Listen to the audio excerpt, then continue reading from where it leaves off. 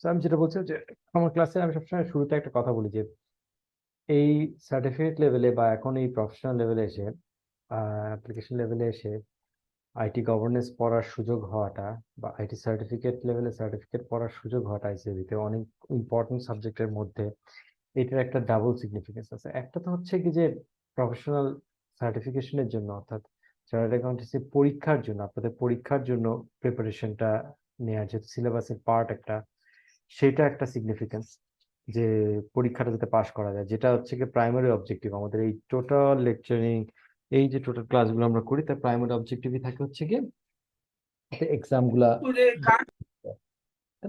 Better preparation নেওয়া যায়। আর একটা সেকেন্ডারি অবজেক্টিভ আমি সবসময় আইটি ক্লাসে বলি, সেটা হচ্ছে গিয়ে যে দেখেন এখনকার এরাতে এমন কোনো প্রফেশন নাই যেটাতে কেউ বলতে পারবে যে আমার আইটি লাগে না। আইটি লাগে না ইন দ্য সেন্স কোনোভাবে, স্পেশালি হোয়াইট কলার জবে, মানে ডেফিনেটলি যে ফ্যাক্টরিতে ফ্লোরে যে কাজ করছে বা একদম ফিল্ডে যিনি কাজ করছেন, এখন তাদের কোনো আইটি লাগে। এখন ইভেন গ্রামের কৃষকও আইওটি ডিভাইস বলে, ইন্টারনেট অফ থিংস, সেচের পানি দিতে হবে কি দিতে হবে না, আপনার জমিতে আর্দ্রতা কতটুকু আছে, ময়েস্ট কতটুকু আছে, সেটাও মেজার করে এখন বিভিন্ন ডিভাইসে। ইভেন ধানের রোগ হচ্ছে কিনা, এই রোগটা কি সেটাও অ্যাপ দিয়ে ছবি তুলে ইয়ে করে জেনে নেয় কৃষি ইনস্টিটিউট থেকে যে ওয়েদার ইট ইজ মানে সামথিং অফ কনসার্ন, আর এমনি চলে যাবে বা কি করতে হবে। তো এখন তারাও আসলে এর বাইরে না। তো আমাদের লাইফের প্রফেশনাল অ্যান্ড পার্সোনাল লাইফের এমন এরিয়া আসলে খুঁজে পাওয়া মুশকিল যেখানে আসলে আমাদের ইনফরমেশন টেকনোলজি ইউজ আমরা করি না as an user, not as an expert maybe. Information টেকনোলজির ইউজার সাধারণত দুই ধরনের। একদল হচ্ছে কি যারা ইনফরমেশন টেকনোলজি একদম বানায়, ইমপ্লিমেন্ট করে, ডিজাইন করে, কিভাবে মানুষ ইউজ করবে সেটার উপরে কন্ট্রিবিউট করে বা ডিসিশন নেয়। আরেক দল হচ্ছে কি ইউজার। বাট ইউজাররাও যারা সেকেন্ড দলের, যারা শুধু ইউজার, যারা শুধু ইউজ করে, তারা ইউজ করে তাদের নিজেদের পারপাসে। যিনি বিজনেসে অ্যাকাউন্টিং এর জন্য ইউজ করেন অ্যাকাউন্টিং সফটওয়্যার, তার নিজের প্রফেশনাল পারপাস ইউজ করেন। যিনি আর্কিটেক্ট, যিনি বিল্ডিং ডিজাইন করতেছেন বা কোনো একটা ইন্টেরিয়র ডিজাইন করতেছেন, ওনারও দরকার হয় ইনফরমেশন টেকনোলজি ইউজ করার, তাই না? কম্পিউটার ইউজ করার প্রয়োজন হয়। আমি অফিসিয়াল ওই লেখালেখির কাজ বাদ দিয়ে বলছি, একদম ফাংশনালি তার অটোক্যাড বলে একটা সফটওয়্যার আছে বা বিভিন্ন রকমের এখন বিভিন্ন মডেলিং সফটওয়্যার আছে, সেই সফটওয়্যারগুলো দিয়ে তাকে 3D মডেলিং করে ক্লায়েন্টকে প্রেজেন্ট করতে হয় যে okay this is the design I am envisioning, whether you like it or not. So এখন ইনফরমেশন টেকনোলজি আসলে কাজে লাগে যে কোনো প্রফেশনে। এখন সেকেন্ড গ্রুপ যেটা ইউজার, শুধুই ইউজার, এই ইউজাররা নিজের প্রফেশনে এক্সেল করার জন্য ইনফরমেশন টেকনোলজি ইউজ করে। এখন ইনফরমেশন টেকনোলজিটা যদি তার জন্য একটা ভয়ের কারণ হয়ে থাকে, যদি তার থেকে এই ইউজারের থেকে ডিস্টেন্সের কোনো কারণ হয়ে থাকে, যে এই জিনিসটা এক্স্যাক্টলি কিভাবে কাজ করে বা আমি কি করতে কি করে ফেলি, অথবা কি কি অপরচুনিটি আছে যেগুলো আমি এখনো জানি না, যে এটা ইউজ করলে আমি হয়তো বেটার ফাংশন করতে পারবো, মোর প্রোডাক্টিভ হতে পারবো, এই যে ডিস্টেন্সটা, এই না জানার ডিস্টেন্সটা যদি খুব বেশি থাকে, তখন প্রফেশনেও ইনফরমেশন টেকনোলজিকে শুধু ওই দায়সারা ভাবে কাজে লাগানো যায়, ওইটাকে ওইটার উপরে ভর করে যে আসলে কম্পিটিটিভ হওয়া যায়, ওইটার উপরে ভর করে যে এক্সেল করা যায়, বেটার রেজাল্ট আনা যায়, বেটার প্রোডাক্টিভিটি আনা যায়, ওইটা আর হয়ে ওঠে না। সেই জন্য আমি বলতেছি যে এইখানে ডাবল সিগনিফিকেন্ট এই ক্লাসটা। কারণ আপনারা সবাই আই এম শিওর প্রত্যেকেই বিভিন্ন প্রফেশনে আছেন, বিভিন্ন জায়গায় অলরেডি অ্যাটাচ, অলরেডি কাজ করছেন।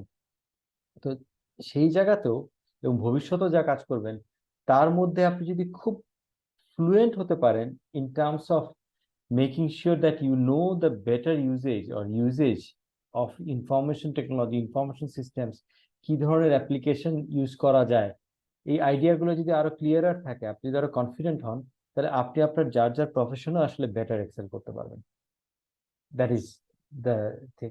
সো যেই কারণে এই ক্লাসটাকে আমি রিকোয়েস্ট করব শুধু পরীক্ষা পাশের জন্য না, বরং কিছু ইনফরমেশন, কিছু নলেজ কালেক্ট করার জন্য, নিজের কনফিডেন্সকে বিল্ড আপ করার জন্য, ইন্টারেস্টকে গ্রো করার জন্য ইউজ করা। তাহলে সেটা করা যাবে কিভাবে? পরীক্ষা এবং এটা দুইটি বেটার অ্যাচিভ করা যাবে কিভাবে? একটা টেকনিক হচ্ছে গিয়ে টু বি রিয়েলি পার্টিসিপেটিভ, শুধুই প্যাসিভ হয়ে বসে না থাকা। অনলাইন ক্লাসে যেটা একটা বড় চ্যালেঞ্জ, ইন পার্সন ক্লাসে যে চ্যালেঞ্জটা একটু কম থাকে, সেটা হচ্ছে ইন পার্সন ক্লাসে সামনাসামনি যখন ফেস টু ফেস বসা হয়, সবার ফেস যখন দেখা যায়, তখন ইনস্ট্রাক্টর যিনি বা টিচার যিনি, উনিও বুঝতে পারেন যে এক্স্যাক্টলি কে ফলো করতে পারছেন, কে আসলে অন্যদের থেকে হঠাৎ করে পিছিয়ে গেছেন। বাট জুম ক্লাসে সবার স্ট্যাটিক ছবি, ফটোগ্রাফ দেখে বা নাম দেখে আসলে এটা বোঝা সম্ভব না। তো ওই জায়গায় আপনারা যদি পার্টিসিপেট না করেন, যদি কোশ্চেন জিজ্ঞাসা না করেন, কোনো জায়গায় কনফিউশন থাকলে সেটা যদি না থামান, সেক্ষেত্রে আসলে আমার পক্ষে বা যে কোনো টিচারের পক্ষে বোঝা সম্ভব না। এটাও যেমন একটা। আর সেকেন্ড জিনিস যেটা, যে আপনি যখন পার্টিসিপেট করেন, কোনো একটা কোশ্চেন করেন, সেই কোশ্চেনটা ভুল হোক, শুদ্ধ হোক, অ্যাপ্রোপ্রিয়েট হোক, ইনঅ্যাপ্রোপ্রিয়েট হোক, অনেকটা আমরা অনেক সময় বলতে পারি যে বোকার মতো কোশ্চেন করে ফেলছি, সে বোকার মতো কোশ্চেনই হোক না কেন, there is no harm in it. আপনি কোশ্চেন করাতে দেখবেন আরো 10 জন হয়তো চুপ করে বসেছিল ওই একই কনফিউশন নিয়ে, সেই 10 জনেরটা ক্লিয়ার হয়ে যাবে। So it's a team work. So আমার রিকোয়েস্ট থাকবে এই ক্লাসে আপনাদের কাছে, যে এই একটা জায়গায় কোনো কম্প্রোমাইজ করবেন না। Be participative, be active, don't be passive. আমি যখন কথা বলতে থাকবো, এটা আমার জন্য থাম রুল আমার ক্লাসে, যে আমি যখন লেকচার দিতে থাকবো, যখন কোনো একটা জিনিস বোঝাতে থাকবো, আমি কোশ্চেন করবো। অনেক ক্ষেত্রে আপনাদেরকে একটু ইগনাইট করার চেষ্টা করব, যে একটা হয়তো খুব সিম্পল জিনিসও আমি আলোচনা করার আগে আপনাদের কাছ থেকে আপনাদের ওপিনিয়ন, মতামত জানতে চাবো। এতে অনেক হেল্প হয়।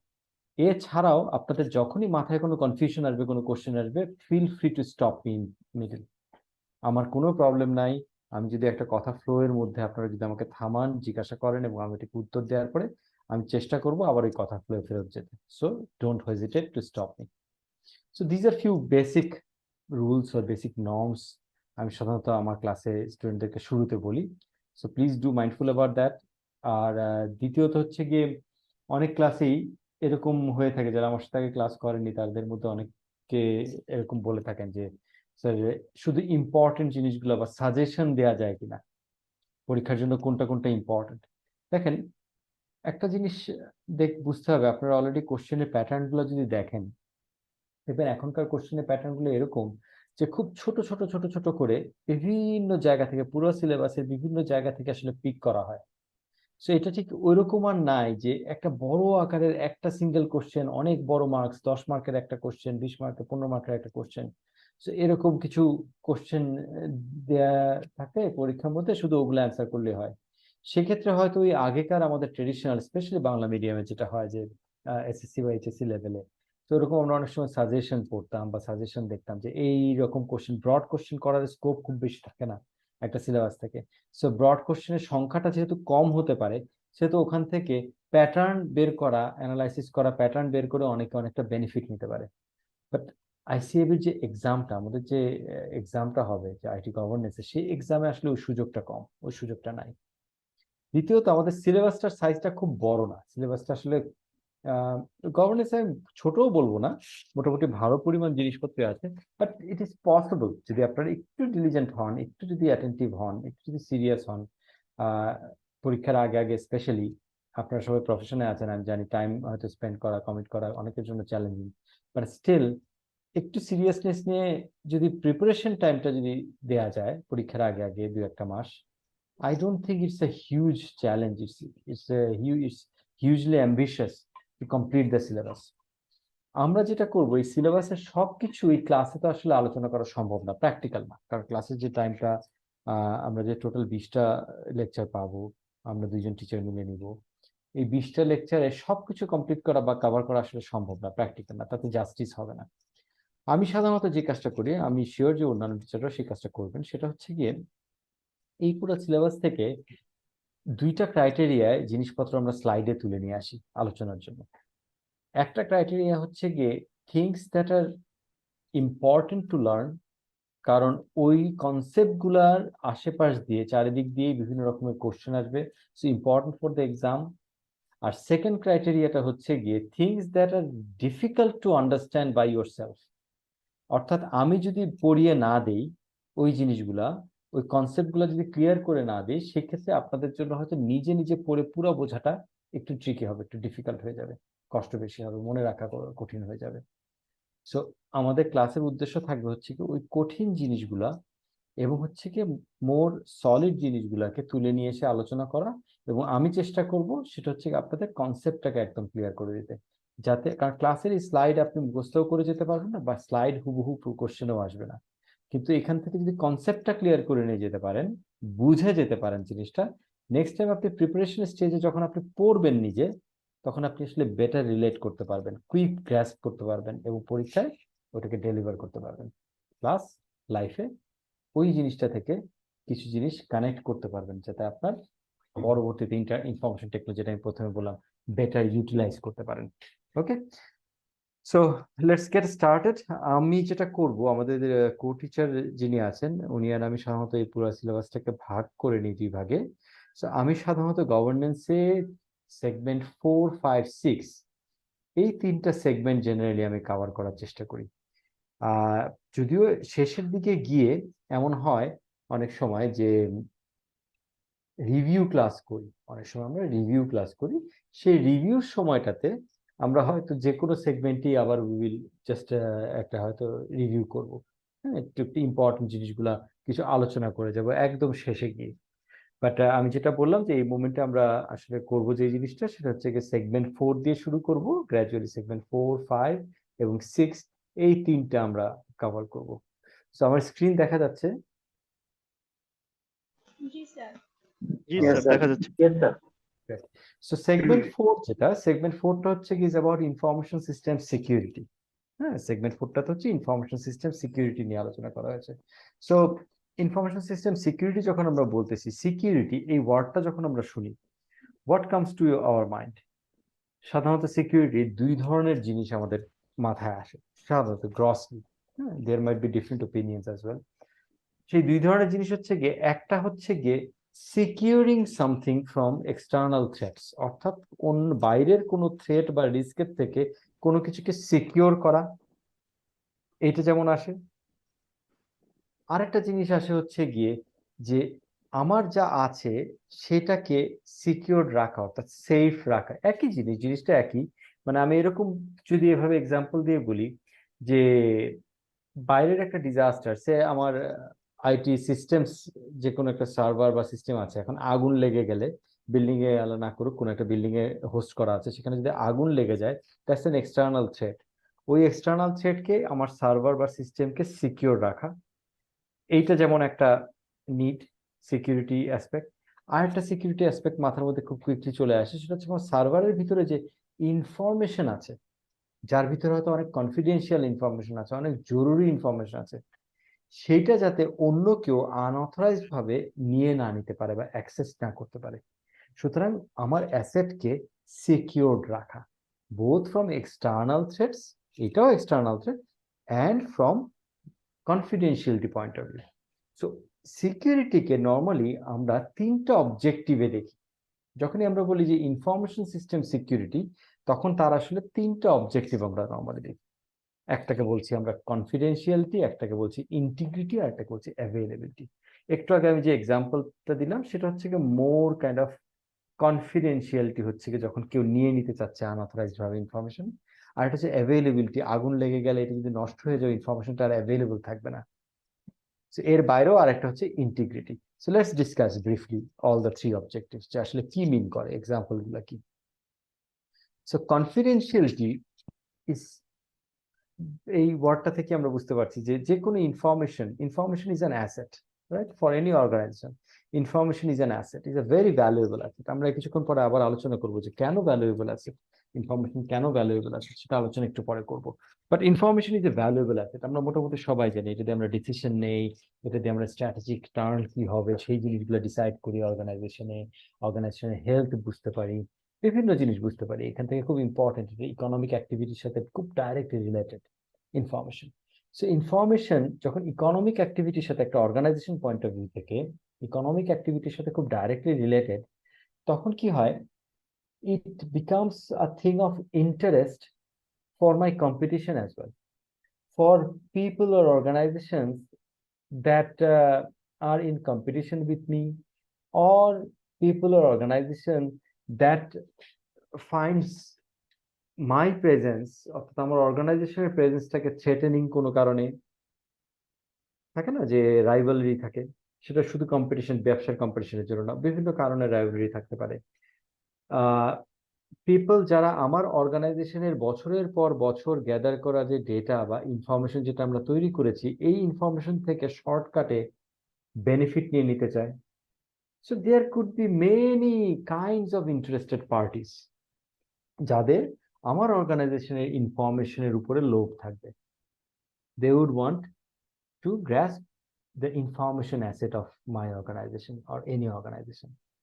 সেই পয়েন্ট অফ ভিউ থেকে, কনফিডেন্সিয়ালিটি ইজ এ নিড, যেটা ইনফরমেশন সিস্টেম সিকিউরিটি আমরা যখন আলোচনা করব তখন ওই নিডটাকে আমরা ফুলফিল করার চেষ্টা করব, যে সিকিউরিটি পয়েন্ট অফ ভিউ থেকে কনফিডেন্সিয়ালিটি অবজেক্টিভটা যাতে আমাদের অ্যাচিভ হয়। So protecting information, this is a confidentiality objective. Then comes integrity. Integrity ওয়ার্ডটা বলতে কি বোঝাই বলেন দেখি কেউ? ইন্টিগ্রিটি বলতে আমরা সাধারণত কি বুঝি? সাধারণত কোন সময় ইন্টিগ্রিটি ওয়ার্ডটা ইউজ করি? খুব কমনলি ইউজ করি ইন্টিগ্রিটি ওয়ার্ডটা। সাধারণ অর্থে আমরা আইটি না, সাধারণ অর্থে কি কি হিসেবে ব্যবহার করি ইন্টিগ্রিটি? কেউ বলবেন? সততা, অনেস্টি, সততা, অনেস্টি, Straightforward সততা, and honest. straight Straightforward and forward and honest. honest. Absolutely spot on. Honesty, সততা দিয়ে ব্যবহার করি। সো অনেস্টি বা সততা, এটার সাথে আসলে এই ইনফরমেশন সিস্টেমের এই সিকিউরিটি অবজেক্টিভের সম্পর্ক কি, তাই না? অনেস্টি বা সততা মানে হচ্ছে গিয়ে কোনো একজন ব্যক্তি যদি হয়ে থাকে যাকে আমি অনেস্ট বলছি, তাহলে সে সাধারণত যা উচিত তাই করেন, বা উনি এরকম যা কমিট করেন তাই করেন। তার মানে ওনার বিহেভিয়ারে, ওনার কথাবার্তায়, ওনার আচরণে, ওনার অ্যাকশনে জেনুইনিটি আছে। সেটাকে আমি আরেকটা জিনিস বলতে পারি, পিওরিটি আছে, অর্থাৎ পিওর। ইনফরমেশন সিকিউরিটি কনটেক্সটে এই ইন্টিগ্রিটিটা, আপনারা যেটা বলছেন অনেস্টি, ঠিক ওরকমই জিনিসটা, এটাকে বেটার ওয়ার্ড হবে হচ্ছে কি পিওরিটি, অ্যাকিউরেসি, পিওরিটি, কমপ্লিটনেস। এই যে ওয়ার্ডগুলা বলছি, এই ওয়ার্ডগুলা দিয়ে আসলে বিশেষায়িত করা যায় বা অ্যাট্রিবিউট দেওয়া যায় ইনফরমেশন সিকিউরিটি কনটেক্সটে। যে কোনো ইনফরমেশন যদি কারেক্টনেস, যদি রিলায়েবিলিটি যদি থাকে, কারেক্টনেস যদি থাকে, কমপ্লিটনেস যদি থাকে, ইনফরমেশনটা ইনকমপ্লিট না, কমপ্লিটনেস, তখন আমরা বলতে পারি যে এই ইনফরমেশনের ইন্টিগ্রিটি অ্যাচিভ হয়েছে, ইনফরমেশনের ইন্টিগ্রিটি আছে। Okay, so rather than saying honesty in respect to information system, আমরা বলবো হচ্ছে গিয়ে completeness, correctness, purity, okay, reliability of information. That actually reflects the integrity attribute of information system. Okay, that's why security objective এর, information সিস্টেমের security অবজেক্টিভের এইটা একটা objective থাকে, যে কনফিডেন্সিয়ালিটি অ্যান্ড ইন্টিগ্রিটি, অর্থাৎ ডেটা করাপ্ট হয়ে গেল কিনা, কোথাও ডেটা মিসিং হয়ে গেল কিনা, কোথাও ডেটাটা ডিস্টর্টেড হয়ে গেল কিনা, অর্থাৎ পিওরিটি নাই ডেটার, এইটা এনশিওর করার জন্য হচ্ছে ইন্টিগ্রিটি অবজেক্টিভ। আমরা এটা আলোচনা করবো যে কিভাবে করে এই সাধারণত এই পিওরিটি গুলা নষ্ট হয় এবং সেটাকে প্রোটেক্ট করার জন্য আমরা কি করব, আমরা সামনে আলোচনা করব। দেন the third objective is availability. Availability আপনারা সার্টিফিকেট লেভেলে যদি মনে করে থাকতে পারেন, আমরা ইনফরমেশনের, আমরা আলোচনা করেছিলাম সার্টিফিকেট লেভেলে ডেটা, ইনফরমেশন, নলেজ, একদম শুরুতে সেগমেন্ট 1-এ। সেখানে ইনফরমেশনের কিছু অ্যাট্রিবিউট আলোচনা করে থাকতে পারি, অ্যাট্রিবিউট আমরা আলোচনা করেছিলাম বা সাধারণত করা হয়ে থাকে। সেই অ্যাট্রিবিউট গুলোর মধ্যে একটা অ্যাট্রিবিউট হচ্ছে গিয়ে availability, that is information is useful or information is valuable when it is available. এখন ইনফরমেশন আমরা সাধারণত কি জন্য ইউজ করি, সেই একই সেগমেন্ট 1 সার্টিফিকেট লেভেলে সাধারণত কি কারণে ইনফরমেশন দিয়ে আমরা কি করি বলেন দেখি কেউ? Decision making, sir. Decision making, fantastic. Decision making সাধারণত কি জিনিস? মানে কোনো একটা স্যার প্রজেক্ট অ্যাকসেপ্ট করব কি করব না সেটার জন্য ডিসিশন নেওয়া আর কি। ওকে, অ্যাকসেপ্ট করব কি করব না, তার মানে yes or no, decision making is always yes or no, not নাকি লাইক অন্যরকম? That sir. আচ্ছা, আর কি হতে পারে?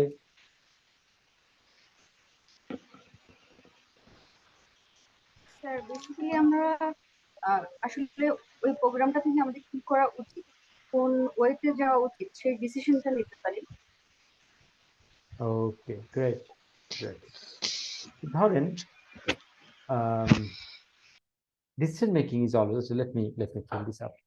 Decision making is about choosing an alternative from two or more options. যদি আমরা এভাবে বলি যে আপনি একটা রাস্তার মোড়ে দাঁড়িয়ে আছেন যেখানে চার মাথা আছে, সো আপনি একদিক থেকে আসছেন, সো মোর লাইকলি যে you probably will not return, বা রিটার্ন যাওয়াটাও একটা ডিসিশন হতে পারে, তাই না? যে আমি রিটার্ন চলে যাবো, এটা একটা ডিসিশন হতে পারে। আর তিনটা রাস্তা তো আছে, তাহলে কয়টা ডিসিশন অপশন আপনার হাতে? চারটা ডিসিশন অপশন, রাইট? আমি যদি বলি পাঁচটা, কোথাও যাব না, এটাও কাউন্ট হবে স্যার? হ্যাঁ অ্যাবসলিউটলি, কোথাও যাবো না, ওখানেই দাঁড়ায় থাকবো। So that is also a decision. So অনেক ক্ষেত্রে আমরা চিন্তা করি যে ডিসিশন নেওয়ার জন্য আসলে অপশন থাকে না, ডিসিশন আমরা নেই অপশন ছাড়া। এই জন্য আমি কোথাও যাব না কথাটা বললাম। অনেক ক্ষেত্রে সে আমি এই মোমেন্টে বাসায় চলে যাব কিনা অফিস থেকে, দিস ইজ এ ডিসিশন। না, আমি চিন্তা করছি যে আমার তো এখানে অল্টারনেট নাই, আমার তো বাসায় যেতে হবে। সো আমি আইদার বাসায় যাওয়া, ওকে আমি এখন যাবো, ডিসিশন নিচ্ছি। বাট আমি যাব না, that can also be a decision option, তাই না, in relevant cases. So decision is about choosing an alternative from two or more options you have. এখন ইনফরমেশনের রোল কি ডিসিশন মেকিং এ? ইনফরমেশনের রোল হচ্ছে গিয়ে আপনি যে অপশনটা চুজ করবেন, এই অপশনটা সম্পর্কে জানতে হবে, অপশনটার ভালো দিক খারাপ দিকটা জানতে হবে, আপনার উপরে তার ইম্প্যাক্টটা জানতে হবে, তাহলেই না আপনি ডিসিশন নিতে পারবেন। আপনি রোড 1-এ যাবেন, 2-তে যাবেন, 3-তে যাবেন, না আপনি যেখান থেকে আসছেন সেটাতে রিটার্ন যাবেন, নাকি আপনি দাঁড়িয়ে থাকবেন, এই পুরো ডিসিশনটা ডিপেন্ড করছে 1, 2, 3-তে গেলে কি হবে, না গেলে কি হবে, রিটার্ন গেলে কি হবে, না গেলে কি হবে, আপনার দাঁড়িয়ে থাকলে কি হবে, না থাকলে কি হবে, প্রত্যেকটার বেনিফিট, মেরিটস অ্যান্ড ডিমেরিটস আপনার সামনে থাকলে ইনফরমেশন আকারে, then you will be able to make a decision, right? তাহলে এখন আপনাকে ওরকম রাস্তার মোড়ে দাঁড় করে দেয়া হলো, কিন্তু ইউ হ্যাভ নো ক্লু যে কোন রাস্তায় গেলে কি হবে। না আপনার হাতে গুগল ম্যাপ আছে, না আপনার আশেপাশে কোনো লোকজন আছে যে আপনাকে বলবে, না আপনি আগে থেকে জানেন। তাহলে আপনার কাছে ইনফরমেশন অ্যাভেলেবল না, so you won't be able to make a decision. আপনি যেটা করবেন সেটা হচ্ছে কি, একটা কয়েন ফ্লিপ করে বলবেন যদি কয়েনে হেড পড়ে তাহলে ডানে যাব, টেল পড়লে বামে যাব, বড় জোর এটা করতে পারেন। That's not decision making, right? Decision making is consciously choosing an alternative. So information যদি available না থাকে তাহলে information is not useful, decision making সম্ভব না। অ্যাভেলেবিলিটিটা থাকে না এরকম সিচুয়েশন ইনফরমেশন সিকিউরিটির কনটেক্সটে হচ্ছে, ওই যে বললাম, যেই সার্ভারের মধ্যে বা যেই মেশিনের মধ্যে আমার সব ইনফরমেশন স্টোর করা আছে, আগুন লেগে নষ্ট হয়ে গেল, so I don't have information to make decision on. হতে পারে এরকম যে আমার সার্ভারও আছে, আগুনও লাগে নাই, ইন্টারনেট বা নেটওয়ার্ক ডাউন হয়ে গেছে, I am unable to reach the information that is stored the next door, I won't be able to make a decision right now. যদি আমার এখন প্রয়োজন হয়, আমার এখন ডিসিশন নেওয়া প্রয়োজন, we are in a board meeting, আর আমার টিম মেম্বার বলছে যে স্যার, ভাইয়া বা স্যার আপনার ইনফরমেশনটা আমার একটু সময় লাগবে প্রিপেয়ার করতে, কালকে সকালে পেয়ে যাবেন, and I am in the board meeting right now, যেখানে আমার ডিসিশনটা নেওয়া লাগবে ওই ইনফরমেশনের উপরে বেস করে।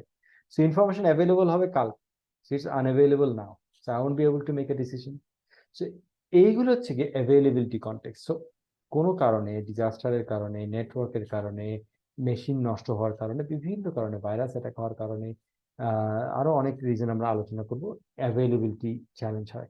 সো এইটাও সিকিউরিটি একটা অবজেক্টিভ, ইনফরমেশন সিকিউরিটি একটা অবজেক্টিভ। সো এরপরে আমরা যা আলোচনা করব নেক্সট স্লাইডগুলো থেকে সব আলোচনায় ঘুরে ফিরে আমার বিভিন্ন টুলস, টেকনিক্স, কনসার্নস যা কিছু আলোচনা করব সবই আসলে এই তিনটা অবজেক্টিভকে কেন্দ্র করে, two ensure that confidentiality is maintain, to ensure integrity is maintain, to ensure availability is maintain. সব একসাথে সব টুলের মধ্যে অ্যাচিভ হবে তা না, কোনো টুল দুইটা অ্যাচিভ করবে, কোনো টুল একটা অ্যাচিভ করবে, কোনো টুল তিনটা অ্যাচিভ করবে, but the all of the discussions will be around this three objectives. Clear? এখন পর্যন্ত কোনো কোশ্চেন, কারণ কোনো প্রশ্ন?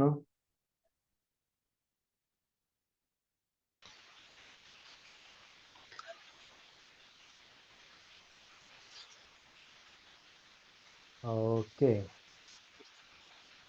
এবার আসি যে ইনফরমেশন ভালনারেবল কেন।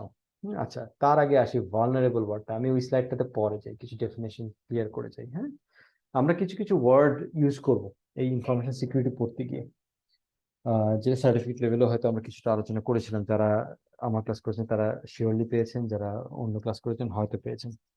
সেটা হচ্ছে গিয়ে কিছু কিওয়ার্ড আছে, যেমন ভালনারেবিলিটি, রিস্ক, থ্রেট। আমি যদি তিনটা ওয়ার্ড বলি, কেউ আমাকে বলতে পারবেন যে এই তিনটা কি একই জিনিস মিন করে আর ডিফারেন্ট জিনিস মিন করে? Let's start with vulnerability, risk sir and different জিনিস। ডিফারেন্ট জিনিস কি কি হতে পারে? ভালনারেবিলিটি কি?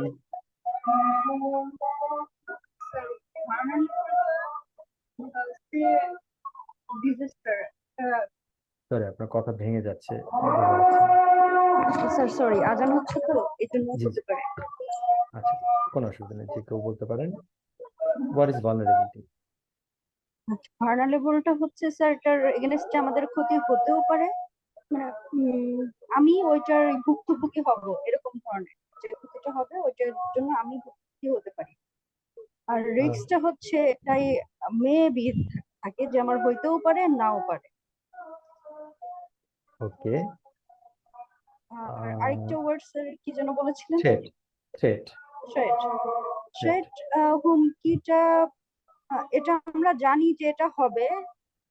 হ্যাঁ, এই মানে এই হুমকিটা নিয়েই আমরা পথ চলি, কিন্তু ফাইনালি দেখা যায় যে কোনো কোনো সময় আমরা আমাদের ওয়ার্ক প্ল্যান দিয়ে রিকভার করতে পারি। আচ্ছা, বেটার বোঝার জন্য let's use examples, let's try to use examples, not from IT, not necessarily IT থেকে হতে হবে, যে কোনো এক্সাম্পল। অন্য কেউ বলবেন? থ্যাংক ইউ শ্যামা, আপনি বলছেন, বাট এখানে হচ্ছে কি আপনার কথাটা বেশি এমফাসাইজ চলে গেছে হচ্ছে প্রবাবিলিটির উপরে, যে হতেও পারে নাও হতে পারে। বাট আমি আমি জানতে জাস্ট চাচ্ছি আমার অপিনিয়নটা বলেছি। জি জি, না না, absolutely alright, absolutely alright, thank you so much for sharing. So you are right in, মানে একটা পার্টে খুব ভালো মতো রাইট, আরেকটা পার্ট হতে আরেকটু স্পেসিফাই করতে হবে। স্যার আসসালামু আলাইকুম স্যার। ভেলনারেবিলিটি মানে তো স্যার আমাদের উইকনেস বোঝাচ্ছে, আমাদের যে আইটিটা আমরা ইউজ করতেছি সেটাতে আমরা কিভাবে বিভিন্ন রকমের প্রবলেম থেকে মানে আমরা আমাদের যেই রিসোর্সটা বা আইটিটা থাকে সেটার যে উইকনেস এটাকে ভেলনারেবিলিটি বোঝানো হচ্ছে। ভালনারেবিলিটি বোঝানো হচ্ছে উইকনেসটাকে। ওকে, ওকে, গুড। তাহলে থ্রেট কি হতে পারে? সেটা এক্সটার্নাল অ্যাটাক যেটা হতে পারে, এক্সটার্নাল। ভালনারেবলটা ইন্টারনাল জিনিস, আর থ্রেট হলো ফ্যান্টাস্টিক, এই এক্সটার্নাল। তো, এইটাই যদি স্যামার ওই কথার সাথে যদি একদম মেলানো হয়, দুইটাকে যদি কম্বাইন করা হয়, তাহলেই হয়ে যায় ভালনারেবিলিটি, ভালনারেবিলিটি এবং থ্রেটের ইয়েটা, ডেফিনেশনটা।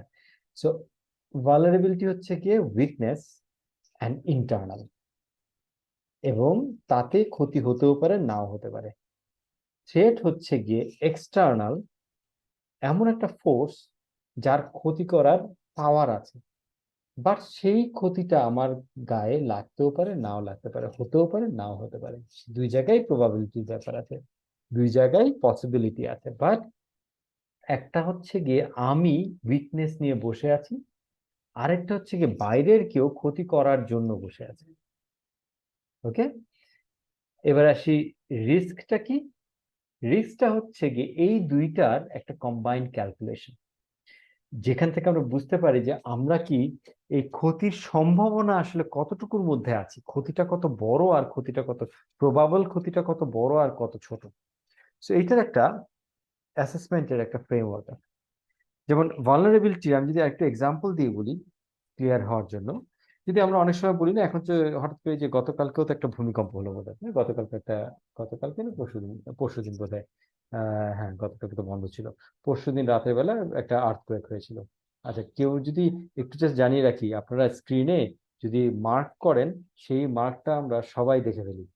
হ্যাঁ, সো এমন কিছু এঁকে ফেলেন না যেটা দেখে সবাই হাসবে। ওকে, আর স্ক্রিনে আপাতত আঁকাআঁকি করেন না, কারণ আমরা সবাই দেখতে পাই। ওকে, সো যেটা বলছিলাম যে ভালনারেবিলিটির একটা এক্সাম্পল বলছিলাম, যে ভূমিকম্প যখন হলো, এই ভূমিকম্প নিয়ে টেনশন হয় না, যখন এই ভূমিকম্প হয় অফিসে যদি থাকি তখন বাসায় খোঁজ নেওয়া, যে সবাই ঠিক আছে কিনা, টেনশন হয় সবার, তাই না? কার টেনশন সবচেয়ে বেশি হবে? যার বাসার বিল্ডিংটা অনেক বেশি পুরানো, নড়বড়ে, তার টেনশনটা বেশি হবে, ভার্সাস যে হয়তো একটা একতলা বাসায় থাকে কিন্তু খুব স্ট্রংলি বিল্ট একটা একতলা বাসা, আর আগের জন হয়তো একটা অ্যাপার্টমেন্ট বিল্ডিং এ থাকেন বাট খুব পুরানো অ্যাপার্টমেন্ট, একটু জীর্ণ শীর্ণ হয়ে গেছে, ভেরি গুড। তাহলে কার ভূমিকম্পের থেকে ভয় বেশি থাকবে? আগের স্যার জনের যার বাসাটা উইক বেশি, যার বাসাটা দ্রুত অবস্থা। পড়ে যাবে, রিস্ক তার বেশি স্যার। এক্স্যাক্টলি, তার মানে হচ্ছে তার ওই বিল্ডিংটাতে একটা ভালনারেবিলিটি আছে, দ্যাট বিল্ডিং ইজ ভালনারেবল। এখন ওই একই বিল্ডিং আমি যদি আর্থকোয়েককে ধরি একটা থ্রেট, তাহলে আর্থকোয়েকের জন্য ভালনারেবল, কিন্তু ওই একই বিল্ডিং কি তাহলে ফ্লাডের জন্য ভালনারেবল? যে বন্যা হলে ওই 10তলা বিল্ডিংটা ডুবে যাবে বেশি একতলা বিল্ডিং এর চেয়ে? স্যার না বন্যা স্যার, হলে তো হবে না স্যার, আর্থকোয়েক হলে 10তলাটা বেশি বিপজ্জনক হয়ে যাবে, কিন্তু বন্যা হলে তো হবে না স্যার, 10তলা তো বন্যায় ডুববে না। তাহলে বন্যার কনটেক্সটে কে বেশি ভালনারেবল? যার একতলা একতলা, একটা বিল্ডিং আছে, তাই না?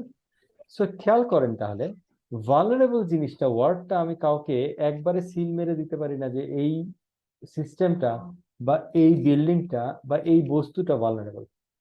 ভালনারেবিলিটি বলতে হলে, একটা উইকনেস বলতে হলে, এবং সেটা ওই বিল্ডিং এরই বা ওই সিস্টেমেরই, তার মানে ইন্টারনাল উইকনেস, সাথে আরেকটা জিনিস অ্যাড হলো, against particular threat, against a particular force, in the context of a particular force. এই ফোর্সটার কনটেক্সটে সে ভালনারেবল, অন্য ফোর্সের কনটেক্সটে সে ভালনারেবল নাও হতে পারে। ওকে, so vulnerability is an internal weakness in the context of an external threat. দুইটা মিলে হচ্ছে vulnerability, আর threat external force যেটা ক্ষতি করতে পারে। কার ক্ষতি বেশি হবে? যার vulnerability আছে ওই থ্রেটের এগেইনস্টে, ওই থ্রেটের কম্প্যারিজন কনটেক্সটে। এবার রিস্ক কি জিনিস? রিস্ক হচ্ছে গিয়ে এই থ্রেট এবং ভালনারেবিলিটির মিলন, অর্থাৎ যেখানে ভালনারেবিলিটি আছে সেখানে থ্রেট অ্যাটাক হওয়ার সম্ভাবনা, এবং হলে এর দশা, অর্থাৎ এর অবস্থা কি হবে। আমি যদি বলি যে 10তলা বিল্ডিং বেশি রিস্কে আছে না একতলা বেশি রিস্কে আছে ইন টার্মস অফ আর্থকোয়েক, আমরা খুব সহজে বলি যে এই দুইটা কম্প্যারিজনে 10তলা বেশি রিস্কে আছে। বাট আমি যদি বলি যে একতলা বিল্ডিং, এভাবে করে থ্রেট না বলে আমি যদি বলি যে একতলা বিল্ডিং বেশি রিস্কে আছে না 10তলা বিল্ডিং বেশি রিস্কে আছে, considering combination of fire, flood and earthquake, তখন একটু ঝামেলা হয়ে যাবে না বলাটা যে কে বেশি রিস্কে আছে? জি আমি যদি স্যার। শুধু ফ্লাড তাহলে ইজি বলা, যদি বলি 10তলা বিল্ডিং স্যার। 10তলা বিল্ডিং, তার মানে ফ্লাডেও আপনি বলতে চাচ্ছেন ফ্লাডের মূল্য কম। কি হিসাবে বলছেন? আপনার অ্যান্সারটা শুনি, রেশনালটা শুনি, বিকজ দ্যাটস দুইটারই বেশি স্যার, একটা ফায়ারের ইনসিডেন্স আর একটা হচ্ছে স্যার আপনার ভূমিকম্প স্যার। তো দুইটা ইনসিডেন্স যেহেতু সম্ভাবনা বেশি 10তলা, সেহেতু এটার মধ্যে you are right, you are right. But এইটাকে অ্যাসেস করতে হলে এখানে যেমন অ্যাসেস করাটা একটু সোজা, তিনটা মোটা দাগে জিনিসপত্র চিন্তা করছি, মাত্র দুইটা কন্ডিশন, দুইটা সিচুয়েশন। বাট এই জিনিসটাই অনেক কিছুর ক্ষেত্রে আমি যদি এভাবে বলি যে প্লেনে চড়া বেশি রিস্ক না পাঠাওয়ে চড়া বেশি রিস্ক মোটর বাইকে,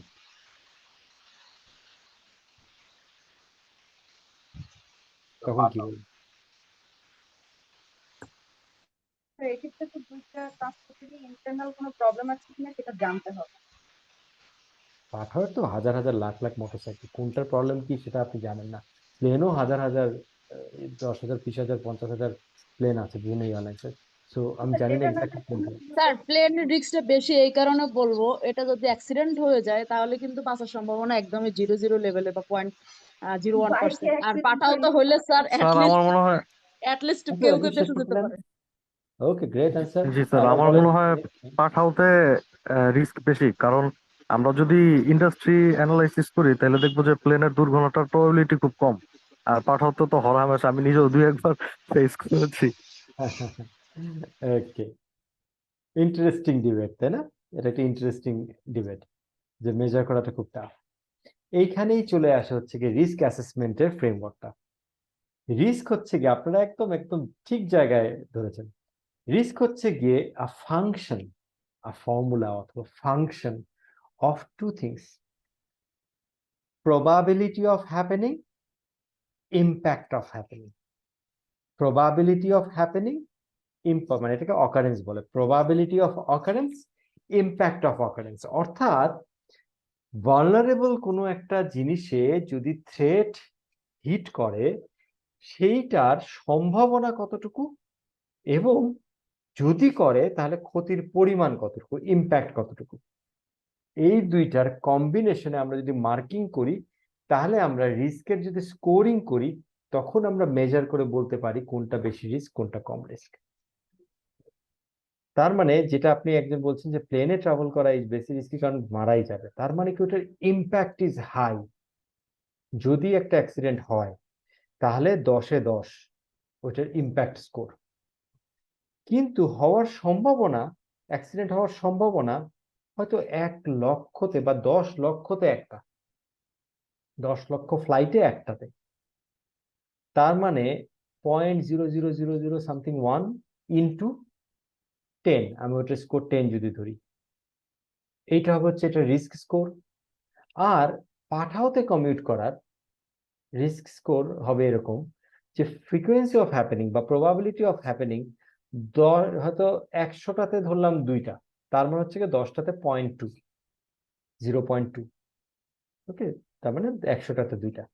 আর ওদিকে দেখা যাচ্ছে ঘটনা ঘটলে ক্ষতির পরিমাণ 10-এর মধ্যে হচ্ছে গিয়ে 2 বা 4 বা 3, হাত পা ভেঙে যাবে, মারা যাবে না সহজে, মারা কম যায়, এভারেজে গিয়ে ক্ষতির পরিমাণ আমি কোনোভাবে স্কোরিং করলাম 3। তাহলে 3 আর ওদিকে 0.2 গুণ করলে যা হয়, মাল্টিপ্লাই করলে যা সংখ্যাটা দাঁড়ায় সেটা হচ্ছে রিস্ক স্কোর।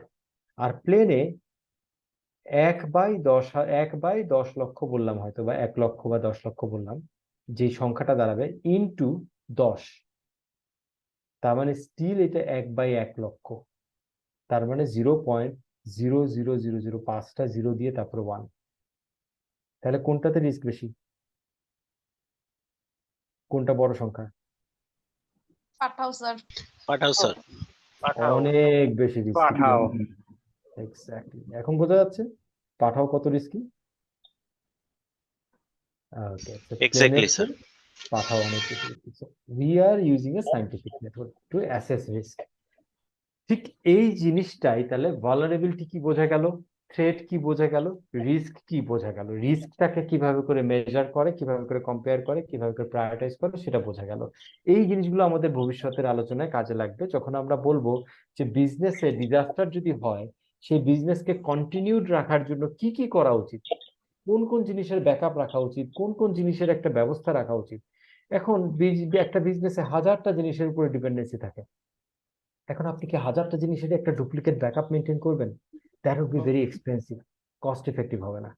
তাহলে আমাদের জানতে হবে যে কোন জিনিসগুলার রিস্ক হায়ার। জানতে হলে মেজার করতে হবে, কারণ মেজার করতে হলে you need this framework and you need to have the understanding of vulnerability, threat and risk. বোঝা যাচ্ছে কিভাবে কাজে লাগবে জিনিসটা? এই জিনিসটা অনেক ব্রড স্কেলে কাজে লাগে। ওকে, গুড। সো এইবার আমরা ভালনারেবিলিটি জানি। এইবার যে স্লাইডটাতে আমরা আলোচনা করতেছিলাম সেটা হচ্ছে কি সিস্টেমরা, এই যে থ্রেট হচ্ছে কি কেউ হ্যাক করতে চায় থ্রেট, ভাইরাস অ্যাটাক করতে চায়, ভাইরাস ইজ এ থ্রেট, আগুন লেগে যেতে চায়, আগুন ইজ এ থ্রেট, বন্যার পানিতে মেশিন ভিজে যেতে চায়, শর্ট সার্কিট হয়ে যেতে চায়, that's a threat, electricity long outage হয়ে যেতে চায় বলতে হয়ে যায়, মাঝে মাঝে লং আউটেজ, তখন অ্যাভেলেবিলিটি কনসার্ন হয়ে যায়, that's a threat, electricity long outage. তো এগুলো থ্রেট।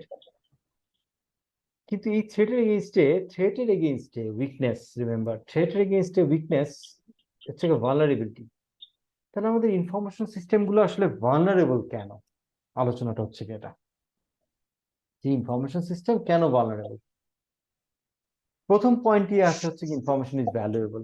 এইটা বোঝার জন্য যদি আমি এভাবে বলি, আপনাদের জিজ্ঞাসা করি যে একটা মার্কেট, হ্যাঁ একটা মার্কেট, আমি প্র্যাকটিক্যাল এক্সাম্পল দিই, একটা বসুন্ধরা সিটি আমি বলবো গল্প করতে গিয়ে, যে বসুন্ধরা সিটিতে একদিন 8 তলায়, বসুন্ধরা সিটিতে আপনারা কম বেশি সবাই গেছেন আমি শিওর, আটতলা হচ্ছে ফুড কোর্ট। আমি কম যাই, বাট স্টিল ফ্যামিলি নিয়ে বাচ্চাদের নিয়ে একবার গিয়েছিলাম।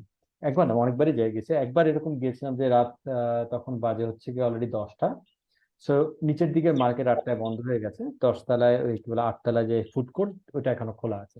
তো ওখানে খাওয়া দাওয়া করে বোধহয় 11টা সাড়ে 11টা বাজে উই ওয়েন্ট ডাউন। তো যেতে যেতে ভুলে আমার ছোট ছেলে লিফটে মাঝখানে 6th আর 5th ফ্লোরে কোনো একটা বাটনের লিফটে চাপ দিয়ে ফেলছে। আমাদের বেসমেন্টে দেয়া আছে বা গ্রাউন্ডে দেয়া আছে, বাট 5th ফ্লোরে চাপ দিয়ে ফেলছে, যার ফলে কি হলো 5th ফ্লোরে এসে লিফটের দরজা খুলে গেল, এবং দরজাটা খোলার সঙ্গে সঙ্গে দেখি 2টা কালো রঙের কুকুর, বিদেশি কুকুর, ট্রেন, একদম মানে ভাগ্য ভালো ওগুলি দড়ি বাঁধা ছিল একজনের হাতে, একদম লাফ দিয়ে উঠছে যে লিফটে ঢুকে যাবে এরকম একটা ভয়ঙ্কর ভাবে। তো আমরা রীতিমতো আটকে উঠেছিলাম। তো তখন বুঝলাম যে নিচের ফ্লোর গুলাতে গার্ড থাকে, তার মানে কুকুর দিয়ে বা সামহাও ওখানে খুব পাহারা থাকে, তার মানে মার্কেটের ভিতরেও পাহারা থাকে। এইটুকু বুঝতে পারলাম, শিখতে পারলাম।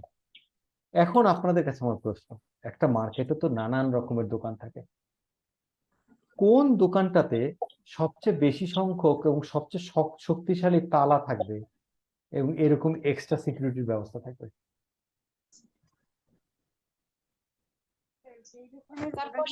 Jewellery shop, jewellery shop, gold shop. Jewellery দোকানে ডায়মন্ড, তারপরে গোল্ড প্লেটেড আপ এই টাইপের জিনিস, যেখানে দামি জিনিসপত্র থাকে।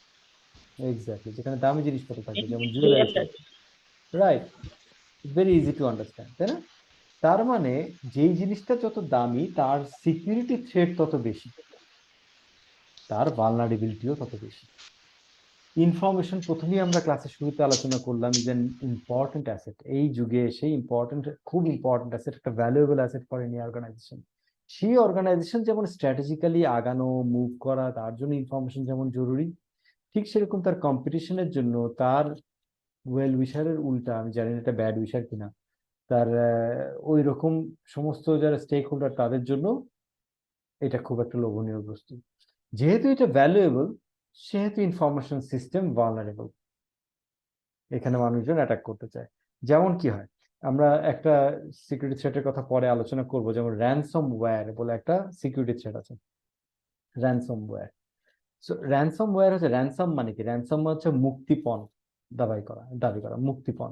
হ্যাঁ, কাউকে বলে না যে জিম্মি করে মুক্তিপণ আদায় করা বা কাউকে কিডন্যাপ করে মুক্তিপণ আদায় করা, সেরকম একটা জিনিস আছে র্যানসম ওয়্যার।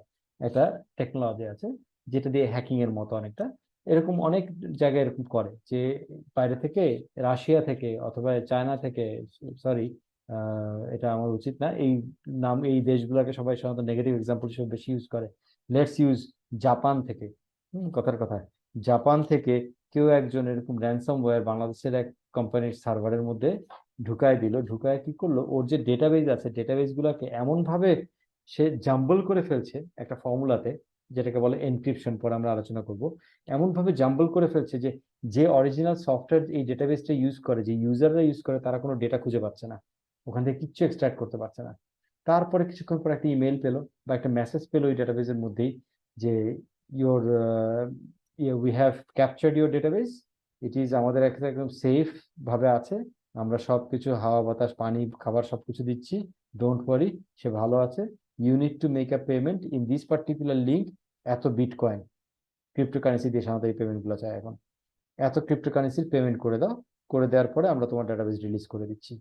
আর তুমি যদি এর মধ্যে স্যাম্পল চাও, যে তার ছবি দেখতে চাও বা কথা বলছো না, কিডন্যাপ করলে বলে না, সিনেমায় দেখা যায়, যেরকম ছবি দেখতে চাও, তোমার এই একটা টেবিল, একটা ডাটা আমি একটু রেস্টোর করে দেখাচ্ছি, দেখো এই যে আমাদের কাছে আছে, এটা রেস্টোর করে দেখালাম, তুমি চেক করে দেখো তোমার ডাটা ঠিক আছে কিনা, ওই অংশটুকু ঠিক আছে, তার মানে বাকিটুকু আমার কাছে আছে, এবার তুমি পেমেন্ট করো, তারপর আমি ছেড়ে দিচ্ছি। This a very common attack, this a very very common attack. ওই কোম্পানি দেখা যাবে, জাস্ট দুষ্টামি করে বলতেছি, মানে লাইটার টোনে বলছি, ওটা ওর একজন এমপ্লয়িকে কিডন্যাপ করে নিয়ে গেল, অত টাকা পেমেন্ট করতো না, কিন্তু ইনফরমেশন কিডন্যাপ হয়ে গেছে, ওর চেয়ে 10 গুণ পেমেন্ট করে ছাড়ানোর জন্য ব্যস্ত হয়ে যাবে, বিকজ ওই কোম্পানিটার পুরো বিজনেসের এক্সিস্টেন্সটা থ্রেটের মধ্যে পড়ে যাচ্ছে। So information is valuable, it's high impact, that's why information systems are vulnerable. Vulnerability বেড়ে গেছে। একটা সময় ছিল যখন সমস্ত কোম্পানিগুলা ইন্টারনেটে কানেক্টেড, ইন্টারনেটই অত অ্যাভেলেবল ছিল না, I am talking about mid-90s। সে তখন মানুষজন কোম্পানিতে যার যার সফটওয়্যার সবকিছু ডেস্কটপ সফটওয়্যার বা একটা সার্ভারের মধ্যে রেখে ইউজ করতো, ইন্টারনেটে কানেক্টেড থাকতো না সবাই। সো যখন, জি বলেন, কিছু বলছিলেন? ওকে, স্যার সো মনে হয় কারো থেকে ভুলে আনমিউট হয়ে নো প্রবলেম, কোনো অসুবিধা নেই, বুঝে গেছি, থ্যাংক ইউ। আচ্ছা, তো যখন ইন্টারনেটে অত কানেক্টেড ছিল না তখন আসলে এই ধরনের থ্রেটের পরিমাণ কম ছিল, বাট এখন যখন আমাদের সব সিস্টেম, আমরা সবাই ইন্টারনেটে কানেক্টেড, সমস্ত সিস্টেমগুলা ইন্টারনেটে কানেক্টেড, তখন কি হচ্ছে, ইট বিকামস ইজিয়ার। ওই যে বললাম, জাপানের থেকে হোক, ইংল্যান্ডের থেকে হোক, ইটালির থেকে হোক, যেখান থেকেই হোক না কেন, কুয়েতের থেকে হোক, যে কেউ মেক্সিকো থেকে বসে বসে, বাচ্চা ছেলে পেলেও এখন বিভিন্ন রকমের কোডিং করে করে আরেক দেশের সার্ভারে ঢুকে হ্যাকিং করার সুযোগ খোঁজে। কেন করে, কিভাবে করে, will come to that later, but এখন করে ফেলতে পারে। তার মানে কি, এই থ্রেটের এগেইনস্টে we have become more vulnerable. সেই ইন্টারকানেক্টেড এনভায়রনমেন্ট বলে ভালনারেবিলিটি বাড়ছে। Then comes new knowledge and techniques. প্রতিনিয়ত নতুন নলেজ আসছে, নতুন টেকনিক্স আসছে। So you protect one technique, you put a wall against a particular technology, put a wall against a technique, একটা particular hacking এর মেথডের উপরে কালকে একটা নতুন মেথড বেরোচ্ছে, বিকজ এই নিয়ে রিসার্চের কোনো উৎসাহে কারো ভাটা পড়ে না। কেন হ্যাকিং করে মানুষ বলতে পারেন? একটা তো আমি উদাহরণ দিলাম, র্যানসমওয়্যার, টাকাও কামানোর জন্য। Yes, that is one. মানুষ ভাইরাস বানায় কেন, হ্যাকিং করে কেন? একটা রিজন থাকে কমার্শিয়াল, আরেকটা রিজন থাকে, খুব আনফরচুনেটলি আরেকটা রিজন থাকে হচ্ছে গিয়ে এইটার একটা সেলফ অ্যাকচুয়ালাইজেশন নিড থেকে, বা একটা অ্যাচিভমেন্ট সেন্স থেকে, যে আমি একটা ক্ষতি করতে পেরেছি, বা একটা খুব প্রোটেক্টেড একটা জায়গায় ঢুকতে পেরেছি। So it's a success, it's an achievement, it's a sign of kind of superiority. খুব মজার একটা জিনিস। And this is more powerful than even commercial intent. পৃথিবীতে সেলফ যত স্যাটিসফ্যাকশন, কোন চ্যালেঞ্জকে নিজে ইয়ে করা, নিজে চ্যালেঞ্জকে ওভারকাম করা, so be it legal or illegal, so মানুষের এই জিনিসটা একটা একটা হিউম্যান নেচার। সো ওই জায়গা থেকেও এই জিনিসগুলো হয়। সো কি হয়, এই কারণে এটাতে রিসার্চ R&D কোনো অভাব নাই। So new technology and techniques প্রতিদিন বের হয়। So that's why our systems become more and more vulnerable. Okay, then হচ্ছে কি, আমাদের ডিপেন্ডেন্সি আছে অনেক কিছুর উপরে। ইনফরমেশন সিস্টেম গুলো এমন জিনিস, আমরা বলি এরা খুব স্মার্ট, ইন্টেলিজেন্ট, খুব কেপেবল জিনিস, বাট এদের মতো অসহায় আর কিছু নাই। যেমন হচ্ছে কি, প্রাণীকুলের মধ্যে মানুষ যেমন সবচেয়ে অসহায়, সবচেয়ে কেপেবল বা সবচেয়ে অসহায়, তাই না? আমাদের শিংও নাই, প্রোটেক্ট করার জন্য কাউকে গুতাও দিতে পারি না, নখও ওরকম বড় বড় নাই, দাঁতও নাই ওরকম বড় বড়। বাঘ, সিংহ, গরু সবকিছুরই কিছু না কিছু প্রোটেক্টিভ মেজার আছে। আর কিছু না থাকলেও মোটা চামড়া আছে, আমাদের চামড়াও পাতলা। সো ওই হিসেবে দেখেন, আমরা ইন্টেলিজেন্ট বটে, but we are vulnerable to lot of natural forces. ঠিক সেরকম এই কম্পিউটিং এনভায়রনমেন্টের, এই কম্পিউটার জিনিসগুলো আসলে প্রচন্ড ডিপেন্ডেন্ট অনেক কিছুর উপরে। So electricity, connectivity, hardware, temperature বেড়ে গেলে বন্ধ হয়ে যায়, হিউমিডিটি বেড়ে গেলে ক্ষতি হয়, ধুলা ডাস্ট হলে ক্ষতি হয়। So there are n number of things যেটার উপরে ডিপেন্ডেন্ট। সো যে কারণে এত ডিপেন্ডেন্সি, এই কারণে মানুষের মতো কম্পিউটারও ভালনারেবল, একই রকম ভালনারেবিলিটি না, ডিফারেন্ট টাইপের ভালনারেবিলিটি, বাট কম্পিউটার সিস্টেম বা information systems are vulnerable for this reason. Then disasters are there. Some are natural, some are man-made. Natural is flood, earthquake. So these are natural storm, these are natural disasters. খুব বড় একটা tornado হলো, মোবাইলের সমস্ত tower সব উড়ে চলে গেল। So the mobile network off. So the technology system is vulnerable to that natural disaster. There could be man-made disaster. বিভিন্ন রকম হতে পারে। It could be কোনো vandalism হতে পারে, কোথাও ভাঙচুর হচ্ছে, হ্যাঁ, কোথাও থেফট হচ্ছে, বিভিন্ন রকমের ম্যান-মেড ডিজাস্টার হতে পারে। সো এই কারণে ভালনারেবল হয়, এটার কারণেও। আর কন্টিনিউয়াস ইভলিউশন অ্যান্ড চেঞ্জেস, এই ইভলিউশন হচ্ছে কি ওই টেকনিক বা ওই মেথডের ইয়ে না, যে ক্ষতি করা টেকনিকের ইভলিউশন না। এই ইভলিউশন হচ্ছে কি, এই ইভলিউশন হচ্ছে গিয়ে বাই দ্য ওয়ে ইভলিউশনে যাওয়ার আগে ইভলিউশন ওয়ার্ডটা আমি just sorry don't take it otherwise, আমি মাঝে মাঝে কিছু ইংরেজি ওয়ার্ড, কিছু কিওয়ার্ড, কিছু টার্মিনোলজি নিয়ে একটু আলোচনা করি, সময় নেই। হ্যাঁ, আই অ্যাসিওর ইউ যে আমাদের কোর্সে 10টা ক্লাসে যথেষ্ট পরিমাণ টাইম পাওয়া যাবে 3টা সেগমেন্ট শেষ করার জন্য, so don't worry about that. আমি জাস্ট সুযোগ পেয়ে কিছু কিছু কনসেপ্টের ক্ল্যারিটির জন্য একটু বেশি আলোচনা করি। যেমন এখানে আমি এখন আলোচনা করতে চাচ্ছি একটা ইংরেজি word, evolution. It is important for us to understand why, when do we say evolution বা evolve করা। So evolve করা বলতে কি বোঝায়, কেউ বলতে পারবেন? ইভলভ করা বলতে কি বোঝায়, ইভলিউশন আমরা কখন বলি, কোনো কিছু ইভলভ কিভাবে করে?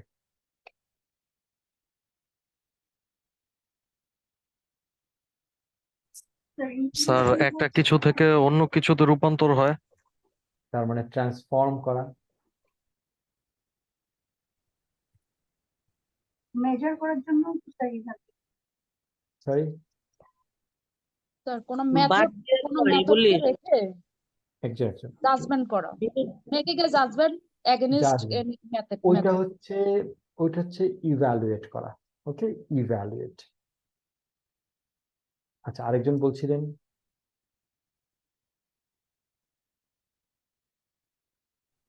বাদ দিয়ে দেওয়া, বিলুপ্ত করা।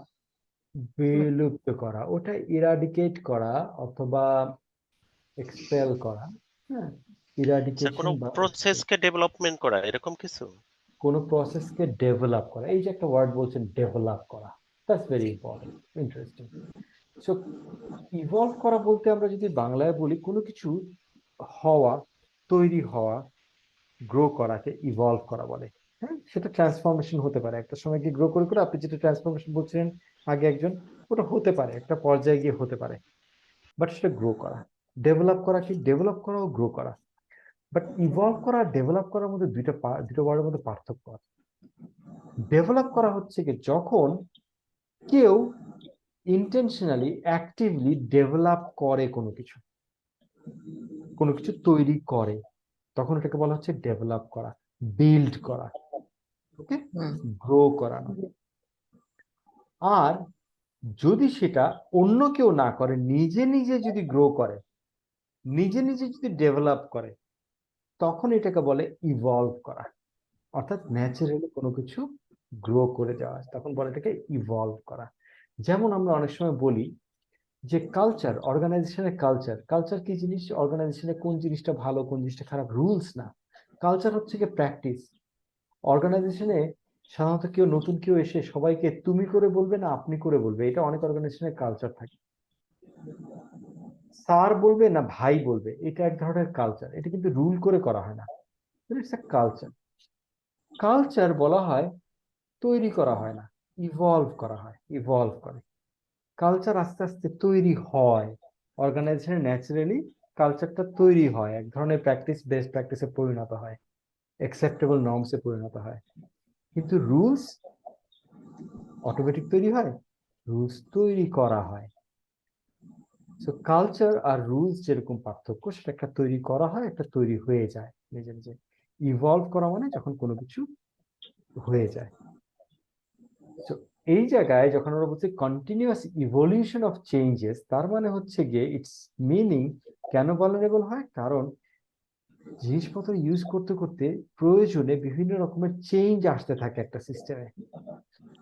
ইভলিউশন অ্যান্ড চেঞ্জেস, একটা চেঞ্জ, একটা সফটওয়্যার হয়তো শুরু হয়েছিল সিম্পল অ্যাকাউন্টিং সফটওয়্যার হিসেবে, বাট উইথ টাইম বিভিন্ন রিকোয়ারমেন্ট আসছে যে আমাদের স্টক ম্যানেজমেন্টটাও দরকার এটার মধ্যে। ওকে, স্টক ম্যানেজমেন্ট শুরু হলো, স্টক ম্যানেজমেন্ট হলো, স্টকের কস্টিংটা করা দরকার, ওকে, স্টকিং এর কস্টিং এর হলো, পেয়েবলস গুলো ম্যানেজ করা দরকার, রিসিভেবলস গুলো ম্যানেজ করা, আস্তে আস্তে অ্যাড হচ্ছে, ইভলভ হচ্ছে সফটওয়্যারটা। হতে হতে হতে দেখা গেলো এই সফটওয়্যারে আমার ইনভয়েস করা দরকার, ওকে, ইনভয়েসিংটা হয়ে গেল। তারপরে একটা সময় চলে আসলো যখন বলা হলো যে এই সফটওয়্যারে it's not only inventory costing বা ইনভেন্টরি ম্যানেজমেন্ট, আমার ওয়্যার হাউসটা ম্যানেজ করা দরকার, তখন এটা ওয়্যার হাউস ম্যানেজমেন্টে চলে আসলো। সো এই যে সফটওয়্যারটা আস্তে আস্তে ইভলভ করতেছে টু ডিফারেন্ট ফাংশনালিটি, যখন আস্তে আস্তে এটাকে করার প্রয়োজনে, মানে বিভিন্ন প্রয়োজনে হয়ে যাচ্ছে। তো সিস্টেমের ভিতরে এরকম চেঞ্জ, ছোট ছোট চেঞ্জ অ্যাড করতে করতে একটা system transforms into a different system. So এইটাকে আমরা বলছি evolution of system. Continuous evolution এবং চেঞ্জেস আসতে থাকে। With every change there is a possibility of new vulnerability created.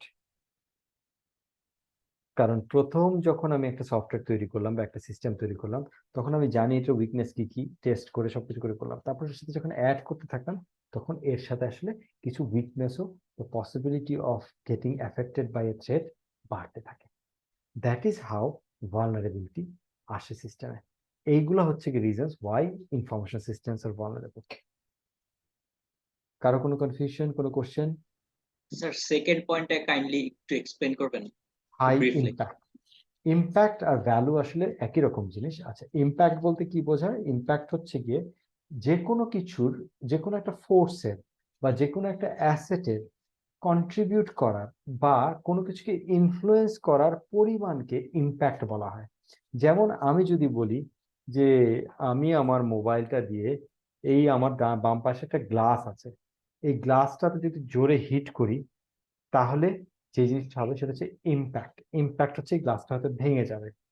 কিন্তু এই একই গ্লাসটাকে আমি যদি আমার এখানে হ্যান্ড স্যানিটাইজারের একটা বোতল আছে, এইটা দিয়ে যদি হিট করি, তাহলে ইম্প্যাক্টটা হবে কম। মানে এটা রেজাল্টটার ক্ষতির পরিমাণটা হবে কম। তাহলে এটাকে বলা হচ্ছে ইম্প্যাক্ট। ওকে, আমরা বলা হয় যে তোমার ঘুষির ইম্প্যাক্ট কতটুকু, আমরা বলতে কত কেজির, বক্সাররা বলে এত কেজির ঘুষি, এত কেজির বক্সিং। তার মানে সে আসলে বক্সিংটা দেওয়ার পরে কতটুকু ইম্প্যাক্ট করতে পারে, ওইটার মেজারমেন্ট করা হয়। সেটা হচ্ছে ইম্প্যাক্ট। সো ইম্প্যাক্ট বলা হচ্ছে এখানে কেন হাই ইম্প্যাক্ট? ইনফরমেশন, সাধারণত ইনফরমেশন দিয়ে যে ডিসিশনগুলো নেওয়া হয়, সেই ডিসিশনগুলোর ইম্প্যাক্ট ইজ হায়ার। সুতরাং ইনফরমেশনকে যদি ম্যানিপুলেট করা যায়, ইনফরমেশনকে যদি অ্যাবসেন্ট করে দেওয়া যায়, ইনফরমেশনকে যদি ডিস্টর্ট করে দেওয়া যায়, তাহলে impact is high. That's why এটা ভালনারেবল। ঠিক ইম্পর্টেন্সের মতোই, ইনফরমেশন ইজ ভ্যালুয়েবল যে উপরে আলোচনা করেছিলাম 1 নম্বরে, 2 নম্বরটা আসলে একই রকমের রিজন, এই জন্য আমি আলাদা করে করিনি। ক্লিয়ার? স্যার আমাদের মনে হয় নামাজের একটা ব্রেক দরকার। ওকে, ব্রেক দরকার। আচ্ছা, ঠিক আছে, আমরা একটা কুইক ব্রেক নিই। হ্যাঁ, কারণ আজকে ক্লাসে আমি একদম 10 সাড়ে 10টা পর্যন্ত টানতে চাচ্ছি না। তো যদি একটা কুইক একটু 10 মিনিটে আসা যায় বেস্ট। ওকে, আমরা 8:40 বাজে, তো 8:50-এ উই রিজিউম। স্যার আমি একটা কথা বলবো। জি বলেন প্লিজ। স্যার যেহেতু আমরা কেউ জামাতে অ্যাটেন্ড করতে পারছি না, ক্লাসের পরে যদি নামাজটা পড়ে নেওয়া যায়, ক্লাসটা একটু শর্টেন করে, যদি সবাই রাজি থাকে। I am okay with either option. Sir এটা ভালো পরামর্শ স্যার, এটা করা যায় না স্যার? মাঝামাঝি হলে একটু রিফ্রেশমেন্ট হয়। Let's take a break. আমার মনে হয় লেটস টেক আ ব্রেক, একটু ক্লিয়ার হওয়া দরকার। আমার মনে হয় 10 মিনিটের একটা ব্রেক নিই। 10 minute will not be much. Okay, ইনশাল্লাহ আমরা 8:50-এ লেটস রিজিউম দ্য ক্লাস। তারপরে ইনশাল্লাহ আমি যতটুকু তাড়াতাড়ি পারি, যতখানি কভার করে আজকে শেষ করে দেবো ইনশাল্লাহ। ওকে, তাহলে 8:50-এ we are resuming. Okay, sure sir. জি, আমরা আবার শুরু করে দিই।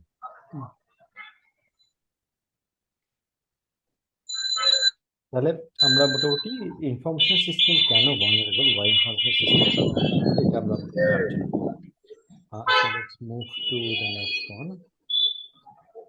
So vulnerability এবং অ্যাবিউজ, যেটা হয় যে অ্যাবিউজ তো বুঝি, অ্যাবিউজ, ভালনারেবিলিটি উই হ্যাভ আর ডিসকাসড। অ্যাবিউজ হচ্ছে কি যখন কেউ মিসইউজ করে কোনো কিছু, বা যেটা এক্সপেক্টেড লেভেল অফ ইউজেজ তার চেয়ে বেশি বা ক্ষতিকর কোনো ভাবে কোনো কিছুকে ইউজ করে, তখন আমরা বলি হচ্ছে কি অ্যাবিউজ। অ্যাবিউজ করা, এটাকে অর্থাৎ খারাপভাবে ইউজ করা।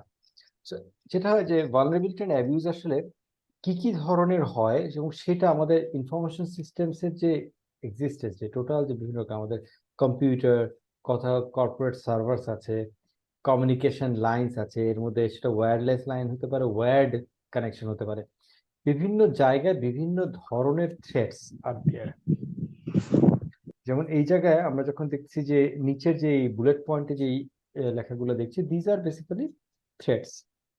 দিজ আর থ্রেটস, যেই থ্রেটগুলোর রেসপেক্টে আমাদের সিস্টেমসরা তার বিভিন্ন জায়গায় ভালনারেবল হয়ে থাকে। যেমন এখানে বলা হচ্ছে ক্লায়েন্ট বা ইউজার, একদম ইউজার এন্ডে সাধারণত ভালনারেবিলিটিটা কি থাকে, যে আনঅথরাইজড অ্যাক্সেস অথবা এরর হওয়া, কম্পিউটারে এরর হচ্ছে, বা যেই একদম অ্যাপ্লিকেশন যেটা আমি ইউজ করছি নেটওয়ার্কের থ্রু দিয়ে একদম এন্ড ইউজার হিসেবে, সেখানে হয়তো কোনো এরর হচ্ছে, হতে পারে এটা মানে হিউম্যান এরর হতে পারে, হতে পারে সফটওয়্যারটার কোনো এরর হচ্ছে, কোনো সিস্টেমের ইনপুট এরর হচ্ছে। আনঅথরাইজড অ্যাক্সেস সাধারণত ইউজার এন্ডেই আনঅথরাইজড অ্যাক্সেস হয় সবচেয়ে বেশি, যে সে এটা দুই রকম ভাবে হতে পারে। একটা হতে পারে ওই কম্পিউটার ডিভাইসটা ইউজ করে আনঅথরাইজড অ্যাক্সেস করা হচ্ছে, অথবা ওই কম্পিউটার ডিভাইসটাতে আনঅথরাইজড অ্যাক্সেস কেউ করছে। অনেক সময় হয় না যে আমাদের পাসওয়ার্ড পলিসি থাকে অনেক অর্গানাইজেশনে, যে একটু বড় পাসওয়ার্ড রাখতে হয়, মাঝে মাঝে চেঞ্জ করতে হয়, তাতে হয় কি ইউজারদের অনেক সময় মনে থাকে না যে কোন পাসওয়ার্ড। একটু মিউট করে খেয়াল করেন সবার মিউট আছে কিনা। তো পাসওয়ার্ড যখন অনেক কঠিন হয়ে যায়, মনে রাখা কঠিন হয়ে যায়, অনেক অর্গানাইজেশনে অনেক ব্যক্তি বা অনেক ইউজার করেন কি, পাসওয়ার্ডটা একটা পোস্ট ইট প্যাডে, ওই যে হলুদ রঙের যে স্টিকার যে কাগজ, ওইটার মধ্যে লিখে ল্যাপটপের নিচে রেখে দেয়, বা কম্পিউটারের নিচে, বা টেবিলের নিচে, বা ড্রয়ারের সাইডে, সো দ্যাট ভুলে গেলে দেখে নিয়ে যেতে পাসওয়ার্ডটা করা যায়। বাট যেটা কি হয়, ওখানে একটা থ্রেড কি ইনভাইট করে, যে উনি ছাড়া অন্য কেউ দেখেও তো এই পাসওয়ার্ডটা দেখে এন্ট্রি করে আলটিমেটলি ওই সিস্টেমের অ্যাক্সেস পেয়ে যেতে পারে। So that is a thread, that is a vulnerability, যেটা কিনা ইউজার কম্পিউটিং এনভায়রনমেন্টে হয়। হ্যাঁ, অনেক ক্ষেত্রে হতে পারে। সো তার মানে আনঅথরাইজড অ্যাক্সেস, এরর্স, আরো কিছু হতে পারে, এখানে জাস্ট দুইটা মেনশন করা হয়েছে আমাদের বইয়ে, আরো অনেক রকম হতে পারে। যেটা হচ্ছে কমিউনিকেশন লাইন, যে connectivity between the end user computing and the other systems, সেটা যে কর্পোরেট সার্ভার হতে পারে, ডেটাবেস হতে পারে। এইখানে যে কমিউনিকেশন চ্যানেলগুলো আছে যেখান থেকে ডেটা যাচ্ছে, ইনফরমেশন ট্রাভেল করতেছে, এই কমিউনিকেশন চ্যানেলগুলো হতে পারে একটা কপার ওয়্যার তার, হতে পারে ওয়্যারলেস, হতে পারে মাইক্রোওয়েভ, হতে পারে রেডিও সিগন্যাল, হতে পারে নানান রকমের মিডিয়াম হয়। এই মিডিয়ামগুলোতে যখন ইনফরমেশন যায়, তখন কি কি ধরনের থ্রেট আমরা থ্রেটের এগেনস্টে ভালনারেবল থাকি? যেমন হচ্ছে ট্যাপিং।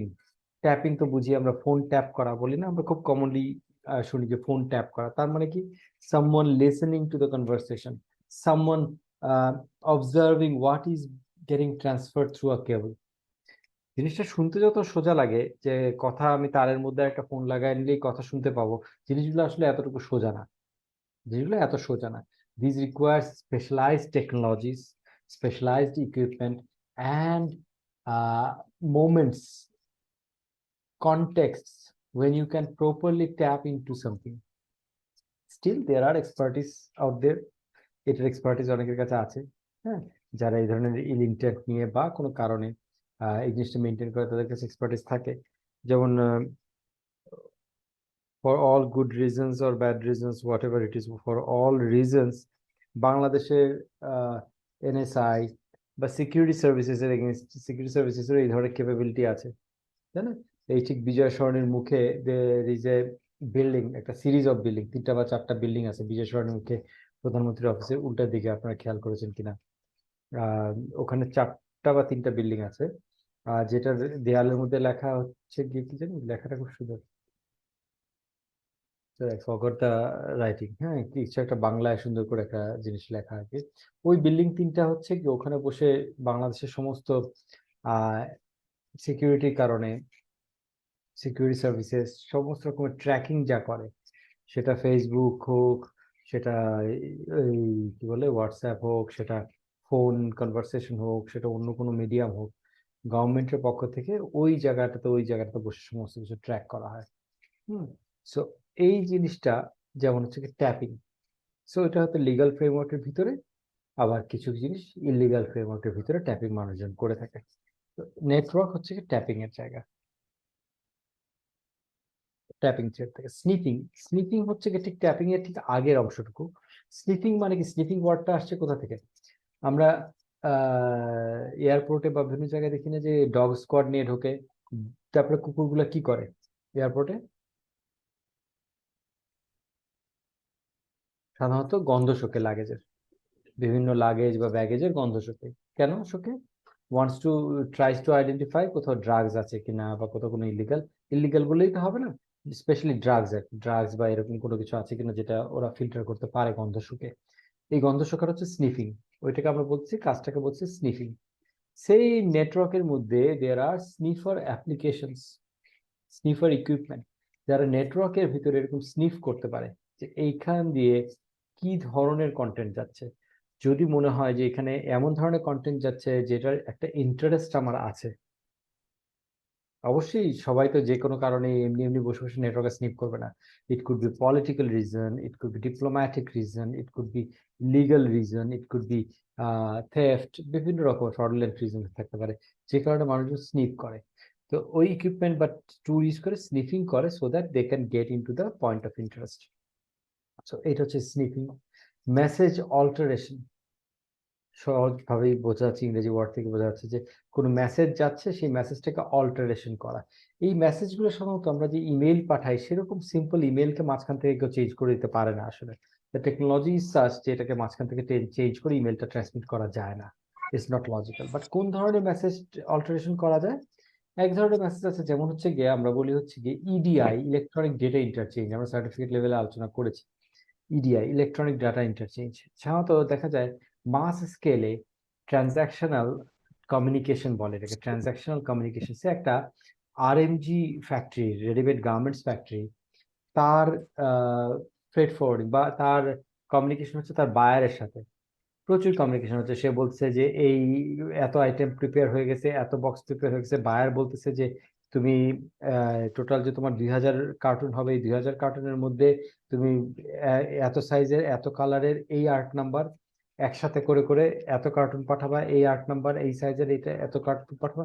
এগুলো বিভিন্ন ইনস্ট্রাকশন যাচ্ছে, বিভিন্ন যাচ্ছে। এই যে ইনস্ট্রাকশন গুলো আসতেছে যাচ্ছে, এগুলো সাধারণত সিস্টেম টু সিস্টেম ইনস্ট্রাকশন যায়। সিস্টেম টু সিস্টেম যাতে ইজিলি একজনের কথা আরেকজন বুঝতে পারে, সেটার জন্য একটা ইউনিভার্সালি স্ট্যান্ডার্ড ফরম্যাটে এই ডেটাগুলা, মেসেজগুলাকে পাঠানো হয়। এই ফরম্যাট হচ্ছে এক্সএমএল ফাইল বলে, এক্সটেন্ডেড মার্কআপ ল্যাঙ্গুয়েজ। এই এক্সএমএল ফাইলগুলা খুব simple, very easy to open, মানে নোটপ্যাডে দিয়ে আমরা ওপেন করে দেখতে পারি যে এখানে একটা ইনস্ট্রাকশন আছে। সেই ইনস্ট্রাকশনটা কি? সে সিরিয়াল নাম্বার এত, আর্ট নাম্বার এত, ডিজাইন নাম্বার এত, দেন হচ্ছে গিয়ে কি বলে এটাকে, সাইজ এত, কালার এই, সংখ্যা এত, এরকম একটা ইনস্ট্রাকশন। সো কেউ চাইলে এই ইনস্ট্রাকশনটাকে মাঝখান থেকে মডিফাই করে ফেললে ট্রানজাকশনটা ভুল হয়ে যাবে। এইটা হচ্ছে one example of message alteration. Sorry, মাঝখানে কেউ হ্যান্ড রেজ করেছিলেন, কি কিছু বলতে চেয়েছিলেন না এমনি ভুল করে করেছেন?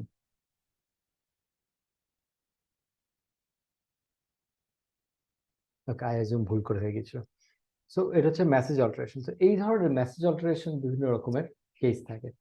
অনেক ক্ষেত্রে ইয়েতে অনেক ধরনের মেসেজিং সিস্টেম আছে যেগুলি কিনা ইজ নট দ্যাট কমপ্লেক্স, ওগুলোকে এরকম অল্টার করে ফেলা যায় প্রয়োজনে। ওকে, দেন হচ্ছে theft and fraud, that is easily understandable. এই কমিউনিকেশন চ্যানেল থেকে স্লিপ করে, ট্যাপিং করে ইজিলি ইয়ে করতে পারা যায়, এটাকে থেফট ইনফরমেশন থেফট করা যায়। থেফট কি অন্য কোনো কিছু না, থেফট ইনফরমেশন থেফট করা যায়, ফ্রড করা যায়। ফ্রড হচ্ছে গিয়ে এখান থেকে ইনফরমেশন জেনে নিয়ে ওটাকে ক্যামোফ্লেজ করে ওই একইভাবে মানুষের কাছে মিসরিপ্রেজেন্ট করে ফ্রডুলেন্ট করে। দেখবেন অনেক ইমেইল থেকে আপনারা পাবেন, অনেক স্প্যাম ইমেল পান যেখানে বলা হচ্ছে যে সে ব্রিটিশ আমেরিকান টোবাকো, ওদের যে প্রোডাকশনের ক্ষতি হয়, মানুষের যে টোবাকোতে যে ক্ষতি হয়, এইটাকে কম্পেনসেট করার জন্য they are doing a huge CSR work. এবং এই সিএসআর ওয়ার্কের অ্যাক্টিভিটি হিসাবে তারা শর্টলিস্ট করেছে আপনাদের দেশ থেকে প্রায় 20,000 মানুষ বা 2,000 মানুষ, যাদেরকে ওরা এনাফ পরিমাণ টাকা গিফট করতে চায় যে যাতে তারা সে আফ্রিকা ঘুরে আসতে পারে, ফ্রেশ এয়ার খেয়ে আসতে পারে, কথার কথা বলতে পারে, নেপাল ঘুরে আসতে পারে। এই কারণে আপনি ওইরকম একজন লাকি উইনার হয়েছেন, ওই 2,000 লোকের মধ্যে আপনি একজন। এটা 3 দিনের মধ্যে যোগাযোগ করেন আপনার ইয়েটা ক্লেম করার জন্য, রিওয়ার্ডটা ক্লেম করার জন্য।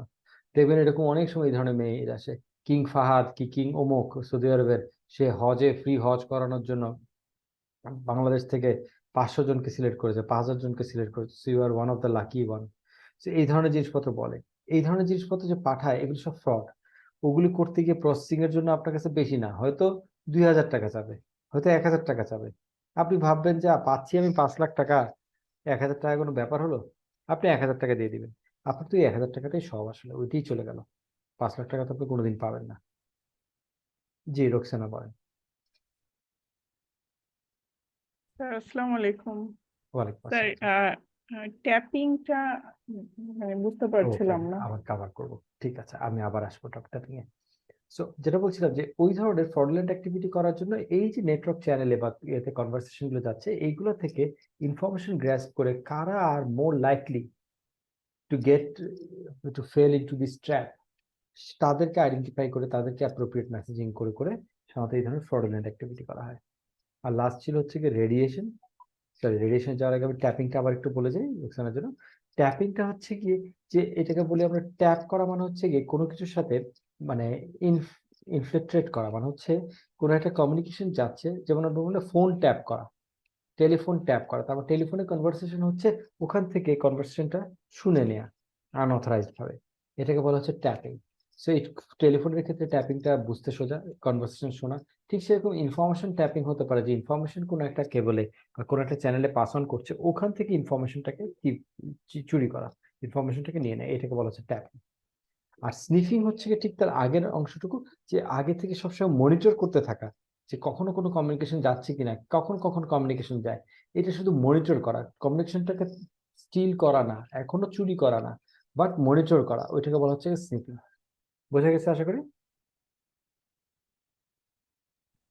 জি sir, thank you. Welcome. Last হচ্ছে কি রেডিয়েশন। রেডিয়েশনটা ইজ এ পারসিভড ক্ষতির কারণ, সেটা হচ্ছে কমিউনিকেশন লাইনে যে ভালনারেবিলিটি, সেটা হচ্ছে ভালনারেবিলিটিটা is not about that information, rather about vulnerability of the user. সেটা হচ্ছে কি ফোন ইউজ করা, বা আমরা এই যে ওয়্যারলেস এনভায়রনমেন্টে আছি, কন্টিনিউয়াসলি এত টেলিফোন নেটওয়ার্ক তৈরি হয়ে গেছে, এত কিছু নেটওয়ার্ক তৈরি হয়ে গেছে, so definitely there are lot of radiations going across our environment, so that has an adverse effect on our health, on our that may have side effects, may be very mild, আমরা যে কারণে বুঝতে পারি না, বা হয়তো আজকের থেকে 20 বছর গিয়ে পরে গিয়ে আবিষ্কার হবে যে এই যুগের মানুষজন বেশি ইমপেশেন্ট হয়ে যাচ্ছে, সবকিছু হয়ে যাচ্ছে, আমরা ভেবেছি সাইকোসোশ্যাল ইস্যুস, পরে দেখা যাবে যে রেডিয়েশনের কারণে হচ্ছে, কথার কথা। So radiation has the potential to become a threat for us, so রেডিয়েশনটাও হচ্ছে একটা থ্রেট হিসেবে দেখা হচ্ছে। Then comes to corporate server. Corporate server হচ্ছে গিয়ে, সার্ভার কি জিনিস, সাধারণত একটা নেটওয়ার্কে সার্ভার ক্লায়েন্ট বলা হয়। সার্ভার হচ্ছে কি যে সার্ভ করে, কি সার্ভ করে, কোনো একটা রিসোর্স সার্ভ করে। রিসোর্সের মধ্যে 1 নম্বর রিসোর্স সাধারণত থাকে ইনফরমেশন, যে ইনফরমেশন সার্ভ করে, অর্থাৎ সেইখানে হোস্টেড থাকে, সেখানে স্টোর থাকে information. Other component of the network, other members of the network, like user computer, like a mobile phone, like a web user, internet user, তারা সার্ভার থেকে জিনিসপত্র নেয়, সার্ভার সার্ভ করে, তারা নেয়, তারা ইউজ করে, user and server. So corporate server বলতে এখানে বোঝানো হচ্ছে গিয়ে দেখা যাচ্ছে যে হয়তো বিভিন্ন রকমের সার্ভার হতে পারে এটা একটা ফাইল সার্ভার, এখানে কর্পোরেট কোম্পানির সমস্ত ফাইলস স্টোর আছে। হতে পারে এখানে এইচআর সিস্টেমের সার্ভার, যেখানে আপনি লিভ অ্যাপ্লিকেশন করেন এবং সমস্ত কিছু করেন। সো এই ধরনের বিভিন্ন রকমের সার্ভার, এই সার্ভারগুলো সাধারণত যে থ্রেটের মুখে পড়ে, যে কারণে ভালনারেবল থাকে, সেগুলোর একটা হচ্ছে কি হ্যাকিং।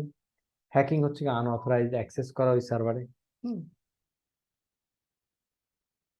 আনঅথরাইজড অ্যাক্সেস করা ওই সার্ভারে, সো দ্যাট ইজ হ্যাকিং। দের হচ্ছে ভাইরাস অ্যান্ড ওমস। ভাইরাস আর ওম নিয়ে আমরা পরবর্তীতে বিশদ আলোচনা করব। ভাইরাস হচ্ছে গিয়ে ক্ষতিকর প্রোগ্রাম, ওয়ার্মসও ক্ষতিকর প্রোগ্রাম। জাস্ট পার্থক্য হচ্ছে কি ভাইরাসের একটা প্রপার্টি হচ্ছে কি এটা নিজেকে অটো কপি করে, ওয়ার্মস সাধারণত নিজেকে অটো কপি করে না, নিজে নিজে কপি হয় না, সাধারণত একটা হোস্টের থেকে আরেকটা হোস্টে চলে যায়। বাট ভাইরাস যেটা হয় যে সে যা কিছু টাচে আসে, যা কিছু হোস্টের টাচে আসে, সে অটোমেটিক ছড়াতে থাকে। সো ভাইরাস ওয়ার্মস হচ্ছে ক্ষতিকর প্রোগ্রাম, সেগুলা যেমন হচ্ছে কর্পোরেট সার্ভারকে অ্যাটাক করে অনেক ক্ষেত্রে, ইভেন এন্ড ইউজার কম্পিউটারকেও অ্যাটাক করে, এটা ক্লায়েন্ট ইউজারের ওখানেও অ্যাপ্লিকেবল হতে পারতো। দেন হচ্ছে theft and fraud. Yes, information এখান থেকেও থেফট হয়, এখানে ইনফরমেশন ইউজ করে ফ্রড হয়। Denial of service, this is vandalism. Sorry, ভ্যান্ডালিজমটা আগে আসে। ভ্যান্ডালিজম হচ্ছে ফিজিক্যালি এটাকে ধ্বংস করা বা নষ্ট করা। কেউ যদি ভ্যান্ডালিজম করে, কেউ এসে লাঠি দিয়ে বাড়ি মেরে সার্ভার নষ্ট করে দিল, হ্যাঁ, কোনো কারণে রাগারাগি করতেছে, হয় না অনেক সময়, কোথাও এক জায়গায় সার্ভিস ভালো পাচ্ছে না, মানুষজন ক্ষিপ্ত হয়ে গেল, ক্ষিপ্ত হয়ে গিয়ে সব ভাঙচুর শুরু করে দিল, তখন সার্ভার রুমটা যদি রিসেপশনের মধ্যেই রাখা হয় সার্ভারটা, তাহলে তো এটাও একদম গেল, ওখানে সব ইনফরমেশন সহ পুরো সিস্টেমটাই নষ্ট হয়ে যেতে পারে। রাইট? সো ওইটা হচ্ছে গিয়ে একটা হতে পারে যে ইটস এ ভ্যান্ডালিজম। দেন হচ্ছে denial of service attack. Denial of service attack হচ্ছে গিয়ে যখন কখনো কখনো এরকম হয় যে প্রত্যেকটা রিসোর্সের, প্রত্যেকটা সার্ভারের একটা সার্ভিং ক্যাপাসিটি আছে, যে কতজন ইউজারকে সে আসলে সার্ভ করতে পারবে, কতজন ইউজারকে সে কন্টিনিউয়াসলি সার্ভ করতে পারবে। তো এই ক্যাপাসিটিটা যদি কেউ এরকম হয় যে আর্টিফিশিয়ালি ইউজার তৈরি করে, সে অনেক সময় এরকম হয় না যে আমরা যখন এসএসসি রেজাল্ট দেয় বা কোনো একটা বোর্ড পরীক্ষার রেজাল্ট দিচ্ছে, সবাই 4টার সময় রেজাল্ট বেরোবে, সবাই একবারে 4টার সময় রেজাল্ট নেওয়ার জন্য ইন্টারনেটে ওই ওই পার্টিকুলার ওয়েবসাইটে যাওয়া শুরু করে। অনেক সময় এরকম হয় ওয়েবসাইটের হাতে ক্যাপাসিটি অ্যাট এ টাইম 25,000 কানেকশনের, যেই 25,000 এক হয়ে গেল তখন কি হবে, যে নতুন করে কানেক্ট করছে সে কানেকশন পাবে না। এই না পাওয়াটাকে বলা হচ্ছে ডিনায়াল অফ সার্ভিস। যেমন এখন চ্যাট জিপিটি শুরু হয়েছে, চ্যাট জিপিটি যখন প্রথম থেকে শুরু হয়েছে প্রচুর মানুষ at a time ChatGPT use করা শুরু করলো। চ্যাট জিপিটিরও সার্ভ করার একটা ক্যাপাসিটি আছে, যে কারণে দেখা যায় যে আপনাকে অনেক সময় বলে you will have to wait, there is too many load, হ্যাঁ, too many people right now using ChatGPT. এটাকে বলে ডিনায়াল অফ সার্ভিস। সো এইটাকে অনেক সময় অ্যাটাক হিসেবে, ওয়েপন হিসেবে ইউজ করা হয়, যেখানে কোনো ইম্পর্টেন্ট একটা ইভেন্ট হবে, যেখানে সবাই রেজিস্ট্রেশন করবে, দেখা গেল কোনো একটা মেকানিজমে আগে থেকে ওখানে ফলস কানেকশন তৈরি করে রেখে দেওয়া হলো, সো দ্যাট যারা অরিজিনাল কানেকশন করতে আসছে ওই সার্ভারে, যারা ওখান থেকে জিনিস they get denied of the service. So that is called denial of service attack. This is another specific kind of attack that happens in corporate servers or any server. Okay, then comes corporate systems. Corporate systems বলতে এখানে server, database, many other storage, বিভিন্ন ধরনের system থাকতে পারে, একই রকম জিনিস। ওখান থেকে আসলে থেফট অফ ডেটা হতে পারে, কপিং হতে পারে ডেটা, ওখান থেকে ডেটা কপি করা, একই থেফট। অল্টারেশন অফ ডেটা, ওখানে কেউ ডেটা অল্টারেশন করতে পারে, কেউ কেউ কিছু মডিফাই করে ফেললো আনঅথরাইজড ভাবে। ওইখানকার সিস্টেমগুলো হার্ডওয়্যার ফেল করতে পারে, কোনো হার্ড ডিস্ক জ্বলে গেল, হয় না অনেক সময়, পাওয়ার আপ ডাউন করলো, পাওয়ার সাপ্লাই জ্বলে গেল, মেশিনটা বসে গেল, মেশিনটা এখন আর অ্যাক্সেস করা যাচ্ছে না। Availability is a security objective, say available না, সুতরাং সিকিউরিটি হিট করে গেল। সফটওয়্যার ফেইলিওর, সফটওয়্যারটা এরর হতে পারে, ফেল করতে পারে। সো এই থ্রেড গুলো সাধারণত আমরা দেখি একটা ইনফরমেশন সিস্টেম এনভায়রনমেন্টে। ওকে, এখন পর্যন্ত কারো কোনো প্রশ্ন? স্যার কর্পোরেট সার্ভারের এখানে যে ভ্যান্ডালিজম, ভ্যান্ডালিজম, জি, এটাকে আরেকবার আলাপ করবো। ভ্যান্ডালিজম হচ্ছে গিয়ে যখন, আচ্ছা সরি, আমি একটু আমার জায়গাটা চেঞ্জ করি, আমার ল্যাপটপের ব্যাটারি শেষ হয়ে গেছে। ভ্যান্ডালিজম হচ্ছে গিয়ে যখন ফিজিক্যালি ড্যামেজ করা হয় কোনো কিছু ক্ষতি করার জন্য। এই যে অনেক সময় ভাঙচুর বলি আমরা, এটাকে ইংরেজিতে আসলে ভ্যান্ডালিজম বলি আমরা। যে হতে পারে যে সার্ভার বা যে ফিজিক্যাল ইয়েতে জিনিসপত্র রাখা আছে, ওইটাকে যে কোনো কারণেই হোক ভ্যান্ডালিজম হলো, অর্থাৎ ভাঙচুর করা হলো। তখন কি হবে, তখন ইনফরমেশন ক্ষতিগ্রস্ত হবে, ইনফরমেশন আনঅ্যাভেলেবল হয়ে যাবে, সার্ভারটা অপারেট করতে পারবে না। So that becomes a security threat. বোঝা গেছে? স্যার রেডিয়েশনটা আরেকবার একটু এক্সপ্লেইন করবেন? রেডিয়েশন হচ্ছে গিয়ে, যেহেতু আমরা এখন বিভিন্ন রকমের ওয়্যারলেস নেটওয়ার্ক ইউজ করি, সেটা মোবাইল ফোনের, এটাকে বলে পার্সোনাল কমিউনিকেশন নেটওয়ার্ক বলে, পার্সোনাল কমিউনিকেশন নেটওয়ার্ক পিসিএন বলে। আবার অনেক ক্ষেত্রে আমরা দেখবেন যে একটা টাওয়ার, এরকম বিভিন্ন রকম বড় বড় টাওয়ার আছে, মোবাইলের টাওয়ার যেরকম আছে এরকম কমিউনিকেশন টাওয়ার আছে। এগুলো থেকে হয় কি, হাই রেডিও ফ্রিকোয়েন্সি, এক জায়গা থেকে আরেক জায়গায় ইনফরমেশন কমিউনিকেট করার জন্য high level of radio frequency transmit করা হয়। এখন ওর মাঝখানে যে মানুষজন যারা আছে, they are vulnerable to this threat. Machine পত্র না, it's not the machines, it's not the information, rather it's people, users, তারা vulnerable হচ্ছে against those threats. ওইটা হচ্ছে radiation threat.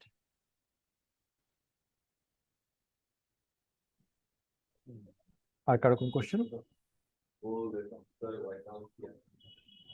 Okay, let's move forward. So security challenges যদি আমরা দেখি, যেমন আমরা আলোচনা করেছি, ওগুলো একটা ইনফরমেশন সিস্টেমের ওভারঅল ল্যান্ডস্কেপে বিভিন্ন অংশে কি কি ধরনের থ্রেট আমরা দেখতে পাই।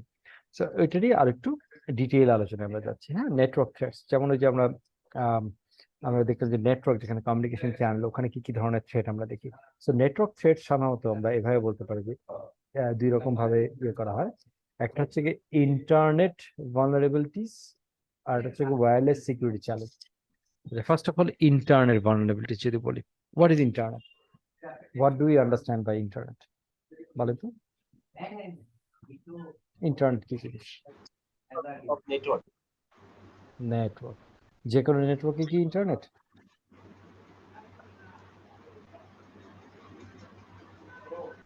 No sir. Sir normally normally sir normally আমরা অফিসের এমপ্লয়ি, অর্থাৎ ইন্টারনাল যেসব এমপ্লয়ি আছে তাদেরকে কানেক্ট করার জন্য আপনার কথা শোনা যাচ্ছে না, বোঝা যাচ্ছে না, ভেঙে যাচ্ছে। Let me change this. আচ্ছা, জি, ইন্টারনেট কে ওন করে, কে তৈরি করেছে, কে মেনটেন করে, এইভাবে বলেন দেখি, একটা ডিফারেন্ট পয়েন্ট অফ ভিউ থেকে।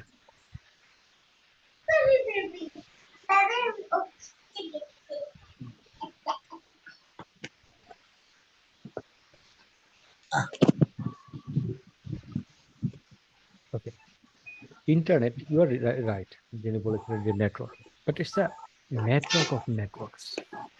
It's not only a network, it's a huge network of networks. Internet অনেকটা এভাবে বলা যায় যে its connectivity, it's again eventually the connectivity among all the living or all the active hosts. সারা পৃথিবীতে প্রচুর host মানে কি, যে ইনফরমেশন হোস্ট করছে, তারা অ্যাক্টিভ, যে কোনো কম্পিউটার, তার ভিতরে কিছু ইনফরমেশন আছে, কিছু অ্যাক্টিভিটি হচ্ছে, এই যত হোস্ট, এদের মধ্যে যে কানেক্টিভিটিটা, এই কানেক্টিভিটিটাই হচ্ছে ইন্টারনেট। সো ইন্টারনেটটাকে আমরা বলতে পারি this are the roads connecting different houses. So the road network is the internet, it's not the houses. অনেক সময় আমাদের মনে হতে পারে যে ইন্টারনেট হচ্ছে গিয়ে ফেসবুক, ইন্টারনেট হচ্ছে গিয়ে লিঙ্কডইন, ইন্টারনেট হচ্ছে গিয়ে YouTube, LinkedIn, Facebook, these are all hosts, these are all কিছু রিসোর্স তাদের কাছে আছে, সেই রিসোর্সটা সার্ভ করছে, বাট ওদের পর্যন্ত পৌঁছানোর যে রাস্তাটা, সেই রাস্তাটা হচ্ছে কি internet. So it's a network,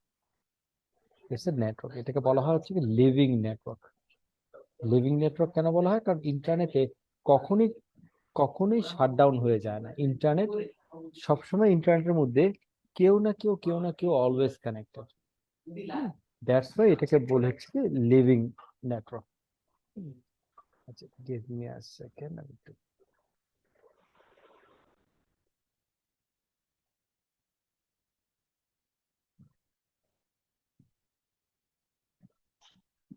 okay, sorry.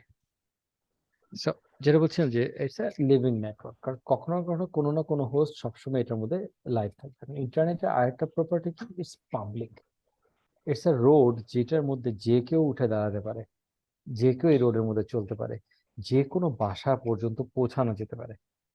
তার মানে আমার কম্পিউটার বা আমার সিস্টেমটা, আমার কর্পোরেট সার্ভারটা যদি ইন্টারনেটে কানেক্টেড থাকে, তাহলে এটা সেই রোড নেটওয়ার্কে কানেক্টেড, যেই রোড দিয়ে যে কেউ চাইলে আমার সার্ভারের দরজা পর্যন্ত বা আমার বাসার দরজা পর্যন্ত আসতে পারে। তার মানে কি, I keep it open, more vulnerable.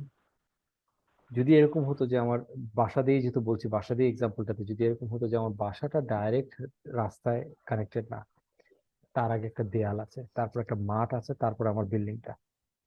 So building এর যে নিচের যে মেইন গেট, সেটাকে আমি তালা মারি, আবার হচ্ছে কি আমার যে মেইন যে কম্পাউন্ডের গেটে তালা মারা, ভার্সেস যে একটা অ্যাপার্টমেন্ট বাসা, যেটার ইভেন লিফটের দরজাটাই শুরু হয়েছে একদম মেইন রোডে।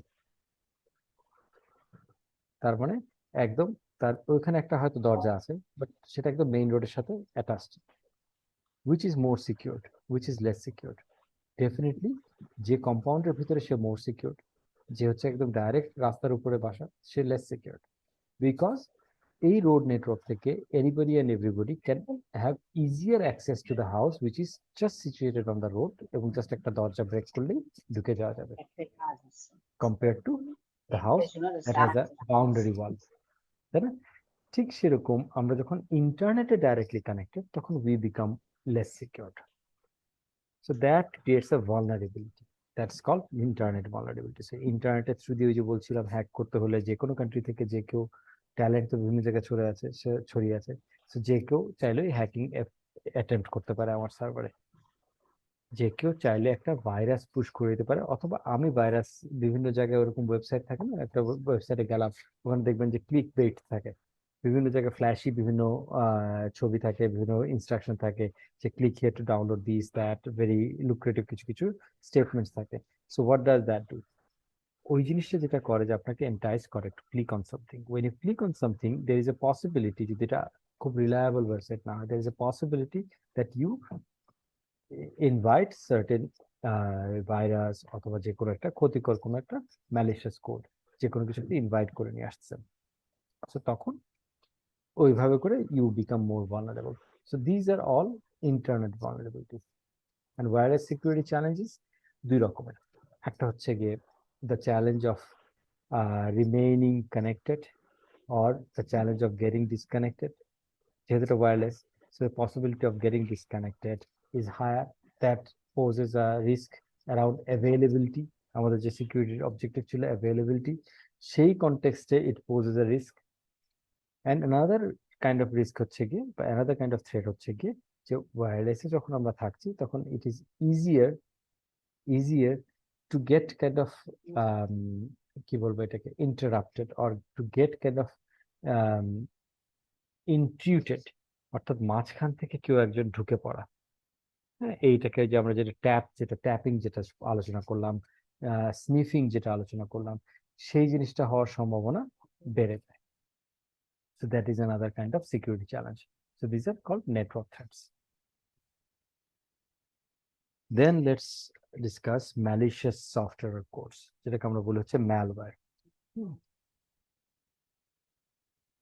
এই ম্যালিশিয়াস কোডস গুলা, আমরা তো ভাইরাস, ম্যালিশিয়াস কোড হচ্ছে ম্যালিশিয়াস হচ্ছে ক্ষতিকর, হ্যাঁ, কোডস হচ্ছে গিয়ে প্রোগ্রামিং কোডস, অর্থাৎ এগুলো হচ্ছে গিয়ে সামওয়ান, কোন একজন প্রোগ্রামার বা কোন একজন ডেভেলপার, সে কোডিং করছে, সে প্রোগ্রাম করছে কোনো কিছু ইয়ে করার জন্য, বাট কি উদ্দেশ্যে প্রোগ্রামটা করছে? ক্ষতি করার উদ্দেশ্যে। তখন এটাকে আমরা বলছি হচ্ছে ক্ষতিকর কোডগুলোকে আমরা বলছি হচ্ছে ম্যালিশিয়াস সফটওয়্যার বা ম্যালিশিয়াস কোডস, যেগুলোকে আমরা আরেকটা ভাবে শর্ট ভাবে বলেছি ম্যালওয়্যার। সো এর মধ্যে আমরা কমনলি জানি ভাইরাস। সো ভাইরাস কি জিনিস? Virus is a harmful program, যেটার দুইটা প্রপার্টি। একটা প্রপার্টি হচ্ছে কি it's harmful, definitely it's a code, ওটা আমি আর বললাম না, বাট এর দুইটা প্রপার্টির মধ্যে একটা প্রপার্টি হচ্ছে কি ইটস হার্মফুল। সেকেন্ড প্রপার্টি হচ্ছে কি it has a feature, it has a capability of auto copying itself to different hosts, অর্থাৎ নিজেকে অটো কপি করতে পারে, নিজেকে ছড়ায় দিতে পারে। জাস্ট লাইক আমাদের রেগুলার যে হেলথ কেয়ারে যে ভাইরাস নিয়ে আমরা ডিল করি, সেই ভাইরাসের মতোই। এই যে করোনা ভাইরাসের কথা বলি বা যে কোনো ইনফ্লুয়েঞ্জা ভাইরাসের কথা বলি, তার প্রপার্টি কি? First it's harmful, second it's has a auto replication property, that is এটা একজন হোস্টের থেকে, একজন মানুষের কাছ থেকে আরেকজন মানুষের কাছে অটোমেটিক ছড়িয়ে যেতে পারে, টাচে আসলে একটা হোস্টের সাথে আরেকটা হোস্টে।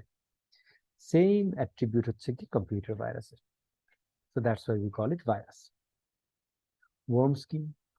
Worms ও সেম জিনিস, সিমিলার জিনিস, বাট এইটার কনস্ট্রাকশনটা একটু ডিফারেন্ট। এইখানে সাধারণত এই অটো কপি নেচারটা সাধারণত থাকে না, but it's still harmful.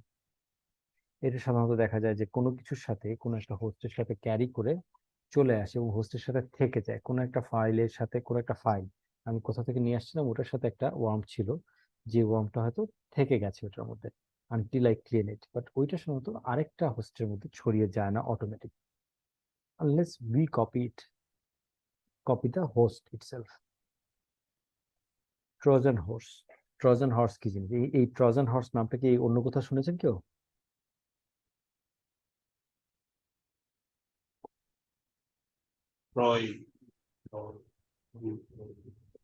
Exactly, গল্পটা কি ছিল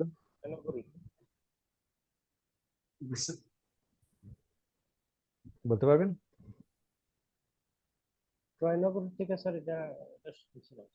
রাইট, একটা গিফট পাওয়া গেছিল, তাই না? দুই দেশের মধ্যে যুদ্ধ চলছিল অনেকদিন ধরে, কোনোভাবেই দখল করা, মানে ওই দেশকে পরাস্ত করা যাচ্ছিল না ওই জাতিটাকে। সো ওই সময় রাজা যেটা প্ল্যান করলো যে একটা ঘোড়া গিফট করলো। So the other nation became very happy.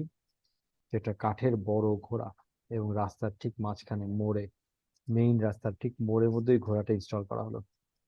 When night বিফল্ট, যখন রাত হলো, তখন ওই ঘোড়ার পেটের থেকে কতজন আমি ভুলে গেছি, 27 জন আর 17 জন খুব এক্সপার্ট যোদ্ধা বের হয়ে গেল। ওই ঘোড়াটা ছিল একটা ক্যামোফ্লেজ। ঘোড়াটার ভিতরের থেকে আসলে ওই যোদ্ধারা বের হয়ে, ওই সোলজাররা বের হয়ে ইভেনচুয়ালি ওই সিটিটাকে দখল করে নেয়। That was the story. তার মানে হচ্ছে ক্যামোফ্লেজ, তার মানে হচ্ছে গিয়ে নিজেকে শ্যাডো করে রাখা, কোনো ক্ষতিকর জিনিস নিজেকে শ্যাডো করে রাখা। সেম কনসেপ্টটা হিয়ার।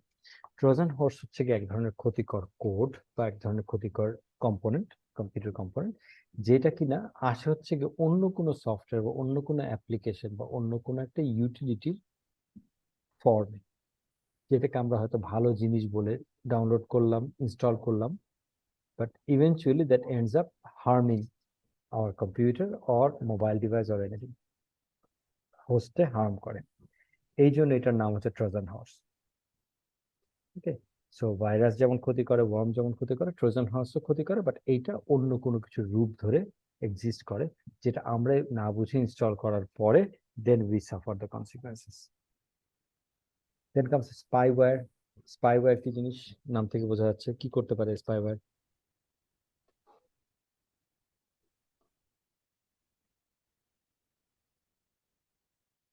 স্পাইওয়্যার স্পাই করে, এক্স্যাক্টলি। পাস করে দেয় যে সরি, একটু জোরে। তথ্য পাস করে দেয়, তথ্য নিয়ে যায়, বাইপাস করে নিয়ে যায় আর কি। তথ্য চুরি করে, এক্স্যাক্টলি এক্স্যাক্টলি। সো স্পাইং করে। স্পাইং সাধারণত কেন করবে? একটা হতে পারে যে অনেক সময় আমরা কনস্পিরেসি থিওরিতে বলি যে গভর্নমেন্ট হয়তো স্পাই করতেছে আমাদের ইনফরমেশনের উপরে, বা কোনো একটা পার্টিকুলার ইন্টারেস্টেড পার্টি স্পাই করে আরেকটা পার্টির উপরে। বাট খুব কমনলি যে কারণে স্পাইওয়্যার ইউজ হয় সেটা হচ্ছে গিয়ে to benefit the advertisers, to benefit the advertising platforms. That is, আমি সাধারণত কোন ধরনের জিনিস আমার প্রয়োজন, এই ইনফরমেশনটা যদি কোনোভাবে আমার বিভিন্ন রকমের কমিউনিকেশন, বিভিন্ন রাইটিং, ভয়েস, বিভিন্ন জায়গা থেকে যদি আইডেন্টিফাই করা যায় যে I am looking for exactly একটা প্রোডাক্টের জন্য আমি খুঁজছি, তখন যদি ওই প্রোডাক্টের অ্যাডভার্টাইজমেন্টটা আমার সামনে প্লেস করা যায়, তাহলে এটার সাকসেস রেট ওই অ্যাডভার্টাইজমেন্টের definitely will be much higher, right? Advertisement থেকে it's more likely that I will end up buying that product or ordering that product from that advertisement itself.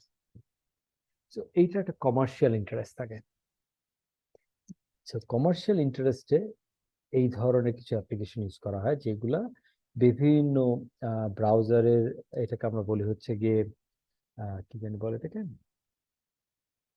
Add on টাইপের, বা এটাকে মানে ব্রাউজারের, বিভিন্ন ব্রাউজারের মধ্যে ইনস্টল করি আমরা বিভিন্ন ধরনের কম্পোনেন্ট, বা আমরা অনেক সময় ছোট ছোট ইউটিলিটি সফটওয়্যার ইউজ করি, বা কোনো একটা পার্টিকুলার ওয়েবসাইটে যখন আমরা রেজিস্টার করি তখন ওয়েবসাইটে যদি অন থাকে।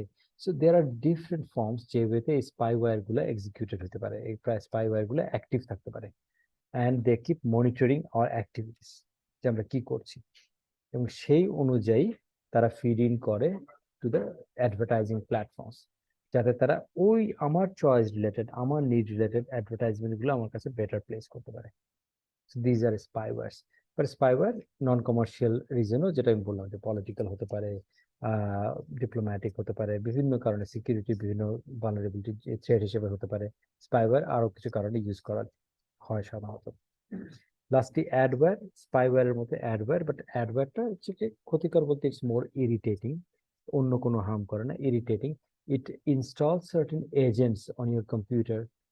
এজেন্ট বলতে ছোট্ট কোনো সফটওয়্যার ইনস্টল করে রাখলো আপনার ব্রাউজারে বা কম্পিউটারে, যেটা আপনাকে বিভিন্ন সময় বিভিন্ন ফ্রিকোয়েন্সিতে অ্যাডভার্টাইজমেন্ট করবে। অনেক সময় দেখবেন যে কোনো মোবাইলে আপনি পার্টিকুলার একটা অ্যাপ ইউজ করেছেন, ইনস্টল করেছেন নতুন, তারপর থেকে শুরু হলো আপনি হঠাৎ করে মোবাইলে কথা নেই বার্তা একটা স্ক্রিনে অ্যাড এসে গেল, বিভিন্ন রকম অ্যাড আসছে। সো এইগুলোকে বলা হচ্ছে অ্যাডওয়্যার, যারা আমাদের অজান্তে বা আমাদের খেয়াল করা হয় না ওরকম ভাবে ইনস্টল হয়ে যায়। ইনস্টল হয়ে যাওয়ার পরে they keep on pushing advertisements. onto our computers and mobile devices. So those are called adware. So এইটাও একটা harmful বা ক্ষতিকর malicious code বা malicious software malware. বোঝা গেছে এখন পর্যন্ত? কোনো কোশ্চেন?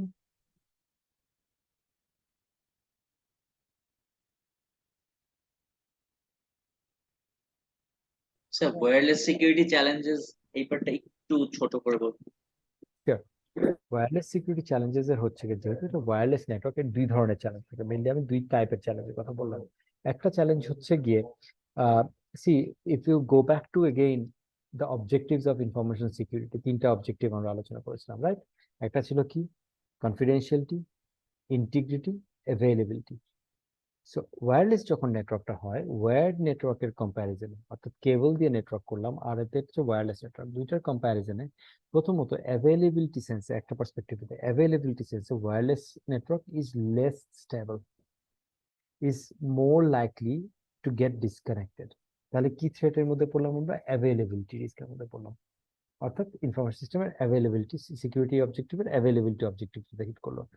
আরেকটা হচ্ছে গিয়ে কনফিডেন্সিয়ালিটি, দ্যাট ইজ ওয়্যার নেটওয়ার্কে ট্যাপ করা, স্নিফিং করা যতটা ডিফিকাল্ট, একটা ওয়্যারলেস নেটওয়ার্কে ততটা ডিফিকাল্ট না, it's easier. So it's more prone to sniffing and tapping.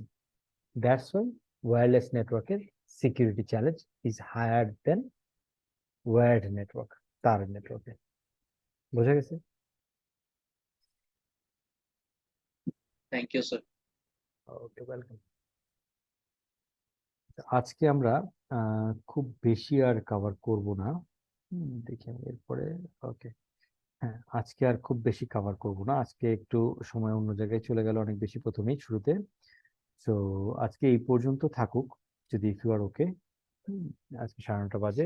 আজকে নেক্সট ক্লাসে উইল ক্যাচ আপ। আমরা তো নেক্সট ক্লাসে বাকিটুকু শেষ করবো অন্য। স্যার একটা কথা ছিল, প্লিজ বলেন। স্যার এই শীটটা কি আমরা পাবো না? জি জি, অবশ্যই পাবেন। আমি নেক্সট ক্লাস যখন এটা শেষ করবো, আমি সাধারণত শেষ করার সঙ্গে সঙ্গে একটা স্লাইড শেষ করার সঙ্গে সঙ্গে আমি পাঠিয়ে দিই। Okay, thank you thank you sir. এই স্লাইডটা পাঠিয়ে দেবো ইনশাআল্লাহ। ওকে, আমি স্ক্রিনটা শেয়ার করতেছি। স্ক্রিন দেখা যাচ্ছে? জি স্যার। ওকে, আমাকে একটু বলবেন যে আমরা লাস্ট দিন কোন পর্যন্ত কভার করেছিলাম? হ্যাঁ, আমরা ইনফরমেশন সিকিউরিটির অবজেক্টিভ গুলো আলোচনা করেছিলাম। আই রিমেম্বার ইনফরমেশন কেন ভালনারেবিলিটি নিয়ে, রিস্ক নিয়ে, আমরা থ্রেট নিয়ে আমরা আলোচনা করেছিলাম এই কনটেক্সটে, এবং কেন ভালনারেবল সেটা আলোচনা করেছিলাম। ইনফরমেশন সিস্টেমের বিভিন্ন জায়গায় বেসিক্যালি ক্লায়েন্ট এন্ডে কোন পয়েন্টে কি ধরনের রিস্ক ইনভলভ থাকে, কি ধরনের ভালনারেবিলিটি থাকে সেটা আলোচনা করেছিলাম। Remember network threats. আচ্ছা, এই জিনিসগুলো কি আলোচনা করেছিলাম কিনা? Network threats, internet vulnerability, wireless security challenges, then হচ্ছে কি ম্যালিশিয়াস সফটওয়্যার আলোচনা করেছিলাম। I remember. আমাকে একটু জাস্ট মনে করতে সাহায্য করবেন, হ্যাঁ? তো এই জিনিসগুলো ম্যালিশিয়াস সফটওয়্যার কোডস গুলো আলোচনা হয়েছিল, তাই না ক্লাসে?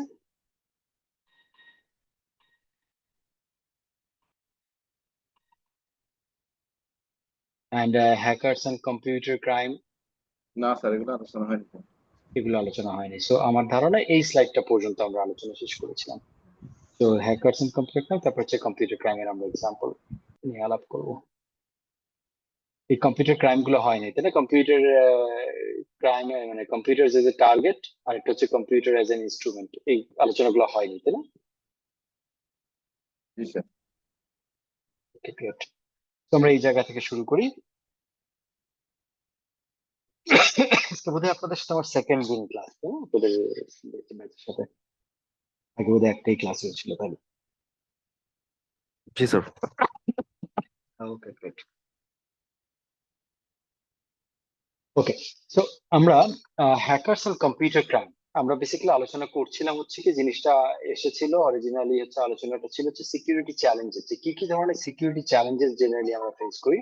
ওর মধ্যে একটা আমরা আলোচনা করেছি হচ্ছে নেটওয়ার্ক থ্রেটস, যে ইন্টারনেট ভালনারেবিলিটিস, ইন্টারনেট স্পুফিং, এবং অনেক জিনিসপত্র হয়। ওয়্যারলেস সিকিউরিটি চ্যালেঞ্জে এখানে অ্যাভেইলেবিলিটি কিছু চ্যালেঞ্জ হয়, সেটা হচ্ছে গিয়ে বেসিক্যালি আনঅ্যাভেলেবিলিটি অফ ওয়্যারলেস কানেকশনস এবং ওয়্যারলেস কানেকশনস রিলেটেড আরো কিছু চ্যালেঞ্জ ওগুলো আলোচনা করেছিলাম।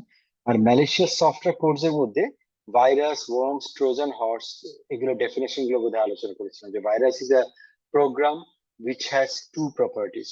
One, it's harmful, it can cause harm to the host.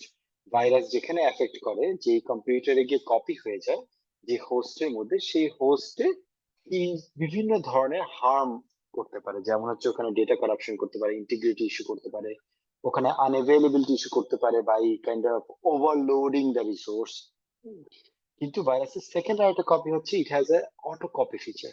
That is virus একটা হোস্ট থেকে আরেকটা হোস্টে অটো কপি হতে পারে যদি কোনোভাবে সংস্পর্শে আসে, অর্থাৎ একটা সফটওয়্যার যেটা ভাইরাস এফেক্টেড, একটা ফাইল যেটা ভাইরাস এফেক্টেড, সেটা যদি অন্য ফাইল বা অন্য সফটওয়্যারের সংস্পর্শে আসে, ভাইরাস প্রোগ্রামটা has the second attribute, that is it can auto copy itself, it can replicate itself as it is. যেরকম ভাবে আছে যে প্রোগ্রামটা আছে, এই পুরো প্রোগ্রামটা সে অটো কপি করে রেপ্লিকেট হতে পারে, যার ফলে ভাইরাসটা ছড়ায়। ঠিক লাইক আমাদের হিউম্যান যে ভাইরাস বা আমরা যে জীব জগতে যে ভাইরাস দেখি, ঠিক ওরকম it's harmful, it has a auto copy feature. অর্থাৎ এটা কমিউনিকেবল ডিজিজ বলে এটাকে, অর্থাৎ কমিউনিকেবল, এটা একটা হোস্ট থেকে একটা হোস্টে কমিউনিকেট করে। Virus works in the same way. Worms on the other hand হচ্ছে কি, এটার ক্ষতিকারক জিনিসটা থাকে, but the auto copy feature is not just like virus. এইটাও একটা হোস্ট থেকে আরেকটা হোস্টে যায়, বাট যখন হোস্টের পার্টিকুলার ইনফেক্টেড ফাইল, ওয়ার্মদের ইনফেক্টেড ফাইল আরেকটা হোস্টে নিয়ে যাওয়া হয়, অর্থাৎ এ নিজেকে auto with the infected file. So that is the main difference between virus and worm. Trojan horse আমরা আলোচনা করেছি, আমাকে শোনা যাচ্ছে ক্লিয়ারলি? শোনা যাচ্ছে তাই না? So ট্রোজান হর্স এই জিনিসটা আমরা বলেছিলাম যে গল্পটা আসছিল কি, একটা ওই হেলেন অফ ট্রয় যে গল্পটা, সেই গল্পের একটা পার্ট ছিল। একটা ঘোড়া গিফট করেছিল গ্রিসরা, যে ঘোড়ার ভিতর থেকে কাঠের ঘোড়া গিফট করেছিল শত্রুপক্ষকে, যে ঘোড়াটা সবাই গিফট হিসেবে দেখেছিল এবং শহরের মাঝখানে রেখেছিল, বা যেটার ভিতরে কতজন জানি 13 জন না 17 জন খুব এক্সপার্ট সৈন্য লুকানো ছিল, যারা আলটিমেটলি রাতের অন্ধকারে বের হয়ে ওই রাজ্য, ওই সিটিটাকে দখল করে, ক্যাপিটালটাকে দখল করে। এই জন্য এটাকে বলা হচ্ছে ক্যামোফ্লেজিং বা ট্রোজান হর্স, এটার নামই হয়ে গেছে ট্রোজান হর্স। অর্থাৎ ট্রোজান হর্সও আমাদের এরকম ভাবে দেখি আমরা এই সিকিউরিটির ক্ষেত্রে, যে বিভিন্ন রকমের সফটওয়্যার, স্পেশালি দেখবেন ওয়েবসাইটে গেলে, বিভিন্ন ওয়েবসাইটে গেলে, আনভেরিফাইড ওয়েবসাইট বা আননোন ওয়েবসাইটে গেলে দেখবেন যে স্পেশালি আপনি যদি কোনো সফটওয়্যার ডাউনলোড করতে যান বা কোনো একটা পার্টিকুলার জিনিস সম্পর্কে সার্চ করছেন, তখন দেখা যায় কিছু সাইট আছে যে সাইটগুলোতে অনেক ফ্ল্যাশি, অনেক প্রম্পট থাকে, যে ওকে your computer is operating slow, so এটাকে ফাস্টার করার জন্য download this software, it will just make your computer ফাস্টার, lightning fast. Or এরকম থাকে অনেক সময় যে your computer is under security threat, তো এটাকে প্রোটেক্ট করার জন্য ডাউনলোড দিস ওয়ান। হ্যাঁ, অলমোস্ট এত million user has benefited from this particular software. এছাড়া অনেক টেম্পটেশন থাকে বিভিন্ন সফটওয়্যার ডাউনলোড করার জন্য, বিভিন্ন ইউটিলিটি ডাউনলোড করার জন্য, অনেক সময় অনেক রেজিস্ট্রেশন করার জন্য। অনেক সময় এরকম জিনিস থাকে যে বলে যে if you register through particular link, you will have an opportunity to win 6 different lotteries. Participate and win 6 different lotteries, এবং chances is this high. তো এরা সবাই একটা জিনিস হিসাবে যেটা করছে, ক্যামোফ্লেজ করছে। এরা বেসিক্যালি অন্য কিছু হয়ে আপনার সামনে আসছে, আমার সামনে আসতেছে, বাট যেটার পিছনে আসলে অবজেক্টিভটা ইজ ইল মোটিভ থাকে। হ্যাঁ, পিছনের অবজেক্টিভটা is not a fair objective. দেখা যাবে যে ওই সফটওয়্যারটা ডাউনলোড করে সে আমার কম্পিউটার ফাস্টার করার নামে আমার কম্পিউটারে স্পাইওয়্যার ইনস্টল করবে, অথবা আমার কম্পিউটারে এমন ভাইরাস ইনস্টল করবে যে ভাইরাসটা বা র্যানসমওয়্যার বলে এক ধরনের ম্যালওয়্যার আছে, র্যানসমওয়্যার, সেটা হয়তো কি করে কম্পিউটারে ইনস্টল হয়ে কম্পিউটারের যে সফটওয়্যার বা ডেটাবেজ আছে আমার সার্ভারে, সেটাকে ও ক্রিপল করে ফেলে। ক্রিপল করে দেখা যায় আমার কাছে ডিমান্ড করছে যে এত বিটকয়েন পেমেন্ট করতে হবে অমুক ওয়েবসাইটে, তাহলে সে এটাকে আবার ক্রিপল থেকে ছেড়ে দিবে, এটাকে নর্মাল করে দিবে, কনভার্ট করে দিবে। তো এই ধরনের জিনিসপত্র ক্যামোফ্লেজ করে এই জিনিসগুলো সফটওয়্যারের মাধ্যমে চলে আসে। এই জাতীয় অ্যাটাক গুলাকে বা এই জাতীয় থ্রেড গুলাকে আমরা বলেছি ট্রোজান হর্স, যারা আসে একটা রূপে বাট কাজ করে ডিফারেন্ট জিনিস। হ্যাঁ, তাদেরকে আমরা বলেছি Trojan horse. Okay, then spyware we understand, আমরা ডিসকাস করেছিলাম। স্পাইওয়্যার হচ্ছে গিয়ে সাধারণত যে কিছু ধরনের অ্যাপ্লিকেশন, কিছু ধরনের সফটওয়্যার, কিছু ধরনের কোড যেটা অনেক সময় ওয়েবসাইটের মধ্যেই থাকে, ওয়েবসাইটের মধ্যেই বসে আমি যখন একটা ওয়েবসাইট ভিজিট করছি তখন ওই ওয়েবসাইট থেকে ইউজার বিহেভিয়ার ট্র্যাক করে। তো এমন হতে পারে মোস্ট ক্ষেত্রেই অ্যানোনিমাস বিহেভিয়ার ট্র্যাক করে, একদম আমার আইডেন্টিটি সহ ট্র্যাক করা মানে is completely hacking. But generally there are lot of spywares install যারা আসলে ইউজার বিহেভিয়ার ট্র্যাক করে, যে আমি সাধারণত কোন ধরনের ওয়েবসাইটে বেশি যাই, কি ধরনের প্রোডাক্ট ব্রাউজ করি, কি ধরনের প্রাইস রেঞ্জের জিনিস সাধারণত অ্যাড টু কার্ট করি ই কমার্স সাইটে। তো এই ধরনের বিহেভিয়ার অ্যানালাইসিস করে they just help some third party companies, e-commerce companies বা different website K to profile users, user K profiling করতে হেল্প করে। প্রোফাইলিংটা কি জিনিস?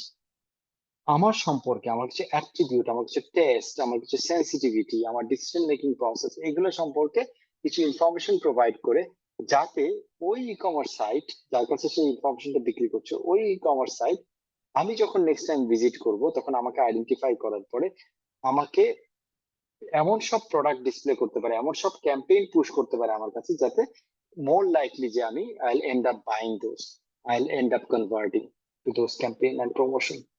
So স্পাইওয়্যারের মেইন কাজটা হচ্ছে কমার্শিয়াল। আর স্পাইওয়্যার থাকে বিভিন্ন কারণে, ডিপ্লোম্যাটিক রিজনে, পলিটিক্যাল রিজনে, ইভেন ফ্রডুলেন্ট অ্যাক্টিভিটি চালানোর জন্য স্পাইওয়্যার অনেক সময় ইউজ করা হয়। They keep spying on computers, on browsers to grasp credit কার্ডের নাম্বার, ক্রেডিট কার্ড ডিটেল যেটা আমি দিচ্ছি সেটা যদি গ্রাস করতে পারে, সেখান থেকে যাতে ওটা মিসইউজ করতে পারে। বাট এই ক্ষেত্রে অনলাইন ইউজের সময় স্পাইওয়্যারের ক্ষেত্রে সতর্কতার সবচেয়ে বড় জিনিস যেটা ইনশিওর করতে হবে সেটা হচ্ছে whenever I put some information in a particular form, financial non financial যে ধরনের ইনফরমেশন পুট করি কিনা, কোনো ফর্ম যখন ফিল আপ করি তখন দেখতে হবে প্রথমত ওয়েবসাইটের সোর্সটা ক্রেডিবল কিনা, অর্থাৎ আমি ওয়েবসাইটটা আসলেই জানি কিনা this domain represents this particular company and this particular company has a purpose with me. তো আমার একটা পারপাস আছে এই কোম্পানির সাথে, এই কোম্পানির একটা পারপাস আছে আমার সাথে। সো এই জিনিসটা জাজ করা ছাড়া কোনো ওয়েবসাইটে কোনো ফর্ম ফিল আপ করা উচিত, নাম্বার ওয়ান। সেকেন্ড যে জিনিসটা দেখা উচিত সেটা হচ্ছে যে ওয়েবসাইটে আমি ফর্ম ফিল আপ করছি সেটা দেখবেন ব্রাউজারের কোনায় একটা লক সাইন থাকে, ওয়েদার এটা কি লক সাইনটা অন করা আছে কিনা, অর্থাৎ একটু লকড অবস্থায় আছে কিনা, অর্থাৎ কানেকশনটা সিকিউরড কিনা। অর্থাৎ আমার এটা যদি লকড অবস্থায় থাকে, যেটাকে বলে সিকিউরড কানেকশন, এসএসএল কানেকশন বলে, সিকিউর সকেট লেয়ার। এই সিকিউর সকেট লেয়ার কানেকশন থাকলে যেটা হয় যে আমার কম্পিউটার থেকে ওই কোম্পানির যে সার্ভার, ওয়েবসাইটের যে সার্ভার, এই পর্যন্ত টোটাল যে ট্রাফিকটা এটা এনক্রিপ্টেড অবস্থায় যাবে, অর্থাৎ সিকিউর অবস্থায় যাবে। মাঝখানে বসে কেউ জিনিসপত্র চুরি করতে পারবে না ইনফরমেশন। সেকেন্ড হচ্ছে কি যে ইভেন ওই কোম্পানিটা is verified by certain certificate authority, যে সার্টিফিকেট অথরিটি এসএসএল সার্টিফিকেটটা ইস্যু করেছে। সুতরাং that's a valid company, that's a valid organization or that's a valid website. তো এই দুইটা জিনিস এনশিওর করার মাধ্যমে আমরা মোটামুটি সিকিউর থাকতে পারি। তারপরেও যে স্পাইওয়্যারের কবলে আমরা পড়ি না তা না।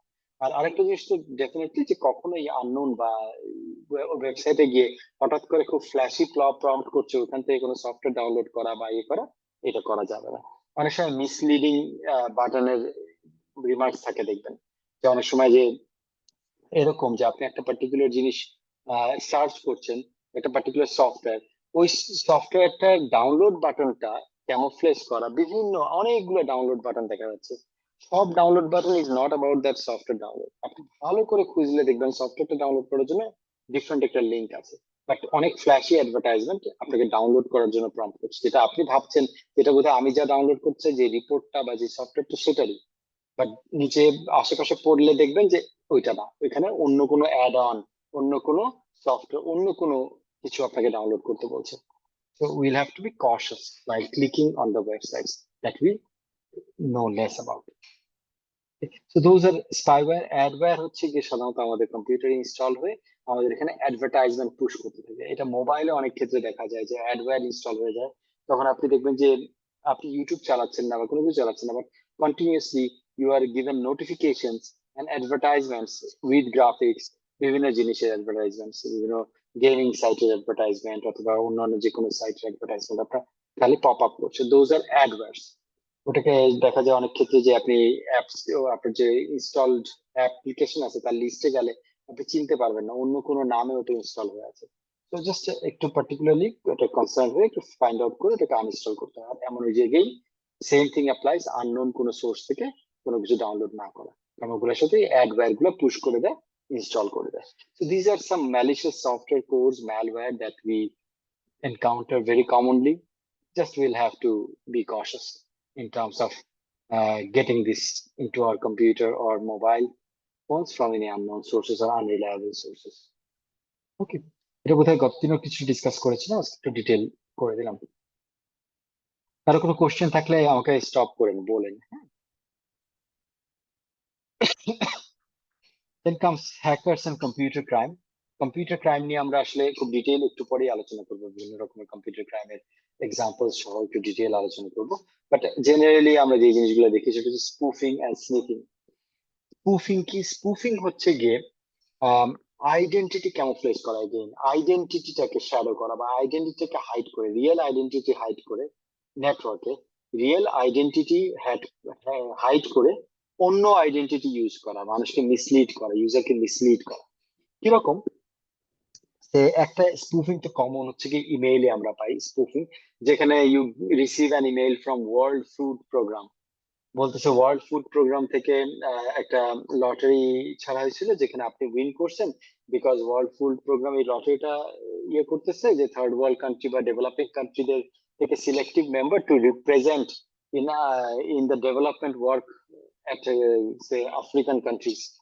সেরকম একটা লটারি করছে, so you are one of the luckiest one who for his or her profile or background you have been selected to represent World Food Program in Ghana, to oversee the World Food Program activities. এটার জন্য আপনাকে monthly একটা remuneration দেওয়া হবে, অমুক দেওয়া হবে, তমুক দেওয়া হবে।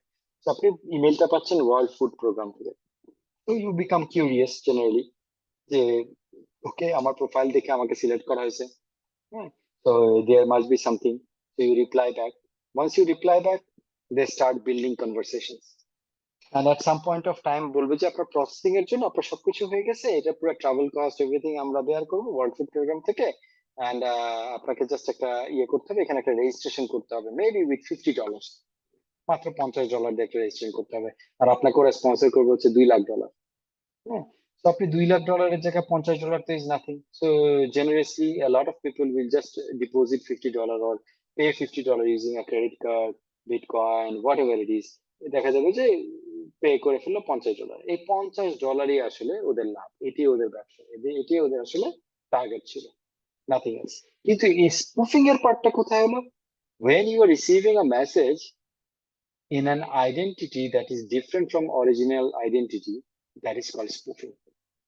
এটা যেমন ইমেইলে easy to understand, easy to execute, but there are spoofing happening, there is spoofing happens also অনলাইনে, যেখানে আপনি হয়তো you have been given a link, যেই লিঙ্কটার মধ্যে সে এখানে বলা হচ্ছে ইটস ফ্রম গুগল বা ফেসবুক, একদম এক্স্যাক্টলি আপনাকে পাসওয়ার্ড রিসেট করতে বলতেছে ফেসবুকের লিঙ্ক থেকে, but the link is actually ফেসবুকের মধ্যে হয়তো ও3টা মেবি, কথা কথা, অথবা ফেসবুকের এখানে লাস্টে BOOC, not BOOK.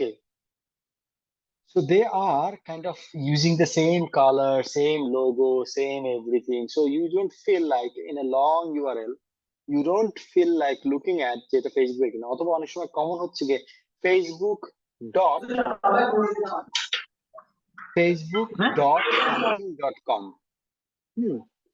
facebook.something.com, এখানে কিন্তু মেইন ডোমেইন নেমটা যে সামথিং যেটা বললাম মাঝখানে সেটা, অর্থাৎ আমি বলতেছি যে facebook.accountVerification.com, এখানে মেইন ডোমেইনটা আসলে ফেসবুক না, মেইন ডোমেইনটা অ্যাকাউন্ট ভেরিফিকেশন, ফেসবুকটা একটা সাবডোমেইন যে কেউ তৈরি করতে পারে। facebook.com হলে it is not replicable easily, but facebook.accountVerification.com, facebook.youraccount.com, youraccount.com, anybody can buy this domain and operate and have a Facebook prefix in front. It appear করতেছে একদম ফেসবুকের মতো, so user get confused. This is another form of spoofing. So it's kind of fraudulent activity with the identity, original identity. That is called spoofing. So spoofing দিয়ে fraudulent activity করা হয়, এটা একটা security risk. আর একটা হচ্ছে sniffing. Sniffing কি জিনিস? Sniffing হচ্ছে গিয়ে কোনো একটা নেটওয়ার্ক কানেকশনে, সেটা ওভার দ্য ইন্টারনেট হোক, ল্যান কানেকশন হোক, ওয়াইফাই কানেকশন হোক, যে কোনো কানেক্টিভিটির মধ্যে স্নিফ করা, কিছু সফটওয়্যার ইউজ করে, ম্যালিশিয়াস সফটওয়্যার ইউজ করে স্নিফ করা, যে টু আন্ডারস্ট্যান্ড যে এই কানেকশন দিয়ে, বর্তমানে লাইভ কানেকশন সেশন দিয়ে কি ধরনের ডেটা যাচ্ছে। If the software finds that it actually interesting data, interesting in a sense, commercially interesting, security point of view থেকে, সেটা এগেইন এটা হতে পারে পলিটিক্যাল, ডিপ্লোম্যাটিক, বিজনেস রাইভালারি, অথবা অন্য যে কোনো ফ্রডুলেন্ট অ্যাক্টিভিটির জন্য যে কোনো ইন্টারেস্টে যদি হয়, সেই ক্ষেত্রে ওখানে হ্যাক করার চেষ্টা করা, স্পুফিং করার চেষ্টা করা। বাট এটার আগের স্টেজ হচ্ছে sniffing, to try to understand what kind of data is transacting, is being communicated to a media, to a communication media. That is called spoofing. So এটাও আরেকটা হ্যাকিং বা computer crime. Okay? Then comes denial of service. Denial of service হচ্ছে গিয়ে, আমি জানি না আগে আলোচনা করেছিলাম কিনা, ডিনায়াল অফ সার্ভিস হচ্ছে গিয়ে প্রত্যেকটা ইনফ্রাস্ট্রাকচারের, প্রত্যেকটা সার্ভিস প্রোভাইডারের, প্রত্যেকটা হোস্টের there is a limit to provide service. It is never unlimited. যে কোনো একটা সার্ভার, আমরা যদি facebook.com চিন্তা করি, google.com চিন্তা করি, any সার্ভার, আমার কোম্পানি ICAB ওয়েবসাইট চিন্তা করি, every website, every application that is hosted in a hardware infrastructure, that is hosted and served through a network infrastructure, right? ওর সাথে রাউটার একটা আছে, অথবা সার্ভার যে হার্ডওয়্যারটা, সে সার্ভার হার্ডওয়্যার আছে, তার নেটওয়ার্ক কার্ড আছে। প্রত্যেকটা সার্ভার হার্ডওয়্যার ইনফ্রাস্ট্রাকচার কম্পোনেন্টের there is a capacity, there is a capacity attribute. It is never unlimited. হয়তো যে আমরা যদি ICAB এর ওয়েবসাইট চিন্তা করি, মেবি ICAB ওয়েবসাইটে maintaining a capacity of 500 concurrent user. Concurrent মানে কি, at any given moment 500 user website দেখতেছে, মেবি দ্যাট ইজ অ্যাডিকুয়েট। আমরা সেফটির জন্য 1000 ইউজার যাতে এট টাইম দেখতে পারে, সেটা ক্যাপাসিটি মেনটেন করতে পারি। But for TripAdvisor or Booking.com, এরকম একটা ওয়েবসাইটের জন্য 500 or 1000 concurrent user is never enough. They maintain a capacity of, say, 1 million user or 50,000 users, 200,000 users at a time. সারা ওয়ার্ল্ড থেকে at least 200,000, মানে ম্যাক্সিমাম 200,000 ইউজার যাতে at a time ওদের সাইটটি ইউজ করতে পারে। But still there is a capacity ceiling. It's not unlimited. Denial of service হচ্ছে গিয়ে ম্যালিশিয়াস সফটওয়্যার বা কোড দিয়ে বা হ্যাকাররা অনেক ক্ষেত্রে কি করে, এই ধরনের রিসোর্স গুলোতে, সার্ভার গুলাতে বা infrastructure রিসোর্সে they make false connections. Booking.com এর একটা কম্পিটিশন বা কোনো কারণে কেউ একজন হার্ট করতে চায় বিজনেসকে, সেই কারণে সেই কমিউনিটি বা সেই ইন্ডিভিজুয়াল করলো কি, 200,000 যেখানে সে ক্যাপাসিটি আছে, সে 200,000 ফেক কানেকশন, ফেক ইউজারের কানেকশন জেনারেট করে, এটা সফটওয়্যার দিয়ে জেনারেট করে, ভার্চুয়ালি জেনারেট করে Booking.com সাইটটা ইউজ করছে। অর্থাৎ Booking.com দেখতেছে যে এই মোমেন্টে, at this very moment 200,000, 2 lakh user website use করছে। তাহলে অরিজিনাল যে 35,000, 50,000 ইউজার অরিজিনাল যে ইউজ করে, সেই 50,000 ইউজার কি হবে, দেখবে যে server busy, ports, all ports are occupied, সবকটি লাইন ব্যস্ত আছে, অনেকটা এরকম। So they will be denied of the service. So this is called denial of service. So this is a particular attack known as DOS attack, DOS attack, denial of service attack. So এইটা অনেক সময় ক্যাপাসিটিকে overwhelm করে এই অ্যাটাকটা করা হয়। This is another security threat, very common security threat, যেটা অনেক সময় বড় বড় সার্ভিস প্রোভাইডাররা ফেস করে। যে তাদের অনেক ক্যাপাসিটি থাকা সত্ত্বেও definitely there is a limit to the capacity, but ওই লিমিটটাকে মাথায় রেখে যখন অ্যাটাক করা হয়, তখন এই ডিনায়াল অফ সার্ভিস অ্যাটাক হয়। So this is another kind of computer crime and hacking. এখন পর্যন্ত কারো কোনো প্রশ্ন, কোনো কনফিউশন? আমি একটু জানতে চাচ্ছিলাম, স্নিফিং যেটা বলছেন, এটা কি কোনো লাইভ নেটওয়ার্ককে ব্রেক করা বোঝাচ্ছে কিনা? এখন এটাকে, হ্যাঁ, এক অর্থে ব্রেক করা, এক অর্থে ব্রেক করা এই সেন্সে লাইভ নেটওয়ার্ক, প্রথমত লাইভ নেটওয়ার্ক ব্রেক করা এই সেন্সে যে সে এই জায়গায় প্যাকেট গুলো, মানে আমাদের যখন ডেটা ট্রান্সফার হয়, ডিজিটাল ডেটাটা এমন একটা ফর্মে ট্রান্সফার হয়, I am not getting to to detail, technical ডিটেইলে ওখানে যাবো না। যেটা হয়, যেটা বুঝতে হবে যে আমাদের ডেটা গুলা, ডিজিটাল ডেটা যখন আমরা বলি তখন ইট মিনস 0 and 1, রাইট? যে কোনো ডেটা যখন ট্রান্সমিট হয়, it's all zeros and one. But আমার যদি কন্টিনিউয়াসলি একটা কেবল দিয়ে খালি 0 1 1 1 0 0 1 1 যেতে থাকে, it is very difficult, it is very challenging for devices, for protocols, for different components within the IT system to actually segregate যে এখানে মিনিংফুল ডেটা কতটুকু, কতটুকুর পরে আমি একটা ব্রেক চিন্তা করব, কতটুকুকে এক জায়গায় করে আমি একটা পার্টিকুলার টাইপ অফ ডেটা বা ইনফরমেশন চিন্তা করব, রাইট? তো আমি একটা কমিউনিকেশন পাঠাচ্ছি যেখানে, সেই যে ভয়েস, আমি এখন আপনাদের সাথে কথা বলছি, আপনাদেরকে এসে মাই ভয়েস এই যে ইয়ারফোন দিয়ে যাচ্ছে কম্পিউটারের ভিতরে, কম্পিউটারের ভিতর থেকে ইন্টারনেটের থ্রু দিয়ে, জুমের ভিতরে ইন্টারনেটের থ্রু দিয়ে ট্রাভেলিং টু জুমের যে হেডকোয়ার্টার বা সার্ভার, সেই পর্যন্ত ট্রাভেল করছে, দেন জুম থেকে আপনারা আবার শুনছেন। বাট আমার যে ভয়েসের যে জিনিসগুলো, এই ভয়েস গুলা সে কন্টিনিউয়াসলি 0 আর 1 পাঠাচ্ছে না, সে ভয়েস গুলাকে কিছু মিনিংফুল প্যাকেটে আগে ফরমেশন করছে, কিছু প্যাকেট ফরমেশন করছে। এই প্যাকেট গুলা ইউডিপি বলে এক ধরনের প্রোটোকল ইউজ করা হয়। ইউডিপি এটা একটা স্পেসিফিক প্রোটোকল, এই ভয়েস প্যাকেট গুলাকে আমরা ইউডিপি প্যাকেট বলি টেকনিক্যালি। এই ইউডিপি প্যাকেটের একটা পার্টিকুলার সাইজ আছে এবং একটা হেডার আছে, একটা ফুটার আছে, ভিতরে এই কন্টেন্ট গুলাকে প্যাকেট করে করে ভয়েস প্যাকেট গুলাকে বাইনারিতে পিস পিস প্যাকেট পাঠানো হয়। এবং আমার এই একটা কথা হয়তো 30 সেকেন্ডস এর একটা statement may end up being distributed to say 200 packets, data packets, UDP packets. এই 200 প্যাকেটের হেডার আর ফুটারে লেখা আছে এটা 1 of 200, 2 of 200, 3 of 200, এইভাবে করে 200 of 200 যখন কমপ্লিট হবে তখন দ্য আদার এন্ড আন্ডারস্ট্যান্ড যে আমি পুরো অংশটুকু রিসিভ করে ফেলছি। যদি সে মাঝখানে একটা প্যাকেট রিসিভ না করে, সে 195তম প্যাকেটটা রিসিভ করে নাই, তাহলে সে বুঝবে যে সে ডাটাটা রিসিভ করে না, সে পুরো ডেটাটাই ডিসকার্ড করবে যাতে এটা ডিস্টরশন না হয়। So there are certain principles that technology follow in terms of data transmission. Now, sniffing যে জিনিসটা, সেটা যেটা করে, সে এই যে নেটওয়ার্কটা লাইভ নেটওয়ার্ক, এর মধ্যে সে টেকনিক্যালি বোঝার চেষ্টা করে ডেটা প্যাকেটের সাইজ কি, ডেটা প্যাকেটটা কি ধরনের data, is a voice data or it's a image data or it's a binary just letters. Data প্যাকেটের সোর্স কি, ডেস্টিনেশন কি, ডেটা প্যাকেটটা কত বড় ডেটা, তো এই ডিফারেন্ট অ্যাট্রিবিউট গুলো সে রিড করার চেষ্টা করে। রিড করার চেষ্টা করে সে ওইখান থেকে একটা অ্যাসেসমেন্টে যায় যে whether this is an interesting data to hack.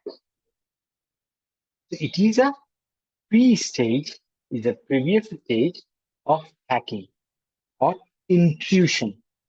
এর পরের স্টেজটাকে আমরা বলবো ইনট্রুড করা, অর্থাৎ ওখানে একদম ইনট্রুশন করা, ওখানে অনধিকার প্রবেশ করা, করে জিনিসপত্র নিয়ে আসা, ডেটা নিয়ে আসা, যেটা নেটওয়ার্ক কানেকশন থেকে খুব টাফ, সবসময় সম্ভব না। বাট যদি আনসিকিউর নেটওয়ার্ক হয়, কোনো এনক্রিপশন না থাকে, সেক্ষেত্রে এটা সম্ভব হয়। এই স্নিফিংটাও আসলে সম্ভব হয় আনসিকিউর নেটওয়ার্কে। এনক্রিপশন কি জিনিস, সিকিউর নেটওয়ার্ক যেহেতু এই কন্টেক্সচুয়ালি চলে আসলে একটু বোঝার জন্য বলি। সিকিউর নেটওয়ার্ক হচ্ছে কি এনক্রিপ্টেড নেটওয়ার্ক। এনক্রিপশন কি জিনিস, যখন সোর্স ডেস্টিনেশনে যখন ডেটা পাঠায়, কোনো কমিউনিকেশন পাঠায়, তখন সোর্স সে একটা পার্টিকুলার ফর্মুলায় ডেটাকে ডিস্টর্ট করে, চেঞ্জ করে দেয়, যেটা আদার এন্ড রিসিভ করে ডিস্টর্টেড অবস্থায়, এবং সে ওটাকে আবার এটাকে ডিক্রিপ্ট করে ইউজিং দ্য সেম ফর্মুলা, যেটাকে আমরা বলি এনক্রিপশন কি, সেম ফর্মুলা, কিন্তু কিটা সেপারেটলি সোর্সের থেকে ডেস্টিনেশনে সেপারেটলি কমিউনিকেট করে দেওয়া হয়। এইটা হচ্ছে কি ডেটাটাকে ডিক্রিপ্ট করার কি। এতে কি হয়, যার হাতে কিটা আছে সে ছাড়া অন্য কেউ এটার আসলে মিনিংটা বের করতে পারে না এই ডেটাটার, কারণ ডেটাটা জাম্বলড অবস্থায় আছে, এনক্রিপ্ট অবস্থায় আছে, যার ফলে মাঝখানে কেউ স্নিফিং করলেও সে আসলে ঝিরঝির শুনতে পায়, সে আসলে কিছু বুঝতে পারে না যে এর ভিতর থেকে কি কমিউনিকেশন হচ্ছে। তো এই জন্য কমিউনিকেশন সবসময় এনক্রিপ্টেড চ্যানেলে করাটা সিকিউর, যে কারণে আমি লক সাইনের কথা বলেছিলাম ট্রানজাকশন করা। ওকে, তখন স্নিফিং করতে পারে না, তখন এই ইয়েটা করতে পারে না, স্নিফিংও করতে পারে না, হ্যাকিং করতে পারে না বা ওইটা থেকে ইনট্রুশন করতে পারে না। বোঝা গেছে? আপনার উত্তরটা পাওয়া গেছে? জি, thank you sir, thank you. Great. Let's come to computer crime. Computer crime টা আমি এখানে স্কিপ করছি এই স্লাইডে, নেক্সট স্লাইডে গিয়ে কম্পিউটার ক্রাইমের উপরে যেহেতু আমরা ডিটেইল আলোচনা করবো, সো এই মোমেন্টে স্কিপ করছি। ওকে, দেন হচ্ছে identity theft. Identity theft and spoofing are same thing. Identity theft হচ্ছে গিয়ে দুই রকমের হয়। একটা হচ্ছে কি স্পুফিং, যেরকম আমরা বলেছিলাম যে আরেকজনের আইডেন্টিটি ইউজ করে ম্যানিপুলেটিভ অ্যাক্টিভিটি করা, ফ্রডুলেন্ট অ্যাক্টিভিটি করা, অন্য কারো আইডেন্টিটি ইউজ করে, ওইটা যেমন হচ্ছে কি স্পুফিং, ওইটাও একটা আইডেন্টিটি থেফট। আইডেন্টিটি থেফটের আরেকটা পার্ট হচ্ছে গিয়ে অন্য কারো আইডেন্টিটিটাকে গ্যাদার করা, আইডেন্টিটি ইনফরমেশন গুলা গ্যাদার করা। হ্যাঁ, সেটা কিরকম? অনেক ক্ষেত্রে দেখবেন এরকম কিছু ওয়েবসাইট আছে, if you want to create a US address, অনেক সময় দেখা যাচ্ছে কি একটা পার্টিকুলার সার্ভিস আপনাকে অন করতে দিচ্ছে না, because that is specific for US residents. That service is only available to US residents. এখন আপনি বাংলাদেশে বসে কোনোভাবে ওই ওয়েবসাইটে রেজিস্ট্রেশন করতে পারতেছেন না এই সার্ভিসটার জন্য, তখন আপনি যদি গুগলে যদি সার্চ করেন যে I need a fake US address বা valid US address to use, valid US address, কারণ ইউএস অ্যাড্রেস ভেরিফাই করা যায়, ইউএস অ্যাড্রেস ভেরিফাই করা যায়। সে আমি যদি ওখানে সিলিকন ভ্যালি বা একটা অ্যাড্রেস যদি ইয়ে করতে চাই, দেখা যাবে ওখানে ক্যালিফোর্নিয়া স্টেটে আমার বে এরিয়াতে বলতে হবে সে মন্ট্রি ড্রাইভ, মন্ট্রি ডিয়ার বলে একটা রোড আছে, মন্ট্রি ডিয়ার, ওখানে আমি 3145 মন্ট্রি ডিয়ার একটা অ্যাড্রেস ইউজ করলাম। ওই অ্যাড্রেসটা, ওই লেনটা, ওই এটা একটা পার্টিকুলার পোস্ট কোডে পড়ে, 7 ডিজিটের একটা পোস্ট কোডে পড়ে। এখন আমি যদি পোস্ট কোড, স্ট্রিটের অ্যাড্রেস এবং স্টেট, সিটি, হ্যাঁ ওখানে ইউনিয়ন সিটিতে পড়বে, ওটা ইউনিয়ন সিটি, এই সবকটা কম্বিনেশন ম্যাচ না করলে, it is very easy, USA address verification is very easy, match না করলে they will easily understand it's not a valid address. আপনি ইচ্ছা করলে একটা জিপ কোড দিয়ে দিলাম, ইচ্ছা করলে একটা স্ট্রিট অ্যাড্রেস দিয়ে দিলাম, স্টেটের নাম দিয়ে দিলাম, it's not going to work. হ্যাঁ, it's not going to be verified, so it's very difficult to fake an address. কি হয়, আপনি এরকম ইন্টারনেটে সার্চ করেন গুগলে যে I need a valid address to use, আপনি দেখবেন আপনাকে লিস্ট অফ অ্যাড্রেস দিয়ে দিবে, আপনাকে জিজ্ঞাসা করবে যে কোন স্টেটে চান, কোন সিটিতে চান, আপনাকে প্রচুর অ্যাড্রেস দিয়ে দিবে, ওখানকার ফোন নাম্বার সহ। Now what they are doing, they have stolen identities, addresses, valid addresses from maybe courier. আমি যেমন সবসময় দারাজে অর্ডার করলে বা কোনো কুরিয়ার সার্ভিস, ই কমার্সে কোনো কিছু অর্ডার করলে আই মেক শিওর যে I don't throw out the package with my phone number, with my name and address on it. আমি অ্যাড্রেসের যে কাগজটা ওটাকে আলাদা করে ছিঁড়ে টুকরা টুকরা করে আলাদা ডিসপোজ অফ করি, আর প্যাকেটটা আলাদা ডিসপোজ অফ করি, to ensure that my phone number, my name, my address, detail address যেটা আমার এই পার্সেলে আসছে, that doesn't get dumped along with the packet এক জায়গায়। Anybody collecting that packet will get hold of my details, my phone number, my name and my address, floor details, apartment number, everything. So they will be able to use the same address. So this is what happens. People or organizations, institutions, either harmful institutions, they consciously collect all these address and sell these addresses on internet as valid addresses. তাহলে কি হলো, কোনো এক ভদ্রলোক বা ভদ্র মহিলার address USA তে, সেইটা কেউ একজন বিক্রি করে দিচ্ছে বাংলাদেশি একজনের কাছে, সে দিয়ে দেওয়া আছে তার নামে, তার অ্যাড্রেস, তার ফোন নাম্বার ইউজ করে একটা সার্ভিস রেজিস্ট্রেশন করে ফেললো। এখন এই সার্ভিস রেজিস্ট্রেশন করে সে খুব ইউজ করতেছে, ওখান থেকে কোনো ম্যাল প্র্যাকটিস হলো বা কোনো খারাপ কিছু হলো, কাজ হলো, who will be responsible, who will be caught? That guy who doesn't have any clue. This is another part of identity theft. Okay, so identity theft হচ্ছে একটা হচ্ছে অ্যাড্রেস theft করা বিভিন্ন ভাবে, যে কারণে কখনো আননোন কোনো জায়গায় গিয়ে ফর্ম ফিল আপ করতে হয় না। এই যে দেখবেন অনেক সময় কি এসএমএস পাই আমরা যে পাসওয়ার্ড রিসেটের জন্য কোড পাঠানো হয়েছে ফেসবুকের থেকে বা থেকে, আপনি যদি নিজে রিসেটের রিকোয়েস্ট না করে থাকেন, don't bother about those messages. ওখানে যে লিঙ্ক থাকবে, ওই লিঙ্কে যাওয়ার পরে আপনি দেখবেন ফেসবুকের মতোই সবকিছু চেহারা, আপনি আপনার অ্যাড্রেস, পাসওয়ার্ড টাসওয়ার্ড সব দিয়ে দেবেন, হোয়াট উইল হ্যাপেন, ওই সার্ভারটা আপনার সমস্ত ইনফরমেশনটা থেফট করে নিয়ে যাবে। So these are all identity thefts. Then comes click fraud. Click fraud is another kind of crime. সেটা হচ্ছে গিয়ে যে এটা সাধারণত খুব পুরানো জিনিস, এখন কম ইউজ হয়। সেটা হচ্ছে গিয়ে যে অ্যাডভার্টাইজারদের কাছ থেকে অ্যাডভার্টাইজমেন্ট মানি বের করার একটা লজিক হচ্ছে গিয়ে যে কত click, cost per click, pay per click, এরকম কিছু টার্মস থাকে যে আমি কত ক্লিক করাইতে পারবো। তো ক্লিক করানোর জন্য ওরা কি করে, বিভিন্ন ওয়েবসাইটে ফ্ল্যাশি কিছু অ্যাডভার্টাইজমেন্ট, বাটনস, প্রম্পট, রিকোয়েস্ট, বিভিন্ন জিনিস দেয়। ওকে, এটা সম্পর্কে একটু জানার জন্য এখানে ক্লিক করেন, অথচ ওইটার সাথে ওটার কোনো রিলেশনশিপ নাই ওই ইনফরমেশনের সাথে। বা ওই যে একটু আগে আমি যখন আলোচনা করেছিলাম যে ম্যালিশিয়াস সফটওয়্যার ডাউনলোড করার জন্য অনেক সময়, স্পাইওয়্যার ডাউনলোড করার সময় দে এন্টাইস ইউ উইথ ফ্ল্যাশি প্রম্পটস। তো ওই প্রম্পট গুলাতে ক্লিক বেটস বলে এগুলোকে, অর্থাৎ ওখানে মানুষকে ক্লিক করাতেছে। এই ক্লিকটা তারা ইউজ করে হচ্ছে কি অ্যাডভার্টাইজমেন্ট মানি জেনারেট করার জন্য। These are click fraud. So original পারপাসে ক্লিক না করা, ইচ্ছে করে আপনাকে এন্টাইজ করে করে ফ্রড করে ক্লিক নেওয়ার জন্য। This is called click fraud. Cyber terrorism and cyber warfare.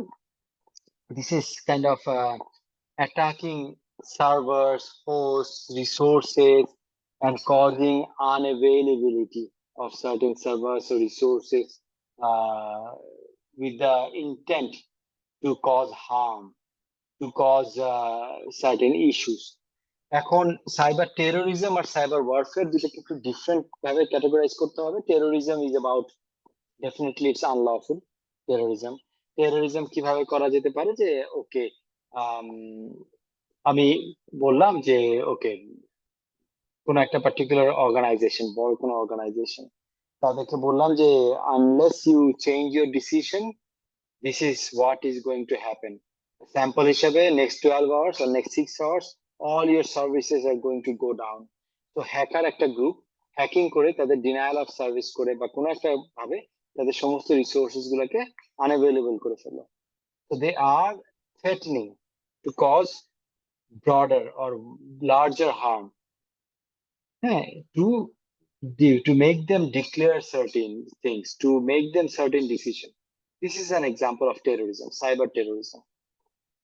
Or cyber terrorism এর আরো কিছু ডাইভার্সন থাকতে পারে, মিস ইনফরমেশন ছড়ানো, পাবলিক chaos তৈরি করা। So এই ধরনের সাইবার টেরোরিজমের বিভিন্ন ফর্ম থাকতে পারে। সো কজিং, মানে with ill intent, causing chaos, causing disturbance, causing some nuisance, that falls under cyber terrorism. But cyber warfare is different. Cyber warfare সাধারণত একটা দেশের সাথে দেশে হয়, নেশনের সাথে নেশনের হয়, একটা বড় কমিউনিটির সাথে কমিউনিটি হয়, দুইটা বড় interest group. But the difference between terrorism and warfare is mostly about যে ওয়ারফেয়ার করছে সেটা ডিক্লেয়ার্ড করতেছে অ্যান্ড আন্ডার সার্টেন রুলস করছে। যদিও সাইবার ওয়ারফেয়ারের জন্য দেয়ার ইজ নো রুল। যেমন হচ্ছে যে দেয়ার ইজ ওয়ার ক্রাইম হবে যদি আপনি ফিজিক্যাল ওয়ারের ক্ষেত্রে যদি সার্টেন জিনিস মেনটেন না করেন, যেমন আপনি অ্যানাউন্সমেন্ট না করেন, যদি আপনি অফিসারদেরকে টার্গেট করেন, সোলজারদেরকে না মেরে আপনি যদি ডাইরেক্ট অফিসারদেরকে স্নাইপার দিয়ে টার্গেট করেন, that's a war crime. Because there are Geneva rules, কিছু জেনেভা রুল আছে ওয়ারের, যে আপনি ওয়ার করবেন, যুদ্ধ করবেন, but you have to maintain certain discipline. Like আপনার কোনো সোলজার, কোনো বাহিনী যদি আপনার কাছে আত্মসমর্পণ করে, আপনার কাছে সারেন্ডার করে, then you will have to make sure that you can give them security, that no one harms them. তাদেরকে আপনার হ্যান্ড ওভার করতে হবে আবার ওই পক্ষের কাছে unarmed, but there are certain rules you will have to follow. You cannot just do whatever you want যুদ্ধে। So there are war rules, otherwise the war crime হয়ে যাবে।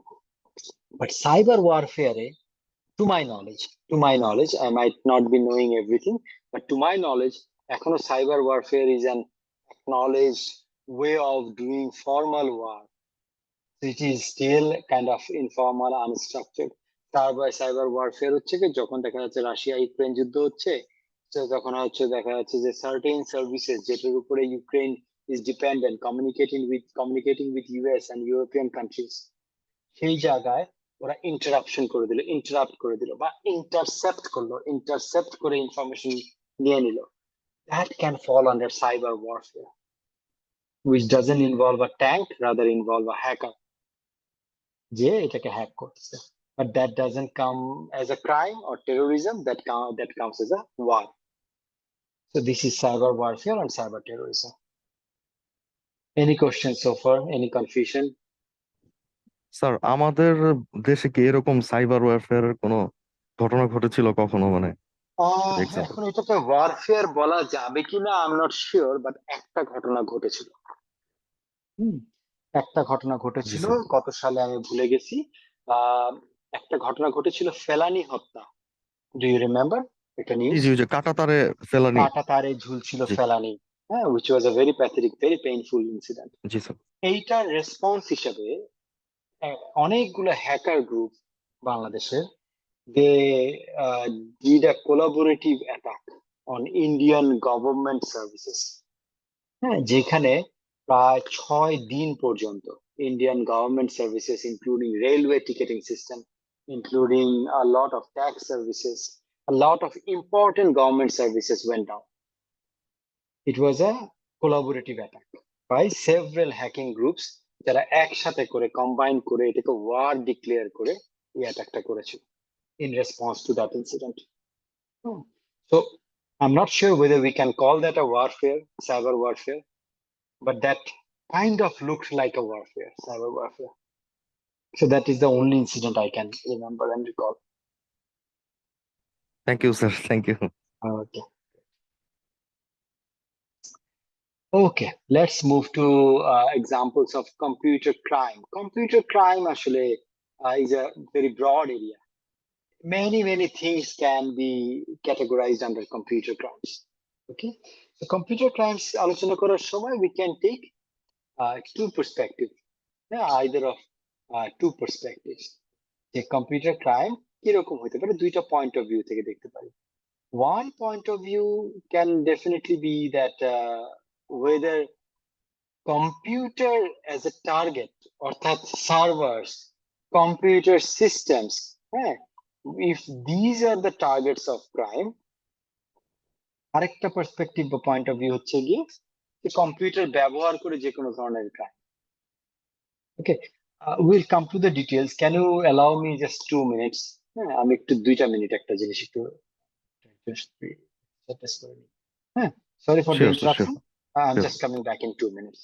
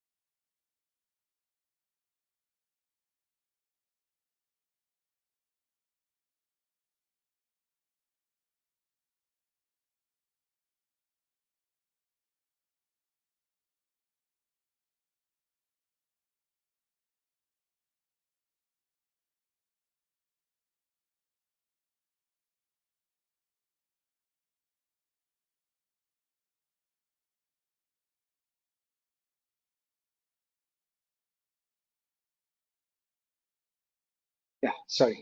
Okay. So I was saying,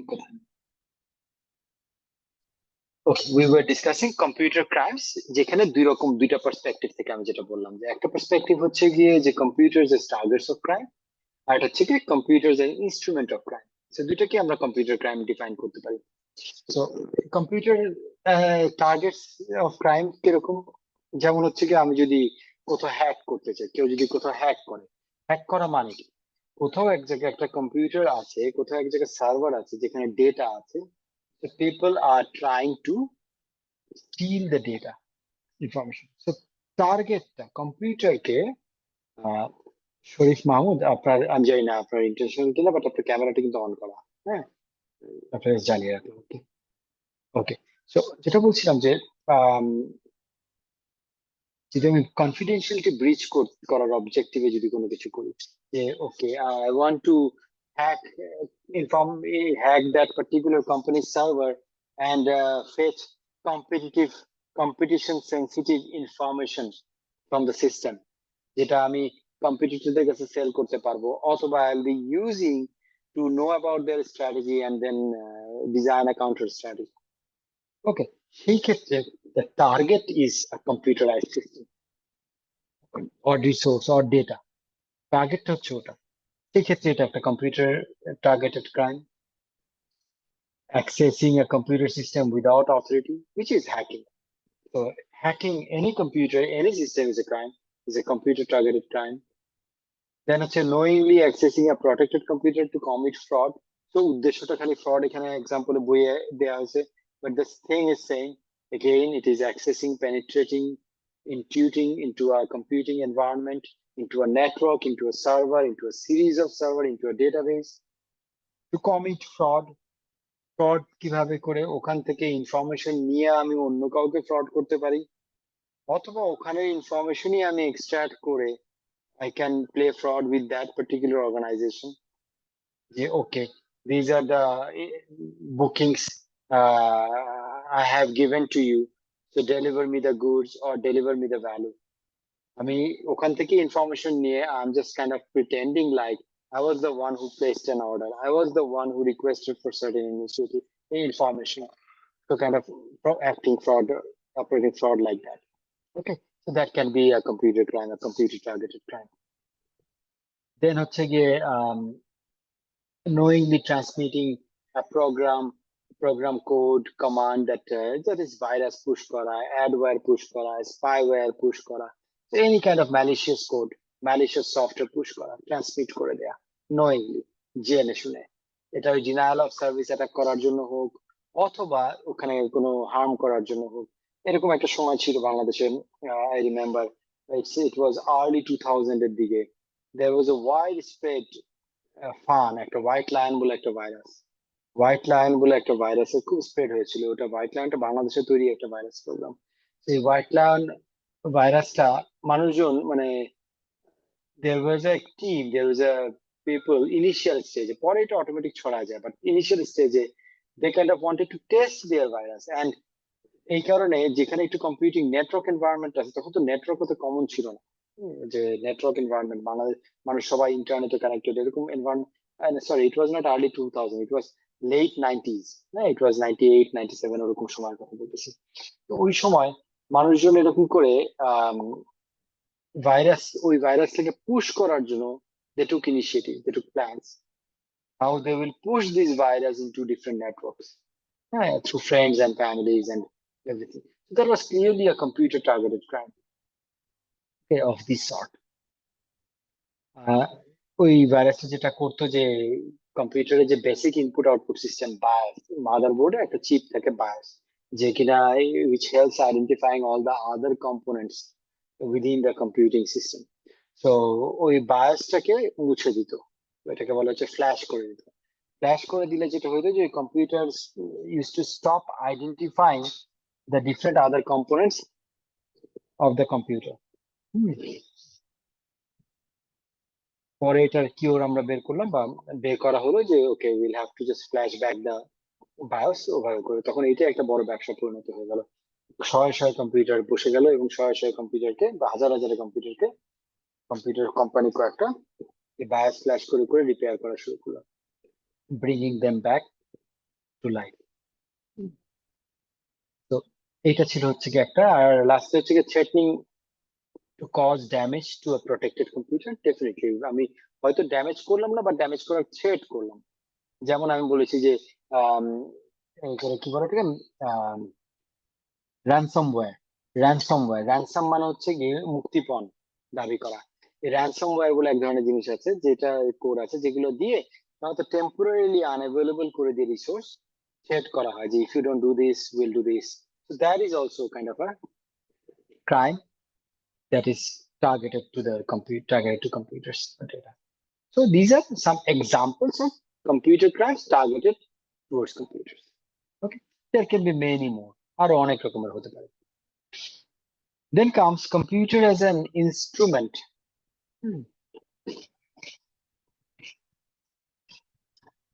sorry, আমি আপনাদের class নিতে নিতে একটু হালকা biscuit খাচ্ছি, because blood sugar level diabetes আছে যেহেতু, ব্লাড সুগার লেভেলটা হঠাৎ মনে হচ্ছে খুব নেমে গেছে। আমি I'm not being able to just ওই এনার্জিটা লুজ করে যাচ্ছে, মাথা ঘুরতেছে, যে কারণে একটু হালকা মিষ্টি বিস্কিট খেয়ে নিচ্ছি। Sorry for that. So, computer as an instrument of crime, that is যে কোনো ধরনের ক্রাইম, সেটা হতে পারে টার্গেটেড টু কম্পিউটার, হতে পারে অন্য কোনো কম্পিউটার কি ইউজ করে। যেমন এরকম হতে পারে যে কেউ একজন একটা, জি স্যার আপনি আমাদেরকে ব্রেক দিতে পারেন 15 মিনিটের। একটু পরে দিব, হ্যাঁ সামান্য কিছুক্ষণ পরে। আস্ক ফর লাইট স্ন্যাক, ওটা আসলে তখন দিব, কারণ তাহলে ওটা ইউজ হবে টাইমটা। হ্যাঁ, আমি জাস্ট সুগার খেয়ে নিচ্ছি। হয় কি সারাদিন তো কথা বলি অফিসে, প্রচুর কথা বলা লাগে আর কি। এই সন্ধ্যার সময় drains a lot of energy.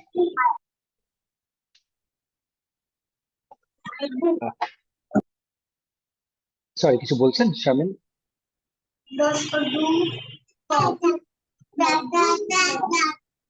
Shamin আপনার এটা আচ্ছা, ঠিক আছে। Okay, so we were discussing computer as instrument of crime. সেটা কি কি ধরনের হতে পারে? যেমন হতে পারে হচ্ছে গিয়ে এখানে এক্সাম্পল গুলোর মধ্যে যেমন থ্রেড অফ ট্রেড সিক্রেটস। এখন আমি এটা কোনো অন্য কোনো কম্পিউটার থেকে বা অন্য কোনো ডেটাবেস থেকে ট্রেড সিক্রেট করতেছি, অথবা এমন হতে পারে ট্রেড সিক্রেট অন্য কোনো ডেটাবেস থেকে না, আমি যেটা করতেছি সেটা হচ্ছে কোনো একটা ই কমার্স সাইট থেকে একবারে সমস্ত প্রোডাক্ট গুলা লিস্ট ধরে ধরে ডাউনলোড করে নিচ্ছি এবং দেখতেছি যে কোন প্রোডাক্ট এই ই কমার্স সাইট কিভাবে প্রাইসিং করছে, তার সাথে কন্ডিশন কি।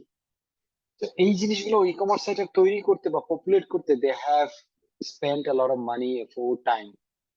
But what I am doing for is, ওগুলোকে সব কবে, যেমন আমি একটা এক্সাম্পল দিই, I had an initiative, health কেয়ারে একটা ডিজিটাল হেলথ কেয়ার ইনিশিয়েটিভ আমার ছিল, এটা বন্ধ হয়ে গেছে unfortunately.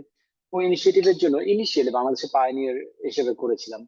2014 I had to spend a lot of time, effort, energy in conversing with doctor, যেহেতু ছিল ডক্টরদের সাথে তাদেরকে অ্যাগ্রি করানো, তাদের ইনফরমেশন কালেক্ট করা, কোন ডক্টর কোন চেম্বারে কি বারে বসে, কত সময়ের জন্য বসে। So a lot of information. So for around 9,500 doctors, 9,500 ডাক্তারের ছিল। So they had to collect all this. But interestingly, after that particular platform got launched এবং started getting popular, এক বছরের মধ্যে there were 14 other platforms, 14টা আরো, তার বাইরেও থাকতে পারে, আমি জানি 14টার কথা, 14টা আরো প্ল্যাটফর্ম যেখানে they had the same list of doctors, same set of information. They just copied everything and they built that. But the thing they couldn't copy is basically the functionality behind how this is going to be handled. So tip of the iceberg এগুলি যেগুলি পাওয়া যায় সেটাকে copy করে ফেলে। But that hurts. That hurts. Not necessarily সবকিছু copyright করা যায়। And ডক্টর একটা ইনফরমেশন বা একটা প্রোডাক্টের ইনফরমেশন বা একটা কিছু হোটেলের অ্যাভেলেবিলিটি ইনফরমেশন, এটা ট্রিপ অ্যাডভাইজারের মতো একটা সাইট, সেখানে সে কষ্ট করে অনেক রিসোর্স এঙ্গেজ করে একটা হোটেলের কন্ট্যাক্ট নাম্বার, লোকেশনের ম্যাপ সবকিছু সে করতেছে। এখন একটা নতুন একটা ট্রিপ অ্যাডভাইজিং সাইট চলে আসলো, সে কি করলো, ওখান থেকে কম্পিউটার ইউজ করে ওখান থেকে সমস্ত ইনফরমেশন ডাউনলোড করে নিয়ে তার ওয়েবসাইটে আপলোড করে দিল। তাহলে কি দাঁড়ালো? প্রথমত এখানে সার্চ ইঞ্জিন অপটিমাইজেশনের বিষয় আছে, যে সার্চে গুগল কাকে হাইলাইট করবে, এখানে ইম্প্যাক্টেড হবে। প্লাস হচ্ছে গিয়ে সার্ভিস গুলো ডাইভার্টেড হয়ে যাবে, people will get confused where to take the service from. So this creates a lot of nuisance for real businesses. So that's an example of theft of trade secrets. Even if it is not secret, it is theft of trade assets. So this is a computer crime done using computer as an instrument. Then comes the unauthorized copying of software and copyrighted intellectual property, such as articles, books, music. এখন আমি যদি কোথাও এক জায়গায় আমি একটা বই কোনোভাবে কম্পিউটার ইউজ করে ওটার হয়তো এক এক সময় এক একটা চ্যাপ্টার পড়তে দেয় ফ্রি, আমি এরকম প্রত্যেকটা চ্যাপ্টার এক একবার ঢুকলে চ্যাপ্টার 1, তারপরে ঢুকলাম চ্যাপ্টার 7, তারপরে ঢুকলাম চ্যাপ্টার 3, তারপর ঢুকলাম চ্যাপ্টার 9, তারপর ঢুকলাম চ্যাপ্টার 2, এভাবে করে বারবার ট্রাই করে করে 1 2 3 4 থেকে চ্যাপ্টার 9 পর্যন্ত সব আমি কপি করে ফেললাম পুরো বইটা, তারপর নিয়ে পাবলিশ করে দিলাম। So that's an example of using computer as an instrument to fetch or to copy unauthorized ভাবে copyrighted content. তো এরকম বিভিন্ন জিনিস হতে পারে। It is still an example of computer crime using computer as the instrument. অনেক সময় আমরা ভিডিও ডাউনলোড করি, মিউজিক ভিডিও সব কপিরাইটেড। অনেক সময় অনেক ছবি কপিরাইটেড, ইমেজ এখন ডিজিটালি কপিরাইটেড এনএফসি বলে, সরি কি জানি কি অ্যাসেট বলে কি এনএফ ভুলে গেছি। তো এই ডিজিটাল অ্যাসেট পাওয়া যায়, ছবি, এইগুলোও এখন অনেক সময় কপি করে মানুষজন নিয়ে নেয়। These are all computer crimes using computer as an instrument. Schemes to defraud, অনেক সময় কম্পিউটার ইউজ করে বেসিক্যালি ফ্রডুলেন্ট অ্যাক্টিভিটি চালানো হয়, বিভিন্ন লটারির কথা বা সেটা আসলে কম্পিউটার ইউজ করে মানুষকে উদ্বুদ্ধ করা হচ্ছে ইন্টারনেটের থ্রু দিয়ে। সেক্ষেত্রে কোনো কম্পিউটারকে টার্গেট করে ক্রাইম করা হচ্ছে না, কম্পিউটার ইউজ করে ওই ধরনের ক্রিমিনাল অ্যাক্টিভিটি করা হচ্ছে, সেটা MLM হোক, মাল্টি লেভেল মার্কেটিং হোক, সেটা অনেক সময় ফেক লটারি হোক, সেটা অনেক সময় ফ্রডুলেন্ট কিছু টেম্পটেশন দিয়ে হোক। So these are all computer crimes using computer as an instrument. Then using email for threats or harassment, কেউ যদি harassment email বা threat email পাঠায়, অনেক সময় আছে না থ্রেট করলে ইমেল দিয়ে, তো যেহেতু কম্পিউটার ইউজ করে এই ক্রাইমটা করা হচ্ছে, it's a crime. Threatening someone illegally is a crime. So as it is being done using a computer as an instrument, it's a computer crime. Intentionally attempting to intercept electronic communication, এই যে hacking করার জন্য intercept করা বা attempt করা, that's an example of computer crime. Illegally accessing stored electronic communication, email, voice mail, যে কোনো কিছু, ডেফিনেটলি ইটস দুইটার মধ্যেই পড়ে। এটা কম্পিউটার ইউজ করি এবং কম্পিউটার টার্গেটেড, এটা আসলে দুইটা ক্যাটাগরিতেই পড়ে। হ্যাঁ, এটা কম্পিউটার ইউজ করেই উপরের যেগুলো আছে এগুলো সবই আসলে কম্পিউটার অ্যাজ অ্যান ইনস্ট্রুমেন্টের মধ্যে এক্সাম্পল হিসেবে আসতে পারে, because computer as a target কোনো ক্রাইম করতে গেলে আসলে কম্পিউটার ইউজ করেই করা লাগে, except for যদি ফিজিক্যাল ভ্যান্ডালিজম না, যে আমি থ্রেট করলাম যে আমি আপনাদের যে কম্পিউটার সিস্টেম আছে, সার্ভার সিস্টেম আছে, এখানে আগুন লাগাই দিব, ড্যামেজ করব, পানি ঢেলে দিব। That's a physical damage to the computer system, which is being done, a crime being done without using computer as an instrument, but targeting a computer. ওইটা ছাড়া মেজরিটি কম্পিউটার টার্গেটেড ক্রাইম আসলে computer as an instrument use করেই করতে হবে। Okay, so these are basically interchangeably use করা যায় এইগুলো example গুলা। And lastly, তার আগে হচ্ছে illegally accessing, as বললাম, আর হচ্ছে transmitting and processing child pornography using computer, any illegal activity. If gambling is illegal যদি কোনো কান্ট্রিতে হয়, সেইখানে অনলাইন ইউজ করে, কম্পিউটার ইউজ করে গ্যাম্বলিং প্রমোট করা, is a computer crime using computer as an instrument. Child pornography যেখানে illegal, বা pornography যেখানে illegal, you do pornography using computer, it's a crime using a computer as an instrument. These are some examples of computer crimes from two perspectives. One is computer as a target of crime, two, computer as an instrument of crime. কারো কোনো question?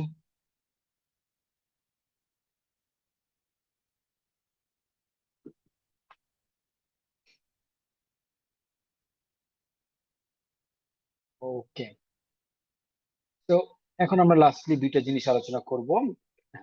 এটা হচ্ছে গিয়ে, একটা হচ্ছে গিয়ে internal threats, আর হচ্ছে software vulnerabilities. Internal threat কি জিনিস? ইন্টারনাল থ্রেট আমরা এতক্ষণ পর্যন্ত যা আলোচনা করলাম, majority of these are external threats. দেখা যাচ্ছে আমার অর্গানাইজেশনের কম্পিউটার এনভায়রনমেন্ট,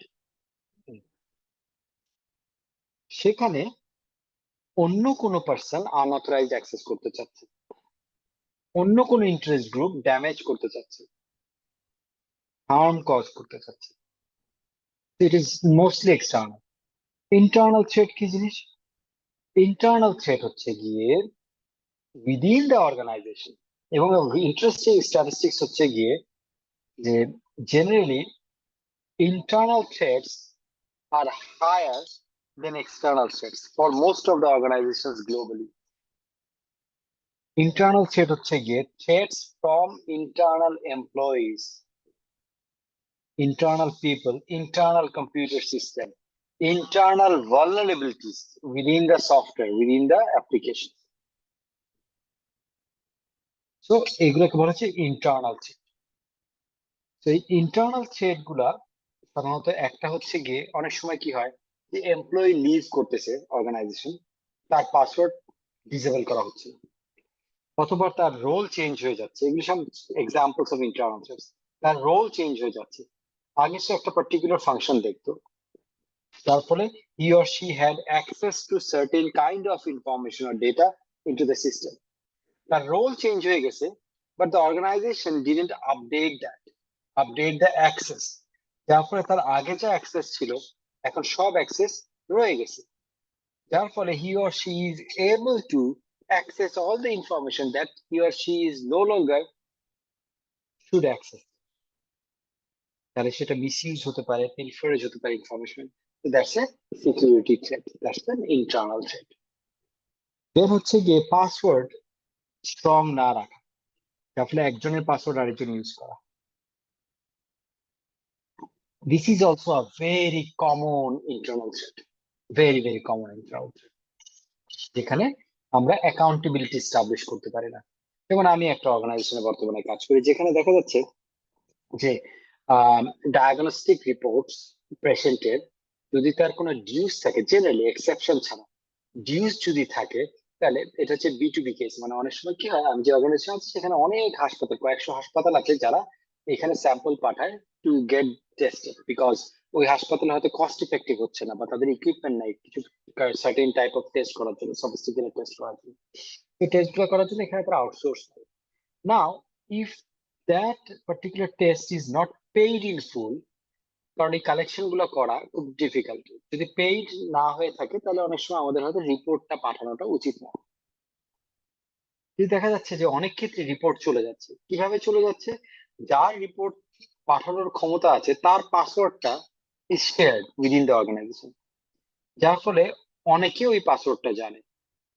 দেখা যাচ্ছে প্রয়োজন হচ্ছে, কাস্টমার ক্লায়েন্ট রিকোয়েস্ট করছে, ভাই আমার ইমার্জেন্সি রিপোর্ট গুলো এখনই দরকার, পেমেন্ট হয়তো ক্লিয়ার হয় না, সে হয়তো এটার জন্য অ্যাকাউন্টেবল না, সে ওই পাসওয়ার্ডটি ইউজ করে রিপোর্টটা পাঠিয়ে দিচ্ছে, যার ফলে কালেকশনটা ডিউজে পড়ে যাচ্ছে, and it is not getting collected, it is getting difficult to collect.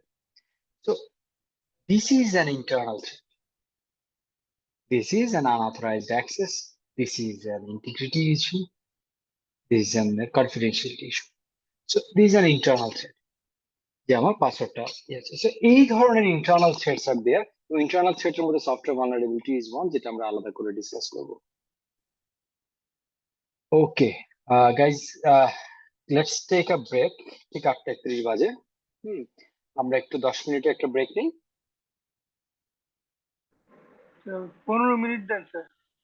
15 minute? Okay, 15 minute.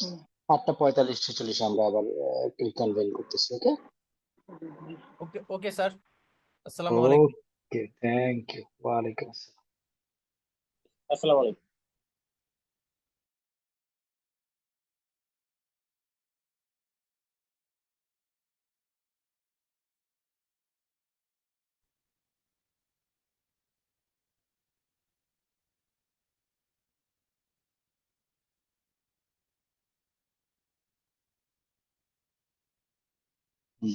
Recording will start. So let's resume the discussion. So আমরা যেটা বলছিলাম ইন্টারনাল থ্রেট গুলো আলোচনা করেছিলাম। তো ইন্টারনাল থ্রেট তো বোঝা গেছে মোটামুটি যে অর্গানাইজেশনের অ্যাপার্ট ফ্রম সফটওয়্যার নেটওয়ার্কের ভিতরে যে ভালনারেবিলিটি, সফটওয়্যার ভিতরে যে vulnerability, that is also internal threat, যেটা ইন্টারনালি সফটওয়্যারের ভিতরে এরর, এটা আমরা আসবো সফটওয়্যার ভালনারেবিলিটিস আলোচনা করবো। সফটওয়্যার ভিতরে এরর তৈরি করার সম্ভাবনা, ডাটা এরর তৈরি করার সম্ভাবনা বাড়ায়। That is one kind of internal threat.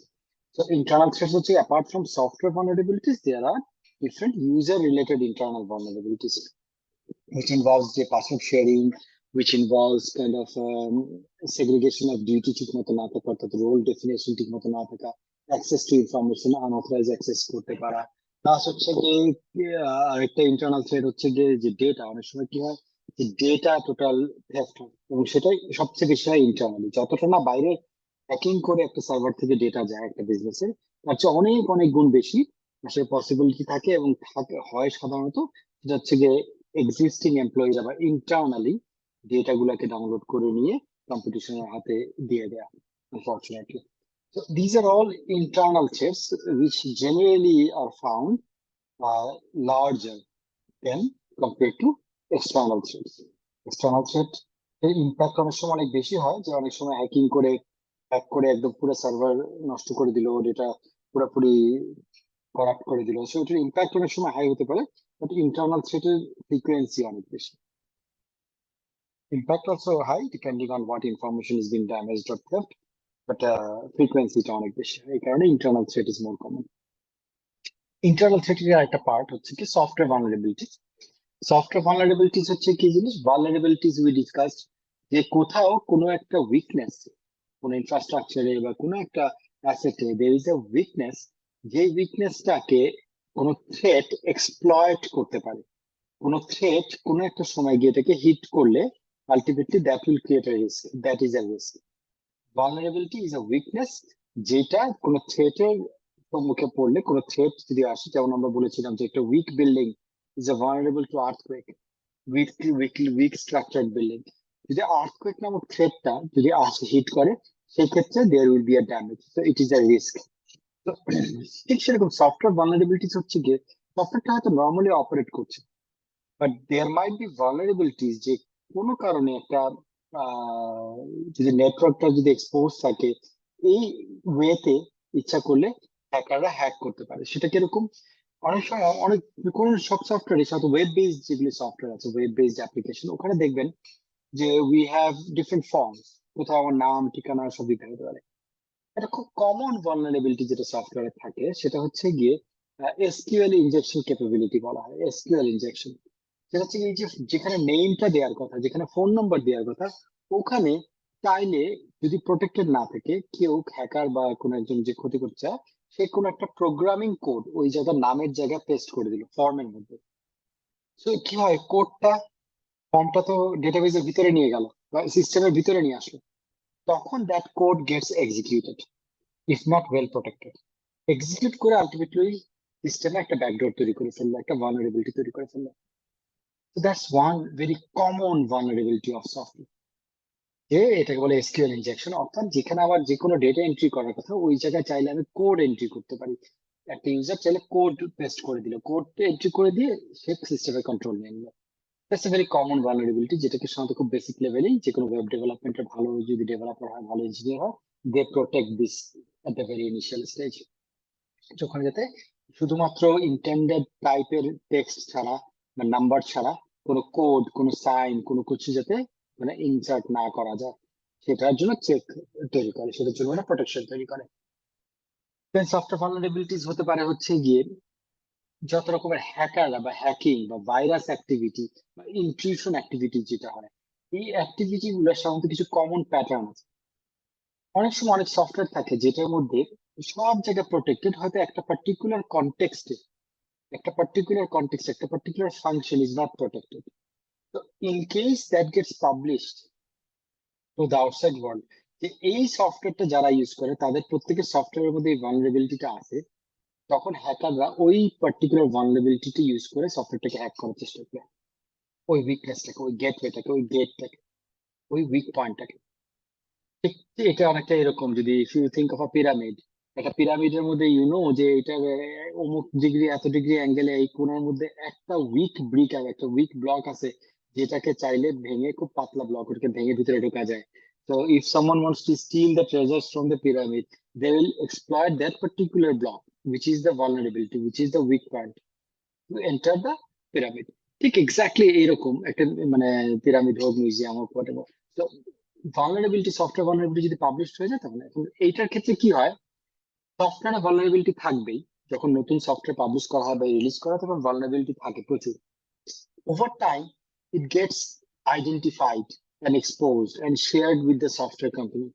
The software company comes across the knowledge যে হ্যাঁ, আমার সফটওয়্যারের মধ্যে এই ভালনারেবিলিটি তিনটা আছে বা এই দুইটা ভালনারেবিলিটি আছে। Then what they do, they release updates. They release regular updates of the software. সেই আপডেট গুলা কি করে, এই ভালনারেবিলিটি গুলাকে প্যাচ করে। প্যাচ মানে কি? প্যাচ মানে হচ্ছে প্যাচিং, মানে তালি দেওয়া বলে না, পালের মধ্যে আমরা তালি দিই, এটা বলে প্যাচিং। তো তারা এই সফটওয়্যার আপডেট গুলা দিয়ে এই সফটওয়্যারটাকে প্যাচিং করে, অর্থাৎ এই যে ছিদ্রগুলা এগুলোকে বন্ধ করে, এই ভালনারেবিলিটি গুলোকে বন্ধ করে। এখন এটা বন্ধ, সফটওয়্যার কোম্পানি হয়তো প্যাচ আপডেট রিলিজ করলো, বাট আমার আইটি ডিপার্টমেন্ট বা আমার যারা সফটওয়্যার ম্যানেজ করছে কোম্পানি, তারা but উদাসীন। they didn't update the software regularly, they don't update the software regularly। তাহলে কি হবে? এই যে vulnerability যেটা অলরেডি পাবলিশ, যেটা known, that will be exploited by certain hackers or harmful agents। So this is a common way of exploiting software vulnerabilities। যেটাকে protect করার অন্যতম উপায় হচ্ছে কি রেগুলার আপডেট করা, প্লাস যদি এটা বিস্পক ডেভেলপমেন্ট হয়, অর্থাৎ একদম স্ক্র্যাচ থেকে যদি কোডিং দিয়ে ডেভেলপমেন্ট হয়, তাহলে সার্টেন বেসিক ফ্রেমওয়ার্ক ফলো করা। যেই ফ্রেমওয়ার্ক বলতে একটা স্ট্যান্ডার্ড টুলস, তো সফটওয়্যার ডেভেলপমেন্টের একটা ফ্রেমওয়ার্ক থাকে, যে ফ্রেমওয়ার্ক গুলোর মধ্যে বাই ডিফল্ট কিছু চেক অ্যান্ড ব্যালেন্স সেট করা থাকে। এই স্ট্যান্ডার্ড গুলো ফলো করে যদি সফটওয়্যার ডেভেলপ করা হয়, ইট ইজ লেস লাইকলি যে it will end up having major vulnerabilities within the software। Those are basically software vulnerabilities যেটা ব্যাপারে আমাদের কশাস থাকতে হয় ডেভেলপমেন্ট স্টেজে, এবং যখন পাবলিশ হয়ে যায় সফটওয়্যার তখন এটা রেগুলার আপডেটিং দিকে, মেইনটেনেন্সের দিকে মনোযোগ রাখতে হয় to ensure that software vulnerabilities are not exploitable। Clear? Yes, আর sir. কোনো প্রশ্ন?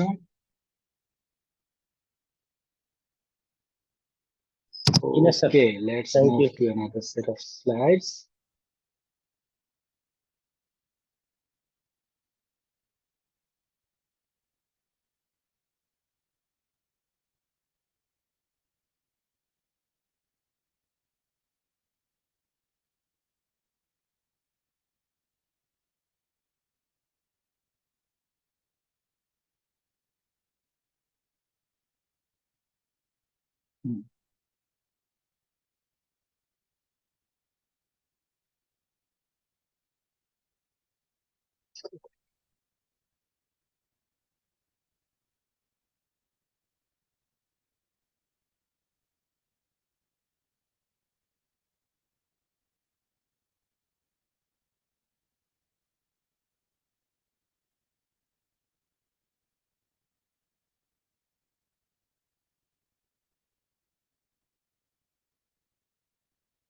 Okay, স্ক্রিন দেখা যাচ্ছে।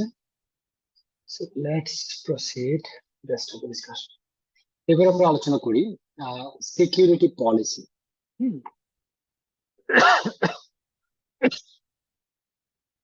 Security policy, so in general আমরা তিনটা ওয়ার্ড যদি বলি, পলিসি, প্রসেস আর স্ট্যান্ডার্ডস, আমরা তিনটা পলিসি, ওয়ার্ড প্রসেস, আরেকটা কি যেন বললেন sir? Policy, process, standards. Yes, what sir. Are the differences? Basically তিনটা কোনটা কি জিনিস কে বলতে পারবে? What is policy? What is special about it? What is process? What is special about it? What is standard? কেউ?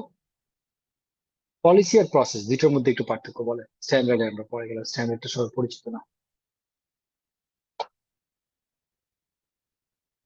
স্যার প্রসেস হচ্ছে একটা way বা রাস্তা বা থ্রো, যেটা যেটা যে মাধ্যমে হচ্ছে আমি কাজ করব বা আমি আমার অপারেশনটা করব। হ্যাঁ, না আর আমি ওই অফিসে আছি। অপারেশনের যে রুলস রেগুলেশন, আমি 10টায় বেরোবো। হ্যাঁ, লিগ্যাল রিকোয়ারমেন্ট হচ্ছে পলিসি। প্রসেস হচ্ছে একটা সিস্টেম বা একটা পদ্ধতি, কি আর আর ওই প্রসেস কি? পদ্ধতিটা প্রসেস আমি কি প্রথমে লিগ্যাল আগে বলেন। রিকোয়ারমেন্টে যে What is মেইনটেইন process? করব, লিগ্যাল রিকোয়ারমেন্ট হচ্ছে পলিসি।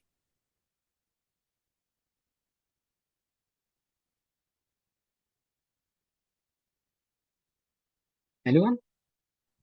স্যার পলিসি আমরা খুব হচ্ছে কি কমন একটা জিনিস use গাইডলাইন। করি সবসময়। Wordটা।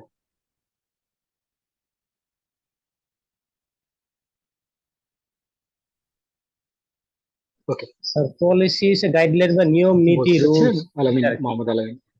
জি স্যার, পলিসি হচ্ছে স্যার একটা রুলস বা নিয়ম নীতি গাইডলাইন, ঠিক আছে, ইন্টারনাল গাইডলাইন বলতে পারে আর কি। Okay, এটাই। let me respond to this. Okay, process হচ্ছে গিয়ে যে কোনো একটা পার্টিকুলার অবজেক্টিভ ফুলফিল করার জন্য ওয়ার্কের ভিতরে, যে কোনো কাজের ভিতরে যে কোনো একটা সেগমেন্ট অফ টাস্ক যেটা সিরিয়ালাইজড অর্থাৎ sequential set of activities to achieve a particular purpose, to serve a particular purpose, to accomplish a particular work, সেটাকে আমরা বলি প্রসেস। যেমন আমরা যদি বলি সেলস প্রসেস, তার মানে সেলস একটা পার্টিকুলার অবজেক্টিভ যেটাকে ফুলফিল করার জন্য there is a sequential set of activities. Maybe প্রথমে কাস্টমারকে কোটেশন পাঠানো, দেন কাস্টমারের সাথে নেগোশিয়েট করা, থার্ড হচ্ছে গিয়ে কাস্টমারের কাছ থেকে অর্ডার কনফার্ম করা, কাস্টমার পারচেজ অর্ডার পাওয়া, দেন ফোর্থ হচ্ছে গিয়ে কাস্টমারকে ডেলিভার করা, ফিফথ হচ্ছে গিয়ে কাস্টমারকে বিলিং করা, সিক্সথ হচ্ছে গিয়ে কাস্টমারের কাছ থেকে কালেকশন করা। With collection, the whole process gets completed. I'm just hypothetically at the standard sales process. So sales is one activity, one task, one objective যেটাকে ফুলফিল করার জন্য আমরা সিকোয়েন্সিয়ালি অর্থাৎ সিরিয়ালি একটা সেট অফ অ্যাক্টিভিটিস করছি, তখন এটাকে আমরা বলছি প্রসেস। তো যে কোনো প্রসেস ডকুমেন্ট, আমরা যখন বলি প্রসেস ডিফাইন করা, প্রসেস ডকুমেন্টেশন, তখন it is about laying down in a document the step 1, step 2, step 3, step 4, step 5 activities. অর্থাৎ এটা আমি স্টেপ বলি আর না বলি, বাট সিরিজ অফ অ্যাক্টিভিটিস, তখন আমরা বলবো এটা হচ্ছে একটা পার্টিকুলার প্রসেস ডকুমেন্ট, প্রসেস। ওকে, স্ট্যান্ডার্ড হচ্ছে গিয়ে এই প্রসেসের মধ্যে আমরা যখন সার্টেন টার্গেট সেট করি, প্রসেস হচ্ছে গিয়ে কি কাজ হবে কিভাবে হবে তার ডিটেল, যখন আমরা টার্গেট সেট করি, যেমন হচ্ছে গিয়ে আমরা যদি বলি একটা কোটেশন রিসিভ করার কতক্ষণের মধ্যে you'll have to set a meeting for negotiation. একটা নেগোসিয়েশন ফাইনাল হওয়ার কতক্ষণের মধ্যে you'll have to follow up for a work order. এটা ওয়ার্ক অর্ডার পাওয়ার কতক্ষণের মধ্যে you'll have to deliver the goods. একটা গুডস ডেলিভার হওয়ার কয়দিনের মধ্যে you'll have to send the invoice. একটা ইনভয়েস সেন্ড করার কতদিনের মধ্যে you'll have to collect the money. তো এই যে কত দিনের মধ্যে, অথবা একটা ইনভয়েসে কি আমি মাল্টিপল প্রোডাক্ট করতে পারবো না একটা প্রোডাক্টের জন্য, মানে প্রতি প্রোডাক্টের জন্য আলাদা আলাদা ইনভয়েস করতে হবে কিনা। These are some defined standards যেটা হয়তো প্রসেসে ইনবিল্ট অবস্থায় আমরা স্ট্যান্ডার্ডটাকেও কম্বাইন করে দিতে পারি, কখনো কখনো স্ট্যান্ডার্ডটাকে আলাদা রাখা হয়, কারণ standards gets changed frequently, more frequently compare to processes. Process কম ফ্রিকুয়েন্টলি চেঞ্জ হয়, স্ট্যান্ডার্ডস বেশি ফ্রিকুয়েন্টলি চেঞ্জ হয়, যে কারণে স্ট্যান্ডার্ড এবং প্রসেস অনেক organization we keep it separate. আমরা স্ট্যান্ডার্ড রিভিউ করবো অর্থাৎ টার্গেটস রিভিউ করবো, প্রসেস একই থাকবে। Okay, so these are processes and standards. The first component যেটা হচ্ছে পলিসি। সো প্রসেস আমরা বুঝলাম detail work process, sequential set of activities. Standard বুঝলাম ওই অ্যাক্টিভিটি গুলোর প্রত্যেকটা জায়গায় টাইম, কোয়ান্টিটি, কোয়ালিটি এই জাতীয় অ্যাসপেক্টে স্ট্যান্ডার্ড সেট করা, অর্থাৎ টার্গেট সেট করা, অবজেক্টিভ সেট করা, দ্যাট ইজ স্ট্যান্ডার্ড। পলিসি কি জিনিস? পলিসি হচ্ছে গিয়ে a high level direction for a specific function, এটাকে আমরা ফাংশন বলবো, activities. High level direction to accomplish a particular function. High level direction কি? হাই লেভেল মানে হচ্ছে গিয়ে ডিটেইল লেভেল না, হাই লেভেল হচ্ছে কি সামারি লেভেল, খুব হাই লেভেল যেটাতে খুব ডিটেইলড নাই, but organizational intents are expressed. যেমন আমি যদি বলি যে আইটি পলিসির কথা, একটা ইন্টারনেট পলিসির কথা বলতেছি আমি, অর্গানাইজেশনে একটা কর্পোরেট অফিসে internet uses policy. Internet uses পলিসির মধ্যে মেইনলি এক্সপেক্টেড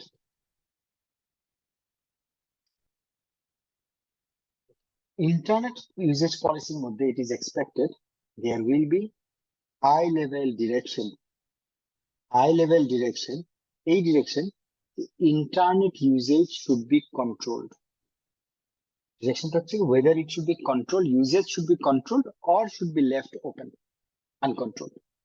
কোন অর্গানাইজেশন থাকতেই পারে ইন্টারনেট ইউজেজের উপরে কোনো কন্ট্রোল নাই, anybody and everybody having a laptop or a mobile phone can connect to the office network and browse internet as much as they want, whenever they want, for whatever purpose they want. আবার কোন অর্গানাইজেশনে Internet is regulated usage. There are certain time limits. There are certain bandwidth limit. There are certain sites that are blocked, only allowed. Maybe Facebook and YouTube viewing is not allowed, is controlled. So আমি internet ইউজেজটা control করব কি করব না, আমি content wise control করব কিনা, আমি time wise control করব কিনা, আমি role wise organizational level wise employee wise control করব কিনা, these are high level direction. These are high level direction. এখানে থাকবে না যে কন্ট্রোল করার জন্য ফার্স্ট স্টেপ কি, সেকেন্ড স্টেপ কি, থার্ড স্টেপ কি, unlike process. This is a direction, this is a decision that we will control it, will regulate it, and will regulate it by user, will regulate it by bandwidth, will regulate it by duration, time. So this is a high level direction. Policy will always be a high level direction. It's an organizational intent ke implement korbe. If the policy directly implement kora jay na, policy ke then it needs to get translated into processes and standards, get fully implemented, executed into the organization. So control করা হচ্ছে, policy achieve হচ্ছে, but controlটা করার সময় এখানে exactly কি process steps ঠিক করা হচ্ছে, তার মধ্যে স্ট্যান্ডার্ড কতটুকু। অর্থাৎ আমি যদি বলি যে ডেজিগনেশন অনুযায়ী ইন্টারনেট ইউজেজ ঠিক করা হবে, manager and above can use internet in office time, but manager and below, so below managers, deputy manager থেকে below, they cannot use internet up till 3 PM, তারা 3টা থেকে দুপুর 3টা থেকে পরে গিয়ে ইউজ করতে পারে। Managers and above can have unlimited access to internet, but below manager can only use এত megabit পর্যন্ত, এত GB পর্যন্ত, এত megabit পর্যন্ত bandwidth, whatever it is, হ্যাঁ, তার জন্য bandwidth। So এই যে আমি এটা কি করছি, স্ট্যান্ডার্ড ডিক্লেয়ার করে দিচ্ছি। Process, to have internet access, one has to apply with the recommendation of his or her immediate supervisor, yeah, to the HR, and the HR will, on upon approval, will pass this on to IT, and IT administrator will enable the internet access based on the access level allowed by the policy and standard, and then notify the user and his or her supervisor. Then I'm talking about a process, exactly how this is going to be executed, which is not part of policy. So policy is always a high level directional instruction, direction. Clear? So policy, process, and standards. This is applicable not for IT only. This is applicable for anything. আমরা অনেক সময় অনেক organisation একটু confuse করে ফেলি। there is nothing wrong in it. আমরা অনেক সময় আমাদের পারপাসের কারণে একটা পলিসির ভিতরে প্রসেস ঢুকে যায়, পলিসির ভিতরে স্ট্যান্ডার্ড ঢুকে যায়, অনেক ক্ষেত্রে টার্গেটস ঢুকে যায়। Nothing absolutely wrong about it, but generally it is understood and thought, it is intended that policy will always be high level direction. Okay. Security policy নিয়ে আমরা আলাপ করছি। Security policy. Security policy is again high level. Sorry, excuse me, just okay. To cut news the hand.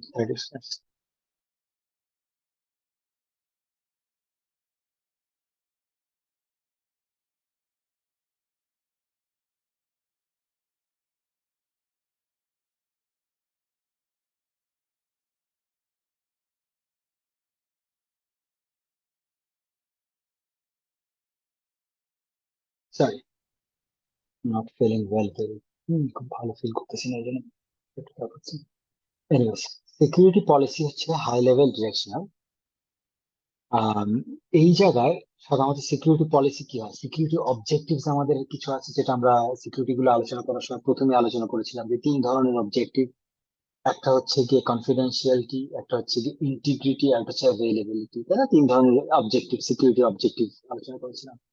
তো এই 3টা security অবজেক্টিভের অ্যারাউন্ডে এইটাকে মাথায় রেখে, 3টা সিকিউরিটি অবজেক্টিভ মাথায় রেখে প্রথমত দেখতে হবে যে কোন অ্যাসেট গুলা বা কোন রিসোর্সেস অফ মাই অর্গানাইজেশন এই 3টা সিকিউরিটি অবজেক্টিভের এগেইনস্টে ইন রিস্ক।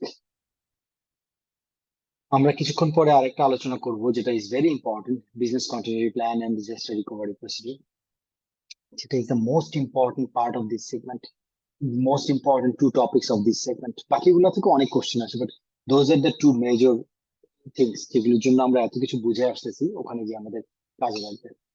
তো আহ, ওই জায়গায় গেলে আমরা দেখবো যে বিজনেস কন্টিনিউটি প্ল্যানে আমার রিস্ক অ্যাসেসমেন্ট করতে হচ্ছে, অর্থাৎ আমার বিভিন্ন রকমের অ্যাসেট আছে। Internet connection is an asset, ERP solution এখন চলতেছে, ওকে, এটা একটা অ্যাসেট। নেটওয়ার্কটাকে আপ রাখা is an asset, is capability. Are certain particular file server, একটা যেখানে আমাদের সমস্ত ফাইল গুলো স্টোরেজ আছে, দ্যাটস অ্যান অ্যাসেট। বাট প্রত্যেকটাই বিভিন্ন ভালনারেবিলিটি আছে, প্রত্যেকটাই বিভিন্ন রিস্কের মধ্যে থাকে।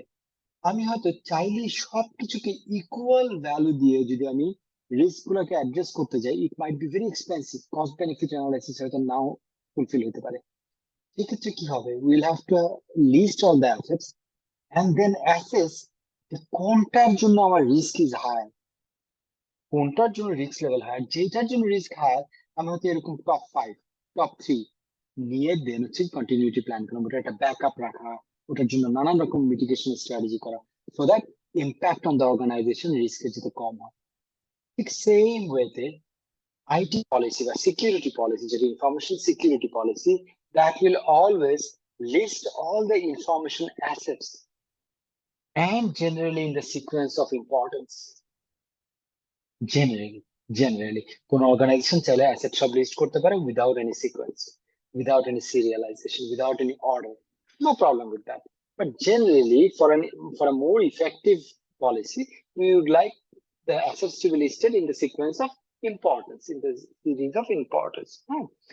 Then আমরা কি করব, ওখান থেকে ওই প্রত্যেকটা অ্যাসেটের acceptable security goals মানে again confidentiality, integrity, availability. Confidentiality point of view থেকে যেটা ইনফরমেশনের কি confidentiality গোল আছে, এই পার্টিকুলার অ্যাসেটটা এটাকে আমার হ্যাকিং থেকে রক্ষা করতে হবে, এখান থেকে ইনফরমেশন যাতে পিলফারেজ না হয় সেটা থেকে রক্ষা করতে হবে। প্রয়োজন হলে ওই পার্টিকুলার সিস্টেমে যাতে কেউ ইউএসবি ড্রাইভ ইউজ করতে না পারে, পেন ড্রাইভ ইউজ করতে না পারে, ওখানে যাতে সবাই কানেক্ট করতে না পারে সেই ব্যবস্থা নিতে হবে। তো এই যে হাই লেভেল ডিরেকশনটা আসবে based on the security goal I have for that particular asset. It could be availability goals. A particular service has to be made available 99.9999% time. We cannot afford to have this particular system unavailable for the users at any moment. তাহলে কি হবে, আমাকে ওখানে high availability target থাকবে, যেটাকে আমার high available রাখতে হবে। যে কোনো ডিজাস্টার সিচুয়েশন হোক, যে কোনো প্রবলেম সিচুয়েশন হোক, নো ম্যাটার হোয়াট, এটার জন্য দরকার দুইটা ব্যাকআপ রাখতে হবে। এটার মধ্যে ইন্টারনেট কানেকশন একটা, 4টা ইন্টারনেট কানেকশন রাখতে হবে, একটা কানেকশন ডাউন হলে আরেকটা, so that in no way যাতে এটা আনঅ্যাভেলেবল হয়। That direction depends on identify acceptable security goals. তার সিকিউরিটি গোলটা কি? সো একটা security policy high level directional হবে, ইম্পর্টেন্ট ইনফরমেশন অ্যাসেট গুলা লিস্ট করবে, সেই অ্যাসেট গুলোর এগেইনস্টে সিকিউরিটি গোল গুলাকে আইডেন্টিফাই করবে যে অ্যাকসেপ্টেবল সিকিউরিটি গোলস কি। দেন হচ্ছে যে levels of access of information, roles and profile. এইটাই সামথিং আইটি সিকিউরিটিতে ডিটেল লেভেলে না থাকলেও এখানে জিনিসটা থাকবে যে এইটা নিড টু হ্যাভ বেসিস বলে এটাকে, need to have access has to be given on need to have basis. অর্থাৎ যার যেই জবটা করার জন্য, রোলটা পারফর্ম করার জন্য যেই পরিমাণ ইনফরমেশন অ্যাক্সেস প্রয়োজন, তার ঠিক সেই পরিমাণ ইনফরমেশনই অ্যাক্সেস থাকবে, কাউকে বাড়তি অ্যাক্সেস দেওয়ার দরকার নেই। অনেক অর্গানাইজেশনে ভেরি কমনলি উই ফাইন্ড, ওকে, কেউ যদি ডাইরেক্টর আসে, কেউ যদি সিনিয়র লেভেলে কেউ জয়েন করে, তাকে সব অ্যাক্সেস দিয়ে বসে। সিনিয়র লেভেলের লোকের সবকিছুর অ্যাক্সেস দেওয়ার কোনো প্রয়োজন নেই আসলে, তারা আসলে সবচেয়ে কম কাজ করে, তারা ডাইরেক্ট ইনফরমেশন ফেচ খুব কম করে, they get the information from mid level management, top level management. কিন্তু দেখা যায় অর্গানাইজেশন গুলোতে টপ লেভেল ম্যানেজমেন্ট মানে তাকে ইউজার তৈরি করে অ্যাডমিনিস্ট্রেটর বানাই দিয়ে একদম সবকিছুতে অ্যাক্সেস দিয়ে বসতে হবে। That's in the contradiction of এই যে level of access to information, roles and profiles অনুযায়ী, তার লেভেল সিনিয়রিটি অনুযায়ী আমরা দিয়ে দিচ্ছি, বাট তার রোল অনুযায়ী দিচ্ছি না, তার কতটুকু প্রয়োজন। But by default security policy implement করলে, সিকিউরিটি পলিসি যে জিনিসটা এমফাসাইজ করে সেটা হচ্ছে কি নিড টু হ্যাভ বেসিসে অ্যাক্সেস তৈরি করা। দেন আরেক ধরনের সিকিউরিটি পলিসি কম্পোনেন্ট হয়, not compulsory but we commonly see, specially যদি এন্ড ইউজার পলিসি হয়, মানে হচ্ছে গিয়ে আমি একটা অ্যাপ তৈরি করলাম বা আমি একটা সিস্টেম তৈরি করলাম বা একটা সিস্টেম পাবলিশ করলাম, যে সিস্টেমটা বাইরের অনেক এক্সটার্নাল ইউজার, কাস্টমার ইউজ করবে বা এক্সটার্নাল স্টেক হোল্ডার ইউজ করবে, সেই ক্ষেত্রে আমরা AUP acceptable usage policy বা এটাকে অনেক সময় ফেয়ার ইউজেজ পলিসি বলা হয়, ফেয়ার ইউজেজ পলিসি FUP বলা হয়, অথবা AUP বলা হয়, অ্যাকসেপ্টেবল ইউজেজ পলিসি বা ইউজ পলিসি। সেটা কি?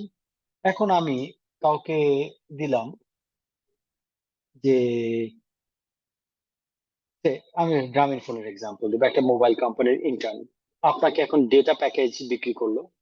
কারণ ডেটা প্যাকেজটা হচ্ছে গিয়ে যে আপনি এরকম আছে অনেক বড় বড় প্যাকেজ, 80 GB 3 দিন 80 GB আপনাকে ডেটা দিল, আপনি কিনলেন। এখন আপনি কিনে কি করলেন, 80 জিবিটা একটা পুরা রাউটারের সাথে সার্ভারের সাথে কানেকশন করে ওখান থেকে 200 ইউজারকে একবারে নেটওয়ার্কের মধ্যে কানেক্ট করে 200 ইউজার একসাথে মুভি ডাউনলোড করা শুরু করলো। আপনার 80 জিবি 3 দিনে কনজিউম করা দরকার, কিন্তু আপনি 200 ইউজার একসাথে একটা সিম কার্ড ইউজ করে টানার চেষ্টা করলেন, তারপর দেখা গেল যে হচ্ছে না, ব্যান্ডউইথে কুলাচ্ছে না। তখন আপনি মোবাইল কোম্পানিকে ফোন করেন, ভাই আপনারা 80 জিবি দিয়েছেন, আমি তো ইউজ করতে চেষ্টা করতে পারতেছি না। তখন they will point you to a fair usage policy or acceptable use policy, that এই connectivity-টা is not meant to be used by 200 different computers. It is meant to be used by a single device. আপনি এক ডিভাইসে বসে একসাথে 20টা movie download করেন, it doesn't matter, but that is the acceptable level of use.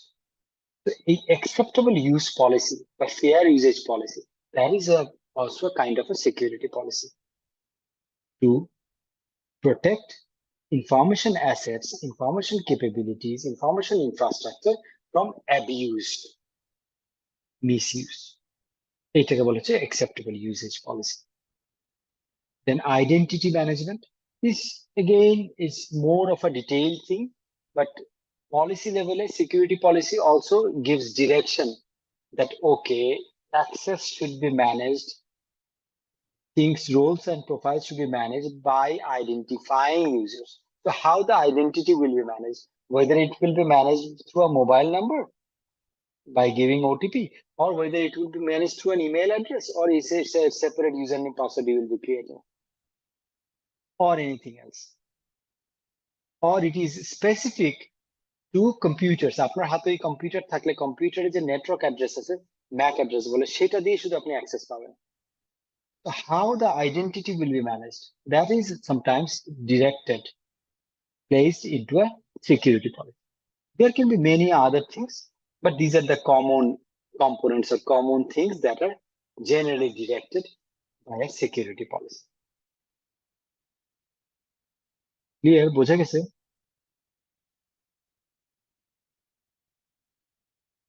Yes, sir. G sir, Okay. G sir. এবার আসি, before we discuss BCP and DRP, business continuity plan and disaster recovery plan procedure, availability objectives. Availability objectives হচ্ছে কি এই জিনিস, আমার বিভিন্ন রকম information সিস্টেমে বিভিন্ন রকমের সার্ভিস, বিভিন্ন রকমের রিসোর্সেস থাকতে পারে, অ্যাসেটস থাকতে পারে, business to business, industry to industry, company to company, purpose to purpose. The availability objectives বা priority of availability, কতটা অ্যাভেলেবল থাকা লাগবে, that can vary. For an example, say internet connection of a corporate office,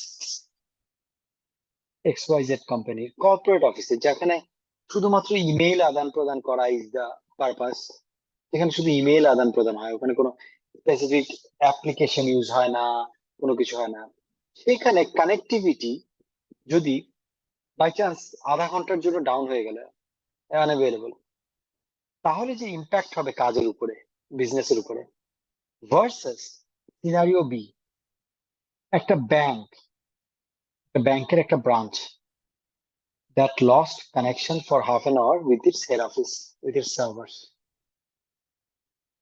What will be the impact? Will the impact be equal? Will never be equal.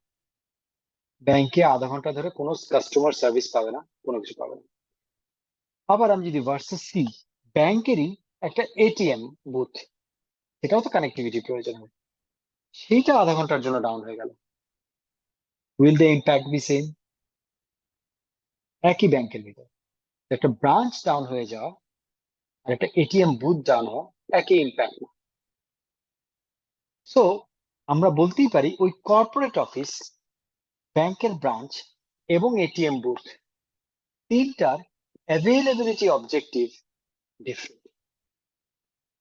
Availability objective হচ্ছে target, কতটুকু আমি available রাখার আমার must, কতটুকু আমার target হবে, কতটুকু আমার অ্যাভেলেবল রাখতে হবে, কতটা সেন্সিটিভ। স্বপ্নতে আমরা যখন শপিং করি, স্বপ্নের হেড অফিসে ইন্টারনেট থাকা আর স্বপ্নের একটা ব্রাঞ্চে কম্পিউটার গুলো চালু থাকা বা ইলেকট্রিসিটি পুরোপুরি ফ্লো থাকা বা ইন্টারনেট কানেকশন থাকা, ব্রাঞ্চেরটা বেশি জরুরি। কেন? কারণ ওখানে লাইভ মানুষজন কার্ড নিয়ে নিয়ে সব ইয়েতে গিয়ে ভিড় করতেছে। বাই চান্স যদি ওখানে আধা ঘন্টা সব ডাউন থাকে, people will end up kind of fighting, সব ভিড় হয়ে যাবে, সেলস তো ইম্প্যাক্টেড হবে, রেপুটেশন ইম্প্যাক্টেড হবে, everything will be very difficult to manage.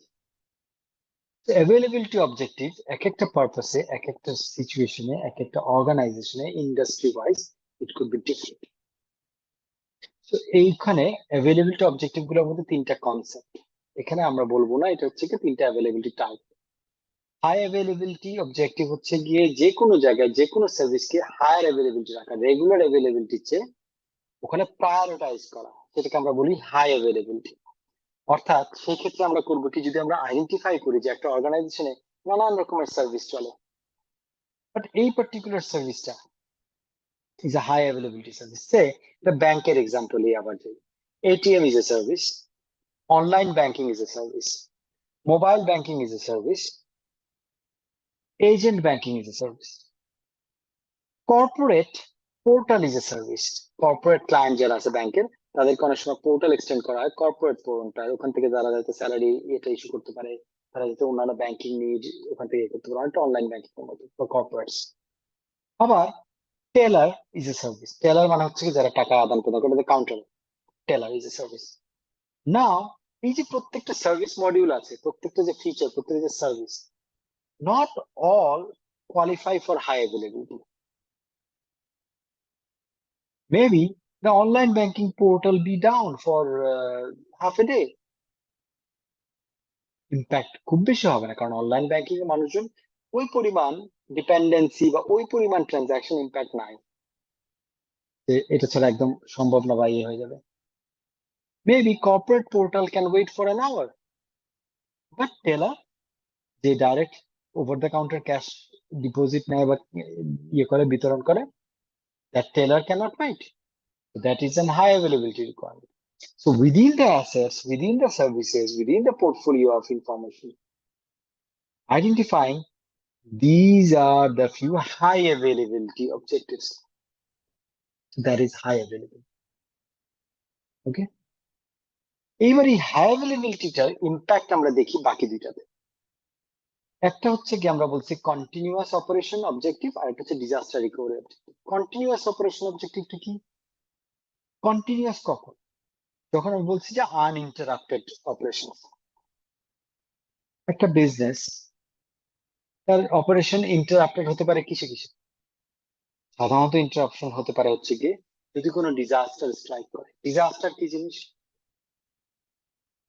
Natural disaster হতে পারে, ম্যানমেড ডিজাস্টার। ন্যাচারাল ডিজাস্টারের মধ্যে আছে flood, fire, earthquake, storm, tornado হচ্ছে।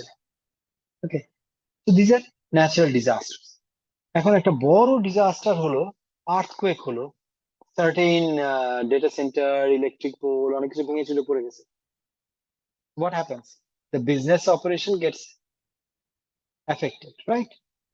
কোথাও এক জায়গায় ফ্লাড হলো, ফ্লাড হওয়ার ফলে ওখানে দেখা যাচ্ছে যে যত লাইন কানেক্টিভিটি আছে সব সাবমার্জ হয়ে গেছে, পানির নিচে চলে গেছে। তো operation Gates impacted, interrupted.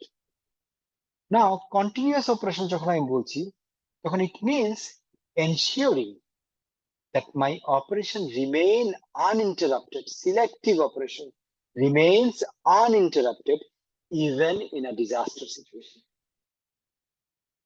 Even in a disaster situation. So আমার যদি বন্যায় ফ্লাডে কোনো জায়গায় সাবমার্জ হয়ে যায়, I'll have a backup somewhere else which is unlikely to have flood at the same time. So if site A goes down, site B takes over, and my company operation remains continuous. So that is a continuous operation objective. আর্থকোয়েকের থেকে বাঁচার জন্য প্রচুর বড় বড় organisation যেটা করে, they create data center, replica data center in two different geographies, distance. একটা হয়তো মাল্টিনেশনাল কোম্পানি গুলো করে, একটা হয়তো বাংলাদেশে আছে, আর একটা তো ফিলিপিন্সে, আর একটা তো আরো দূরে ব্রাজিলে ডেটা সেন্টার কর্পোরেশন। দেখো গ্লোবালি সার্ভ করতেছে, ব্রাজিলে আর বাংলাদেশে একসাথে আর্থকোয়েক হওয়ার কথা না জেনারেলি। তো কি হচ্ছে, this is part of the continuity plan, অর্থাৎ কন্টিনিউয়াস অপারেশন রাখার জন্য ডিজাস্টার সিচুয়েশন। এরকম বড় বড় মাল্টিন্যাশনাল কোম্পানি দে যেমন আমি একটা কোম্পানি কাজ they had a data center in UK Guildford Alpha, and there was another data center Omega in Germany, Munich. So they maintain these sort of data centers in different places, infrastructure in different facilities.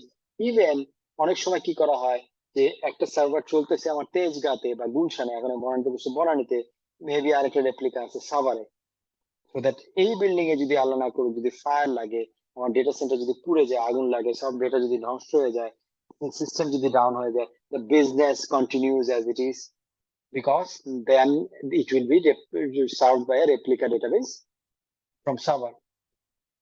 This is a continuous operation objective. We'll speak about it later, business continuity plan আরো ডিটেইলে। Then comes disaster recovery. একটা হচ্ছে disaster situation continue রাখা, and the third one is basically disaster হয়ে গেছে, disaster সিচুয়েশনে আমরা continuous যখন রাখি তখন part of the organization identified critical part of the operation, we keep it continuous. Rest of the part আমরা কস্ট বেনিফিট অ্যানালাইসিস করি, সবকিছুকে ডিজাস্টার সিচুয়েশনে কন্টিনিউয়াস রাখবো না, কারণ তাতে কস্ট এফেক্টিভ হবে না। পোস্ট ডিজাস্টার পুরো জিনিসটাকে বিজনেস অ্যাজ ইউজুয়ালে নিয়ে আসা, ব্যাক করা, রিকভারি করা। হয়তো মাঝখানে as part of business continuity কিছু জিনিস ম্যানুয়াল এন্ট্রি করা হয়েছে, সেপারেট একটা সিস্টেম এন্ট্রি করা হয়েছে, মেইন সিস্টেমে না। বাট আফটার ডিজাস্টার ওই ট্রানজাকশন গুলোকে মেইন সিস্টেমে ইন্টিগ্রেট করা, ব্রিং ব্যাক করা, part of disaster recovery, one of the tasks. Maybe just recovering all the networks is a disaster recovery activity. Maybe replacing a damaged server with a new one, the primary one, continuous রাখার জন্য হয়তো backup দিয়ে support দিয়ে গেছি, but প্রাইমারিটাকে তো আমার নতুন করে যেহেতু আগুন লেগে গেছিল ওটাকে তো আবার রিপ্লেস করতে হবে, দ্যাটস আ ডিজাস্টার রিকভারি। তো ডিজাস্টার রিকভারি আমার কত তাড়াতাড়ি করা প্রয়োজন, কি এক্সটেন্টে করা প্রয়োজন, কিভাবে করা প্রয়োজন, that is also an availability objective, যেটা আমরা ডিজাস্টার রিকভারি প্ল্যানে পাচ্ছি। Okay, great. এখন পর্যন্ত কারো কোনো কোশ্চেন, কোনো কমেন্ট, কোথাও বুঝতে অসুবিধা?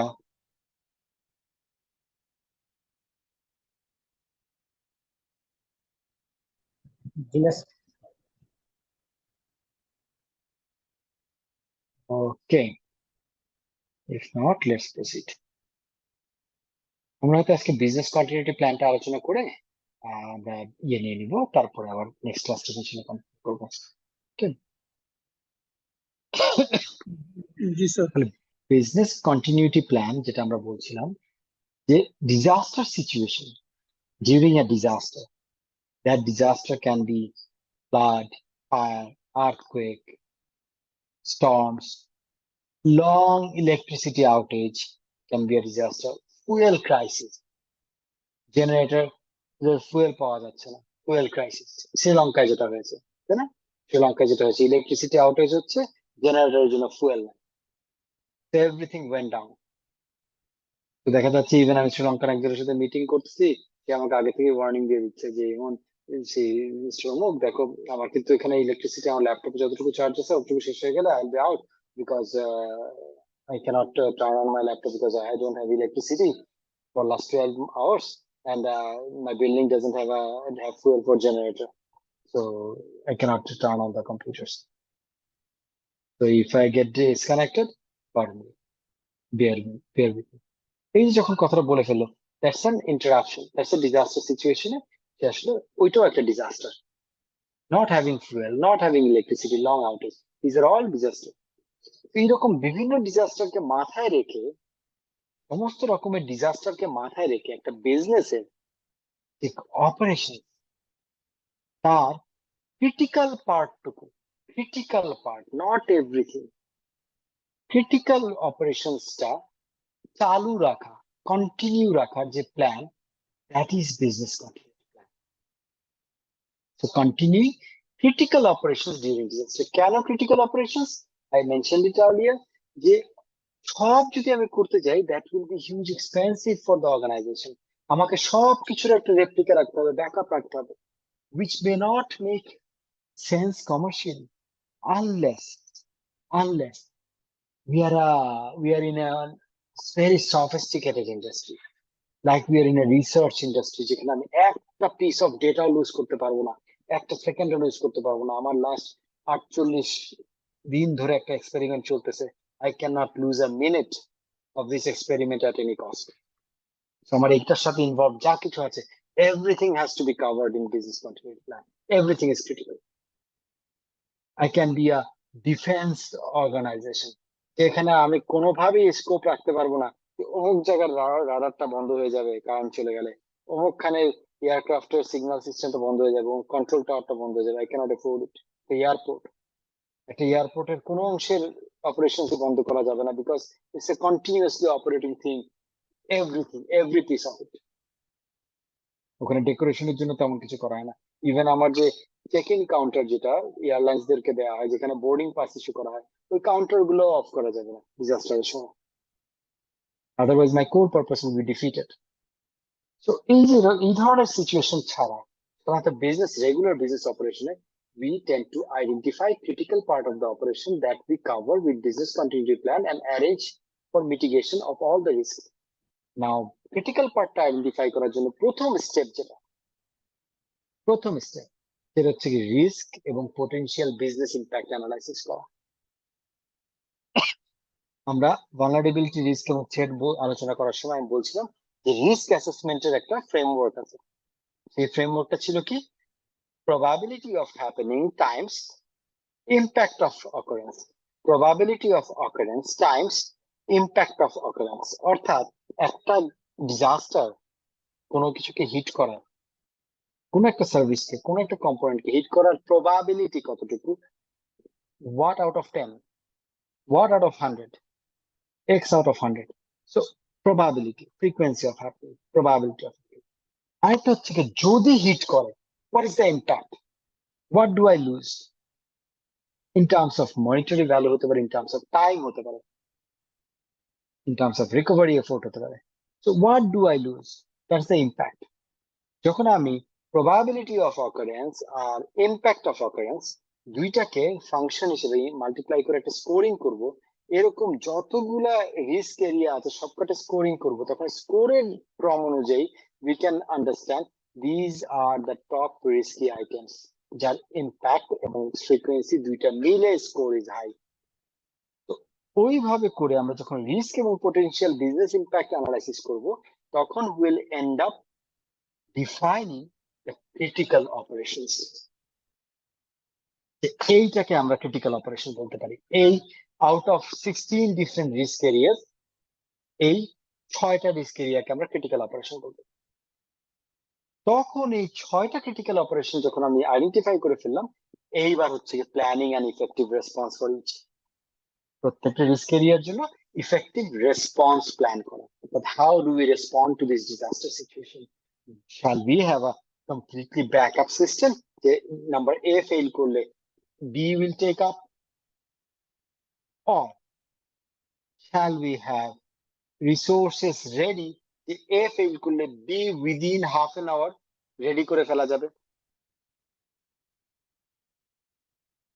or shall we have all the customers that are dependent on system A be diverted to system B very easily instantly if system A goes down so there can be multiple strategies different strategies for different contexts but it is about first identifying the critical operation Then planning mitigation strategy for each of the threats and risks.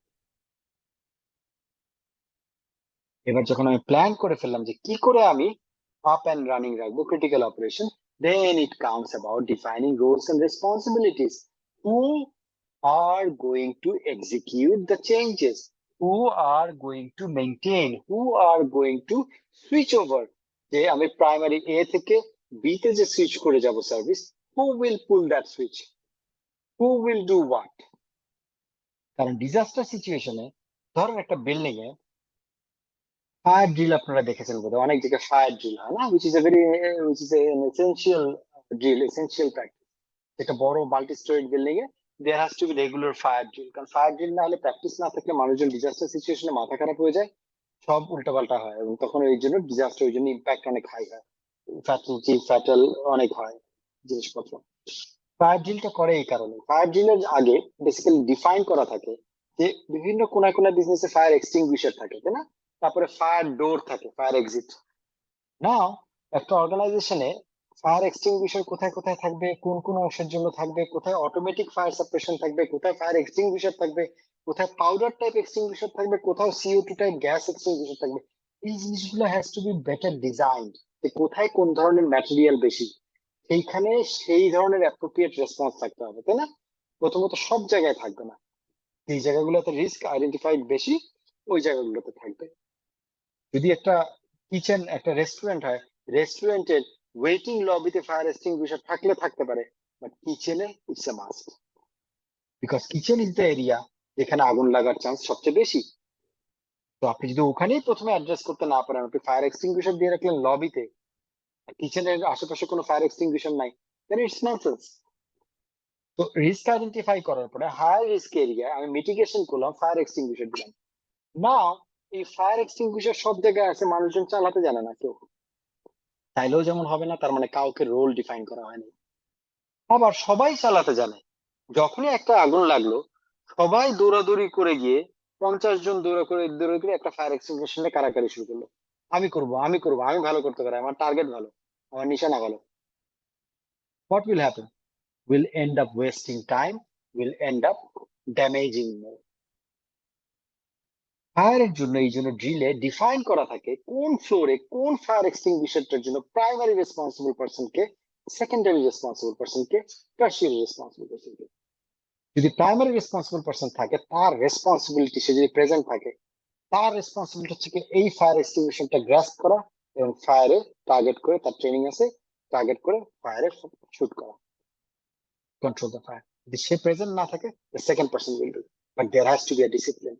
If 10 different person goes after a single fire extinguisher and starts trying this, that itself will be a disaster. Similarly, fire exit.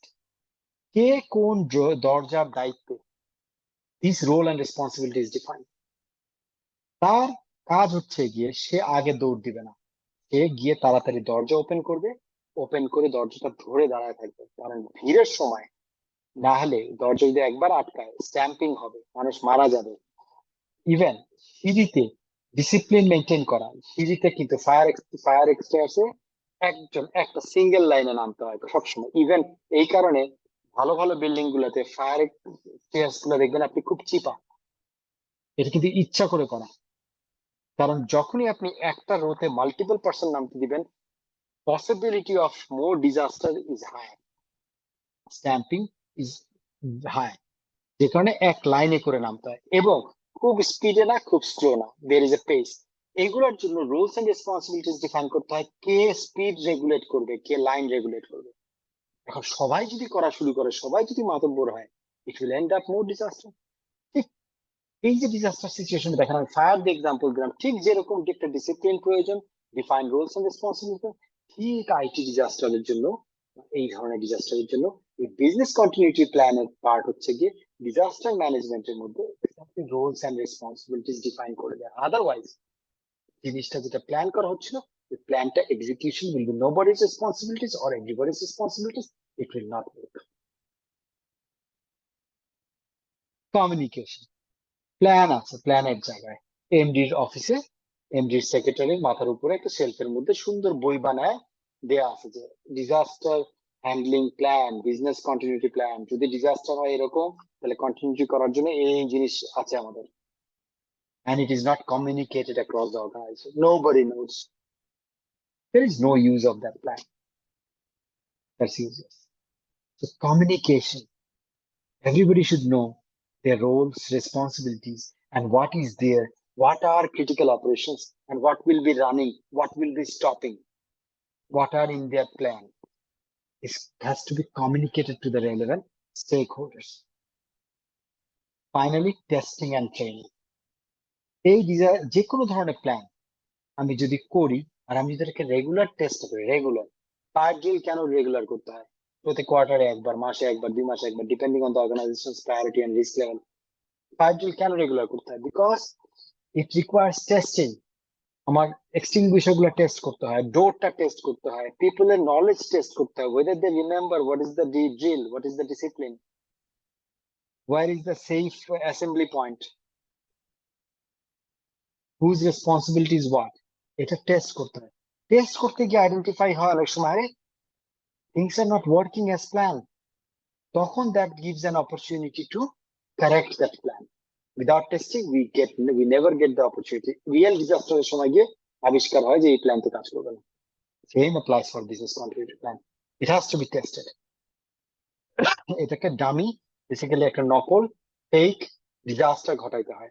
ধরে নেই এই সার্ভারটা পুড়ে গেছে, তার মানে সার্ভারটা ইচ্ছে করে of করে দিলাম। What is happening? আমার বিজনেস কন্টিনিউটি প্ল্যান কি কাজ করতেছে? It has to be tested periodically and documented. This is part of business security continuity plan. Training, again, roles and responsibilities and সবকিছু recovery, সবকিছু ট্রেন করতে হবে regular. So these are the salient features of business continuity plan. Our business continuity plan হচ্ছে গিয়ে number 1 is about identifying the critical operations and keeping the critical operations running in time of disaster. এর জন্য step by step risk and potential business impact analysis করতে হবে, effective response plan করতে হবে for the identified risks, high priority risks, roles and responsibilities define করতে হবে in terms of executing the BCP, then communicate করতে হবে to the stakeholders, and test and training করতে হবে regular basis so that it remains up to date, everybody remains aware, it remains executable. Right. কারো কোনো question? বোঝা গেছে কিনা business continuity plan?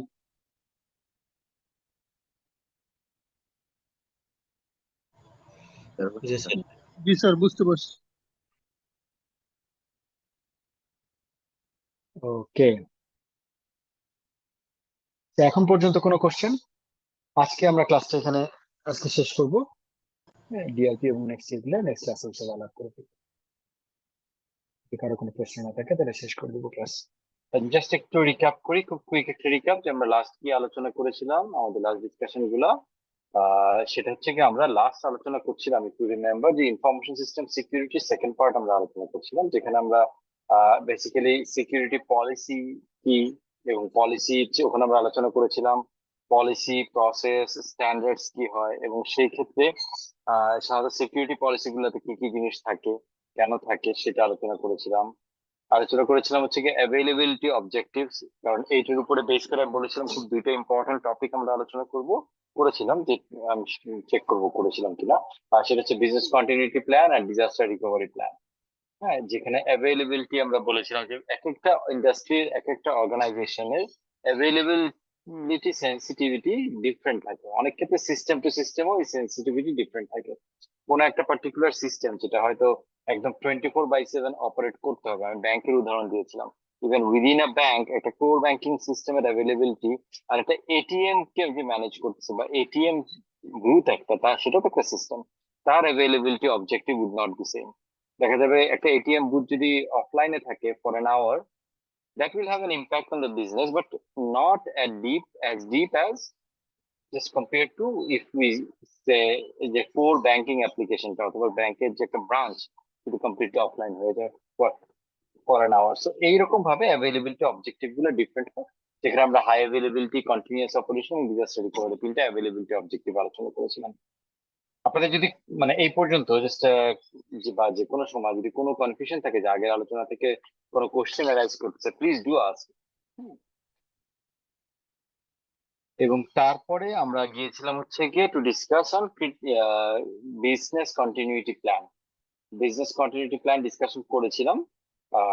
সেখানে আমরা বলেছিলাম যে প্রথমেই যে বিজনেস কন্টিনিউটি প্ল্যানের ক্ষেত্রে আমাদের প্রথম আগে রিস্ক অ্যাসেসমেন্ট এন্ড রিস্কের প্রায়োরিটাইজেশন প্রয়োজন। কারণ বিজনেস কন্টিনিউটি প্ল্যান মানে হচ্ছে একটা ডিজাস্টার সিচুয়েশনে, ডিজাস্টারের কথা বলেছিলাম, কিছু হচ্ছে ন্যাচারাল ডিজাস্টার, কিছু হচ্ছে ম্যানমেড ডিজাস্টার। তো ডিজাস্টারের সময় যে ইন্টারাপশন হয় বিজনেসের, এটা কিন্তু business continuity plan by the way is not about only IT systems. Business continuity plan আমরা ইভেন যে কোনো বিজনেস সিস্টেমস, বিজনেস প্রসেসের বা বিজনেস ফ্যাসিলিটিরও করতে পারি। একটা সেলস আউটলেট, সেলস আউটলেটেরও একটা বিসিপি থাকতে পারে। যে ইন কেস অফ ফ্লাড, যদি সেলস আউটলেটটা ডুবে যায় বা সেলস আউটলেটটা এমন যে অ্যাক্সেসিবল থাকতেছে না, দেন ওই পার্টিকুলার সেলস আউটলেটের যে কাস্টমাররা, তাদেরকে আমি কোথায় রিডাইরেক্ট করবো বা টেম্পোরারি আমি কিভাবে তাদের কাছে জিনিস পৌঁছে দিব বা তাদের অর্ডারটা কালেক্ট করবো, সেটাও হতে পারে যে ক্রিটিক্যাল বিজনেস যদি হয়, সেটা ক্রিটিক্যাল বিজনেস আইডেন্টিফাই করার পরে সেইটার জন্য বিজনেস কন্টিনিউটি প্ল্যান থাকতে পারে। So it's not specific to IT. যেমন অনেক কমপ্লায়েন্স ইয়ে আছে, আপনারা আই এম শিওর এই লেভেলে এসে definitely you are already expose to, যে আমরা ইভেন ইনভেস্টমেন্ট সিকিউর করার জন্য বা একটা অর্গানাইজেশন কতটা রিস্কের ভিতরে আছে, তার রিস্ক আসলে লেভেলটা কতটুকু, এটা অ্যাসেস করার জন্য উই সামটাইমস চেক যে তাদের আসলে বিজনেস কন্টিনিউটি প্ল্যানটা ইন প্লেস আছে কিনা। হ্যাঁ, সো এটা ইভেন বাইরে যেমন আমেরিকা একটা ল আছে, আমি জানি না আপনারা জানেন কিনা, যে পাবলিকলি লিস্টেড যে কোনো কোম্পানির একটা পার্টিকুলার কমপ্লায়েন্স লাগে, যেটাকে বলে এসওএক্স, সার্ভেন্স অক্সলি। এটা আমি শিওর না আপনারা শুনেছেন কিনা, অনেক হয়তো শুনে থাকতে পারে, সার্ভেন্স অক্সলি। তো ওই জায়গায় এই ধরনের business continuity, disaster recovery related এত রিজিড এবং এত ইন্টেন্স চেকলিস্ট আছে, যেটার কমপ্লায়েন্স এর জন্য পাবলিকলি লিস্টেড যে কোনো কোম্পানি আসলে প্রায় ইট tax a lot of effort and lot of investment in terms of complying to that. Just এটা কেন করে?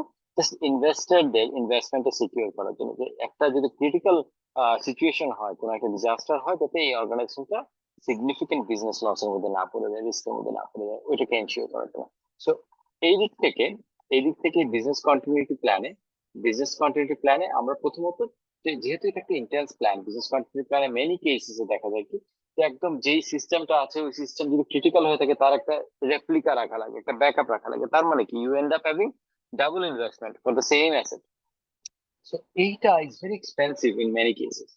সো এই কারণে ইট ইজ রিকোয়ার্ড যে উই ফার্স্ট আইডেন্টিফাই যে ক্রিটিক্যাল অপারেশনস কোনটা, কোন সিস্টেম গুলা, কোন অ্যাপ্লিকেশন, কোন ফ্যাসিলিটি অ্যাসেট অ্যাকচুয়ালি ক্রিটিক্যাল, ওইটা ছাড়া বিজনেস কন্টিনিউ করবে না। তাহলে ওইটাকে আগে আইডেন্টিফাই করা, যেটার জন্য আমরা রিস্ক অ্যাসেস করার একটা মেথড আলোচনা করেছিলাম, ইফ ইউ রিমেম্বার, যে probability of happening and impact of happening, বা probability of occurrence and impact of occurrence, দুইটার কম্বিনেশনে we came up with a kind of a scoring system. ওই স্কোরিং দেখে আমরা হয়তো টপ 5, টপ 3 বা ওখান থেকে একটা জাজমেন্ট অ্যাপ্লাই করলাম যে দিজ আর রিয়েলি রিস্কি একটা পার্টিকুলার স্কোরের উপরে। সেই ক্ষেত্রে we consider those to be covered under business continuity plan. Business continuity প্ল্যানে আমরা ডিসকাস করেছি, আমি একটু ইলাবোরেট করে যাচ্ছি যদিও রিক্যাপ, কারণ ইলাবোরেট করে যাচ্ছি because this is important, BCP and disaster recovery plan. কনসেপ্টটা খুব ক্লিয়ার থাকলে আই থিঙ্ক বই থেকে পড়ে এবং ইভেন্চুয়ালি পরীক্ষার আগে প্রিপারেশন নিতে আপনাদের সুবিধা হবে। সো ওই জায়গায় আমরা প্রথমত যে স্টেপ গুলো আলোচনা করেছিলাম, risk and potential business impact, অর্থাৎ অ্যাসেস করা রিস্ক গুলাকে, তার ইম্প্যাক্ট সহ। দেন হচ্ছে কি ইফেক্টিভ রেসপন্স প্ল্যান করা, তো কোনোটার ক্ষেত্রে having a exact backup will be a response, কোনোটার ক্ষেত্রে having not an exact backup, maybe a lower capacity backup would be a response.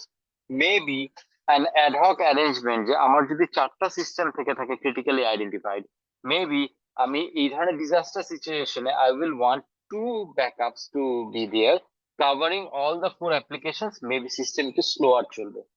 একসাথে হয়তো আমার যে 5,500 ইউজার সবাই ইউজ করতে পারবে না, maybe disaster situation will end up having 1000 ইউজারের ক্যাপাসিটি, এবং will give a notice, part of the business continuity plan will give a notice যে যখন ডিজাস্টার সিচুয়েশন হবে তখন not all the users will be using the system, rather those whose job is absolutely critical to continue the business, সেরকম identified 1000 user use করবে।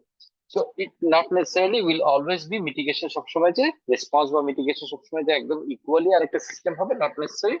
It can be a lower capacity system, it can be alternatives, it can be a way around, there can be many kind of responses একটা business continuity প্ল্যানের ভিতরে এই risk গুলার response. দেন হচ্ছে গিয়ে Rolle's and responsibilities define করে রাখতে হবে। আমি উদাহরণ দিয়েছিলাম যে একটা ফায়ার ড্রিলের উদাহরণ দিয়েছিলাম, ইফ ইউ রিমেম্বার, যে কে দরজা ধরে রাখবে, ফায়ার এসকেপটা কে ধরে রাখবে, কে ফায়ার এক্সটিংগুইশার নিবে, ফার্স্ট দায়িত্ব কার, সেকেন্ড দায়িত্ব কার, সবাই ছোটাছুটি করলে হবে না।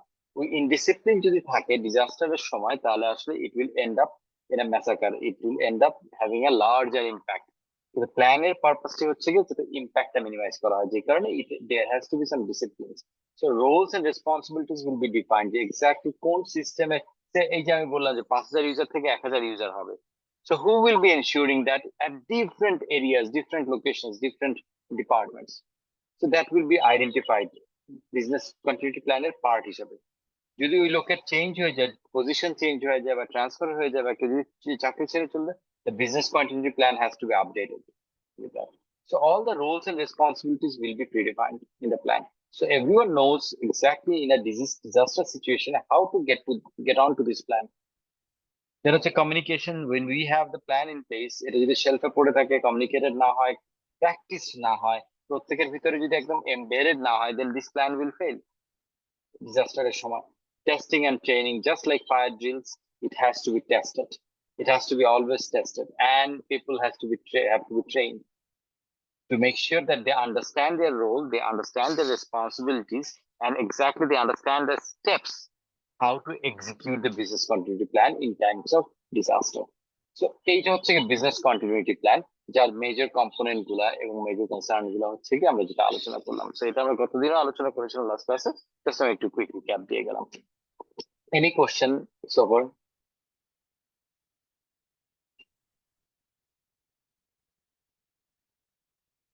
Good. Let's proceed to disaster recovery plan.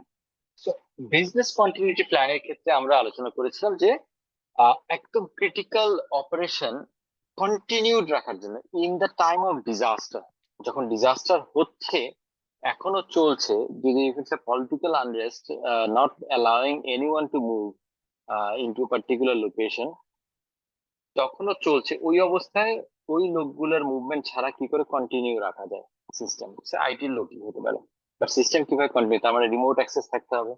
So that can be a response to a disaster situation, BCP participate হতে পারে। তো ওইটা হচ্ছে গিয়ে ডিউরিং দ্য ডিজাস্টার কি করে critical part of the operations continued রাখা যায়, that was business continuity plan. Now DRP is disaster হয়েছে, we ran on a very skeleton modality, like we ran only the critical components of the business. Now the disaster is over. How do we get back to business as usual? How do we recover from the losses occurred? It's not financial loss, from the losses বলতে যে activity গুলো আছে, 5,000 ইউজারের কাজ বন্ধ করে আমি 1,000 user দিয়ে কাজ করিয়েছি। 4,000 ইউজারের কাজ একটা অর্গানাইজেশনে ক্যানট বি জাস্ট শো, ইট ক্যানট বি যে এটা একদমই unimportant. Maybe it's not critical, but it's not unimportant. So 4,000 লোকের কাজ যে পেন্ডিং ছিল, how do we recover that after the disaster? Just as an example. So এই জিনিসটা হচ্ছে পোস্ট ডিজাস্টার রিকভারি প্ল্যান, অর্থাৎ পোস্ট ডিজাস্টার যখন চলে গেল, পোস্ট ডিজাস্টার কি করে আমি আসলে রিকভারি করবো সেইটা প্রিপেয়ারনেস হচ্ছে কি disaster recovery plan. So BCP আর ডিআরপির মধ্যে বেসিক পার্থক্য হচ্ছে কি, একটা হচ্ছে কি during disaster how do we continue the business at least the critical part of the operation, and DRP হচ্ছে কি disaster recovery plan হচ্ছে কি how do we recover to business as usual post a disaster, when during the disaster it is assumed that not all my operations, not all my systems were running, not all the data that required to be updated in the system was updated. So এই disaster recovery প্ল্যানের মধ্যে তাহলে কিভাবে করে এই disaster recovery প্ল্যানটা execute করা, what are the phases, what are the steps? Basically it starts with, again, like BCP business continuity plan এর মধ্যে by identifying and assessing disaster risks, again যে কোনটা আসলে ইম্প্যাক্টেড হবে। সো এই রিস্কটা অ্যাসেস করাটা কেন ইম্পর্টেন্ট? অনেক সময় জাস্ট আমাদের যেটা হয় যে we become judgmental in terms of understanding or acknowledging the level of risk a particular asset is in. যেমন আমরা অ্যাসেট বা অ্যাক্টিভিটি বা যে কোনো কিছু বলতে পারি। আমি উদাহরণ দিয়েছিলাম বোধহয় যে পাঠায় চড়া রিস্কি না একটা প্লেনে চড়া রিস্কি। একটা প্লেন ক্র্যাশ করলে if there are 250 passengers, it's more likely that all the 250 passengers will die. So it's very fatal, high risk মনে হচ্ছে। আর একটা পাঠাওতে চড়া অ্যাক্সিডেন্ট হলে একটা তো হাত বা পা ভেঙে যেতে পারে, ছিলে যেতে পারে, তো এরকম হতে পারে, ফ্যাটাল হতে পারে, বাট সংখ্যায় কম, তাই না? So if we need to address যে ওকে আমি কোনটা আসলে কোনটার জন্য মিটিগেশন স্ট্র্যাটেজি তৈরি করবো, then will have to assess the risk. যেমন হচ্ছে প্লেনে ওঠার সময় কেউ ডেফিনেটলি হেলমেট পরে বা এমন জ্যাকেট পরে ওঠে না, সে লাইফ জ্যাকেট যখন পরে সে ইয়েতে প্লেনে ওঠার সময় কেউ লাইফ জ্যাকেট এবং সে বুলেট প্রুফ জিনিসের মতো যে ধাক্কা লাগলেও শরীরে যাতে এরকম ইয়ে না হয়, আগুন লাগলেও যাতে বডিতে গরম না। প্লেন যদি এতই রিস্কি হয় তাহলে তো ওখানে গিয়ার্স থাকার কথা ছিল প্রত্যেক প্যাসেঞ্জার, একদম হেলমেট টেলমেট পরে গ্যাস মাস্ক পরে প্লেনে ওঠা উচিত সেক্ষেত্রে। But why don't we do that?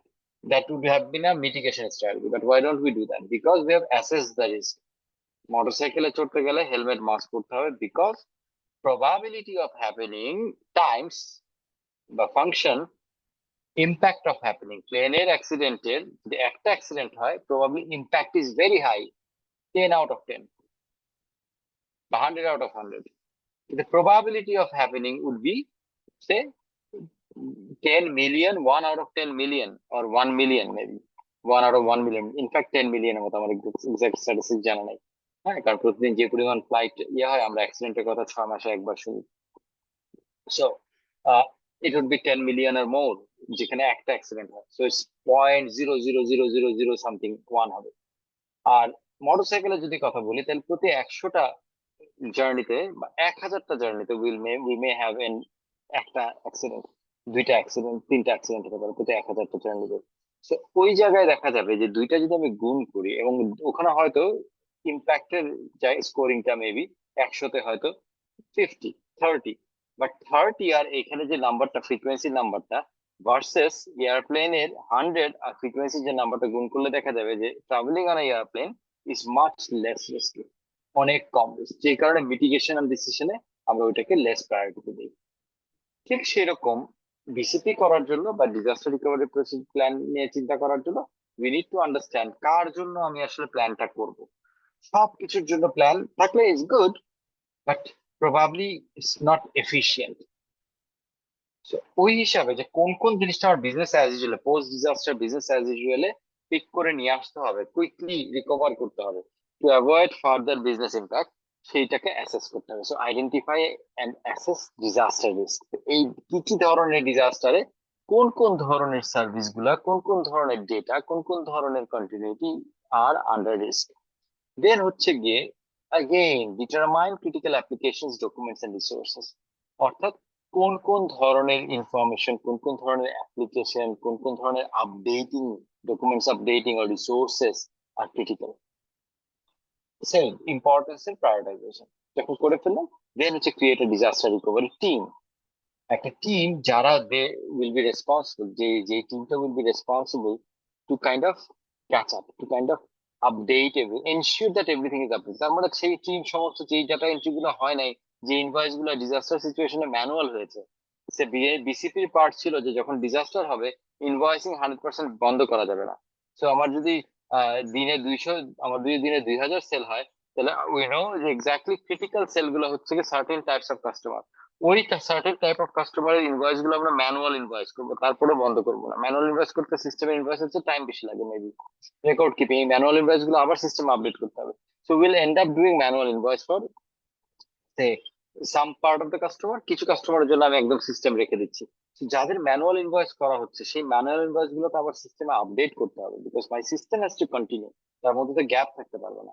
So ওই জায়গায় ডিজাস্টার রিকভারি টিম প্ল্যান করা হবে, যেই টিম ওই ইনভয়েস গুলাকে এন্ট্রি করবে না, but they will ensure they will be responsible for different areas, যেই জায়গাগুলোতে পোস্ট ডিজাস্টার রিকভারির জন্য, অর্থাৎ আপডেট করার জন্য এবং হচ্ছে গিয়ে ফিক্সিং করার জন্য, চেক করার জন্য, এনশিওর করার জন্য জিনিসগুলো তারা রেসপন্সিবিলিটি নেবে। So that is the disaster recovery team. Then হচ্ছে specify backup and offsite storage procedure.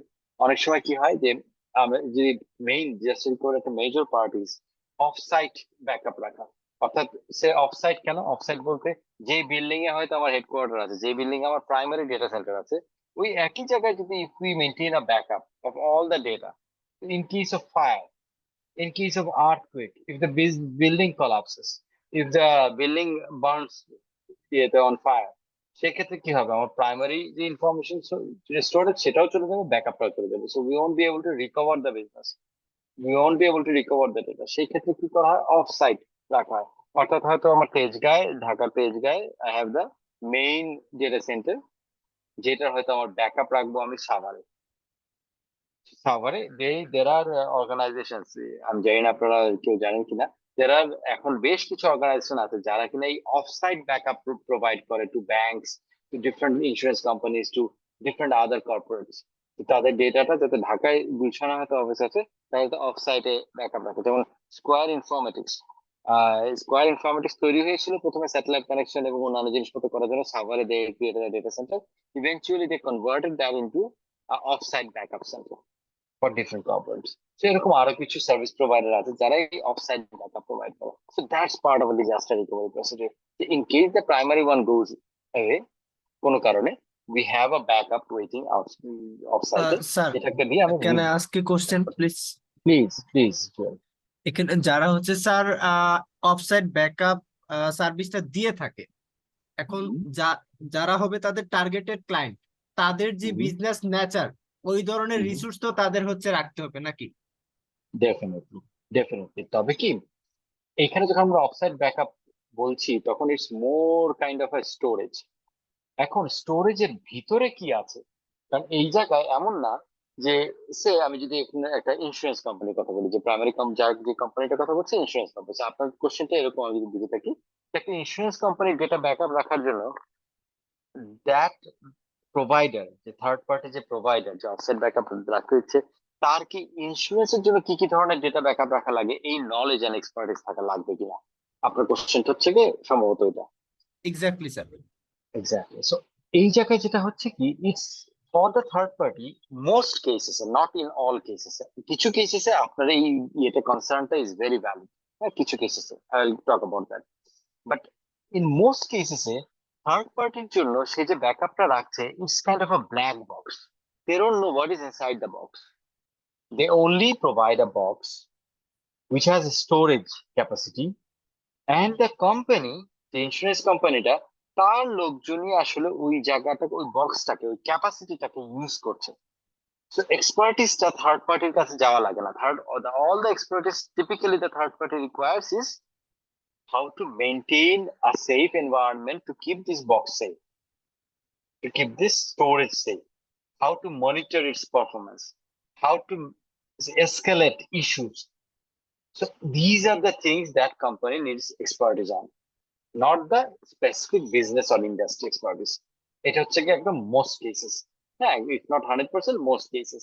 There are certain cases যেখানে, এখানে আপনাকে তাহলে একটু বোঝার জন্য আমার একটু ডিটেলে যেতে হবে একটা জিনিস। এটা হয়তো পরবর্তীতে আমরা আলাপ করতাম ইন এনি কেস, আমি একটু জাস্ট কনসেপ্টটা ক্লিয়ার করে দিই। আমরা ক্লাউড সার্ভিস শুনেছি, তাই না?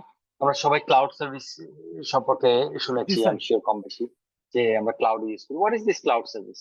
What is this about? বলেন তো ক্লাউড সার্ভিস জিনিসটা কি? when we say cloud service আমরা ইউজ করি, তখন ক্লাউড সার্ভিস জিনিসটা কি আসলে? স্যার এটা নাম শুনেছি, বাট আমি ডিটেলস এটা সম্পর্কে ওইভাবে জানি না। স্পেস ভাড়া দেওয়া হচ্ছে। সরি কামরুল, আরেকবার বলেন। ক্লাউড সার্ভিস এটার নাম শুনেছি, বাট এটা ডিটেলসে আমি এটা সম্পর্কে তেমন আইডিয়া নাই। ঠিক আছে, thank you Jewel. Just Kamrul বলছিলেন আপনি কিছু, কামরুল একটু আবার বলেন। ক্লাউড সার্ভিস বলতে আমি যতটুকু জানি যে হচ্ছে স্পেস ভাড়া দেওয়া। ওকে, তার মানে কি এটা হোস্টিং? সে আমরা একটা ওয়েবসাইট রাখার জন্য বা যে কোনো কিছু একটা হোস্টিং সার্ভিস, দেখবেন গোড্যাডি, হ্যাঁ তারপরে নেম.com, স্টারগেট, এরকম অনেকগুলো হোস্টিং কোম্পানি আছে যারা $25, $20, $10 করে জায়গা ভাড়া দেয় মাসে। That's also a cloud service. True, you are right, যে হোস্টিং এর জন্য জায়গা দিচ্ছে। হ্যাঁ, কিন্তু ক্লাউড সার্ভিস মানে এই ক্লাউড কথাটা বলার পিছনে আসলে কারণটা কি? আপনার এটা একটা রিজন যে তারা জায়গা ভাড়া দেয়, মানে আই এগ্রি, এটা one of the components. Cloud বলাটার আসলে কারণটা কি? আচ্ছা, এনি আইডিয়া, কোনো টিপস? স্যার না এটা থাকলে নিজস্ব আয়োজন। সার্ভার ইউজ না করে যেহেতু এটা মানে অনলাইন বেজে মানে ইয়েতে রাখা হয় আর কি, ক্লাউড বলতে মেঘ মেঘ যেভাবে থাকে আকাশে ভেসে কিছুটা এভাবে স্যার। প্রবলেমটা হচ্ছে, দেখেন আমরা যখন এরকম থার্ড পার্টির কাছে স্টোরেজ করি দুই রকমের হতে পারে, দুই রকমের স্টোরেজ হতে পারে। একটা স্টোরেজ হচ্ছে আমি চিনি থার্ড পার্টিটাকে, হ্যাঁ, যে ওই থার্ড পার্টি সে সাভারে স্কোয়ার ইনফরমেটিক্স ওদের উদাহরণে যদি দিই, কিংবা ইমদাদ ইস্পাহানি নামে ইস্পাহানি একজন one of the director Ispahani গ্রুপের, দে ক্রিয়েটেড কোলো সিটি। কোলো সিটি বলে একটা মহাখালী কমার্শিয়াল এরিয়াতে কোলো সিটি বলে একটা এই ধরনের একটা ডেটা সেন্টার উনি তৈরি করেছিলেন। হ্যাঁ, he was one of the pioneers. Square Informatics অনেক আগের, তারপরে উনি করেছেন, but what he did was a very sophisticated state of the art ওয়েতে, যেটা মডার্ন ওয়েতে। সো উনি মহাখালীতে একটা বিল্ডিং এ কয়েকটা ফ্লোর নিয়ে এরকম একটা ডেটা সেন্টার করেছিলেন কোলো সিটি। নাও কোলো সিটি থেকে আমি যখন বিভিন্ন কর্পোরেটে কাজ করতাম অ্যাজ চিফ ইয়েতে আইটি, তখন দেখা যেত যে এরকম ওনারা আসতেন অফার নিয়ে যে আমাদের এখানে আপনারা ইয়েটা রাখেন, আপনাদের স্টোরেজ রাখেন। So that time I knew যে এক্স্যাক্টলি আমার অ্যাপ্লিকেশনটা বা আমার ডেটাটা আমি কোথায় রাখছি। মহাখালীতে এত বাই এত মহাখালীর ওই বিল্ডিংটার 17 তলায় এরকম একটা এনভায়রনমেন্টে যেখানে একদম বক্স এবং সিকিউর সবকিছু, ফায়ার সাপ্রেশন সিস্টেম আছে, অটোমেটিক ফায়ার সাপ্রেশন এভরিথিং আছে, ওরকম একটা জায়গায় এই কালো রঙের বক্সটার ভিতরে আমার ডেটা থাকতেছে। সো আই নিউ যে এক্স্যাক্টলি আমি থার্ড পার্টির কাছে ডেটা দিচ্ছি, বাট সেই থার্ড পার্টির কাছে যে আমার স্টোরেজ আমি ইউজ করছি exactly where it is hosted I know. Versus versus আমি অনলাইনে সে ক্লাউড সার্ভিস, যাদের আমরা পপুলার ক্লাউড সার্ভিস গুলোর নাম যদি বলি, there are lot of cloud service provider, but সবচেয়ে নামি দামি যারা তাদের মধ্যে হচ্ছে মাইক্রোসফট হচ্ছে কি অ্যাজিওর বলে একটা ক্লাউড আছে, অ্যামাজন যাদের ক্লাউড সার্ভিসের নাম হচ্ছে AWS, Amazon web services, Google ওদের আছে গুগল ক্লাউড বলে, যে জিসিপি বলে, গুগল ক্লাউড প্ল্যাটফর্ম জিসিপি। দেন হচ্ছে গিয়ে ওরাকলের আছে Oracle cloud. So this are the some of the renowned কোম্পানির বড় বড় ক্লাউড সার্ভিসেস, যেটা ওয়ার্ল্ড ওয়াইড অনেক লক্ষ লক্ষ ইউজাররা, লক্ষ লক্ষ কোম্পানি ইউজ করে যে সমস্ত ক্লাউড সার্ভিস। সো আমি যদি এই ক্লাউড সার্ভিস গুলোর কথা আলোচনা করি, তাহলে আপনি চিন্তা করেন যে আমি এই গুগলের ক্লাউডে আমার যে জিনিসপত্র উঠিয়ে দিচ্ছি, আমার পুরো স্টোরেজটা দিচ্ছি, ডু আই নো এক্স্যাক্টলি কোন লোকেশনে গুগল ওটা স্টোর করতেছে, কোন সার্ভারে গুগল ওটা স্টোর করছে? চাইলে আমি ওই সার্ভারের চারিদিকে একটা তালা মেরে আসলাম একটু এক্সট্রা সিকিউরিটির জন্য। Will it be possible? It will not be possible. I don't know exactly where it is stored. Even আমি যদি এরকম কোম্পানির গুগল ক্লাউডে স্টোরেজও না চিন্তা করি, আমরা যে জিমেইল ইউজ করি, গুগলের মেইল ইউজ করি, তাই না? তো আপনার একটা অ্যাকাউন্ট আছে, যেখানে যদি ফ্রি অ্যাকাউন্ট ইউজ করে থাকেন তাহলে 15 জিবি স্টোরেজ ফ্রি আছে, যেখানে আপনি গুগল ড্রাইভে, গুগল ফটোজে ফটো রাখতেছেন, গুগল ড্রাইভে ফাইল আপলোড করছেন, ইমেইল প্রচুর আপনার আসতে যাচ্ছে, যেখানে স্টোর হচ্ছে। কোথায় স্টোর হচ্ছে এটা? আপনি কি জানেন যে কোন শহরে, আমেরিকার কোন শহরে এটা স্টোর হচ্ছে? No sir. এটা কেউ জানে না, এটা online base completely. Absolutely, nobody knows. That's why we call it cloud. আমরা এটা মেঘে দিয়ে দিলাম। মেঘে we cannot identify যে ওই যে খরগোশের মতো দেখতে মেঘটা, ওইটা থেকে এখন বৃষ্টি হচ্ছে, বা ওইটাই এখন আমাদের মাথার উপরে ছায়া দিচ্ছে, বা ওইটাই একটু পরে ওই পাহাড়ে গিয়ে ধাক্কা খাবে। We cannot say. মেঘ is a kind of a combination, it's a kind of a cluster. সব কটা মিলে একটা entity, and we cannot particularly identify যে এইটা এই মেঘটা, এই মেঘটার নাম এটা। স্টার যেমন আমি আইডেন্টিফাই করতে পারি, বলতে পারি ওটা শুকতারা, তাই না, শুক্র গ্রহ, আর বা কোন একটা পার্টিকুলার তারা, north star, what ever it is, আমি আইডেন্টিফাই করতে পারি। মেঘ ক্যান বি আইডেন্টিফাই? আজকে যে মেঘটা দেখলাম বিকালবেলা, কালকে সকালবেলা গিয়ে কি ওই মেঘটা পাবো? পাবো না। So this is not identifiable, but as a whole it's an entity, মেঘ। ঠিক ক্লাউড সার্ভিসটার জিনিসটা অনেকটা এরকম। I don't know exactly which server I am hosting my contents in, but I'm hosting in an entity which has got lot of megs, lot of such servers. এই যে গুগলের জিমেইলের example দিলাম, জিমেইলের user সংখ্যা কত? I also don't know, but it would be definitely in billions. অ্যাকাউন্টের সংখ্যা in billions. So বিলিয়ন্সে যদি অ্যাকাউন্টের সংখ্যা হয় তাহলে 15 GB করে প্রত্যেকে যদি স্টোরেজ হয়, আমি যদি ফ্রি ধরে নিই সবাই, কতটা স্টোরেজ ক্যান ইউ ইমাজিন? এই পরিমাণ স্টোরেজ তো একটা দুইটা 100-200 সার্ভারে সম্ভব না। They need thousands and thousands, tens of thousands of servers, 70,000, 80,000, 90,000, 1 lakh 2 lakh server লাগবে, সিস্টেম লাগবে এটাকে হোস্ট করার জন্য। And we'll never be able to know which server my email is hosted in. তো এই যে পুরো ক্লাস্টারটা, এই ক্লাস্টারটা শুধু যে একটা শহরে আছে গুগলের তা না। সান ফ্রান্সিসকোতে, গুগলের হেডকোয়ার্টার সান ফ্রান্সিসকোতে, বে এরিয়াতে। It's not necessarily যে এগুলো stored San Francisco. This can be stored, some of this can be stored at Mexico. Some of the storage is in India. Some are in Poland. But আমাদের কাছে it's Google that we are storing our email to. So that's why we call it a cloud service. Okay. এখন একদম professional application বা আমাদের যে একদম bank, এইটা হচ্ছে জিমেইল টিমেল আমরা পার্সোনালি ইউজ করি, বাট অফিসিয়ালি আমরা বিভিন্ন অ্যাপ্লিকেশন, সেটা ব্যাংকিং অ্যাপ্লিকেশন হোক, আমার ইন্স্যুরেন্সের সফটওয়্যার হোক, বা যে কোনো একটা কাজ করার জন্য আমরা কি করি, ক্লাউড সার্ভিস অনেক সময় ইউজ করি। সেক্ষেত্রে আমরা এই জিসিপি, এডব্লিউএস, অ্যাজিওর এগুলো আমরা ইউজ করি। ওকে। আবার সেলসফোর্স এর নাম শুনেছেন, salesforce.com। salesforce.com হচ্ছে গিয়ে একটা CRM software, customer relationship management. আমরা সার্টিফিকেট লেভেলে কাস্টমার রিলেশনশিপ ম্যানেজমেন্ট সফটওয়্যার কথা পড়েছিলাম, যেটা প্রি সেলস এবং পোস্ট সেলস এর 5 রকমের অ্যাক্টিভিটি আছে। হ্যাঁ, অ্যাকুইজিশন, কাস্টমার অ্যাকুইজিশন, মানে কন্ট্রাক্ট ম্যানেজমেন্ট, অ্যাকোয়ারিং, দেন হচ্ছে গিয়ে কাস্টমার সার্ভিস করা, রিটেইনিং, বিভিন্ন ফেজ আমরা পড়েছিলাম। এই যে সিআরএম সফটওয়্যারটা, এই salesforce.com হচ্ছে একটা CRM software, but which is a cloud based software. অর্থাৎ আমার কম্পিউটারে সফটওয়্যারটা ইনস্টল করতে হয় না, কোনো কিছু করতে হয় না, আমার সফটওয়্যারটা কিনতে হয় না। আমি শুধুমাত্র ওই গুগলের মতো বা এর মতো লগ ইন করে একটা রেজিস্টার করলাম ইউজার, আমাকে প্রতি মাসে হয়তো $18 পার ইউজার দিতে হবে বা $20 পার ইউজার দিতে হবে।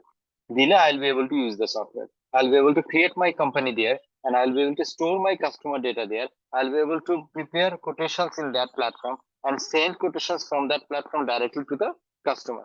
এই যে সিআরএম অ্যাপ্লিকেশনটা ইউজ করছি, এই অ্যাপ্লিকেশনটা ওরা প্রোভাইড করতেছে। That's also a cloud service. Our cloud service is not necessarily just storing my data, pushing my data for storage. It also can be an application hosted in the cloud, and I'm a user, just on a computer thing, internet, and I'm using it. And we end up using lots and lots of cloud service applications, like Facebook. আপনি যে ছবিটা post করতেছেন, ছবিটা is getting stored somewhere, আরেকজনের ইয়েতে। এবং Facebook অ্যাপ্লিকেশনটা আপনি তৈরি করেন নাই, আপনি কেনেও নাই, ওটার কোনো একটা কেনেন নাই, but you are using it. That's an application hosted somewhere and you are using it. That's obviously a software, right? So এইরকম প্রচুর জিনিস আমরা ইউজ করছি। এখন ক্লাউড সার্ভিস, আমি কেন এই ডিসকাশনে আসছিলাম, ক্লাউড সার্ভিসটা ওই কোশ্চেনের এগেইনস্টে গেলে, সেটা হচ্ছে ক্লাউড সার্ভিসটা সাধারণত 3 ধরনের ক্লাউড সার্ভিস। একটাকে বলি আমরা সাস, SaaS, SaaS। এটার ইলাবোরেশন হচ্ছে গিয়ে অ্যাব্রিভিয়েশনটার সফটওয়্যার অ্যাজ এ সার্ভিস।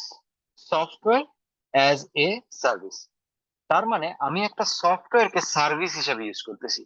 একটু আগে যে salesforce.com বললাম, ফেসবুক বললাম, আমি একটা সফটওয়্যারকে সার্ভিস হিসেবে ইউজ করছি। If I am a paid user, paying user, সেই ক্ষেত্রে আমি হয়তো $10 পার মান্থ দিচ্ছি। এই যে গুগলেও যেমন সফটওয়্যার এজ এ সার্ভিস, আমি যদি একটা পেইড ইউজ, যেমন আমার কোম্পানি, আমি যে কোম্পানিতে আছি সেটা পেইড গুগলের সার্ভিস ইউজ করে। I have few other companies, I have been in few other companies in the past, যেখানে হয়তো এরকম 300, 400, 1000, 1500 user, we were well paid user। ওখানে আমাদের স্টোরেজ বেশি, সবকিছু একটু ফ্যাসিলিটি অনেক কিছু বেশি, নিজের ডোমেইনে কাজ করা যায়। সো ইমেল অ্যাড্রেসটা নিজের ডোমেইনে থাকে, @gmail.com না, @company.com, কোম্পানি আমার নাম, কোম্পানির নেম যেটা হবে সেটা .com। সো এই যে পেইড ইউজাররা, এরকম পেইড ইউজাররা এটা পেমেন্ট করছে কিসের জন্য? তারা একটা সফটওয়্যারকে ইউজ করছে, তার কাছে সফটওয়্যারটা সেল করা হচ্ছে as a service, not as a software. তাকে আমরা বলি হচ্ছে SaaS, software as a service. Even এটা মাইক্রোসফট অফিসেরও আছে। অফিস 365 যে প্রোডাক্টটা আছে সেটা হচ্ছে অনলাইন, O365 বা অফিস 365 বলে। আপনি অনলাইনে গিয়ে Microsoft Word, Microsoft Excel, PowerPoint use করবেন, and you will be paying $8 per month per user to use that. That's a SaaS, software as a service. তার মানে সফটওয়্যার এজ এ সার্ভিস যখন আমি use করছি, তখন সফটওয়্যারের ভিতরে কি নলেজ, এই যে ইন্স্যুরেন্সের এক্সাম্পলটা দিয়েছিলাম, যদি আমার কোনো ওইরকম থার্ড পার্টি যদি এরকম হতো যে আমার ব্যাকআপটা রাখছে সফটওয়্যার এজ এ সার্ভিস হিসেবে, সেই ক্ষেত্রে আমার ইন্ডাস্ট্রি নলেজ তার জানা থাকা লাগবে, তার সফটওয়্যারটা has to be aligned with my practices, right? The next category of cloud services called PaaS, PaaS. P for parrot, PaaS, which is elaboration হচ্ছে কি platform as a service. Platform as a service. What is a platform?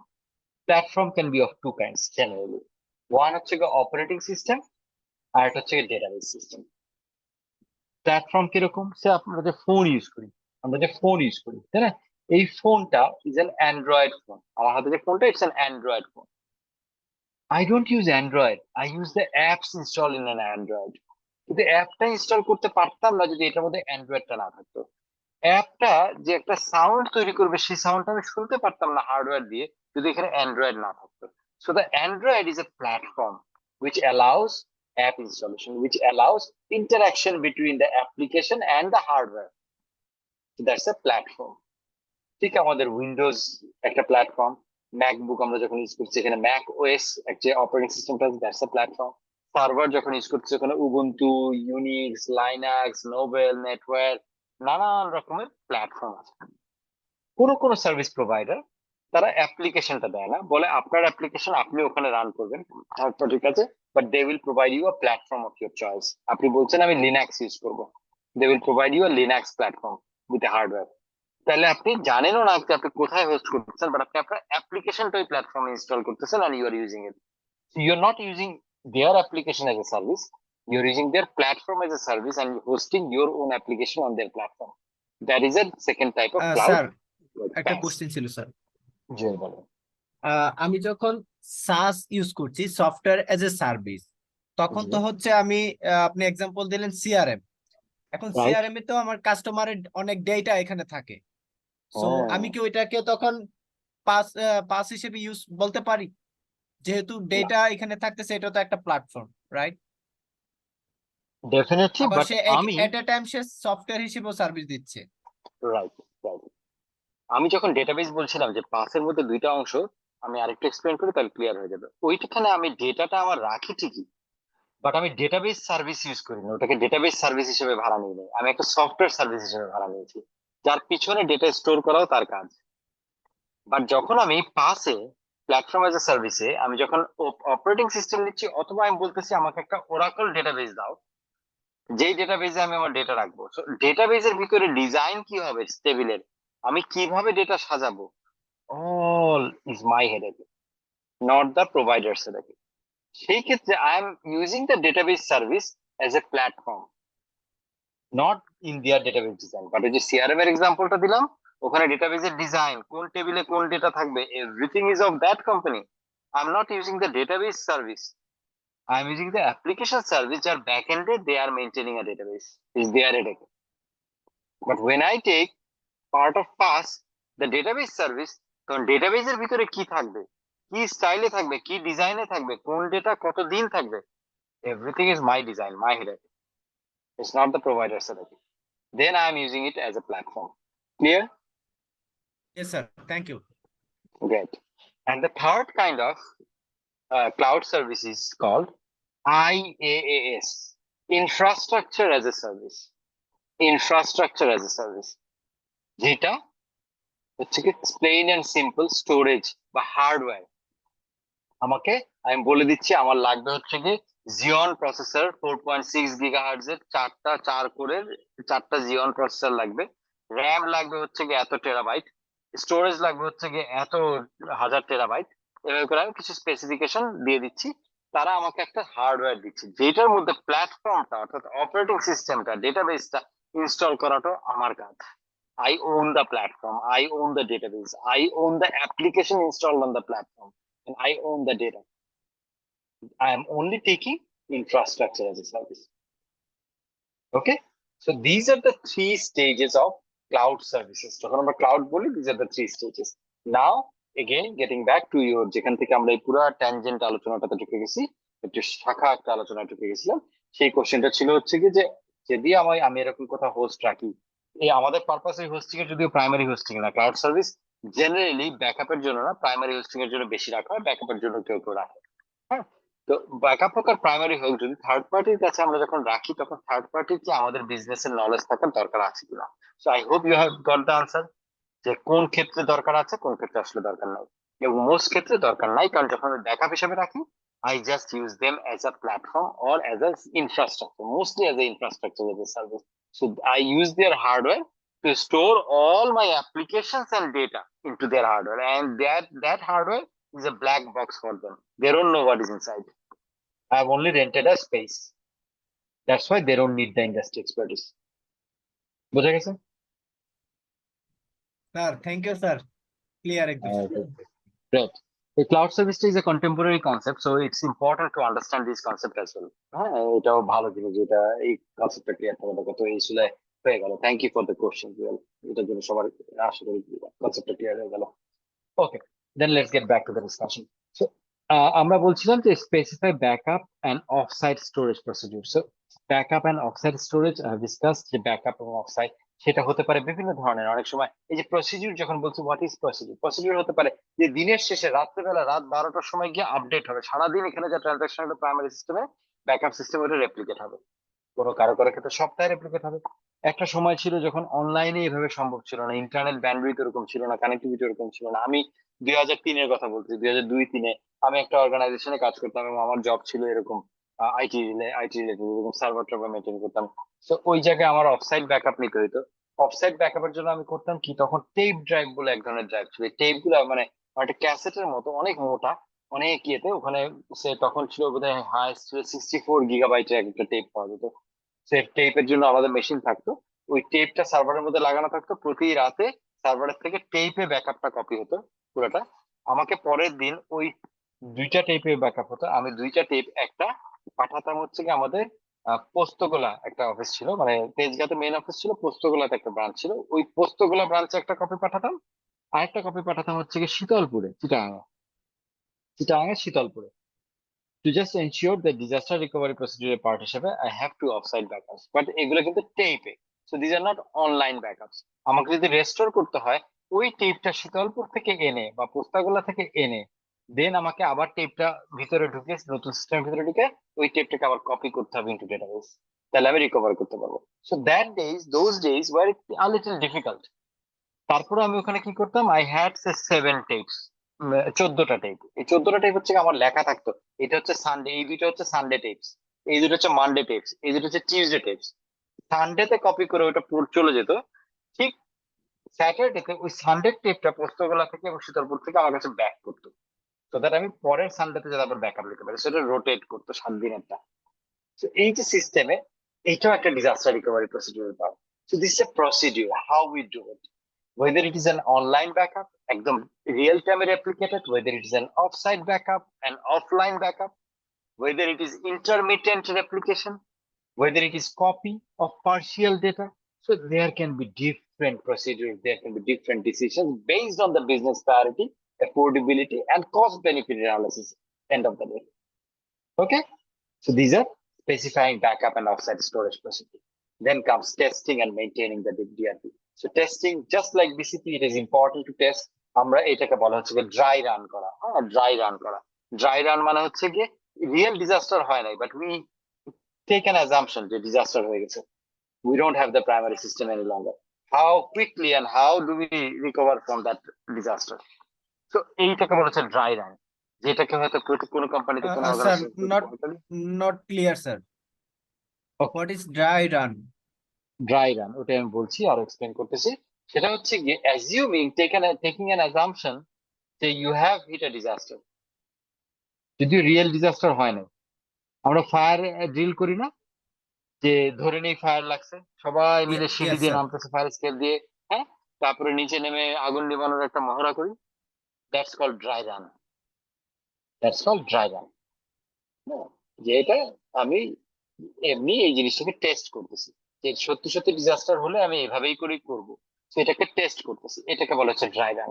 ওকে, এই testing এর খুব প্রয়োজন, এই testing regularly করতে হয়, কারণ আমাদের অর্গানাইজেশনের বিভিন্ন প্রায়োরিটি, বিভিন্ন অ্যাসেটস, বিভিন্ন প্রসিডিউর অলওয়েজ ডাইনামিক, চেঞ্জ হতে থাকে।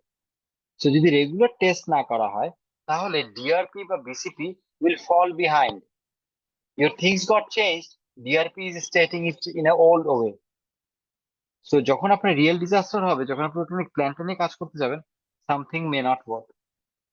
এই কারণে এটাকে টেস্ট করতে হয় on regular basis and update করতে হয়। That is maintaining DRP.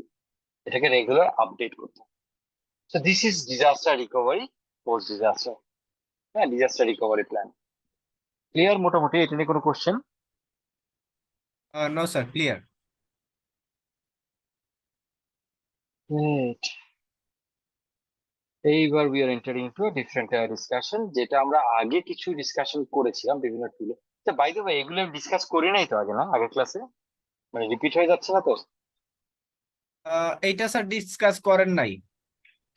Okay, good, ঠিক আছে। অনেক সময় এরকম হয়, আমি একটু কনফিউজড হয়ে যাই, বিকজ অনেক ক্লাস নেওয়া হয় তো, খালি মনে হয় যেটা বোধহয় আলোচনা করে ফেলছি। আচ্ছা, থ্যাংক ইউ ফর শেয়ারিং। আচ্ছা, এই জায়গায় হচ্ছে গিয়ে, আচ্ছা বাই দ্য ওয়ে, আমি কিন্তু আপনাদের দেখবেন সব জায়গায় প্রত্যেকটা টপিকের নিচে রেফারেন্স টু, মানে হচ্ছে গিয়ে এটা বইটা, হ্যাঁ, এমআইএস যে বইটা, ও ব্রেইনের যে এমআইএস বইটা, তার চ্যাপ্টার 8 এর সেকশন 8.4 এর রেগুলার ডিটেইল আছে। So what I am doing, I am putting the references for your benefit, যে আপনারা যখন প্রিপারেশনের জন্য পড়বেন তখন এক্স্যাক্টলি কোথা থেকে পড়বেন এই জিনিসগুলো। হ্যাঁ, আমি কি করছি, আলোচনার মাধ্যমে কনসেপ্ট গুলাকে ক্লিয়ার করে দিচ্ছি। So reading and understanding that and remembering that become easy for you. So that is my purpose of discussion. So ওই জায়গায় প্রত্যেকটার ওই চ্যাপ্টারের রেফারেন্স এবং সেকশনের রেফারেন্স গুলো দেওয়া আছে। ওকে, স্যার এখানে আমার একটা রিকোয়েস্ট ছিল, সেটা হচ্ছে স্যার বলো। আপনি যেগুলা পড়াচ্ছেন জি। আমাদের খুব ক্লিয়ারলি কনসেপ্ট আসছে, বাট এটা যদি সাথে স্লাইডটা থাকতো, আই মিন হচ্ছে গ্রাফিক্যাল প্রেজেন্টেশনটা থাকতো, তাহলে আমার মনে হয় সেটা আরো ফ্রুটফুল হইতো, এভারলাস্টিং হইতো। Is it possible? Graphical presentation বলতে আপনি কি বোঝাচ্ছেন, একটু যদি ক্লিয়ার করেন। যেমন ধরেন স্যার, আপনি যেমন সফটওয়্যারের যে ইয়েগুলো বুঝালেন, এখানে তো আমরা শুধু হচ্ছে হেডলাইন গুলা দেখতে পাচ্ছি, তো এটা ডিটেলসটা যদি আমাদের সামনে প্রেজেন্ট করা থাকতো তাহলে হয়তো আমাদের আরো এভারলাস্টিং হইতো মেমোরিতে সেটা। এটা আর কি স্যার। একটু ডিফিকাল্ট, সেটা হচ্ছে গিয়ে আহ যেমন হচ্ছে গিয়ে আমি যদি এর আগের ইয়েতে যাই, আলোচনা যাই, identify and assess disaster risk. So what I can do at best is a risk assessment এর যে ডায়াগ্রামটা আমি যেটা বলছিলাম, যে probability of happening and impact of happening, যেটা মিলে আমরা স্কোরিং করবো, এটাকে হয়তো এখানে স্টেট করা যেত। that I agree can be improved, but not in all cases এ আসলে এটার আরো কিছু জিনিস স্লাইডে আনাটা সম্ভব। এগুলো মোস্টলি টেক্সট হয়ে যেত। So এটি আমার স্লাইড গুলো would have ended up in becoming books, part of the book. হ্যাঁ, তো এখানে আলোচনাটা করি, আলোচনার জন্য অ্যাঙ্কর গুলো হচ্ছে এখানে, so that you can relate ওকে ইয়েতে। Okay sir. আর ডিটেলটা আপনার বইয়ে পেয়ে যাবেন, বাট কিছু কিছু ক্ষেত্রে I will use graphical representation. Okay, কিছু কিছুতে উইল হ্যাভ দিস। ওকে, যেখানে Yes, sir. আসলে এইটাই চাচ্ছিলাম sir. Okay, good. But still never be discouraged. হ্যাঁ, এই যে আপনি কোশ্চেনটা করছেন, আই এম হ্যাপি। হ্যাঁ, এই ইনপুট গুলো, এই ফিডব্যাক গুলো is important, so that you have more clarity and I can also take in. আচ্ছা, সো এবার আমরা আসি হচ্ছে discussing a tech tools for protecting IS resource. আমরা এর আগের ক্লাসে দেখবেন, এর আগের ক্লাসে তার আগের ক্লাসে আমরা অনেকগুলো ইনফরমেশন সিস্টেমের থ্রেট নিয়ে আলোচনা করেছি, যে কোন পর্যায়ে কোন ধরনের থ্রেট আসে, কোন ধরনের ভালনারেবিলিটি থাকে, কেন ইনফরমেশন সিস্টেম ভালনারেবল। এই আলোচনাগুলো আমরা আগে করে আসছি। হ্যাঁ, আমাদের সিকিউরিটি অবজেক্টিভ গুলো কি কি থাকে, 3 রকমের অবজেক্টিভ আমরা আলোচনা করেছিলাম, if you remember, confidentiality, integrity and availability. সেইটার পার্সপেক্টিভে কি কি ধরনের থ্রেট আমাদের থাকে, কি কি ধরনের রিস্ক আমাদের থাকে, আমরা আলোচনা করে আসছিলাম। নাও we are discussing the protection methods, the protection tools. ওই থ্রেড গুলা থেকে, ওই ভালনারেবিলিটি গুলা থেকে প্রোটেকশনের জন্য সাধারণত কি কি ইউজ করা হয়। and just understand this, that this is not an exhaustive list. এর বাইরেও অনেক কিছু থাকতে পারে, but this are the common things we use. Okay, এবং আমাদের সিলেবাসের জন্য এবং পরীক্ষার জন্য এনাফ টু নো। বাট এর বাইরেও অনেক কিছু থাকতে পারে, which will be good to know, and if you encounter in any organization, that's fantastic, you get to know that better. So আমরা সাধারণত যেটা হয় যে আমরা কনফিডেন্সিয়ালিটি যখন বলতেছি, আমরা যখন সিকিউরিটি বলতেছি, ইনফরমেশন সিকিউরিটির অবজেক্টিভ 3টা আলোচনা করেছিলাম অনেক আগে। একটা হচ্ছে কনফিডেন্সিয়ালটা, একটা হচ্ছে ইন্টিগ্রিটি, একটা হচ্ছে অ্যাভেলেবিলিটি। কনফিডেন্সিয়ালটা কি? Any individual should get access to information that on a need to have basis, অর্থাৎ তার যে ইনফরমেশনটার অ্যাক্সেস, তার যে ইনফরমেশনটা তার জবটাকে ফুলফিল করার জন্য প্রয়োজন, তার শুধু সেই ইনফরমেশনটুকু অ্যাক্সেস থাকা উচিত।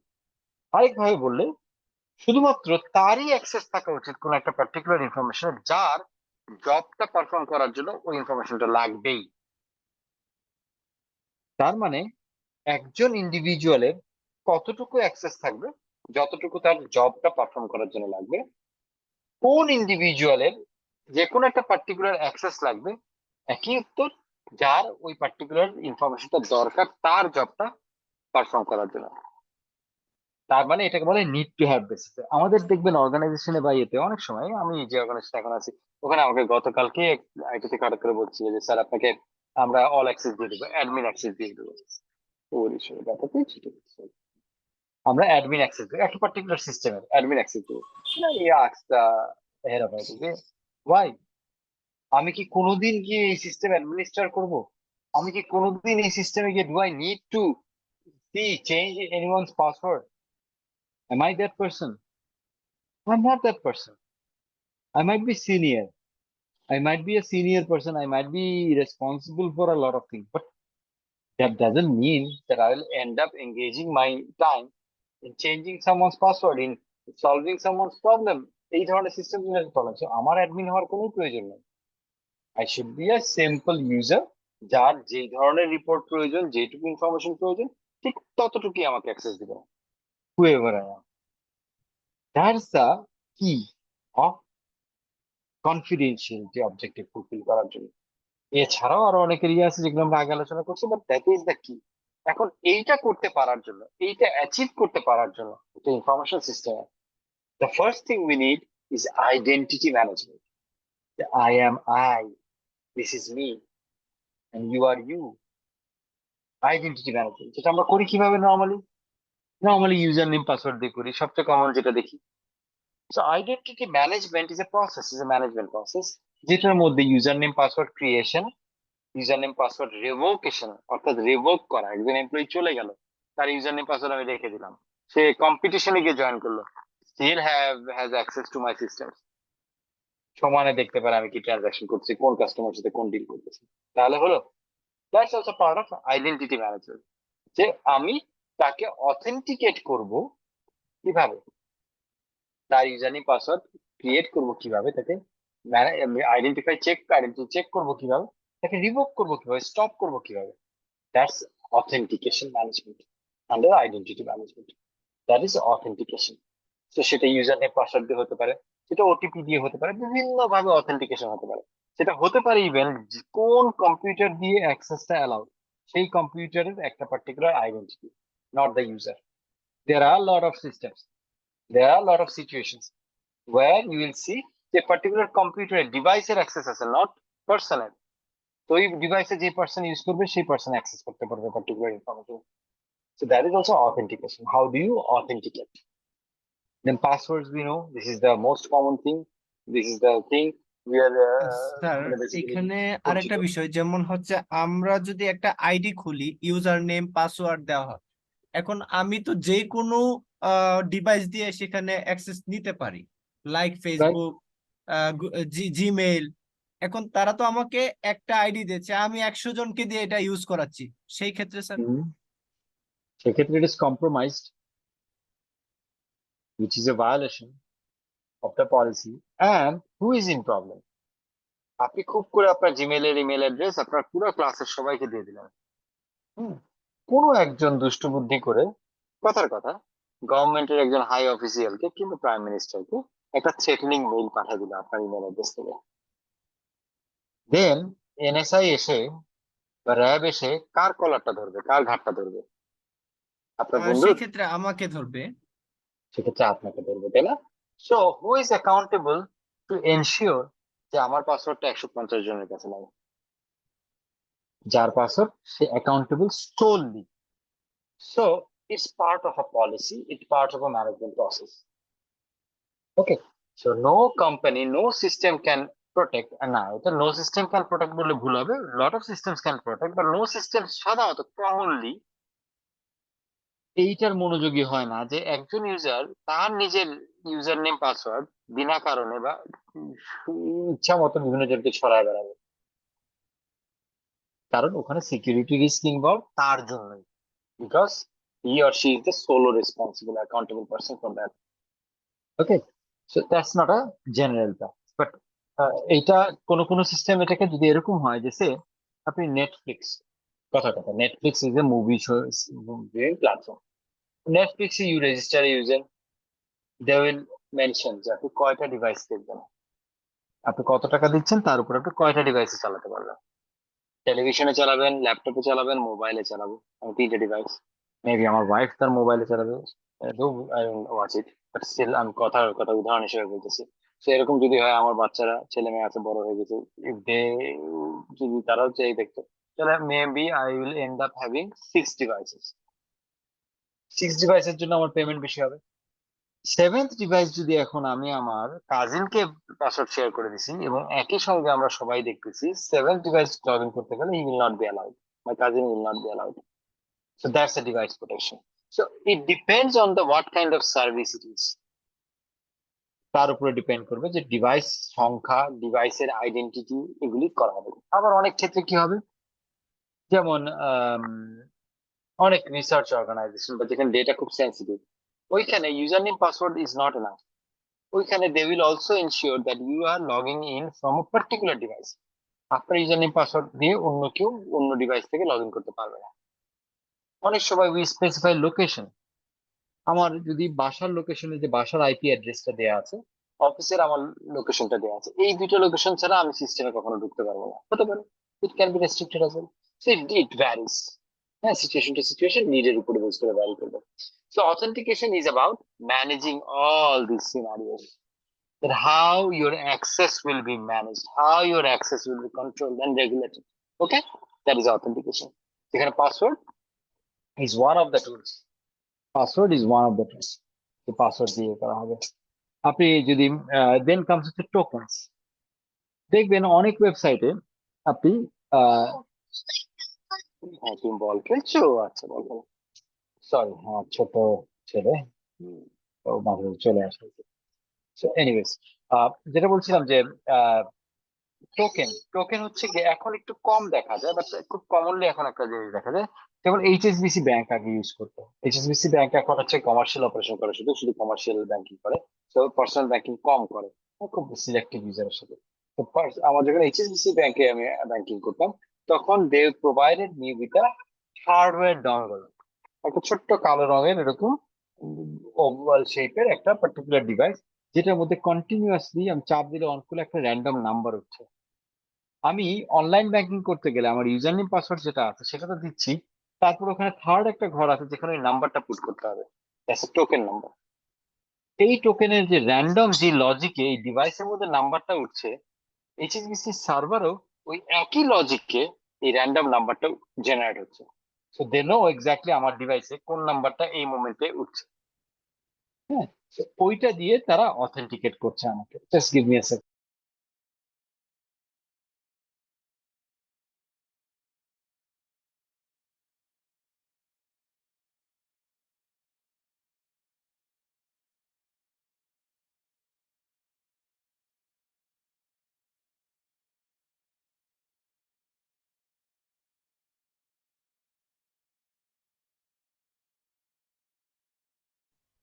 Sorry, so I was saying যে ওই স্যার ডিভাইসে যে এখানে নাম্বারটা উঠছে, জি আর একটু যদি ক্লিয়ার করতেন। আমি এইচএসবিসি ব্যাংকে গিয়েছিলাম, এটা অনেক হসপিটালও এটা ইউজ করে। রাইট, তারা হচ্ছে আমাকে ভিতরে অ্যাক্সেস দেওয়ার আগে আমার কন্টাক্ট নাম্বারটা নেয়, এটা দিয়ে হচ্ছে তারা একটা টেক্সট করার পর সাথে সাথে আমার একটা টোকেন নাম্বার জেনারেট হয়, সেটা ওখানে চলে যায়। আপনি কি এটা বুঝাচ্ছেন স্যার? সেটাকে বলা হচ্ছে ওটিপি। হ্যাঁ, আপনি যেটা বলছেন ওটিপি। সেটা হচ্ছে ওয়ান টাইম পাসওয়ার্ড, ওটিপি। ও হ্যাঁ, ইয়েস স্যার। ওইটা আমরা এই যে 2FA লেখা আছে না, ওই 2F এর আন্ডারে পড়বে, ওটাকে বলা হচ্ছে ওটিপি। আমি যদি আপনাদেরকে এই অথেন্টিকেশন এটা দেখাই, এখন যেটা মডার্ন অথেন্টিকেটর, যেটা ডিভাইস ইন্ডিপেন্ডেন্ট, এই দেখেন আমার ফোনটাতে, জানি না ক্লিয়ার হচ্ছে কিনা, হ্যাঁ ফোনটাতে দেখেন। আচ্ছা আমি একটু ব্যাকগ্রাউন্ড এটা অফ করে দিই, ব্লারটা। স্যার আমাদের কোম্পানিতে রুবলন নামে একটা সিস্টেম আছে, এটা কি সেই সিস্টেম? কি সিস্টেম নাম? রুবলন। রূপ রুবলন। রূপলং, আচ্ছা কি করে জিনিসটা, সিস্টেমটা কি করে? মোবাইলে একটা সফটওয়্যার থাকে, ওই সফটওয়্যারে ইয়াতে ল্যাপটপে যখন ওপেন একটা করি কোড তখন আসতে থাকে। কোডটা পুশ ওয়ান্ডারফুল, দ্যাট করতে ইজ দ্য টোকেন। ওইটা আপনি যেটা টোকেন, যেটা আমি এইমাত্র আপনাকে দেখাতে যাচ্ছিলাম আপনাদেরকে। আমার এই মোবাইলটাতে দেখেন নানান রকমের অ্যাকাউন্ট আছে, ঠিক আছে? আমার বিভিন্ন রকমের অ্যাকাউন্ট আছে আমার অনলাইনে, যেহেতু আমি একটু টেক সেভি, তো আমার বিভিন্ন ধরনের ফাংশন আছে, বিভিন্ন কোম্পানি আছে, সো আমার বিভিন্ন কোম্পানি অ্যাকাউন্ট আছে, বিভিন্ন জিনিস আছে। তো প্রত্যেকটার জন্য দেখেন একটা টাইমার, দেখেন একটা নাম্বার আছে, নাম্বারের পাশে একটা টাইমার উঠতেছে, তাই না? এবং টাইমারটা শেষ হয়ে যাচ্ছে আস্তে আস্তে। এবং টাইমারটা যখনই শেষ হয়ে যাবে আপনারা খেয়াল করেন, হ্যাঁ একটু জাস্ট নজর রাখেন, এখনই দেখেন একটু লাল হয়ে যাবে নাম্বারগুলো, কিছু নাম্বার, এবং চেঞ্জ হয়ে গেছে নাম্বারগুলো, রাইট? সব করে নাম্বার চেঞ্জ স্যার হয়ে গেল। দুইটার ইয়ে হচ্ছে দুই দুই রকমের। এটা আমিও পেয়েছি, ব্যাংকে যখন অ্যাক্সেস নিতে যাই, ব্যাংক যখন আমাকে আমার অ্যাকাউন্টে ঢোকার জন্য অ্যাক্সেস দেয়, তখন হচ্ছে একটা টোকেন নাম্বার দেয়, 8 ডিজিটের, 10 ডিজিটের, এটসেট্রা। ওইটা হচ্ছে আপনি যেটা বোঝাচ্ছেন টোকেন। টোকেন বাট টোকেন আর টু ফ্যাক্টর অথেন্টিকেশন দুইটা নেচার তো অনেকটা দেখতে সেম দেখা যাচ্ছে, মানে যেভাবে জেনারেট হয়। আপনি absolutely right. Two-factor authentication includes token and OTP and many other things. But token is part of two-factor authentication. তার মানে সব টোকেনই একটা two-factor authentication, কিন্তু সব two-factor authentication টোকেন না। এটা বোঝা গেছে? বোঝা গেছে স্যার, বাট কাইন্ডলি একটু যদি ইলাবোরেটলি ডিফার গুলো একটু ক্লিয়ার করে দিতেন, কেন এটাকে টোকেন বলা হয়। Two-factor authentication আলোচনা করলে বুঝে যাবেন। টোকেনটা হচ্ছে গিয়ে is a kind of a third entity for authentication, যেটা এমন না যে আপনার সাথে ব্যাংকের বা আপনার সাথে ওই প্রোভাইডারের কোনো কমিউনিকেশন হচ্ছে। ওটিপি তে কি হচ্ছে, সে ওই সময় আপনাকে একটা মেসেজ পাঠাচ্ছে, তাই না? ওই সময় আপনি একটা মেসেজ পাঠাচ্ছে, যার ফলে আপনি ওই কোডটা দিয়ে আপনি অথেন্টিকেশন করতে পারছেন ইউজার নেম পাসওয়ার্ডের সাথে। বাট বা অনেক সময় কি হয়, গুগল বা ইয়ে কি করে, আপনি যদি লগ ইন করতে চান একটা নতুন ডিভাইস থেকে, আপনার যে ডিভাইসটা অলরেডি লগ ইন করা আছে ওখানে একটা মেসেজ পাঠায়, প্রম্পট পাঠায়, নোটিফিকেশন পাঠানোর পরে আপনি ওখানে যদি অ্যালাউ করেন, তাহলে আপনার নতুন ডিভাইসে লগ ইন করতে পারবে। That's also a two factor authentication. So ওই জায়গায় আমি কোনো নাম্বার হয়তো পাচ্ছি না, আমি কোনো নাম্বার পাচ্ছি না। যখনই আমি নাম্বার পাচ্ছি, কোন একটা ডিভাইস যেটা জেনারেট করছে, কোন একটা সফটওয়্যার বা ডিভাইস যেটা জেনারেট করছে কোন একটা লজিকের উপরে বেস করে, তখন ওটাকে আমরা বলছি একটা টোকেন। টোকেনটা ইন্ডিপেন্ডেন্টলি আমার কাছে আছে, it's not connected with the, clear sir. তখন হচ্ছে এটা টোকেন। আর যখনই কমিউনিকেশন হচ্ছে, নাম্বার ছাড়াও আরো অনেকভাবে অথেন্টিকেট হচ্ছে, তখন আমরা এটাকে বলছি সেকেন্ড ফ্যাক্টর অফ অথেন্টিকেশন। অর্থাৎ প্রাইমারি ফ্যাক্টর ছিল user name password, second factor হচ্ছে কি এই জিনিসটা, it could be a token, it could be a OTP, it could be a message, it could be a prompt, it could be a recorded number আমার কাছে, এটা কোনো কিছু, এটা আরেকটা পাসওয়ার্ড। তো তখন আমরা বলছি এটাকে টু ফ্যাক্টর অথেন্টিকেশন বা second factor authentication. 15 minutes, 15 minute. So তখন আমরা এটাকে বলছি হচ্ছে টু ফ্যাক্টর অথেন্টিকেশন। ওকে, সো টু ফ্যাক্টর অথেন্টিকেশন বিভিন্ন টাইপ আছে, হতে পারে একটা প্রম্পট, হতে পারে হচ্ছে গিয়ে আমার অন্য ডিভাইসে একটা নোটিফিকেশন আসছে যেটাকে আমার ক্লিক করতে হবে, হতে পারে আমার ইমেইলে একটা লিংক পাঠিয়ে দেওয়া আছে, সেই লিংকটাকে ক্লিক করে, অনেক সময় বলা হয় না অ্যাকাউন্ট অ্যাক্টিভেট করার জন্য আপনি এই লিংকে ক্লিক করেন। লগ ইনের জন্য হতে পারে, আপনি লগ ইন করতেছেন, যেমন আমি একটা সার্ভিস ইউজ করি, ডিজিটাল ওশন বলে একটা ক্লাউড সার্ভিস ইউজ করি, হ্যাঁ, ফর সার্টেন রিসোর্সেস। ওইখানে যখন আমি লগ ইন করি, তখন সে কি করে, আমার ইমেইলে, আমার রেজিস্টার্ড ইমেইলে send an email with a link, যেখানে ক্লিক করলে আমার এই লগ ইনটা হবে। That's a two-factor authentication, but that's not a token. Okay? Two-factor authentication বিভিন্ন রকম হতে পারে। Then হচ্ছে কি smart card. Smart card again is a two-factor authentication. Smart card হতে পারে two-factor authentication, যে আমি কোন একটা জিনিসে লগ ইন করছি, আমাকে ওই কার্ডটাও স্ক্যান করাইতে হবে। আবার smart card could be just আমাদের যে ক্রেডিট কার্ড বলি, আমরা ডেবিট কার্ড বলি, this are all smart cards. এই স্মার্ট কার্ড গুলো are form of identity management.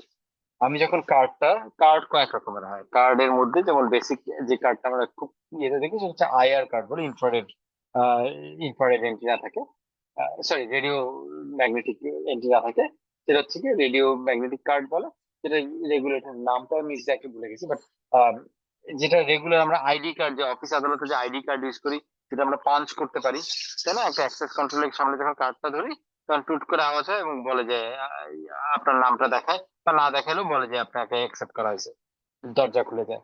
এই যে কার্ডটা, এই কার্ডের ভিতরে একটা RFID card, radio frequency ID card. তো আরএফআইডি কার্ড, এটার ভিতরে একটা রেডিও ফ্রিকোয়েন্সি এন্টিনা আছে, যেটার মধ্যে একটা আইডি আপনার বসানো আছে, একটা পার্টিকুলার আইডি নাম্বার বসানো আছে। আপনি যখন মেশিনে ওটা ধরেন তখন আপনাকে আইডেন্টিটি চেক করতে পারে যে আপনি আসছেন। So that's called RFID card. আবার আরেকটা কার্ড আছে একটু অ্যাডভান্স, সেটা হচ্ছে মাই ফেয়ার কার্ড। দেখবেন এখন যে ক্রেডিট কার্ড গুলো হয়, ডেবিট কার্ড গুলো হয়, ওগুলোতে বলে যে চিপ সহ কার্ড। চিপ মানে ওখানে সিম কার্ডের যেরকম চিপ থাকে ঠিক সেরকম একটা চিপ থাকে। কি পার্থক্য আরএফআইডি এর সাথে এটার? পার্থক্য হচ্ছে কি আরএফআইডি শুধু একটা আইডি বেয়ার করতে পারে, আর চিপ যেটাতে থাকে, যেটাকে আমি মাই ফেয়ার কার্ড বলতেছি, এই মাই ফেয়ার কার্ডের মধ্যে you can put more information, like like say এমন একটা জিনিস, যে হোটেল গুলোতে আপনি যদি বড় বড় হোটেলে, 5 স্টার হোটেলে যান, বা বড় কোনো বিদেশে কোনো হোটেলে যান, 5 স্টার হোটেলে, আপনি দেখবেন আপনার রুমটা কার্ড কি দিয়ে খোলে, নর্মাল কি দিয়ে না, কার্ড কি দিয়ে খোলে।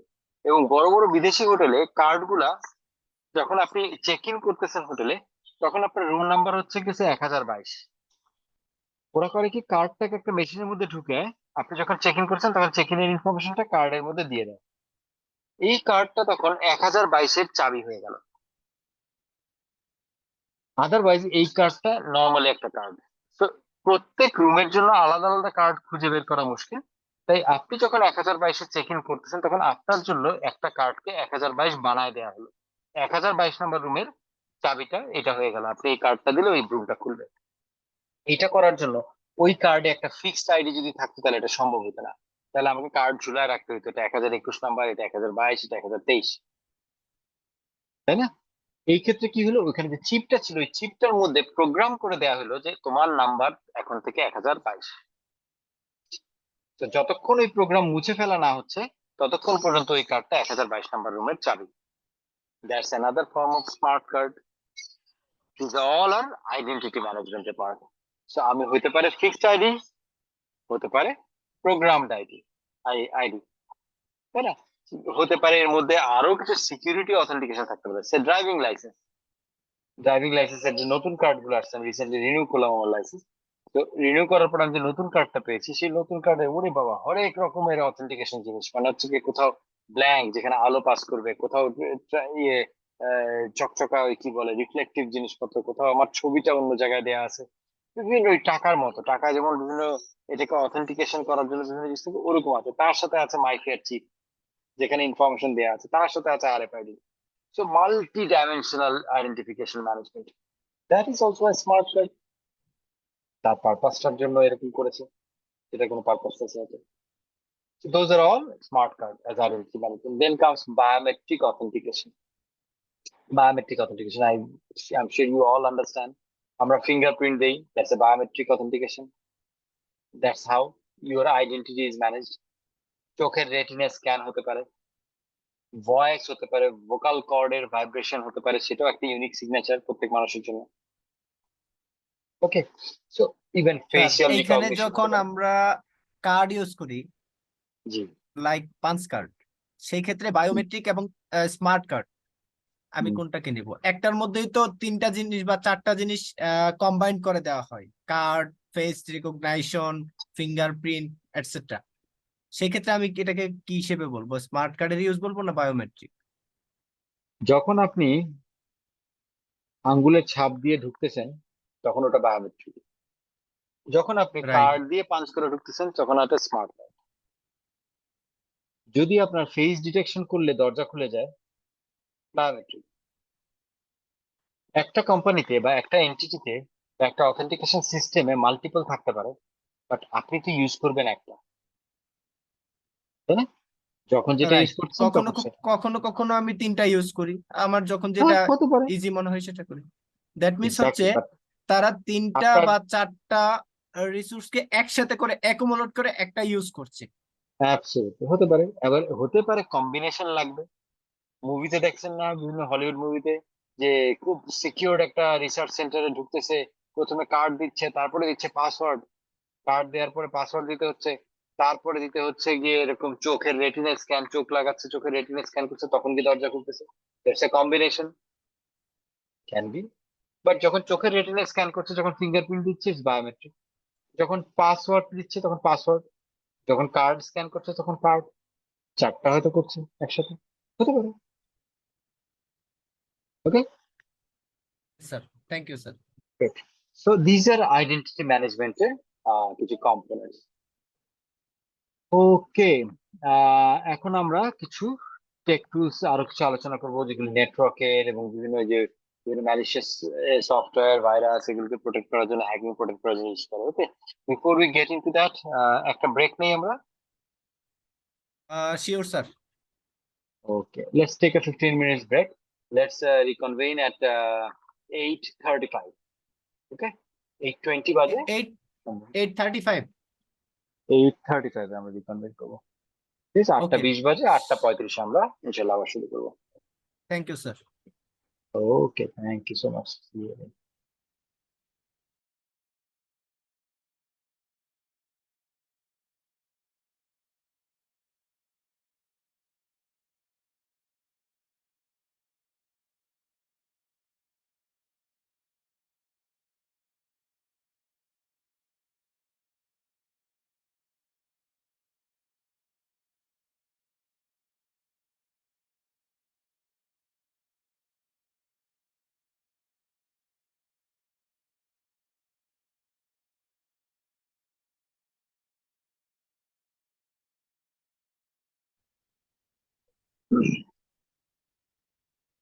Okay, let's resume the discussion. আচ্ছা, তো আমরা আলোচনা করছিলাম হচ্ছে, এখন আলোচনা করব যে বিভিন্ন টুল সিকিউরিটি এনশিওর করার জন্য বিভিন্ন ধরনের টুল গুলো কি কি। টুল গুলোর মধ্যে যেমন tech tools for just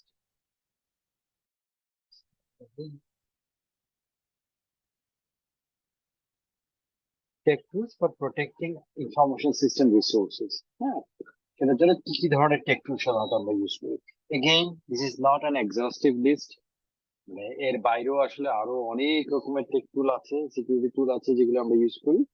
but এই জিনিসগুলো হচ্ছে খুব কমন, সাধারণত আমরা অর্গানাইজেশন গুলোতে, মোস্ট অফ দ্য অর্গানাইজেশন, একটু বড় সাইজের অর্গানাইজেশনে খুব কমনলি পাই এই ধরনের টুল গুলো ইউজ করা হয়।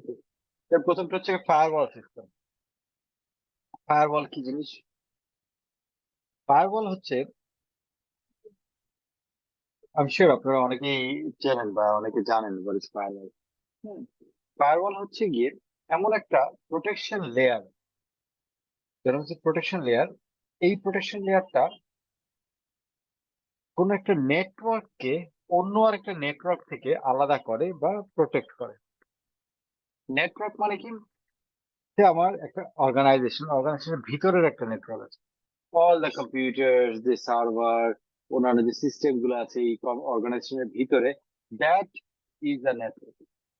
Again, internet is another network, it's a huge network, which is a public network, right? Internet is another network. আমার নেটওয়ার্ককে ইন্টারনেটের থেকে, আমার নেটওয়ার্ক এবং ইন্টারনেটের মাঝখানে, দুই নেটওয়ার্কের মাঝখানে we need a protection, কারণ internet is a public network. we don't have control যে ওখানে কে কি ধরনের কাজ করছে, কে কি ধরনের ম্যালিশিয়াস অ্যাক্টিভিটি করছে বা সফটওয়্যার ইউজ করছে, we don't have any clue. So ইন্টারনেটের থেকে আমার যে রিসোর্স গুলো আছে সেটাকে আইসোলেট করার জন্য we need a protection between these two networks. এখন প্রোটেকশন করতে হলে এই দুইটা নেটওয়ার্কের মধ্যে, নেটওয়ার্ক কাজ করে কি করে, আমাদের ধরেন কোম্পানি নেটওয়ার্ক ইন্টারনেটে যে যায়, আপনারা দেখবেন আমরা রাউটার বলে একটা শব্দ অনেকেই শুনেছি। রাউটারের কাজ হচ্ছে স্যার তার মানে স্যার ইন্টারনেট আর ইন্টারনেট এই দুইটার মধ্যে একটা দেওয়াল থাকে নাকি? রাইট, এইটাই হচ্ছে ফায়ারওয়াল, রাইট? এটি হচ্ছে ফায়ারওয়াল। বাট যেখানে বুঝতে হবে যে ইন্টারনেট এবং ইন্ট্রানেট, যেটা বলছেন ইন্টারনেট, যদিও ইন্টারনেটটা আমরা মোর ইউজ করি একটু অন্য কনসেপ্টে, যখন আমরা ইউজ করি যে কোন কোন অ্যাপ্লিকেশন গুলো ইন্টারনাল ইউজারের জন্য অবজেক্টিভ শুধুমাত্র তাদের জন্য অ্যাক্সেসেবল, সেই ক্ষেত্রে ইন্টারনেট ওয়ার্ডটা ইউজ করি। Internet can be extended from Dhaka to Chittagong as well, still it will be internet. Internet can be বাংলাদেশের ঢাকায় বসে একটা অফিস আছে, ইউকে তে হেড অফিস আছে, দুইটার মধ্যে ইন্টারনেট থাকতে পারে, but that will travel through internet. So when we say network, it's a logical definition. When we say network, it's not exactly limited to definition of internet and intranet. হ্যাঁ, internet ও ইন্টারনেটের ডেফিনেশনটা হচ্ছে গিয়ে from আমি কোন রিসোর্সটা access করতে পারবো, কার জন্য allowed, ওই কনসেপ্ট থেকে we call it internet. But from a network point of view, physical network point of view, that's a different definition. There is a different definition.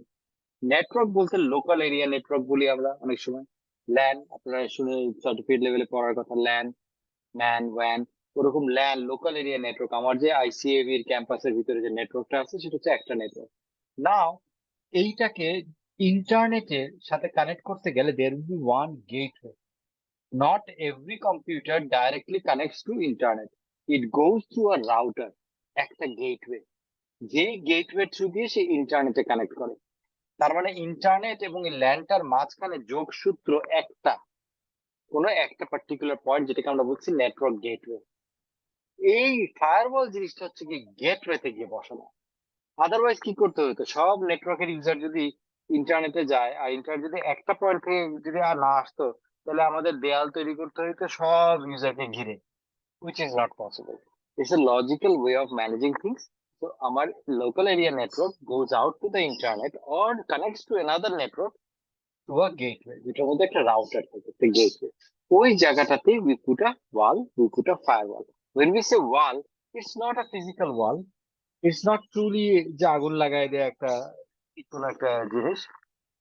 It's again a device or a software that acts as a protective layer, logical protective layer, physical না, logical protective layer, যে certain টাইপের interaction, certain টাইপের content একদিক থেকে আরেক দিকে pass করতে দেয় না। It's a filter. Okay, so that is called firewall system. তো আমরা যদি ফায়ারওয়াল সিস্টেমটা দেখি, ফায়ারওয়াল সিস্টেমটা বিভিন্ন পারপাসে আমরা বিভিন্ন স্টেজে বিভিন্ন রকমের ফায়ারওয়াল ইউজ করতে পারি। যেমন এই জায়গায় এই ডায়াগ্রামটাতে আমরা দেখতেছি যে ইন্টারনেটটা আমার ভিতরের যে নেটওয়ার্ক, এই যে এখানে কর্পোরেট নেটওয়ার্ক, এই যে দেখেন ল্যান্স, লোকাল এরিয়া নেটওয়ার্ক, এই ল্যানের সাথে ইন্টারনেটটা কানেক্ট করছে কিভাবে, এই যে corporate system, web server, outer firewall, এইখানে হয়তো কোনো একটা জায়গায় একটা রাউটার আছে, একটা ডিভাইস আছে এই কর্পোরেট সিস্টেমের বাইরে, যেইখানে থেকে এটা আউটওয়ার্ড নেটওয়ার্কে গিয়ে কানেক্ট হচ্ছে। আমার ইয়েটা বোধহয় দেখা যাচ্ছে না, আমি বলছিলাম এখানে দুইটা লেয়ারের ফায়ারওয়াল দেখেন, একটা হচ্ছে কি বলছে আউটার ফায়ারওয়াল, একটা বলছে ইনার ফায়ারওয়াল। এটি একটু একটু রিলেটিভলি, আমি যে ডেফিনেশন বলছি তার থেকে একটু রিলেটিভলি কমপ্লেক্স এনভায়রনমেন্ট।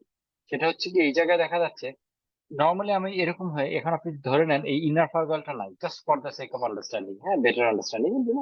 এখন আপনি ধরে নেন এই যে ওয়েব সার্ভার, ইনার ফায়ারওয়ালটা নাই, কর্পোরেট সিস্টেম এবং এই ল্যান সব কয়টা হচ্ছে কি ইনসাইড সিস্টেম। ধরে নেন যে কোনো একটা organisation, this is a whole bunch of system, this are all internal network. এইটা হচ্ছে ইন্টারনেট। ইন্টারনেট আর ইন্টারনাল নেটওয়ার্কের মাঝখানে we have a device or a software working, যে প্রোটেক্ট করতেছে আমার ইন্টারনাল নেটওয়ার্কে। Then this device or software is called firewall.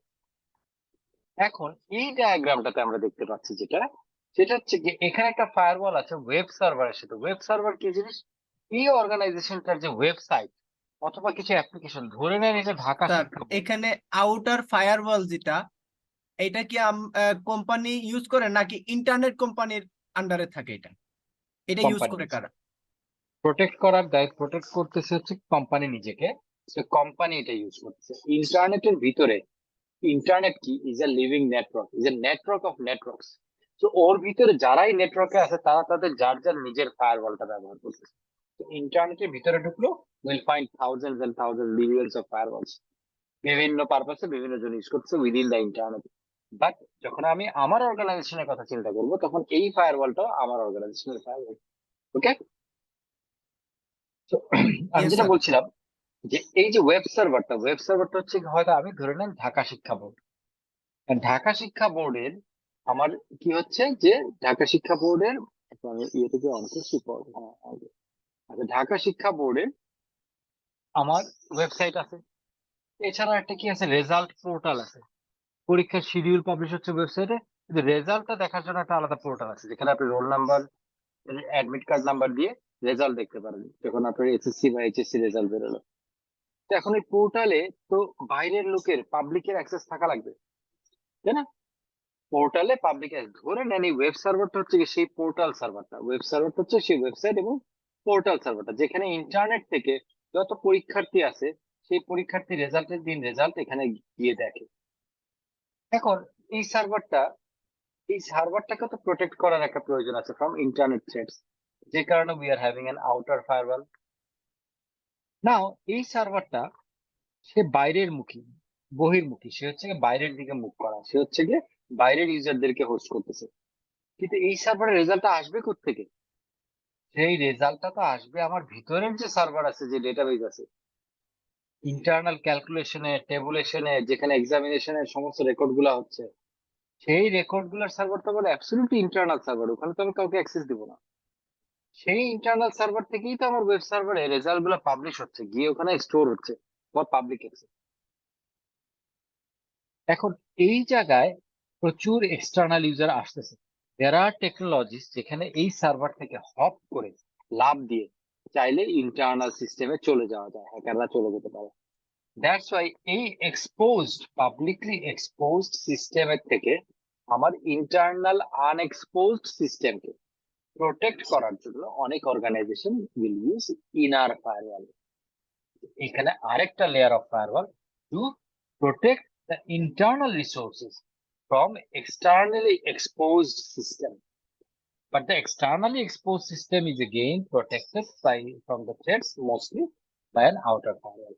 So firewall থাকতে পারে maximum organization, ছোট বা medium size maximum organization will find one only outer firewall, but কিছু কিছু complex environment we can have multiple layers of firewalls, কারণ risk এক্সপোজারের উপরে base করে কতটুকু রিস্ক আমি মিটিগেট বা হ্যান্ডেল করতে চাই। এইটুকু পর্যন্ত বোঝা গেছে? জি স্যার। গ্রেট। এইবার আসি, এইখানে একটা জিনিস দেখছি, এগুলো ম্যাক্সিমাম আসলে এক্সপ্লেন করার দরকার নেই। এক এক অর্গানাইজেশনে এক এক রকমের রিসোর্স থাকবে, কোথাও ফাইল সার্ভার থাকবে, কোথাও ডেটাবেস থাকবে, কোথাও মাল্টিপল ডেটাবেস থাকবে, কোথাও মাল্টিপল অ্যাপ্লিকেশন সার্ভার থাকবে, কোথাও হাজার হাজার কম্পিউটিং এনভায়রনমেন্ট থাকবে, নানান জিনিস থাকবে। But important thing to understand is this one, এই যে পলিসি রুলস বলে একটা ডেটাবেজের মতো সাইন দিচ্ছে, এটা হচ্ছে ডেটাবেজ। সাইনটা যখন ফ্লোচার্ট করা হয় is a standard sign generally people use for pointing out a database or a system যেখানে নলেজ আছে বা যেখানে ডেটা আছে ইনফরমেশন। এই যে পলিসি রুলস দেখেন দুইটা ফায়ারওয়ালের সাথে কানেক্টেড। এইটা আসলে কোনো ফিজিক্যালি প্রেজেন্ট কোনো ডিভাইস না বা কোনো কিছু না। পলিসি রুল এখানে দেখানো হয়েছে দিস ভার্চুয়াল থিং।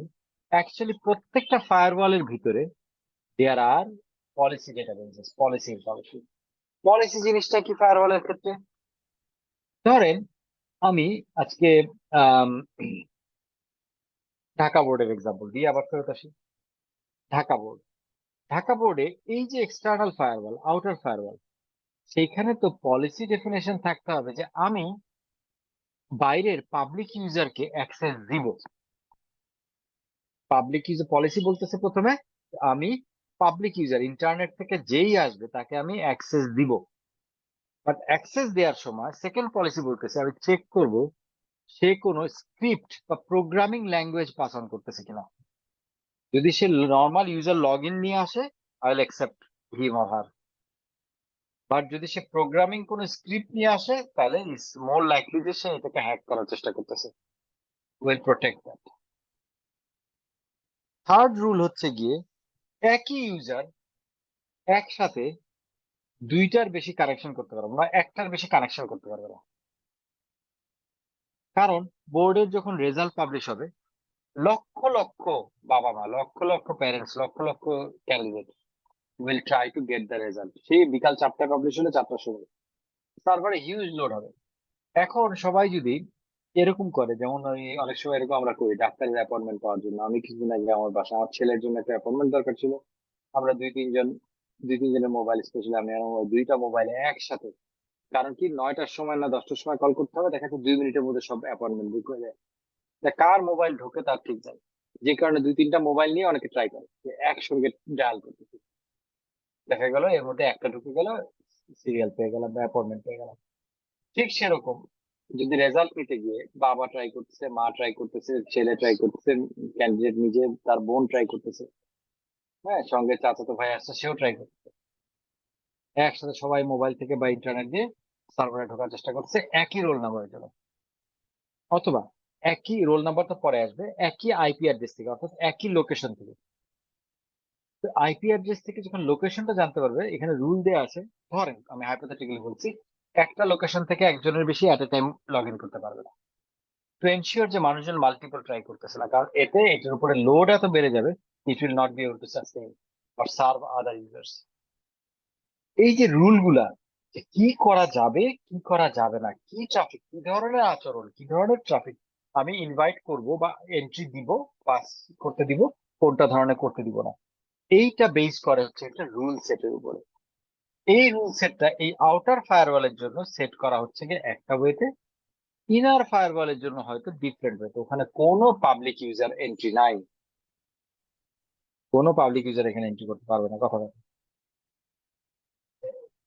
একটা লোকেশন থেকে মাল্টিপল কানেকশন কেন, পার্টিকুলার একটা লোকেশন ছাড়া অন্য কোনো লোকেশন থেকে কেউ কানেক্টই করতে পারবে না, ওই রুলটা হয়তো সেট করে দেয়া।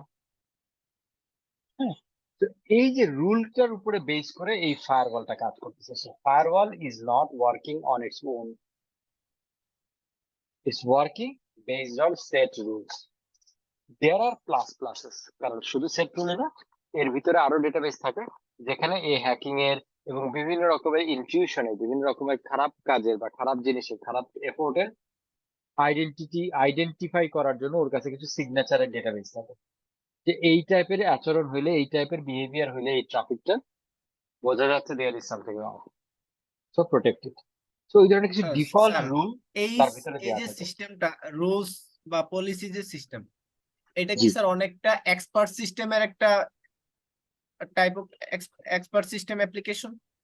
জি, absolutely, কারণ we are putting knowledge into the system, that's why it's an expert system. Okay. Sir আমাদের আইসিএবির যে রেজাল্ট দেখতে হয়, তখন হচ্ছে আমরা যখন লগ ইন করি, তো ওই লগ ইন করার সময় ভেরিফিকেশনের সিস্টেমটা হচ্ছে আমার আউটার ফায়ারওয়াল ফায়ারওয়াল আর Exactly, আর exactly. যখন আইসিএবি আমাদের রেজাল্টটা ডেটা এন্ট্রি করে, তখন ওইটা আর কি ইনার ফায়ারওয়াল দ্বারা প্রোটেক্টেড থাকে, ওইটা আমাদের অ্যাক্সেস থাকে। ভিতরের যে সিস্টেমে ডেটা এন্ট্রিটা করে সেই সিস্টেম আর এই আউটার সিস্টেমের মাঝখানে একটা ইনার ফায়ারওয়াল আছে। Okay, so this is more or less firewall. Okay, let's move. এরপরে যেটা আমরা পড়বো সেটা হচ্ছে intrusion detection system. Before I go to the diagram, intrusion মানে কি, ডিটেকশন সিস্টেম, এখানে আমরা বলছি ইন্ট্রুশন ডিটেকশন সিস্টেম। এখানে আমি বলে রাখি, সাধারণত আমাদের বইয়ে লেখা ইন্ট্রুশন ডিটেকশন সিস্টেম সম্পর্কে, বাট সাধারণত এখনকার মডার্ন ওয়ার্ল্ডে সাধারণত ইন্ট্রুশন ডিটেকশনের সাথে সাথে ইন্ট্রুশন প্রিভেনশন হয়। Now what is intrusion? Intuition হচ্ছে অনধিকারে কোনো কিছু প্রবেশ করা, অর্থাৎ অ্যাবসলিউটলি বাহিরের কোনো একটা এন্টিটি আমার পারমিশন ছাড়া, প্রায়র পারমিশন ছাড়া সে অ্যাক্সেস নেওয়া, যেটা এটাকে বলা হচ্ছে ইন্ট্রুশন। অনধিকার প্রবেশ, ঠিক ইয়েস, আছে, বাংলায় বললে অনধিকার প্রবেশ, অর্থাৎ মানে entering into the system without authentication, without approval, without allow, just allowed না, without desirable না, আনডিজায়ারেবল কোনো কিছু আমাকে একটা যদি আমার ভিতরে ঢুকে যায় সিস্টেম ভিতরে। নাও ফায়ারওয়ালের কাজও তো তাই, কিন্তু ফায়ারওয়ালে এমন না যে আমি কাউকে মানে পাবলিক ঢুকে যাচ্ছে বা একজন হ্যাকার ঢুকে যাচ্ছে, রুলের মধ্যে পড়লে সে এটাকে শুধুমাত্র প্রোটেক্ট করবে যে এই টাইপের জিনিস আমি বন্ধ করবো। আর ইন্ট্রুশন ডিটেকশন হচ্ছে গিয়ে আরেকটু অ্যাডভান্স। এইটা হচ্ছে this system is more intelligent, has got lot of algorithms built in, lot of knowledge built in, যে প্যাটার্ন অ্যানালাইসিস করতে পারে, যে বুঝতে পারে যে এই ধরনের activity is not a desirable activity, এই কোনো একটা কানেকশন, কোনো একটা ব্যক্তি বা কোনো একটা সফটওয়্যার আমার ওয়েবসাইটে কানেক্ট করতেছে, এবং সে ওয়েবসাইটে যে পেজটা একদম ইন্টারনাল, সেই পেজ ধরে টান দিচ্ছে, কিংবা সে সমস্ত পেজ সার্চ চালাচ্ছে যে এই ওয়েবসাইটের মধ্যে কত কত কি কি পেজ আছে। এটা তো কোনো নর্মাল ইউজার হতে পারে না। সেকেন্ডের মধ্যে সে অনেকগুলো সার্চ চালাচ্ছে, যে পুরো পেজের লিস্টিং করে ফেলছে যে এই ওয়েবসাইটে কয়টা কয়টা পেজ আছে, কি কি পেজ আছে। It's a behaviour, special kind of behaviour. আমার ফায়ারওয়ালের জন্য অ্যালাউড এন্ট্রি, বাট বিহেভিয়ারটা সন্দেহজনক। এই ইন্ট্রুশন ডিটেকশন সিস্টেম তখন এটাকে চিন্তা করবে, যে বুঝবে, ম্যাপ করবে, this is an intrusion effort, I need to protect it, I need to block it. So detection system যখন থাকে, তার ব্লক করার অধিকার থাকে না, বা ক্ষমতা থাকে না, বা পাওয়ার থাকে না, বা মেকানিজম থাকে না। বাট এখনকার যত সিস্টেম ইউজ করা হয়, সেখানে আসলে ইন্ট্রুশন প্রিভেনশন সিস্টেম ইউজ করা হয়, detection and prevention system use করা হয়। সো দ্যাট শুধু ডিটেকশন না, তাকে প্রিভেন্টও করে, ইন্ট্রুশনটাকে স্টপ করে দেয়। So that is called intrusion detection or prevention system. যেটার কি কি কম্পোনেন্ট সাধারণত থাকে বা কিভাবে করে ডিটেকশন বা prevention system? If we start from the left, প্রথমত নেটওয়ার্ক ট্রাফিক প্রসেসিং, অর্থাৎ যেই ট্রাফিকটা আসতেছে, ট্রাফিক তো বুঝি যে এই যে আমার ডেটা আসতেছে, কেউ যদি লগ ইনও করতে চায়, সেটাও একটা ডেটা আমার জন্য ট্রাফিক। কেউ একটা ফাইল ডাউনলোড করতেছে আমার সার্ভার থেকে, সেটাও একটা ট্রাফিক। কেউ একটা রিকোয়েস্ট পাঠাচ্ছে, একটা ফর্ম ফিল আপ করতেছে, ফিল আপ করে সাবমিট দিল, সেটাও একটা ট্রাফিক। এই যে ট্রাফিকটাকে বিভিন্ন প্যাটার্নে, প্যাটার্ন বলে, প্যাটার্নে ভাগ করা। অর্থাৎ এই ট্রাফিকটাকে তার প্যাটার্ন অনুযায়ী, তার নেচার অনুযায়ী, কি ধরনের ট্রাফিক, কোথাও হয়তো এটাকে আমরা বলি, যেমন ইউডিপি অ্যাটাক, একটা অ্যাটাক আছে, ইউডিপিশন হয়। ইউডিপিতে কি হয়, খুব বড় বড় সাইজের ডেটা প্যাকেট, খুব বড় বড় সাইজ, সাধারণত ভিডিও ফাইলে আমরা এরকম ডেটা প্যাকেট পাই, বড় বড় সাইজের ডেটা প্যাকেট। যে কোনো ডেটা যখন ট্রান্সমিট হয় না, আমাদের যে কোনো মিডিয়াম দিয়ে, নেটওয়ার্ক মিডিয়াম সার্টিফিকেট লেভেলে করার কথা, তখন এটাকে ডিভাইড করা হয় ডেটা প্যাকেটে ডিভাইড করা হয়। হ্যাঁ, তো এরকম ছোট ছোট প্যাকেটে ডিভাইড, সেই প্যাকেটের একটা হেডার থাকে, একটা ফুটার থাকে, এর মধ্যে মার্কিং থাকে যে এই ডেটা প্যাকেটটা কততম ডেটা প্যাকেট, কি সংক্রান্ত ডেটা প্যাকেট, কি নেচারের ডেটা। এই যে আইডেন্টিফাইড ডেটা প্যাকেট গুলা, এই ডেটা প্যাকেটের নেচার দেখে অনেক সময় বোঝা যায় যে এইটা একটা ফ্লাডিং অ্যাটাক হচ্ছে। ফ্লাডিং অ্যাটাক মানে হচ্ছে গিয়ে যে আমার পুরো সিস্টেমের রিসোর্সকে একদম ইউজ আপ করে ফেলবে, ফ্লাড করে ফেলবে, হিউজ পরিমাণ ডেটা পাঠিয়ে দিবে, আমার সিস্টেম ওভারওয়েলড হয়ে যাবে, ইট will not B able to serve other people, যেটাকে আমরা বলি ডিনায়াল অফ সার্ভিস অ্যাটাক। অনেক সময় এটাকে ডস বলি, ডিনায়াল অফ সার্ভিস অ্যাটাক। ওকে, তো এই ডিনায়াল অফ সার্ভিস অ্যাটাক তৈরি হয়। তো এই যে যত ট্রাফিক আসতে থাকে, এই ইন্ট্রুশন ডিটেকশন এন্ড প্রিভেনশন সিস্টেমের প্রথম কাজ হচ্ছে এই ট্রাফিক গুলাকে অ্যানালাইজ করা, এবং তাদের প্যাটার্ন গুলাকে চেনা এবং ভাগ করা। সেই অনুযায়ী প্যাটার্ন গুলাকে আমরা বলি হচ্ছে সিগনেচার, তাদের সিগনেচার গুলা আচ্ছা স্যার, বোঝাবে এটা কি ধরনের। ডস জি, যেটা বললেন, ডিনায়াল অফ সার্ভিস, জি। এটা যখন করে তারা তো একটা সিস্টেমে করে, এবং তাদের তাদের তো ইন্টেনশনটাই থাকে হচ্ছে আমাকে সে ইয়ে করা, ফল করা। এখন তার তো একটা প্ল্যানিং থাকে, আমার তো রাইট, ওইরকম কোনো প্ল্যানিং থাকে না যে আমি যে তাকে ধরবো। কেন এখন প্ল্যানিং আমি থাকবে না আপনার? অ্যাজ ইউজুয়াল আমার যতগুলা ক্লায়েন্ট আছে, যত ধরনের জি, কাস্টমার আছে, এক একজনের নেচার এক এক রকম।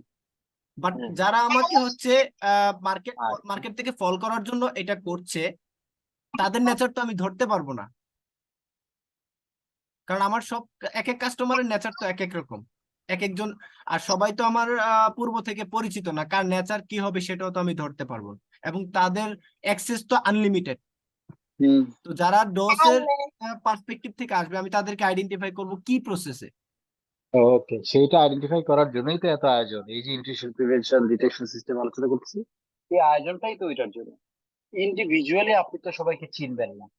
আমেরিকায় একটা সার্ভার ডাউন করে দিচ্ছে রাশিয়ায় বসা 10 বছরের একটা ছেলে, ইন্ডিয়ার এক গাদা সার্ভার ব্লক করে দিচ্ছে, যেটা আমি সার্ভার অ্যাটাক বা সাইবার ইয়ে ওয়ার দিয়ে আলোচনা করার সময় বলছিলাম, যে ফেলানি হত্যা যখন হলো বর্ডারে, ওটার প্রতিবাদ হিসেবে আমাদের দেশের বেশ কিছু হ্যাকিং গ্রুপ, হ্যাট হ্যাকিং বলে, এই হ্যাকিং গ্রুপরা এক জায়গায় হয়ে ইন্ডিয়ার সরকারি বিভিন্ন মিনিস্ট্রি সার্ভার গুলাকে প্রায় 2 দিনের জন্য সব ডাউন করে দিছিল, তারা ইনটিউশন করছিল, রাইট?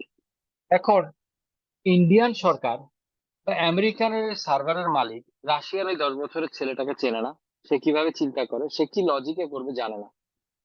ইন্ডিয়ান সরকার যে ওই সরকারি যে সিস্টেম গুলা, তাদের যে অ্যাডমিনিস্ট্রেটররা, তারাও জানে না বাংলাদেশে কে কে, কার কার নাম কি, কে কে হ্যাকিং করতেছে, তারা কিভাবে করে, তার বিহেভিয়ার জানে না। পৃথিবীর কোনো হ্যাকিং এ, পৃথিবীর কোনো ইনটিউশনে, পৃথিবীর কোনো ডিওএস অ্যাটাকে কেউ জানে না who is that person sitting behind the computer who is running this attack. এটা আসলে জানা মোটামুটি ইম্পসিবল, কারণ যারা এই পরিমাণ অ্যাটাক করতে পারে তারা তাদের আইডেন্টিটি হাইড করতে পারে। সুতরাং এটা বিহেভিয়ারটা পার্সনের না, ইন্ডিভিজুয়ালের না, অ্যাটাকারের না, বিহেভিয়ারটা হচ্ছে গিয়ে বা প্যাটার্নটা হচ্ছে গিয়ে অ্যাটাকের itself, not the individuals. K attack করছে তা না, হাউ, হু না। হু হচ্ছে গিয়ে আমার কোনো বদার করার কোনো উপায় নাই এবং দরকারও নেই। পৃথিবীতে এত বিলিয়ন বিলিয়ন লোক আছে, কে যে অ্যাটাক করছে বিনোদ নয়, you are absolutely right. But how, এই হাউ এর কিছু লিমিট আছে, কারণ এইটা তো কোনো ম্যাজিক্যাল স্পেল না যে ছু মন্ত্র ছু আমি বলে দিলাম আর একটা অ্যাটাক হয়ে গেল, বা আমি কোন একটা মন্ত্র পড়ে দিলাম আর অ্যাটাক হয়ে গেল। এইগুলো হচ্ছে প্রোগ্রামিং, এইগুলা সিস্টেমে কাজ করতে হবে। যেমন আমি যদি একটা অ্যাটাক করতে চাই একটা সিস্টেমে, সেক্ষেত্রে আমাকে একটা কমান্ড ইউজ করতে হবে, get, GT, get, get something where something plus something is something,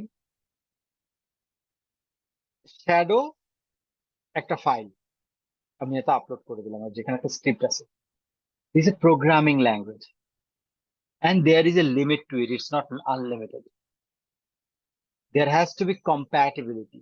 কারণ আমার সিস্টেমকে ওই ব্যাকডোর ওপেন করে দিতে হইলে, কেউ যদি হ্যাকিং করতে চায়, আবার ডোর ওপেন করতে চায়, ডোর ওপেন করতে হইলে তার কমান্ডটা আমার সিস্টেমকে বুঝতে হবে, তাই না? আমার সিস্টেমকে বুঝতে হবে, তাহলে it's a registered command. It's nothing unknown or unlimited, completely unlimitedly unknown now. But there is a limit to knowing what are the different types of commands can be used. Still, it's not unlimited, but it's not even limited completely. যে আমি একদম স্পষ্ট করে জানি যে এই 117টা command এই hacking করার জন্য ইউজ করা যেতে পারে, 118 নম্বরটা আমার জানা নাই, নতুন আবিষ্কার হয়েছে, কেউ বের করছে যে এইভাবেও কাজটা করা যায়। 119 নাম্বারটা যে বের করছে সে চিন্তা করছে যে আমার সিস্টেমের একটা ভালনারেবিলিটি আছে, যেখানে এই 117টা যে নোন কমান্ড এটা দিয়ে করা লাগবে না, 119 নাম্বার কমান্ডটা দিয়ে করলে হবে, এই টাইপের একটা কমান্ড দিয়ে, কারণ আমার সিস্টেম একটা ভালনারেবিলিটি আছে, আমি আপডেট করি না সিস্টেমটাকে। ওকে, সো এই জিনিসগুলা ইজ আইডেন্টিফায়েবল ইন মোস্ট কেসেস। সেইটাই হচ্ছে কি ট্রাফিক প্যাটার্ন যখন অ্যানালাইসিস করছে তখন সে এর বিহেভিয়ার, এর টাইপটাকে, সিগনেচারটাকে আইডেন্টিফাই করছে, ক্লাসিফাই করতেছে, দেন এটাকে প্রথমত রেকর্ড করছে, সেট রিপোর্ট, অর্থাৎ এটাকে লগ করতেছে, রিপোর্ট করতেছে, অ্যালার্ম বাজাচ্ছে, সিস্টেম অ্যাডমিনিস্ট্রেটরকে অ্যালার্ট করতেছে যে এই টাইপের একটা ইনটিউশনের চেষ্টা চলতেছে, এবং শুধু সিস্টেম অ্যাডমিনিস্ট্রেটরকে না, সিস্টেমকে অ্যালার্ট করতেছে। কোন সিস্টেমকে? ইনটিউশন প্রিভেনশন সিস্টেমকে যদি থাকে তাকে অ্যালার্ট করতেছে যে I am detecting some activities which seems to be abnormal, which seems to be matching with the signatures, which seems to be having a pattern which looks like hacking, which looks like intrusion. Then once the alert is done, তখন আর একটু ডিপার জিনিসটা করা হয়, anomaly detection করা হয়, যে এই যে নেটওয়ার্কে যে সিগনেচারটা ঢুকলো সেইটা আমার ডেটাবেজে, ওই যে প্রথমে বললাম নলেজ বেস সিস্টেম, আমার ডেটাবেজে যে স্টোর করা আপডেটেড সিগনেচার লিস্ট আছে তার সাথে মেলে কিনা। এই যে কোডটা যে সে চালানোর চেষ্টা করছে, এই যে ট্রাফিকের প্যাটার্নটা আসতেছে, এইটার সাথে আমার স্টোর করা সিগনেচার গুলো ম্যাচ হয় কিনা, সিগনেচার মেলে কিনা, তাহলে তো আমি বুঝে যাবো যে এটা হচ্ছে এই ধরনের অ্যাটাক, এটা ডিওএস অ্যাটাক, এটা এই অ্যাটাক, এটা ওই অ্যাটাক, এটা ransomware. So I will understand যে এটা ওই টাইপের অ্যাটাক। ডিওএস এর মতো 1000 রকমের ডিওএস থাকতে পারে, বাট সে 1000 রকমের সিগনেচার আমার কাছে আছে, তার বাইরেও থাকতে পারে যেটা সিগনেচার আমার কাছে নাই, তাহলে আমার ভাগ্য খারাপ, সে ঢুকে যাবে, আমি যদি প্যাটার্ন দিয়ে বন্ধ করতে না পারি। সো কি হবে যে সে সিগনেচার ম্যাচ করবে এবং এটাকে তখন, এবং সিগনেচার ম্যাচ করবে, এবং তারপরে আরেকটা হচ্ছে কি জিরো ডে অ্যাটাক বলতেছে, signatures to detect the zero day attack. Zero day attack কি জিনিস? Zero day attack হচ্ছে কি সফটওয়্যারটাকে, সফটওয়্যার ভিতরে একটা ভালনারেবিলিটি, যে ভালনারেবিলিটির কথা বলি, সফটওয়্যারের মধ্যে একটা উইকনেস আছে, যে উইকনেসটা অন্য কেউ জানার আগে ওই হ্যাকার জানে, সফটওয়্যার কোম্পানি নিজেও জানে না যে এই বাগটা রয়ে গেছে। এইটাকে বলা হচ্ছে জিরো ডে অ্যাটাক। যে সে ট্রাফিকটাকে যদি সে অ্যাবনর্মাল দেখে, সিগনেচারের সাথে মেলে নাই কিন্তু অ্যাবনর্মাল দেখতেছে, তখনও সেটাকে স্টপ করবে, কারণ that can cause a zero day attack. অর্থাৎ আমার এখানে আইডেন্টিফাইড না, আমার এখানে এটাকে ভালনারেবিলিটি আইডেন্টিফাইড না, but that hacker is trying to exploit a vulnerability that the hacker understood it is there, but আমি জানি না, সফটওয়্যার কোম্পানি জানে না, তখন এটাকে বলে zero day attack, specificated term zero day attack. তো ওইটাকেও সে প্রোটেক্ট করবে, অ্যানোমালি ডিটেক্ট করবে যে এটা একটা অ্যানোমালি, এটা একটা রেগুলার ট্রাফিক না। আমার রেগুলার ট্রাফিক আমার রেজাল্ট দেখতে দেওয়ার কথা, রেগুলার ট্রাফিক আমার এখানে এক পৃষ্ঠা সফটওয়্যার কোড পেস্ট করার কথা না, আমার রেগুলার ট্রাফিক ওই ফিল্ডের মধ্যে রোল নাম্বার পেস্ট করার কথা, যেটা হয়তো 11 ডিজিটের রোল নাম্বার। সেই জায়গায় সে 1.5 পৃষ্ঠা একটা সফটওয়্যার কোড পেস্ট করে দিল। আপনার রোল নাম্বার দেওয়ার যে ঘরটা আছে ওই ঘরের মধ্যে কেউ একটা 1.5 পৃষ্ঠার কোড পেস্ট করে দিল, এটাকে বলে এসকিউএল ইনজেকশন, এই অ্যাটাকটাকে। তখন ওই ওই কোডটা আমার সিস্টেম তো ওই কোডটা চিনছে, কারণ ওই কমান্ডটা সে রিড করতে পারে।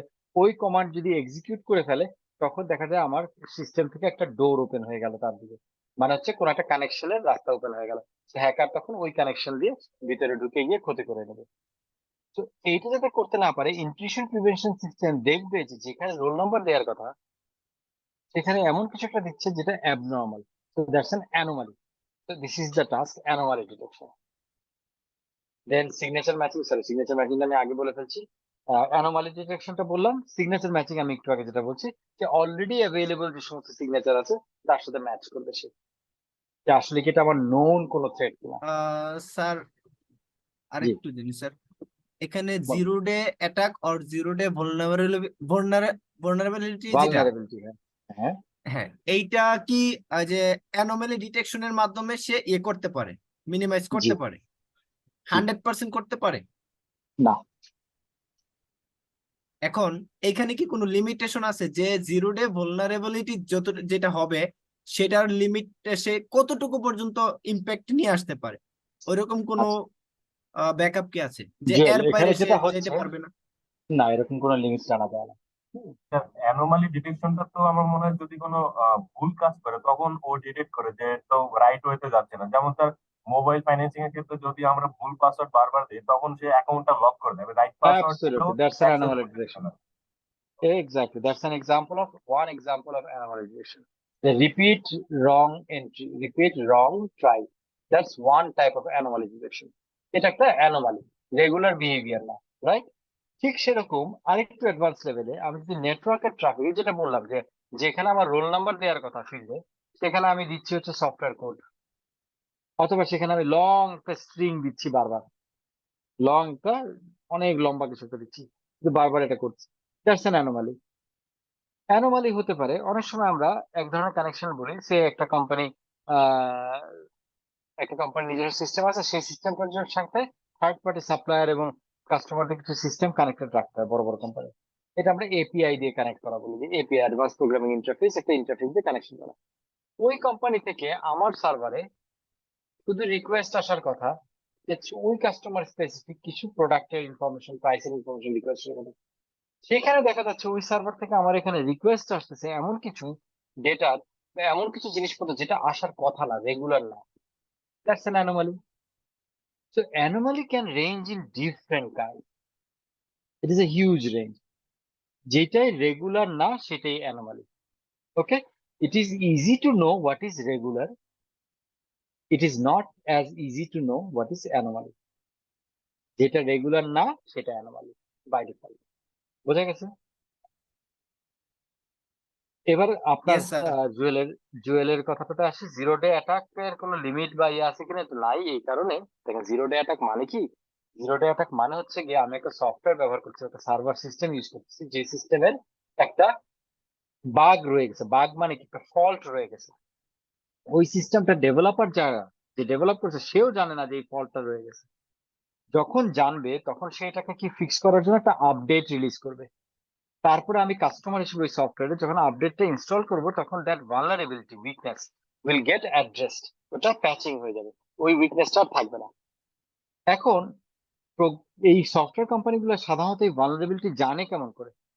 জানে যখন এগুলো অ্যাটাকের সম্মুখীন হয়, যখন এগুলা দিয়ে কোনো ক্ষতি হয়, যখন কোথাও কোনো এরর তৈরি হয়েছে এবং রিপোর্ট করা হয়েছে ওই সফটওয়্যার কোম্পানিকে, ভাই what software did you make, আমি এই সফটওয়্যার ইউজ করতেছি এত বছর ধরে, এখন হঠাৎ করে দেখতেছি যে এই পার্টিকুলার কেসে এরকম সিনারিওতে তোমার ডেটা ভুল আসছে। তখন software company jumps into researching যে কি জন্য ভুল আসলো। তখন দে আইডেন্টিফাই, আরে সফটওয়্যারের মধ্যে তো একটা জায়গায় কোডিং এ ভুল রয়ে গেছে, একটা পার্টিকুলার সিনারিও আমরা কনসিডার করি নাই। সফটওয়্যার তৈরি করে কারা? প্রোগ্রামাররা। তারা বিভিন্ন রকমের সিনারিও পারমুটেশন কম্বিনেশন চিন্তা করে কোডিং করে।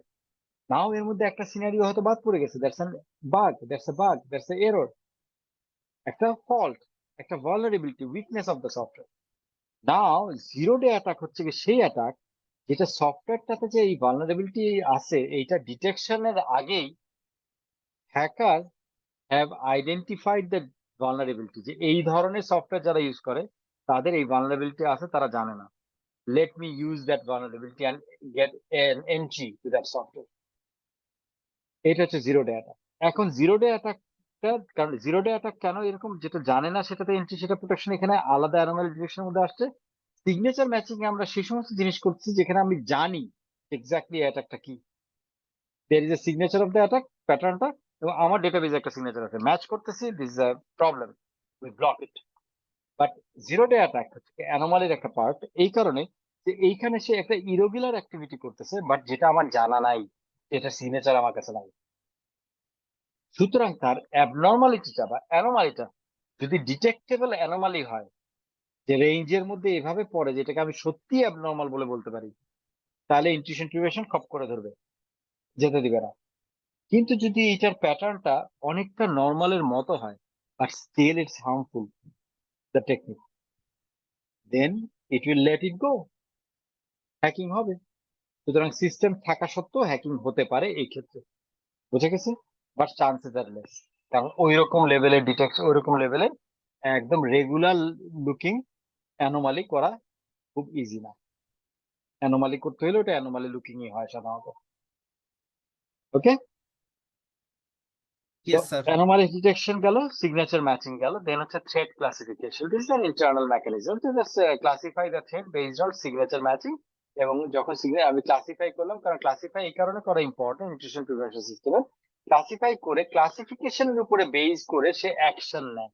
যদি ক্লাসিফিকেশন হয় যে it's a very low range thread, এইটা কিছুই না, ওকে ব্লক করে রাখছি, ইজ এনাফ, টেম্পোরারি ব্লক করছি। ওই যে আপনি যেটা বলছিলেন যে আমি যদি 6 বার রং পাসওয়ার্ড দিই, দেখবেন কি ব্লক করছে কতক্ষণের জন্য? আধা ঘন্টার জন্য, 10 মিনিটের জন্য। 10 মিনিট পরে আবার লগ ইন করতে হচ্ছে, because it's A threat, it's an anomaly যেটা ডিটেক্ট হয়েছে, যেটা is not a huge thing. এটা কোনো প্রোগ্রামিং ল্যাঙ্গুয়েজের মধ্যে পাস করার চেষ্টা করছে, আচ্ছা 10 মিনিট পরে আবার ট্রাই করতে দেবো। তাহলে এটাকে ক্যাটাগরাইজেশন এমন ভাবে করা হয়েছে যে এই ক্যাটাগরির থ্রেট হলে, অ্যানোমালি হইলে বা এই ক্যাটাগরির ডিটেকশন হইলে এটা 10 মিনিট পরে আবার ট্রাই করা যাবে। কিন্তু এটা যদি সত্যি একটা হ্যাকিং অ্যাটাক হতো, প্রোগ্রামকে ক্র্যাক করে দিচ্ছে এবং ওটা ডিটেক্ট হয়েছে, তখন কি 10 মিনিট পরে আবার তার কাছে ওটা খুলে দিত?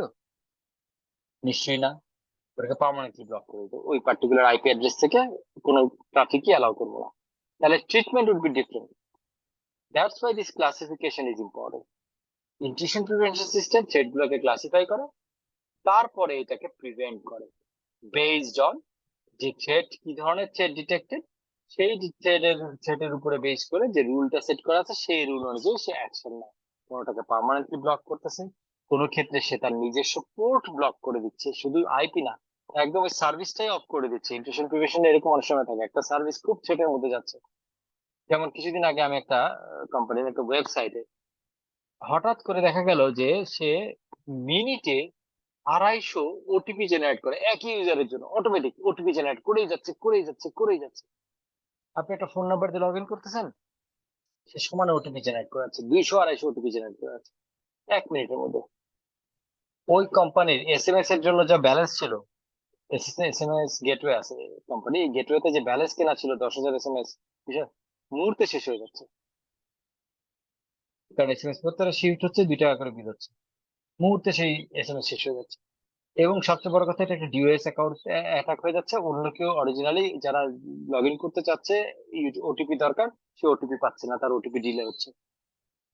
সেই ক্ষেত্রে দেখা গেল যে ইন্ট্রুশন প্রিভেনশন সিস্টেমের দিয়ে ওই মোমেন্টে ওটিপি সিস্টেমটা বা লগ ইন সিস্টেমটাকে টেম্পোরারি ক্লোজ করে দেওয়া হলো। ইট ওয়াজ নট যে কোনো একটা পার্টিকুলার আইপি কে ব্লক করে দেওয়া হয়েছে, কোনো একটা সোর্স কে ব্লক করে দেওয়া হয়েছে, ওই সার্ভিসটাকেই ব্লক করে দেওয়া হলো।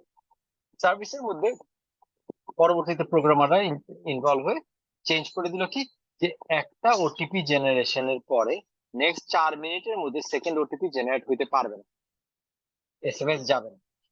তাহলে that's another kind of prevention. তো কোন ধরনের প্রিভেনশন মেজার নেওয়া হবে সেটা ডিপেন্ড করছে থ্রেটের মেরিটের উপরে, ট্রাফিকের প্যাটার্নের উপরে, আমার সিস্টেমের সেন্সিটিভিটির উপরে। দেয়ার আর লট অফ ডিফারেন্ট ভ্যারিয়েবলিটিস, যেটার উপরে ডিপেন্ড করে ডিসিশন গুলো হবে। So that is the purpose of prevention system. তাহলে ইন্ট্রুশন প্রিভেনশন সিস্টেম কাজ করে কিভাবে? নেটওয়ার্ক ট্রাফিক প্রসেসিং করে, সেটাকে সে বিভিন্ন ভাবে আইডেন্টিফাই করার চেষ্টা করে, দেন থ্রেট রিপোর্টিং করে, এটাকে লগ করে এবং অ্যালার্ট করে to the system, intrusion prevention system. Then এটাকে অ্যানোমালি ডিটেকশন করে, যে এই ট্রাফিকটা কি রেগুলার না নন রেগুলার। অ্যানোমালি হলে সেটাকে সে আইদার ব্লক করে অর সিগনেচার ম্যাচিং এর জন্য পাঠায় দেয়। সিগনেচার ম্যাচিং হচ্ছে কি, যখন নোন থ্রেড গুলোর সাথে এটা মেলে কিনা দেখা হয়, যদি মেলে কমপ্লিটলি অ্যাকশন, ওই থ্রেড ক্লাসিফিকেশনের উপরে অ্যাকশন হবে। থ্রেড ক্লাসিফিকেশন হচ্ছে যে বিভিন্ন রেঞ্জের থ্রেড কে বিভিন্ন ভাবে ক্লাসিফাই করা হয়, so that we can have different kind of responses for different kind of classified threads. Prevention system হচ্ছে কি রেসপন্স গুলো করে, অর্থাৎ সে ব্লক করবে না, সে টেম্পোরারি ব্লক করবে না পার্মানেন্টলি ব্লক করবে, কোনো কিছু রিমুভ করবে, কোনো একটা সার্ভিস শাটডাউন করে দিবে। So those are the prevention system. Clear মোটামুটি? Yes sir. স্যার আমার ছোট্ট একটা প্রশ্ন ছিল। বলো। স্যার আমার ভার্সিটি লাইফে একটা এক্সপিরিয়েন্স হয়েছিল, একটা রিপোর্ট প্রিপেয়ার করার জন্য একটা পার্টিকুলার কোনো কোম্পানি, লিস্টেড কোম্পানি থেকে এফএস ডাউনলোড করা লাগতো, লাইক ফর সেভারাল ইয়ার্স। তো আমি একটা দুইটা করে ডাউনলোড করছিলাম, আর পরপর দেখছিলাম ব্লক হয়ে যাচ্ছিল। আমার ইন্টারনেট সার্ভিস প্রোভাইডারকে ফোন দিয়ে ব্লক ছুড়ে যেতেছিল, আবার দুই একটা ডাউনলোড করছে, আবার ব্লক হয়ে যাচ্ছিল। Is it some way related to this? হতে পারে, হতে পারে। হ্যাঁ, দুই রকমের হতে পারে। হ্যাঁ, দুই রকমের হতে পারে। একটা হতে পারে that company's intrusion prevention system is blocking you. সেই ক্ষেত্রে আপনি যখন সার্ভিস প্রোভাইডারকে ফোন করতেছেন, সে আপনার আইপিটা রিসেট করে দিচ্ছে, যে আপনি কোন জায়গা থেকে যাচ্ছেন। আইপিটা রিসেট করে দিলে ব্লকটা আবার ছুটে যাচ্ছে, আপনি আবার ডাউনলোড করতেছেন, ইন্ট্রুশন প্রিভেনশন আবার আপনাকে ব্লক করে দিচ্ছে, আপনি আবার আইপি চেঞ্জ করতেছেন।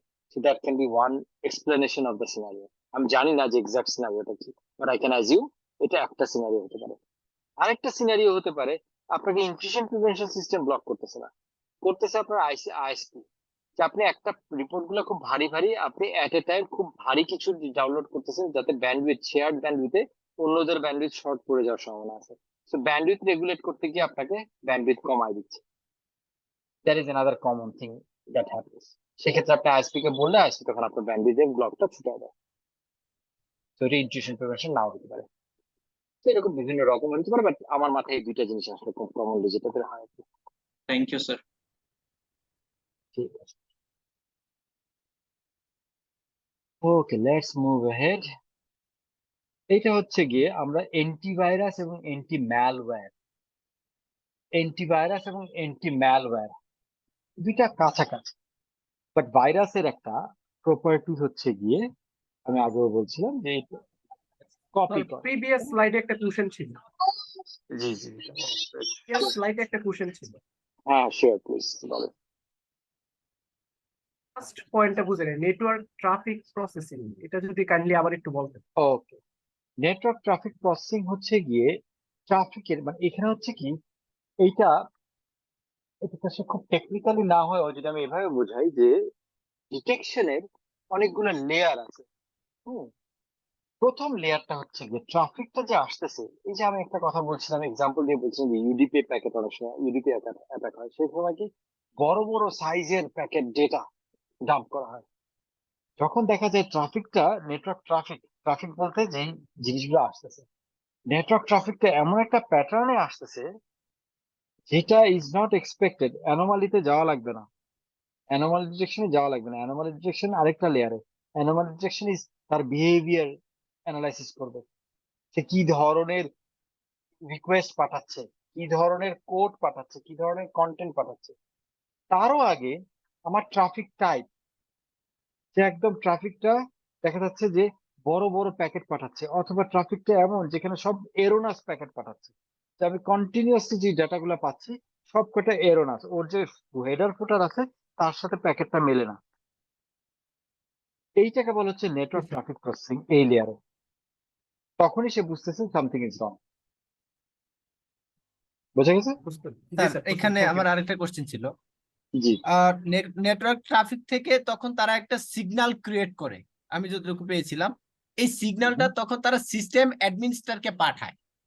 এখন who is the exactly system একটু পরে। অ্যাডমিনিস্ট্রার? সরি, আবার বলেছেন। যখন অ্যানোমালাস অ্যাডমিনকে পাঠায়, ডেটা গুলো তারপরে আসতে থাকে তখন হচ্ছে সিস্টেম, তখন ওই যে নেটওয়ার্ক ট্রাফিক থেকে একটা সিগন্যাল জেনারেট করে এবং সেটা হচ্ছে সিস্টেম অ্যাডমিনিস্ট্রারকে পাঠায়। ওকে, তখন সিস্টেম অ্যাডমিনিস্ট্রার এটাকে কিভাবে প্রটেক্ট করে? এটা আপনার ওইখানে কোশ্চেন, কি তাই থাকে? তো? ওইখানে কি থাকে? আচ্ছা, প্রথমত হচ্ছে গিয়ে সিস্টেম অ্যাডমিনিস্ট্রেটরকে পাঠায় ঠিক, যেটা আমি একটু আগেও বলছিলাম যে থ্রেড রিপোর্টিং, যেখানে রিপোর্ট করে এবং লগস আছে, হ্যাঁ, এটাকে রেকর্ড রাখে যে থ্রেডটাকে, আর এটাকে অ্যালার্ট পাঠায়, এটাকে রিপোর্ট করে মানে হচ্ছে অ্যালার্ট পাঠায়। অ্যালার্টটা কাকে পাঠায় আমি বলছিলাম?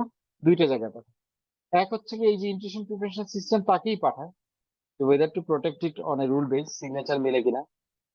দ্বিতীয়ত হচ্ছে কি অ্যাডমিনিস্ট্রেটরকেও পাঠায় to just check by chance যদি ইন্ট্রুশন প্রিভেনশন সিস্টেম মিস করে ফেলে এটা প্রোটেক্ট করতে, and the administrator can identify, because human brain is better than computer.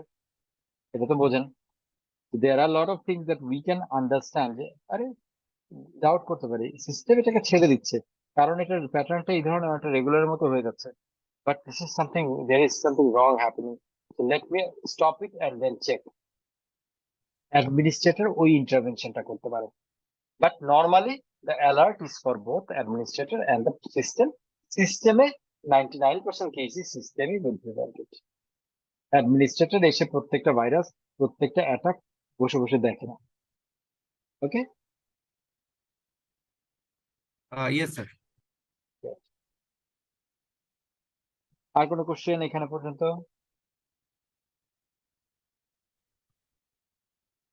Then we were discussing antivirus এবং anti-malware. Antivirus তো আমরা বুঝি, ভাইরাসকে প্রোটেক্ট করার জন্য অ্যান্টিভাইরাস। ভাইরাস কি জিনিস ছিল? ভাইরাস ছিল হচ্ছে কি একটা হার্মফুল সফটওয়্যার প্রোগ্রাম, যেটা নিজের দুইটা কপি আছে, সে হচ্ছে হার্মফুল আর একটা হচ্ছে সে নিজেকে অটো কপি করতে পারে। একটা হোস্টের সংস্পর্শে আসলে, যদি ইনফেক্টেড হোস্ট থেকে ইনফেক্টেড হোস্ট যদি একটা ফ্রেশ হোস্টের সংস্পর্শে আসে, সেই ইনফেক্টেড হোস্ট থেকে ফ্রেশ হোস্টে কপি হয়ে যায়, এটাকে ইনফেক্ট করে ফেলে। This is the property of virus. ভাইরাসকে প্রোটেক্ট করার জন্য যে জিনিসটা লাগে সেটা হচ্ছে একটা software capable, number one, to detect that it is virus. কিভাবে ডিটেক্ট করে? সে ওই সিগনেচার মিলে ডিটেক্ট করে যে এইটা আমার যা আছে এটা ভাইরাস।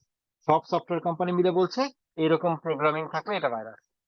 আমি এটা জানি, এই যে যে জিনিসটা ঢুকতে গেছিল আমার ফাইলকে করাপ্ট করতে গেছিল, একে আমি চিনে ফেলছি, এর ছবি দেওয়া আছে মোস্ট ওয়ান্টেড হিসেবে, আমি এটা ধরে ফেলছি, এটা ভাইরাস, একে আমি আর কিছু করতে দিব না। অ্যান্টিভাইরাস কাজ করে সোজা সাপটা এইভাবে। অ্যান্টি ম্যালওয়্যার হচ্ছে গিয়ে যে কোনো বিভিন্ন রকমের ক্ষতিকর সফটওয়্যার, বিভিন্ন রকমের ক্ষতিকর সফটওয়্যার, সেটা ভাইরাসও হতে পারে, সেটা হতে পারে একটা রং স্ক্রিপ্ট, যে ডেটা ইন্টিগ্রিটি নষ্ট করে দেবে, একটা স্ক্রিপ্ট রান হয়ে যাবে। হ্যাকিং এ যেরকম আমরা একটু আগে ইনটিউশনে যেরকম আমরা আলাপ করলাম, সেরকম বিভিন্ন ধরনের জিনিস হতে পারে, যেইটার সিগনেচার আমার কাছে থাকতেও পারে, নাও থাকতে পারে। ঠিক ইনটিউশন প্রিভেনশন আমরা যা যা আলাপ করলাম পুরাটাই প্রায় এখানে অ্যাপ্লিকেবল। তো অ্যান্টিভাইরাস যদি আমি পার্থক্যটা দেখি, ডিফারেন্সটা, যে প্রোটেক্টস এগেইনস্ট ভাইরাসেস, ওটা প্রোটেক্টস এগেইনস্ট ম্যালওয়্যার। ম্যালওয়্যার মানে ক্ষতিকর সফটওয়্যার। অ্যান্টিভাইরাস হচ্ছে signature based detection. Signature based detection এটা হচ্ছে heuristic based detection. Heuristic based detection মানে হচ্ছে বিহেভিয়ার বেসড ডিটেকশন। এটা করতে চাচ্ছেটা কি, কিরকম আচরণ করতেছে, সে ছোটাছুটি করতেছে বিভিন্ন ফাইলের কাছে আননেসেসারি, তাকে কল করা হয়নি, তারপরে এই প্রোগ্রামটা বিভিন্ন ফাইলের কাছে ছোটাছুটি করতেছে। That's a heuristic. তার নেচার, তার বিহেভিয়ার, সেইটা ডিটেক্ট করে হচ্ছে অ্যান্টি ম্যালওয়্যার। ঠিক আমাদের আইপিএস এর মতো, ইনফেকশন প্রিভেনশন সিস্টেমের মতো। প্রিভেন্টস ভাইরাসটা prevents malicious script from running. So antivirus সাধারণত কোন স্ক্রিপ্ট যদি ডিটেক্ট করে, যে স্ক্রিপ্ট মানে একটা প্রোগ্রাম, একটা কমান্ড যদি ডিটেক্ট করে, সেটাকে প্রিভেন্ট করে। ম্যালিশিয়াস যদি এটা ক্ষতিকর কমান্ড হয়, সেটাকে প্রিভেন্ট করে ফ্রম রানিং। যদিও এটার সাথে আমি পুরোপুরি ইন এগ্রিমেন্ট না, অ্যান্টিভাইরাস এটাকে রিমুভও করে, ইনফ্যাক্ট ডিলিট করতে পারে, হ্যাঁ, মোস্ট কেসেসে, unless it is already loaded on the memory. Memory মানে র্যাম। যদি কম্পিউটারের মেমোরিতে অলরেডি লোডেড না থাকে, তাহলে ওটাকে রিমুভ করতে পারে ফাইল থেকে অ্যান্টিভাইরাস, মোস্ট কেসে নোন সিগনেচারকে রিমুভ করতে পারে।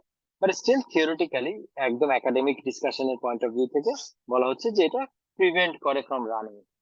আর হিউরিস্টিক ডিটেকশন অর্থাৎ অ্যান্টি ম্যালওয়্যারে কি হয়, এটা প্রোঅ্যাক্টিভলি ডিটেক্টস। সে আসলে ওয়েট করে না যেটা কখন রান করবে, সে প্রোঅ্যাক্টিভলি ডিটেক্ট করে ফেলে যেটা ম্যালিশিয়াস স্ক্রিপ্ট এবং সাসপিশিয়াস অ্যাক্টিভিটি, সেইটাকে রিমুভ করে, ওই অ্যাক্টিভিটিটাকে বা ওই কন্টেন্টটাকে রিমুভ করে দেয়। পার্থক্য এখানে, মেইন পার্থক্য আসলে রিমুভ করা নিয়ে না, আসলে মেইন পার্থক্য হবে হচ্ছে গিয়ে এ হচ্ছে ম্যালিশিয়াস স্ক্রিপ্ট শুধু ডিটেক্ট করতে পারে আর রিমুভ করতে পারে antivirus. Anti malware only script না, স্ক্রিপ্ট প্লাস অ্যাক্টিভিটিকে রিমুভ করতে পারে, অর্থাৎ পার্টিকুলার টাইপের একটা বিহেভিয়ারকে সে স্টপ করে দিতে পারে। That is malware. এটা অ্যান্টিভাইরাসে can only identify threats it's seen before, যে সিগনেচার তার কাছে আছে। এই জন্য আমাদের অ্যান্টিভাইরাস ইফেক্টিভ রাখতে হলে কি করতে হয়, রেগুলার আপডেট করতে হয়। অ্যান্টিভাইরাস ইনস্টল করা আছে, কোনোদিন আপডেট করি নাই, 6 মাস আগে আপডেট করছি, তাহলে 6 মাসের মধ্যে যত নতুন ভাইরাস বের হয়েছে, একটাও আমার অ্যান্টিভাইরাস প্রোটেক্ট করতে পারবে না। কারণ this antivirus doesn't know them, চিনতে পারে না। থানায় গেলে দেখবেন, যে কোনো থানায় ঢুকলে দেখবেন একটা বোর্ড আছে, নোটিশ বোর্ড, ওর মধ্যে অনেক সুন্দর সুন্দর হিরোদের ছবি লাগানো আছে। এই হিরোরা কারা?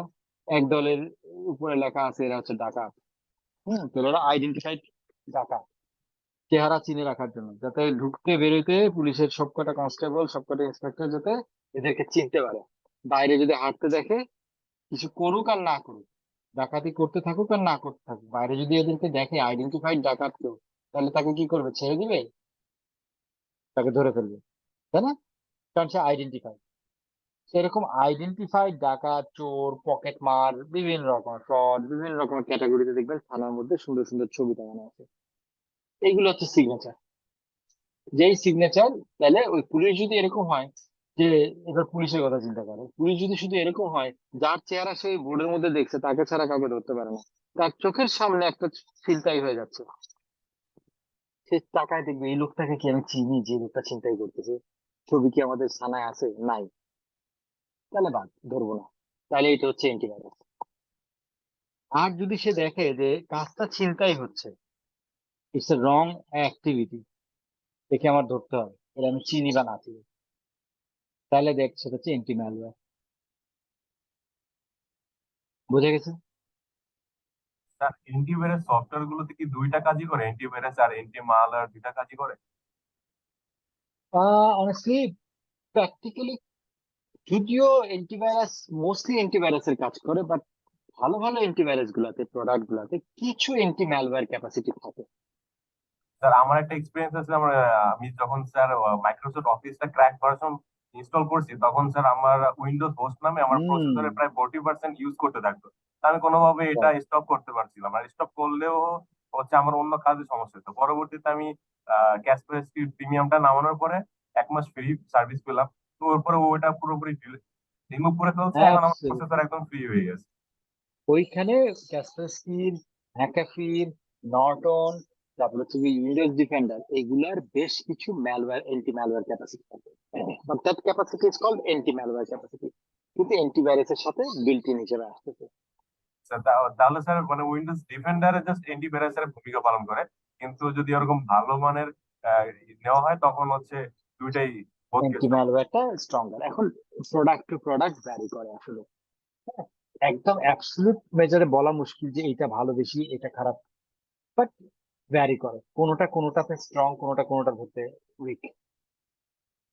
ঠিক আছে, বাট এই ধরনের ফিচার গুলো এখনকার মডার্ন ইয়েতে বিল্ট ইন হিসেবে আছে। অ্যান্টি ম্যালওয়্যার আমরা আলাদাভাবে আজকে ইনস্টল করি না, অ্যান্টিভাইরাসের ভিতরেই আসে। বাট দুইটার অ্যাক্টিভিটি নেচার আর কি ডিফারেন্ট। একাডেমিক আলোচনায় দুইটা activity different. Clear? Okay sir, thank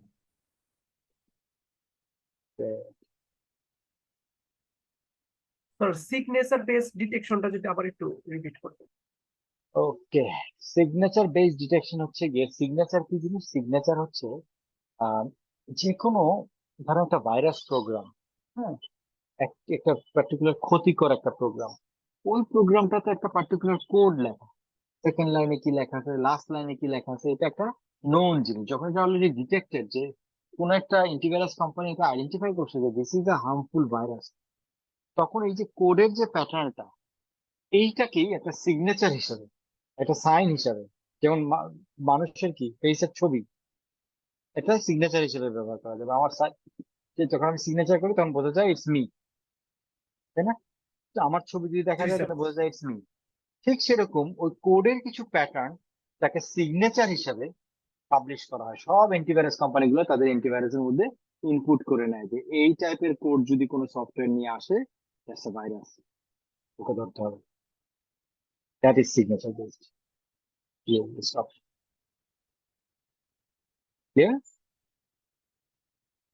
G sir, thank you. এইবার আসি, আমরা এই যে intrusion prevention, intrusion detection, firewall, antivirus, এই যে অনেকগুলো জিনিস আলোচনা করলাম, এখনকার মডার্ন ওয়ার্ল্ডে একটু বড় অর্গানাইজেশন যারা যারা এফোর্ড করতে পারে, দেয়ার আর ডিভাইসেস অ্যাভেলেবল, যেগুলিকে আমরা বলি হচ্ছে UTM, unified threat management device বা unified threat management system, UTM, যেখানে একসাথে, কারণ সব কোম্পানিরই কম বেশি অ্যান্টিভাইরাস লাগে, অ্যান্টি ম্যালওয়্যার লাগে, ফায়ারওয়াল লাগে, তাই না? ইন্ট্রুশন প্রিভেনশন সিস্টেম লাগবে, আইপিএস। তো কি হলো, ভেন্ডাররা, যারা প্রডিউসার, যারা ম্যানুফ্যাকচারার, তারা আলাদা আলাদা করেও তৈরি করে, কারণ যাদের স্পেসিফিক জিনিস লাগে তারা স্পেসিফিক নিতে পারে। আবার বড় বড় অর্গানাইজেশনের জন্য পুরাটাকে একসাথে করে বান্ডেল করে ইউনিফাইড থ্রেট ম্যানেজমেন্ট একটা সিস্টেম বানিয়ে সব কোম্পানিরই, সব নেটওয়ার্ক ম্যানেজমেন্ট সফটওয়্যার বা সব নেটওয়ার্ক ম্যানেজমেন্ট ডিভাইস কোম্পানিরই এই ইউটিএম বা ইউনিফাইড থ্রেট ম্যানেজমেন্টের সফটওয়্যার বা সিস্টেম আছে। ওকে, এইটাকে বলা হচ্ছে ইউটিএম, যেখানে intrusion prevention system, intrusion detection, firewall, antivirus সব একসাথে থাকে।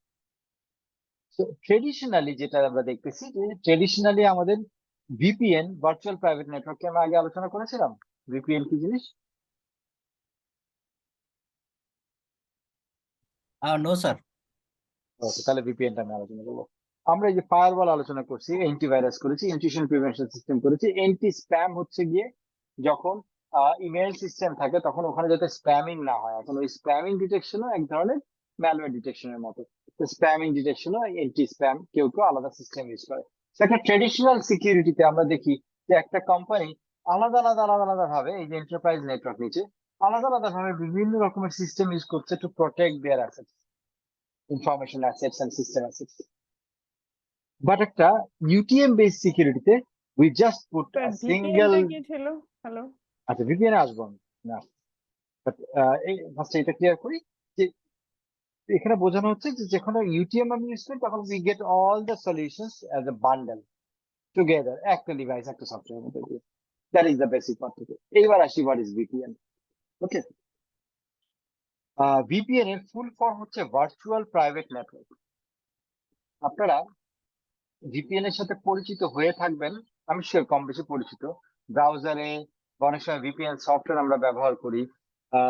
স্পেশালি একটা সময় মনে আছে কিনা, এক সময় কয়েকদিনের জন্য ফেসবুক অ্যাক্সেস বন্ধ হয়ে গেছিল বাংলাদেশ থেকে, কারণ বিটিআরসি গভর্নমেন্টের ইনস্ট্রাকশন অনুযায়ী আমাদের যে কান্ট্রির যে গেটওয়ে, ওই যে গেটওয়ে মনে আছে, নেটওয়ার্ক থেকে নেটওয়ার্ক, আমাদের ফুল কান্ট্রিটাও তো একটা নেটওয়ার্ক। এই পুরা কান্ট্রির যে গেটওয়ে, ওই গেটওয়ের যে ফায়ারওয়াল, ওই ফায়ারওয়ালের মধ্যে বসায় দিছিল যে কোনো ফেসবুকের ডেস্টিনেশনে কোনো ট্রাফিক যাবে না, বা ফেসবুক সোর্স থেকে কোনো ট্রাফিক আসবে না। তখন ফেসবুক বন্ধ হয়ে গেল ইউজ করা। তখন আপনারা কি করছিলেন, মানুষজন সবাই আমরা কি করছিলাম, অনেকে মোবাইলের মধ্যে, কম্পিউটারের মধ্যে ফায়ারওয়াল সফটওয়্যার, কি বলে, ভিপিএন সফটওয়্যার ইউজ করছিলেন। করে আমাদেরকে বলতো আমি সিঙ্গাপুরে কানেক্ট করবো না, মালয়েশিয়ায় কানেক্ট করবো না, থাইল্যান্ডে কানেক্ট করবো না, কোরিয়ায় কানেক্ট করবো, তাই না? ভিপিএন সফটওয়্যার গুলো যখন আমি বলে দিতাম যে সিঙ্গাপুরে কানেক্ট করো, বা সে নিজে কানেক্ট করে নিত, তখন দেখলাম আমি ফেসবুক ইউজ করতে পারতেছি। এখন কথা হচ্ছে কি, ম্যাজিকটা হইতো কিভাবে? এই ম্যাজিকটা হতো হচ্ছে গিয়ে, নর্মালি এই যে গেটওয়ের মধ্যে যে রুলটা অ্যাপ্লাই করা হয়েছে, রুলটা অ্যাপ্লাই করার জন্য গেটওয়ের ওই ফায়ারওয়ালকে বুঝতে হবে যে আমি কি ধরনের ট্রাফিক কোথায় পাঠাচ্ছি, তাই না? আমার ট্রাফিকটা রিড করতে পারতে হবে। ভিপিএন যে কাজটা করে সেটা হচ্ছে কি, সে একটা পয়েন্ট থেকে আরেকটা পয়েন্টে যে ট্রাফিক যায়, পয়েন্ট এ থেকে পয়েন্ট বি, যেখানে ভিপিএন করা হলো বিটুইন পয়েন্ট এ এন্ড পয়েন্ট বি, এই পয়েন্ট এ এন্ড পয়েন্ট বি বিটুইন যে ট্রাফিক যা যাবে, যা ডেটা যাবে, সেটাকে সে একটা পার্টিকুলার ফর্মুলায় এনক্রিপ্ট করে ফেলবে। নাও কাউন্ট, হোয়াট ইজ এনক্রিপশন? কে বলতে পারবেন what is encryption? Encryption is one types of security. What type Encryption is it? one types of security. Right. আর কেউ? এনক্রিপশন ওয়ার্ডটা আমরা শুনছি অনেক। জি, এটা অনেকটা হচ্ছে প্যাকেট সিস্টেম বলা যায়। যেমন হচ্ছে আমি এটা যখন পাঠাবো, যাকে পাঠাবো, যেই জায়গাতে পাঠাবো, সেই জায়গাতে শুধু ওই পার্টিকুলার এরিয়াটা ওপেন করতে পারবে, আর কেউ এটা দেখতে পাবে ওপেন না, এরকম করতে টাইপের পারবে, this is security. Important. Okay, fine. আরেকটা হতে পারে সিক্রেট নিউমেরিক্যাল কোড, হয়তো পাসওয়ার্ড দিয়ে এটা ওপেন করা লাগতে পারে। এক্স্যাক্টলি, হতে পারে, কিন্তু সেটা এনক্রিপশন না সবসময়। হ্যাঁ, এনক্রিপশন সবসময় পাসওয়ার্ড দিয়ে ওপেন করতে পারবে তা না, পাসওয়ার্ড দিয়ে এনক্রিপশন করলে সেটা পাসওয়ার্ড দিয়ে ওপেন করা, যদি এটা ওই সিস্টেমে এনক্রিপশন করা হয় তাহলে পাসওয়ার্ড দিয়ে ওপেন করা যাবে। Let me explain what is encryption. ধরেন আগের দিনে রাজা এইটা মহারাজারা, স্যার আরেকটু স্যার কাইন্ডলি, এটা জি জি ম্যাক্সিমাম ব্যাংকের মধ্যে হয় যে আপনার একটা অ্যাকাউন্ট আছে, আপনাকে কিছু সিকিউরিটি পারপাস কিছু করবেন, মেইল করবেন, বা ওনারা আপনাকে যে মেইলটা দিবে, এই মেইলটা শুধু আপনিই ওপেন করতে পারবেন, কখনো রাইট, কখনো সিকিউরিটি ঠিক আছে, দ্যাট পাসওয়ার্ড ইজ দেওয়া অলসো থাকে, এনক্রিপশন। এই ধরনের ইউ আর রাইট, হচ্ছে এনক্রিপশন। এটা তো স্যার একটা আমাদের একটা হোয়াটসঅ্যাপও তো এনক্রিপ্টেড ডাটা, হোয়াটসঅ্যাপ হোয়াটসঅ্যাপ যে আমরা যে এনক্রিপ্টেড ডাটা। মেসেজ। তার মানে কি, হোয়াটসঅ্যাপ এনক্রিপ্টেড ডাটা মানে হচ্ছে আমি আপনার সাথে যদি হোয়াটসঅ্যাপে কথা বলি, এই মাঝখানে যে ডেটাটা, এই ডেটাটা কেউ করতে পারবে না, আইডেন্টিফাই করতে পারবে না কি যাচ্ছে, এটাই হচ্ছে কি এটার মানে, তাই না? এবার আমি বলি এনক্রিপশন জিনিসটা কি। উদাহরণ দিচ্ছিলাম এরকম যে আগের দিনে রাজা বাদশারা ধরেন তার প্রাসাদে বসে আছে, সেনাপতিকে পাঠানো হয়েছে অনেক ক্রোশ মাইল দূরে এক যুদ্ধ পরিচালনা করতে। ওই যুদ্ধের কি অবস্থা সেনাপতি প্রতিদিন দিনের শেষে রাজাকে জানায়। কিভাবে জানায়? কবুতরের পায়ের মধ্যে চিঠি বেঁধে দিয়ে, তো কবুতর তার মধ্যে একটা চিঠি বেঁধে দিয়ে, একটা চিরকুট বেঁধে দিয়ে, ওই চিরকুট রাজা পায়, রাজা ওই চিরকুট দেখে পড়ে, তারপরে রাজা তার উত্তরে ইনস্ট্রাকশনটা ওই আরেকটা চিরকুটে লিখে সিল মোহর লাগাই দিয়ে কবুতরের পায়ের মধ্যে দিলে কবুতর পাঠায় দেয়। কবুতর সেনাপতির ঘাড়ের উপরে গিয়ে যখন বসে, সেনাপতি কবুতরের পা থেকে চিঠি খুঁজে নিয়ে ইনস্ট্রাকশন পড়ে যুদ্ধের মোড় ঘুরায় দেয়। তো দিস ইজ স্টোরি। এখন কথা হচ্ছে যে পথের মধ্যে অপোনেন্টের কোনো এক সৈন্য ওই কবুতরকে তীর মেরে নামায় ফেললো রাজার কাছ থেকে সেনাপতির কাছে যাওয়ার সময়। নামায় ফেলার পরে কবুতরের পায়ের থেকে চিঠিটা পড়ে যদি জেনে যায় হোয়াট সিক্রেট ইনস্ট্রাকশন দ্য রাজা ইজ গিভিং টু দ্য সেনাপতি, তাহলে যুদ্ধের মোড় ঘোরা ওদের জন্য তো দূরের কথা, উল্টা দিকে মোড় ঘুরে যাবে, তাই না? এখন আগেকার দিনে রাজা বাদশারা এবং সেনাপতিরা এত বোকা ছিল না। তারা যদি আরবি ভাষাভাষী হইতো, অথবা উর্দু ভাষাভাষী হইতো, অথবা ইংলিশ ভাষাভাষী হইতো, সেই ইংরেজিতে, আরবিতে বা উর্দুতে স্ট্রেইট সেন্টেন্সে লিখে এই চিঠিগুলো পাঠাইবে না। তারা চিঠিগুলো পাঠাতো এমন ভাবে, যদি ইংরেজি ধরে নেই, এর বদলে এ লেটারটার বদলে 7 ইউজ করা হয়েছে কথা কথা, বি এর বদলে ইউজ করা হয়েছে 3, সি এর বদলে ইউজ করা হয়েছে হচ্ছে এক্সক্লেমেশন মার্ক, ডি এর বদলে ইউজ করা হয়েছে কোশ্চেন মার্ক। এরকম করে সব যদি বদলায় বদলায় দিয়ে পুরো চিঠিটা লেখা হয়, এবং কোনটার বদলে কোনটা বসাতে হবে সেই নলেজটা যদি শুধু রাজা মহোদয়ের এবং সেনাপতি মহোদয়ের থাকে, তাহলে মাঝখানে যেই কবুতর তীর দিয়ে নামাক, চিঠিটা পড়ে সে সহজে উদ্ধার করতে পারবে না যে এটার মধ্যে কি লাগে, তাই না? এই যে কাজটা রাজা মহাশয় করলো, যে এর বদলে 7, বি এর বদলে 3, সি এর বদলে এক্সক্লেমেশন মার্ক, ডি এর বদলে কোশ্চেন মার্ক বসানো হয়েছে, আমি জাস্ট হাইপোথেটিক্যালি কথার কথা আমি সহজভাবে বলতেছি, এই যে করাটা হয়েছে, এই যে ফর্মুলা দিয়ে এটাকে বদলায় দেয়া হয়েছে, এই কাজটাকে বলে এনক্রিপ্ট করা, এবং চিঠিটা তখন এনক্রিপ্টেড। এবং সেনাপতি যখন তার নলেজে আছে কোনটার বদলে কোনটা দিয়ে এটাকে আবার ফেরত আনতে হবে, ওপেন করতে হবে, বুঝতে হবে, পড়তে হবে, ওই কাজটাকে বলে ডিক্রিপ্ট করা। এই পুরা গেমটাকে বলে এনক্রিপশন গেম। তার মানে আপনি নেটওয়ার্কে যখন একটা সোর্স থেকে একটা ডেস্টিনেশনে কোনো ডেটা পাঠাচ্ছেন, তখন আপনি ডেটাটা পাঠাচ্ছেন এবং এইটাকে খোলার জন্য একটা কি, চাবি, অর্থাৎ একটা ফর্মুলা যেটাকে ঠিক মতো ডিক্রিপ্ট করতে হবে কিভাবে, সেইটা আলাদা পথে পাঠা দিচ্ছেন। যখন এই দুইটা জিনিস রিসিভারের কাছে পৌঁছাইলো, তখন সে ওই চাবিটা ইউজ করে, অর্থাৎ এই ফর্মুলাটা ইউজ করে যখন এই এনক্রিপ্টেড ডেটাটাকে নর্মাল ডিক্রিপ্ট করে নর্মাল ফর্মে পড়তে পারলো, তখন সে বুঝতে পারলো জিনিসটা ভিতরে কি আছে। মাঝখানে যারা দেখবে তারা দেখবে উল্টা পাল্টা কি সব জিনিস যাচ্ছে, which doesn't make any sense। এই যে সোর্সের থেকে ডেস্টিনেশনে যদি ট্রাফিক আমার এরকম না, এটা চিঠি না, একটা হচ্ছে ইমেল, যেখানে এনক্রিপশনের উদাহরণ আপনারা দিলেন, হইতে পারে ইমেলটা এনক্রিপ্ট করে পাঠানো হয়েছে ব্যাংকের থেকে, এবং এটা ডিক্রিপ্ট করার কিটা আপনার আইডেন্টিটির সাথে, আপনার ইমেল অ্যাড্রেসটা যেই এতে কনফিগার করা হয়েছে ব্রাউজারে বা যেই ইমেল ক্লায়েন্টে, সেখানে কিটা আছে, সেই কিটা দিয়ে এটা খুলে ফেলতেছে। ঠিক আছে, আপনি পড়তে পারতেছেন, অন্য কেউ পড়তে পারবে না, হুইচ ওয়ার্কস দ্যাট ওয়ে।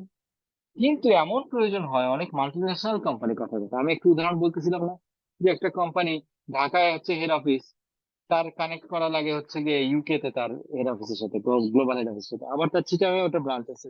কিন্তু সবকটা কোম্পানি সবকটা ব্রাঞ্চের থেকেই একই সিস্টেম ব্যবহার করে, সব ইউকে তে। এখন সিস্টেম ব্যবহার করতে হলে এটা তো আর ইমেল না, তাহলে তো আমার কানেক্টিভিটি লাগবে।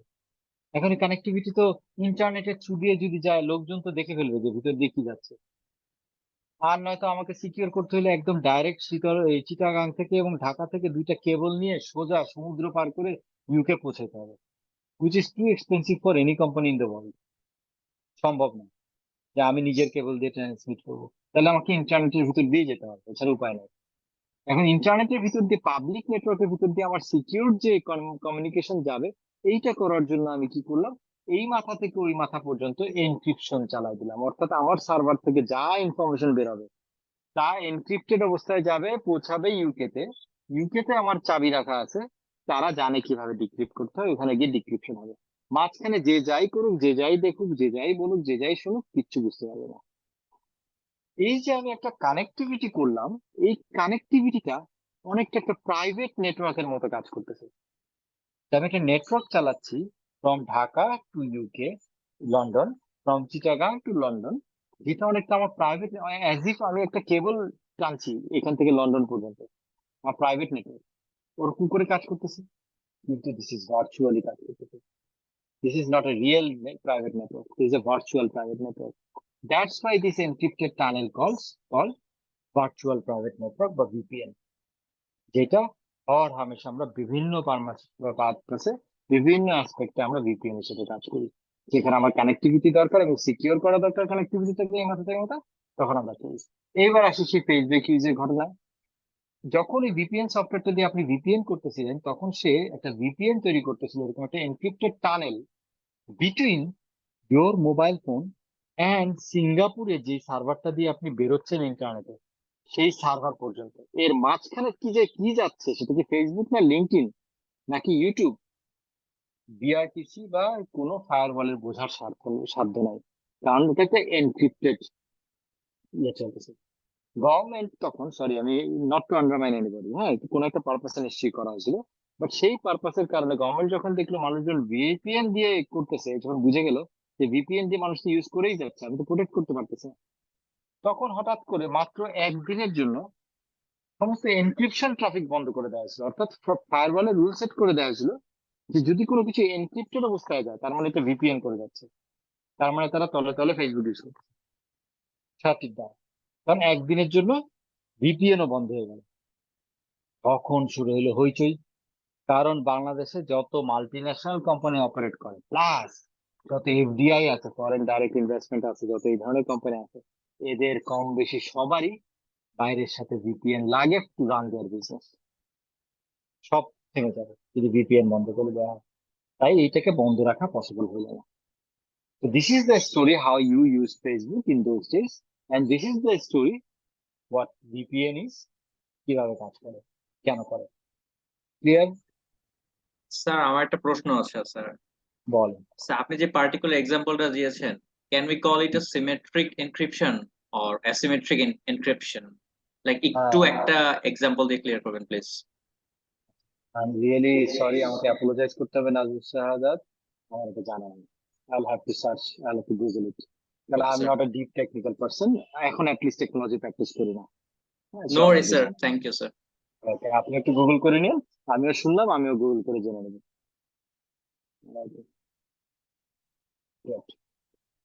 আচ্ছা, তাহলে আমার মনে হয় আচ্ছা 10 মিনিট শেষ করে ফেলি এটা। তো virtual private network, sorry VPN নিয়ে আলোচনা করারই কথা ছিল। ওকে, ভার্চুয়াল প্রাইভেট নেটওয়ার্ক আমরা অলরেডি আলাপ করে ফেললাম, যে এনক্রিপশন এবং পাবলিক কি ইনফ্রাস্ট্রাকচার বলে, যে এটা আমি পাবলিক কি ইনফ্রাস্ট্রাকচার হচ্ছে আরেকটা, এটা ভিপিএন এর মতোই অনেকটা, আরেকটু ওয়াইড স্প্রেড, আরেকটু ওপেন। বাট ভিপিএনটা উই হ্যাভ আন্ডারস্টুড, রাইট? ভিপিএনটা virtual private network. Now comes secured socket layer, SSL. এটা হচ্ছে গিয়ে সিকিউরড সকেট লেয়ার, এগেইন অনেকটা ভিপিএন এর মতো। আপনারা না, আপনাদের বোধহয় সার্টিফিকেটটা ছিল না, এটা আগে যখন নলেজ লেভেল ছিল, অ্যাপ্লিকেশন লেভেল ছিল আইসিএবিতে, আইটি অ্যাপ্লিকেশন, তখন আমরা একটা জিনিস পড়তাম হচ্ছে গিয়ে ওএসআই মডেল। ওএসআই মডেল বলে একটা মডেল, যেটা আইএসও কোম্পানি, আইএসও অর্গানাইজেশনে ডিফাইন করা একটা স্ট্যান্ডার্ড, সব ভেন্ডররা ফলো করে, সিসকো, আভায়া, যত নেটওয়ার্ক ইকুইপমেন্ট ভেন্ডর আছে সবাই ফলো করে। সেটা হচ্ছে গিয়ে নেটওয়ার্কের যে ট্রাফিক আছে, এই ট্রাফিকে 7টা লেয়ারে ভাগ করে। তার মধ্যে একটা লেয়ার হচ্ছে কি বলা হচ্ছে সকেট লেয়ার। এটা কি জিনিস? সকেট লেয়ারটা হচ্ছে গিয়ে, ধরেন আমি যে ল্যাপটপটা ব্যবহার করছি, এই ল্যাপটপটা ইন্টারনেটে কানেক্ট। ইন্টারনেটে স্যার কানেকশনের সময় সকেট লেয়ার নামে কোনো লেয়ার নাই স্যার। ওএসআই মডেল 7টা মডেল, 7টা স্টেপ না স্যার? 7টা লেয়ারে সকেট লেয়ার না, সকেট একটা লেয়ার, মানে হচ্ছে একটা লেয়ার দেখবেন যেটা কাজটা হচ্ছে সকেটের কাজটা, ঠিক আছে? আচ্ছা আচ্ছা, ওকে, তো যেটা বলছিলাম যে এই সকেট লেয়ার, কারণ ওখানে হচ্ছে 7টা লেয়ারে আপনার অ্যাপ্লিকেশন লেয়ার দেখবেন, অ্যাপ্লিকেশন লেয়ার আছে, আমার এক্স্যাক্টলি নামগুলো মনে নেই, বাট অ্যাপ্লিকেশন লেয়ার, তারপর হচ্ছে গিয়ে ডেটা লেয়ার, এরকম কিছু লেয়ার আছে। প্রত্যেকটা লেয়ারের একটা পার্টিকুলার ফাংশন আছে, তার মধ্যে 4 নাম্বার আর 3 নাম্বার লেয়ারটা আছে, যেটা হচ্ছে সকেট, হচ্ছে তার ফাংশন। ওকে, তো যেটা আমি বলছিলাম, সকেট লেয়ারটা হচ্ছে গিয়ে এরকম, যে এইটা আমি যখন কোনো একটা কম্পিউটার থেকে একটা ডেটা যখন ট্রান্সমিট করতেছি, তখন এইটার যখন সবচেয়ে নিচের লেয়ারকে বলা হচ্ছে ফিজিক্যাল লেয়ার, অর্থাৎ এইখানে একদম ইলেকট্রিক কানেকশন যেখানে, অর্থাৎ আমার যে কোনো ডেটা যখন যায় তখন সে কি করে, বাইনারি সিগন্যাল হিসেবে যায়, 0 আর 1। এই 0 আর 1টা এক্সপ্রেস হয় কিভাবে বা ট্রান্সলেটেড হয় কিসে? Electronic bits, electronic pulse. ওটা হচ্ছে একদম ফিজিক্যাল লেয়ারের, একটা ফিজিক্যাল জিনিস। এরকম কিছু লেয়ারের মধ্যে একটা লেয়ার হচ্ছে গিয়ে এই সকেটের কিছু ডেফিনেশন থাকে, যে এই সকেটটার কনফিগারেশন এরকম, এটা একটা প্রোটোকলের পার্ট, এখানে কিছু কনফিগারেশন থাকে। এই কনফিগারেশনটা আমরা অনেকটা বলতে পারি একটা সিগনেচার টাইপের জিনিস, যেটা আমি আদার এন্ডে যদি জানায় রাখি যে আমি যে ডেটাটা পাঠাচ্ছি সেটা হচ্ছে যে তুমি শুধুমাত্র এই সিগনেচারের যেখান থেকে সোর্স, সেখান থেকে যা আসবে সেটাকেই তুমি একসেপ্ট করবে অ্যাজ ইট ইজ। তাহলে এটা হচ্ছে কি আমি বলবো হচ্ছে যে একটা সিকিউরড সকেট লেয়ার, অর্থাৎ কানেক্টিভিটি করতেছি দুইটা ডিভাইসের মধ্যে, দুইটা হোস্টের মধ্যে কানেক্টিভিটি করছি with an identified source and destination configuration, যার ফলে এইটার মধ্যে যে কানেকশনটা আসতেছে আমি জানি এক্স্যাক্টলি এটা এই সোর্স থেকে আসছে এবং এটা এই ডেস্টিনেশনে যাচ্ছে। তো এইটা এক ধরনের সিকিউরিটি প্রোভাইড করে, যেটা আমরা স্পুফিং প্রোটেক্ট করতে পারি, দেন হচ্ছে কি স্নিকিং প্রোটেক্ট করতে পারি, বেশ কিছু ধরনের অ্যাটাক আমরা প্রোটেক্ট করতে পারি। তো এইটাকে বলা হচ্ছে কি এসএসএল বা সিকিউরড সকেট লেয়ার। এখন এসএসএল টার বিভিন্ন ফর্ম আছে, ইভেন দ্য নেক্সট ওয়ান যেটা আমরা পড়তে যাচ্ছি, সিকিউরড হাইপারটেক্সট ট্রান্সফার প্রোটোকল, এটা একটা প্রোটোকল, বাট এইটাও ইউজ করে এসএসএল টেকনোলজিটা, যেমন আমি যখন ওয়েবসাইটে, আপনি যখন যে কোনো ওয়েবসাইটে, আপনি একটা ব্যাংকের ওয়েবসাইট বা ই কমার্স ওয়েবসাইটে আপনি যদি ট্রানজাকশন করতে যান, যখন আপনি ক্রেডিট কার্ডের নাম্বারটা দিতে যাবেন যে জায়গায়, ওখানে আপনি উপরের দিকে ওয়েবসাইটের যে উপরে অ্যাড্রেস বারটা আছে ওখানে যদি খেয়াল করেন, ওখানে দেখবেন একটা লক সাইন আছে, তালা। ওই তালার সাইনটা দেখবেন ক্লোজড হয়ে গেছে, ইন মেনি কেসেস গ্রিন হয়ে গেছে। এটা vendor to vendor, certificate provider to certificate provider জারি করে। যে পরে যে ডিজিট আছে, এই তিনটা আসলে প্রায় একই ভাবে মিশানো, ভেন্ডর টু ভেন্ডর ডিপেন্ড করে।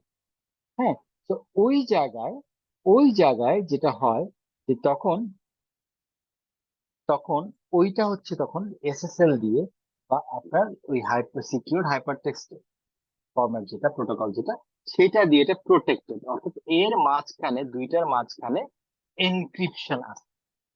সিকিউর লক সকেট লেয়ারও এই যে এনক্রিপশনটা দুইটা পোর্টের মাঝখানে এনক্রিপশন করে ফেলতেছে। এবং এইচটিটিপিএস যখন আমরা দেখছি তখন হচ্ছে আমার ওয়েবসাইটের, আমার কম্পিউটার এবং ওই ওয়েবসাইটটা, এই দুইটার মাঝখানে যে ওই মোমেন্টে যে ট্রাফিক ট্রান্সমিশন হচ্ছে, that is also protected, that is also encrypted.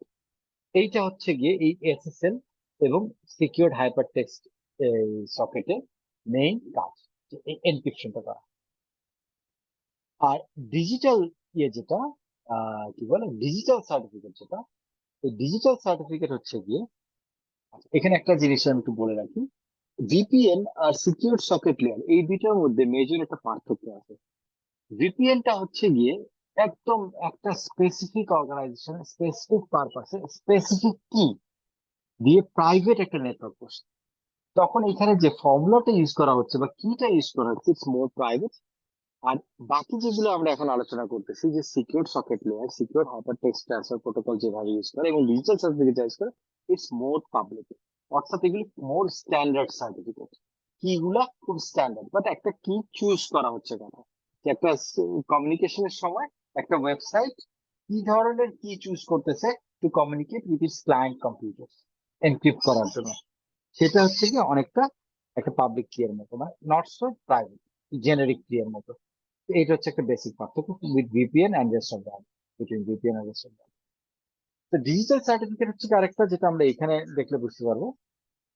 এই সার্টিফিকেটটা হচ্ছে, ডিজিটাল সার্টিফিকেট হচ্ছে এরকম, এটা খুব পুরানো একটা ইয়ের ডায়াগ্রাম দেওয়া, বাট ডিজিটাল সার্টিফিকেটের মেইন জিনিসটা হচ্ছে যে আমি যখন কোনো পার্টিকুলার একটা ইন্টারনেট থেকে কোনো একটা রিসোর্স আমি অ্যাক্সেস করতে চাচ্ছি, ওই রিসোর্সের একটা ক্রেডিবিলিটি, দুইটা জিনিস এখানে পারপাস, দুইটা পারপাস। একটা হচ্ছে কি ওই রিসোর্সটা যে ক্রেডিবল, সে যে আসলে অরিজিনাল অথেন্টিক, এইটা একটা পারপাস, এটা এনশিওর করা। আরেকটা পারপাস হচ্ছে গিয়ে communication between that resource and me, এটা এনক্রিপ্টেড থাকা, এটা এনক্রিপ্টেড থাকা। তো এটা যদি সিকিউরড কানেকশনের থ্রু দিয়ে আসে, দুইটা পারপাসকে সার্ভ করার জন্য আমরা এই ডিজিটাল সার্টিফিকেটটা ইউজ করি। এই ডিজিটাল সার্টিফিকেটটা যখন আমরা বলছি certificate, it is provided by a third party, যাদেরকে আমরা বলছি হচ্ছে গিয়ে সার্টিফিকেট অথরিটি বলতেছি। হ্যাঁ, সার্টিফিকেট অথরিটি, অর্থাৎ যারা সার্টিফিকেট গুলো প্রোভাইড করে, এরকম কিছু সার্টিফিকেট অথরিটি কোম্পানি আছে যারা সার্টিফিকেট প্রোভাইড করে, যেখান থেকে পয়সা দিয়ে সার্টিফিকেট কিনতে হয় বিভিন্ন ওয়েবসাইটে। সাধারণত রেপুটেড, ফ্রিও পাওয়া যায়, কিছু কিছু ফ্রি সার্টিফিকেট অথরিটি আছে, এগুলো is not so credible. But যাদেরকে পয়সা দিয়ে কিনতে হয় এবং একটু নাম করা যারা সার্টিফিকেট অথরিটি, তারা সাধারণত দেখা যায় ওই ওয়েবসাইটটার ছোটে যে এন্টিটিটা আছে, ওই এন্টিটিটা যেই বিজনেস পাবলিশ করতেছে বলতেছে আসলে ওই বিজনেস করে কিনা, তাদের লিগাল এন্টিটি আছে কিনা, এই জাতীয় ইনফরমেশন ক্ষেত্র বিশেষে ভেরিফাই করে before giving the certificate. That moment ওই সার্টিফিকেট গুলো মোর ক্রেডিবিলিটি এক্সপ্রেস করতে পারে, এস্টাবলিশ করতে পারে, sorry for the noise, credibility establish করতে পারে। তো ওই ক্রেডিবিলিটি সহ এই সার্টিফিকেট গুলা যখন এরা কেনে বা ইনস্টল করে তাদের ওয়েবসাইটে বা তাদের রিসোর্সে, তখন যখন একজন ইউজার ওই ওয়েবসাইটে যায়, তখন এই সার্টিফিকেটটা ভেরিফাই করা হয়, আবার এই সার্টিফিকেট অথরিটির কাছ থেকে ভেরিফিকেশন করে তাকে বলা হয় যে this is A verified certificate issued by so and so organization, so you can trust this and connection between this website and your computer is secure. So that is the main purpose, core purpose of digital certificates. ওকে, এই digital সার্টিফিকেটে সাধারণত এই ধরনের information, যেখানে একটা digital certificate serial number থাকে, এটার version থাকে, because it's a digital product, তো এটার ভার্সন আপগ্রেড হয়। ইস্যুয়ার নেম, কোন থার্ড পার্টি সেই সার্টিফিকেট অথরিটি ইউজ করছে, ইস্যু করতেছে, তার name, issuance and expiration date like any other IDs, বাবা আচ্ছা, হ্যাঁ, এক্সপিরেশন ডেট, দেন হচ্ছে গিয়ে তার subject name, subject private public কি, অর্থাৎ এখানে যে বাবা ঠিক তার আসলে যে এনক্রিপশন কিটা কি হবে, আমি যেটা বললাম আগেই বললাম, এগুলো অনেকটা পাবলিক কি এর মতো, তো এগুলা মোর কাইন্ড অফ জেনারিক কি অ্যাভেলেবল ইন দ্য ইন্টারনেট। তার মানে এই না যে আমি খুব সহজে এটা হ্যাক করে ফেলতে পারবো, বিকজ অনেক কি এর মধ্যে এটা কোনটা ইউজ করা হয়েছে সেটা আমি জানি না। তো it has been chosen from a pool of huge number of keys. So it's not easy again for one to just know the kind of key use করা হয়েছে, but still it's a generic set of key public key বলা হয় এটাকে। Certificate অথরিটির signature এবং হচ্ছে যে আদার কিছু ইনফরমেশন, বিভিন্ন রকম ইনফরমেশন থাকতে পারে, ভেরিফিকেশন, ইন্ডাস্ট্রি ইনফরমেশন, বিভিন্ন কিছু। So this is more or less about digital certificates. Clear? Certificate yes sir. এটা কি স্যার একটা থার্ড পার্টি যেটা হচ্ছে সব প্রতিষ্ঠানে সার্ভিসটা নিতে পারে? Right, absolutely, these are third parties. কিছু আছে খুব রেপুটেড, কিছু আছে নট সো রেপুটেড। সাধারণত রেপুটেড ওয়েবসাইটরা, বিজনেসরা রেপুটেড সার্টিফিকেট অথরিটি রাখতে পারে, because that establishes better security and more credibility. Sir, আমি যখন একটা কোম্পানির ওয়েবসাইট ক্রিয়েট করব তখন হচ্ছে আমি নিজেও করতে পারি, বা আমি কোনো একটা থার্ড পার্টির মাধ্যমে, রেপুটেড কোনো একটা কোম্পানির মাধ্যমে আমি ওয়েবসাইট ক্রিয়েট করতে পারি, but it is a risky. আমি এটাকে মোর সিকিউরিটি দেওয়ার জন্য আমি ওই কোনো একটা পার্টিকুলার অথরিটির কাছ থেকে সার্টিফাইড করে নেব, রাইট? না, এরকম কিছু এক্স্যাক্টলি তা না, না এরকম জিনিস না। হ্যাঁ, আপনি যেটা বলছেন সেটাও প্রয়োজনীয় জিনিস, বাট সেটা এটা না। এইটা হচ্ছে গিয়ে আপনি যখন সরি সার্টিফিকেট অথরিটির একটা এক্সাম্পল যারা এই সার্ভিসটা প্রদান করে। সার্টিফিকেট অথরিটি এখন আমি এক্সাম্পল দিচ্ছি, বাবা তুমি ওই ঘরে গিয়ে করো, আমি এক্সাম্পল দিচ্ছি, তার আগে ওনার কোশ্চেনটা রিপ্লাই করে নিই। হ্যাঁ, আচ্ছা, যে কোশ্চেনটা আপনি যেটা বলছিলেন যে আমি একটা ওয়েবসাইট থার্ড পার্টি দিয়ে তৈরি করছি, তো এটাকে সিকিউর করার জন্য আমি সার্টিফিকেট নিই কিনা, না, এই সার্টিফিকেট সেই পারপাস সার্ভ করে না। এই সার্টিফিকেট যে পারপাসটা সার্ভ করে সেটা হচ্ছে গিয়ে আপনার যে ইউজার, সে আপনাকে ট্রাস্ট করবে কিনা এক নাম্বার, আপনার যে ইউজার আর আপনার ওয়েবসাইট দুইজনের মধ্যে কমিউনিকেশনটা সিকিউর কিনা, এই দুইটা জিনিস এনশিওর করে। ওয়েবসাইটের সিকিউরিটি, এই ওয়েবসাইটটা হ্যাকেবল কিনা, এই ওয়েবসাইটটা আসলে অনেকগুলো সিকিউরিটি ভালনারেবিলিটি আছে কিনা, ওইটা এনশিওর করার জন্য আপনি থার্ড পার্টিতে ডেভেলপ করেন, but you need an expert to ensure, to check that third party করার সময়, সেটা তৈরি করার সময় ওই প্রোটেকশন গুলা তৈরি করে রাখছে, প্রোটেকশন গুলা দেয়া আছে, তারা এই কনসিডারেশন গুলা দেয়া আছে। যেমন আমি এসকিউএল ইনজেকশনের কথা বলছিলাম, যে যেইটা নাম দেওয়ার ফর্ম, ওখানে আমি ইচ্ছা করলে হ্যাকিং কোড দিয়ে দিতে পারি।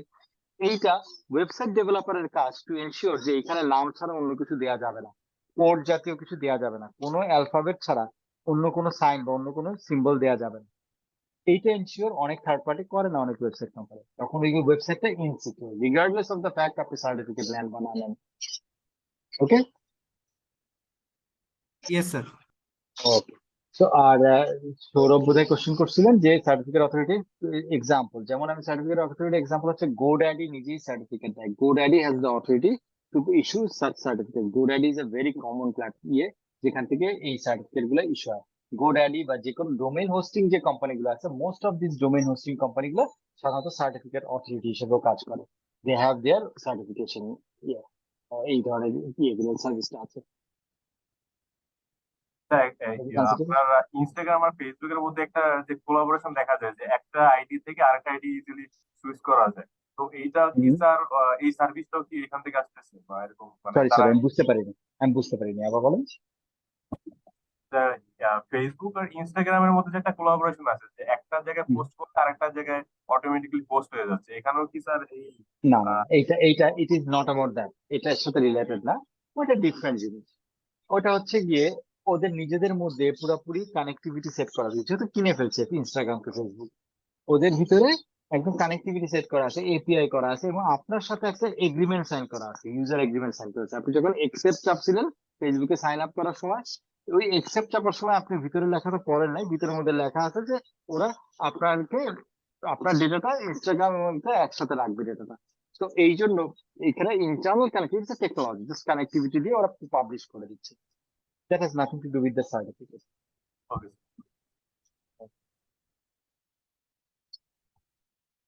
রাইট, কোনো কোশ্চেন কারো? স্যার সার্টিফিকেটটা কি তাহলে আমরা যদি কোনো ওয়েবসাইটে অ্যাক্সেস করতে চাই তাহলে ওই ওয়েবসাইট থার্ড পার্টি থেকে সার্টিফাইড করা থাকলে তারপর আমরা মানে দুই পক্ষকেই আমরা দিবে এরকম কিছু? ওই ওয়েবসাইটকে বেশি বিশ্বাস করবো, এক্স্যাক্টলি রিলায়েবিলিটির জন্য, যে ওটা সিকিউর আমাদের জন্য। অ্যাবসলিউটলি। Thank you.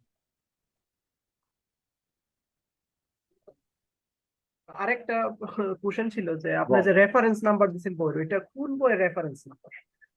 এটা হচ্ছে গিয়ে দেখবেন না আমাদের সিলেবাসের মধ্যে লেখা আছে সেকেন্ড যে রেফারেন্সটা। প্রথম রেফারেন্সটা সম্ভবত হচ্ছে গিয়ে পলিসি রেফারেন্স, হ্যাঁ। সেকেন্ড রেফারেন্স একটা বইয়ের রেফারেন্স আছে, MIS নামের একটা ম্যানেজমেন্ট ইনফরমেশন সিস্টেম নামে একটা বইয়ের রেফারেন্স আছে। ওই বইটা, এই বইটা ICAB এর সার্টিফিকেট লেভেলও আপনারা পড়ছেন, ওই একই বই। রাইটারের নাম কি উব্রাইন? ও ব্রায়ান, এক্স্যাক্টলি।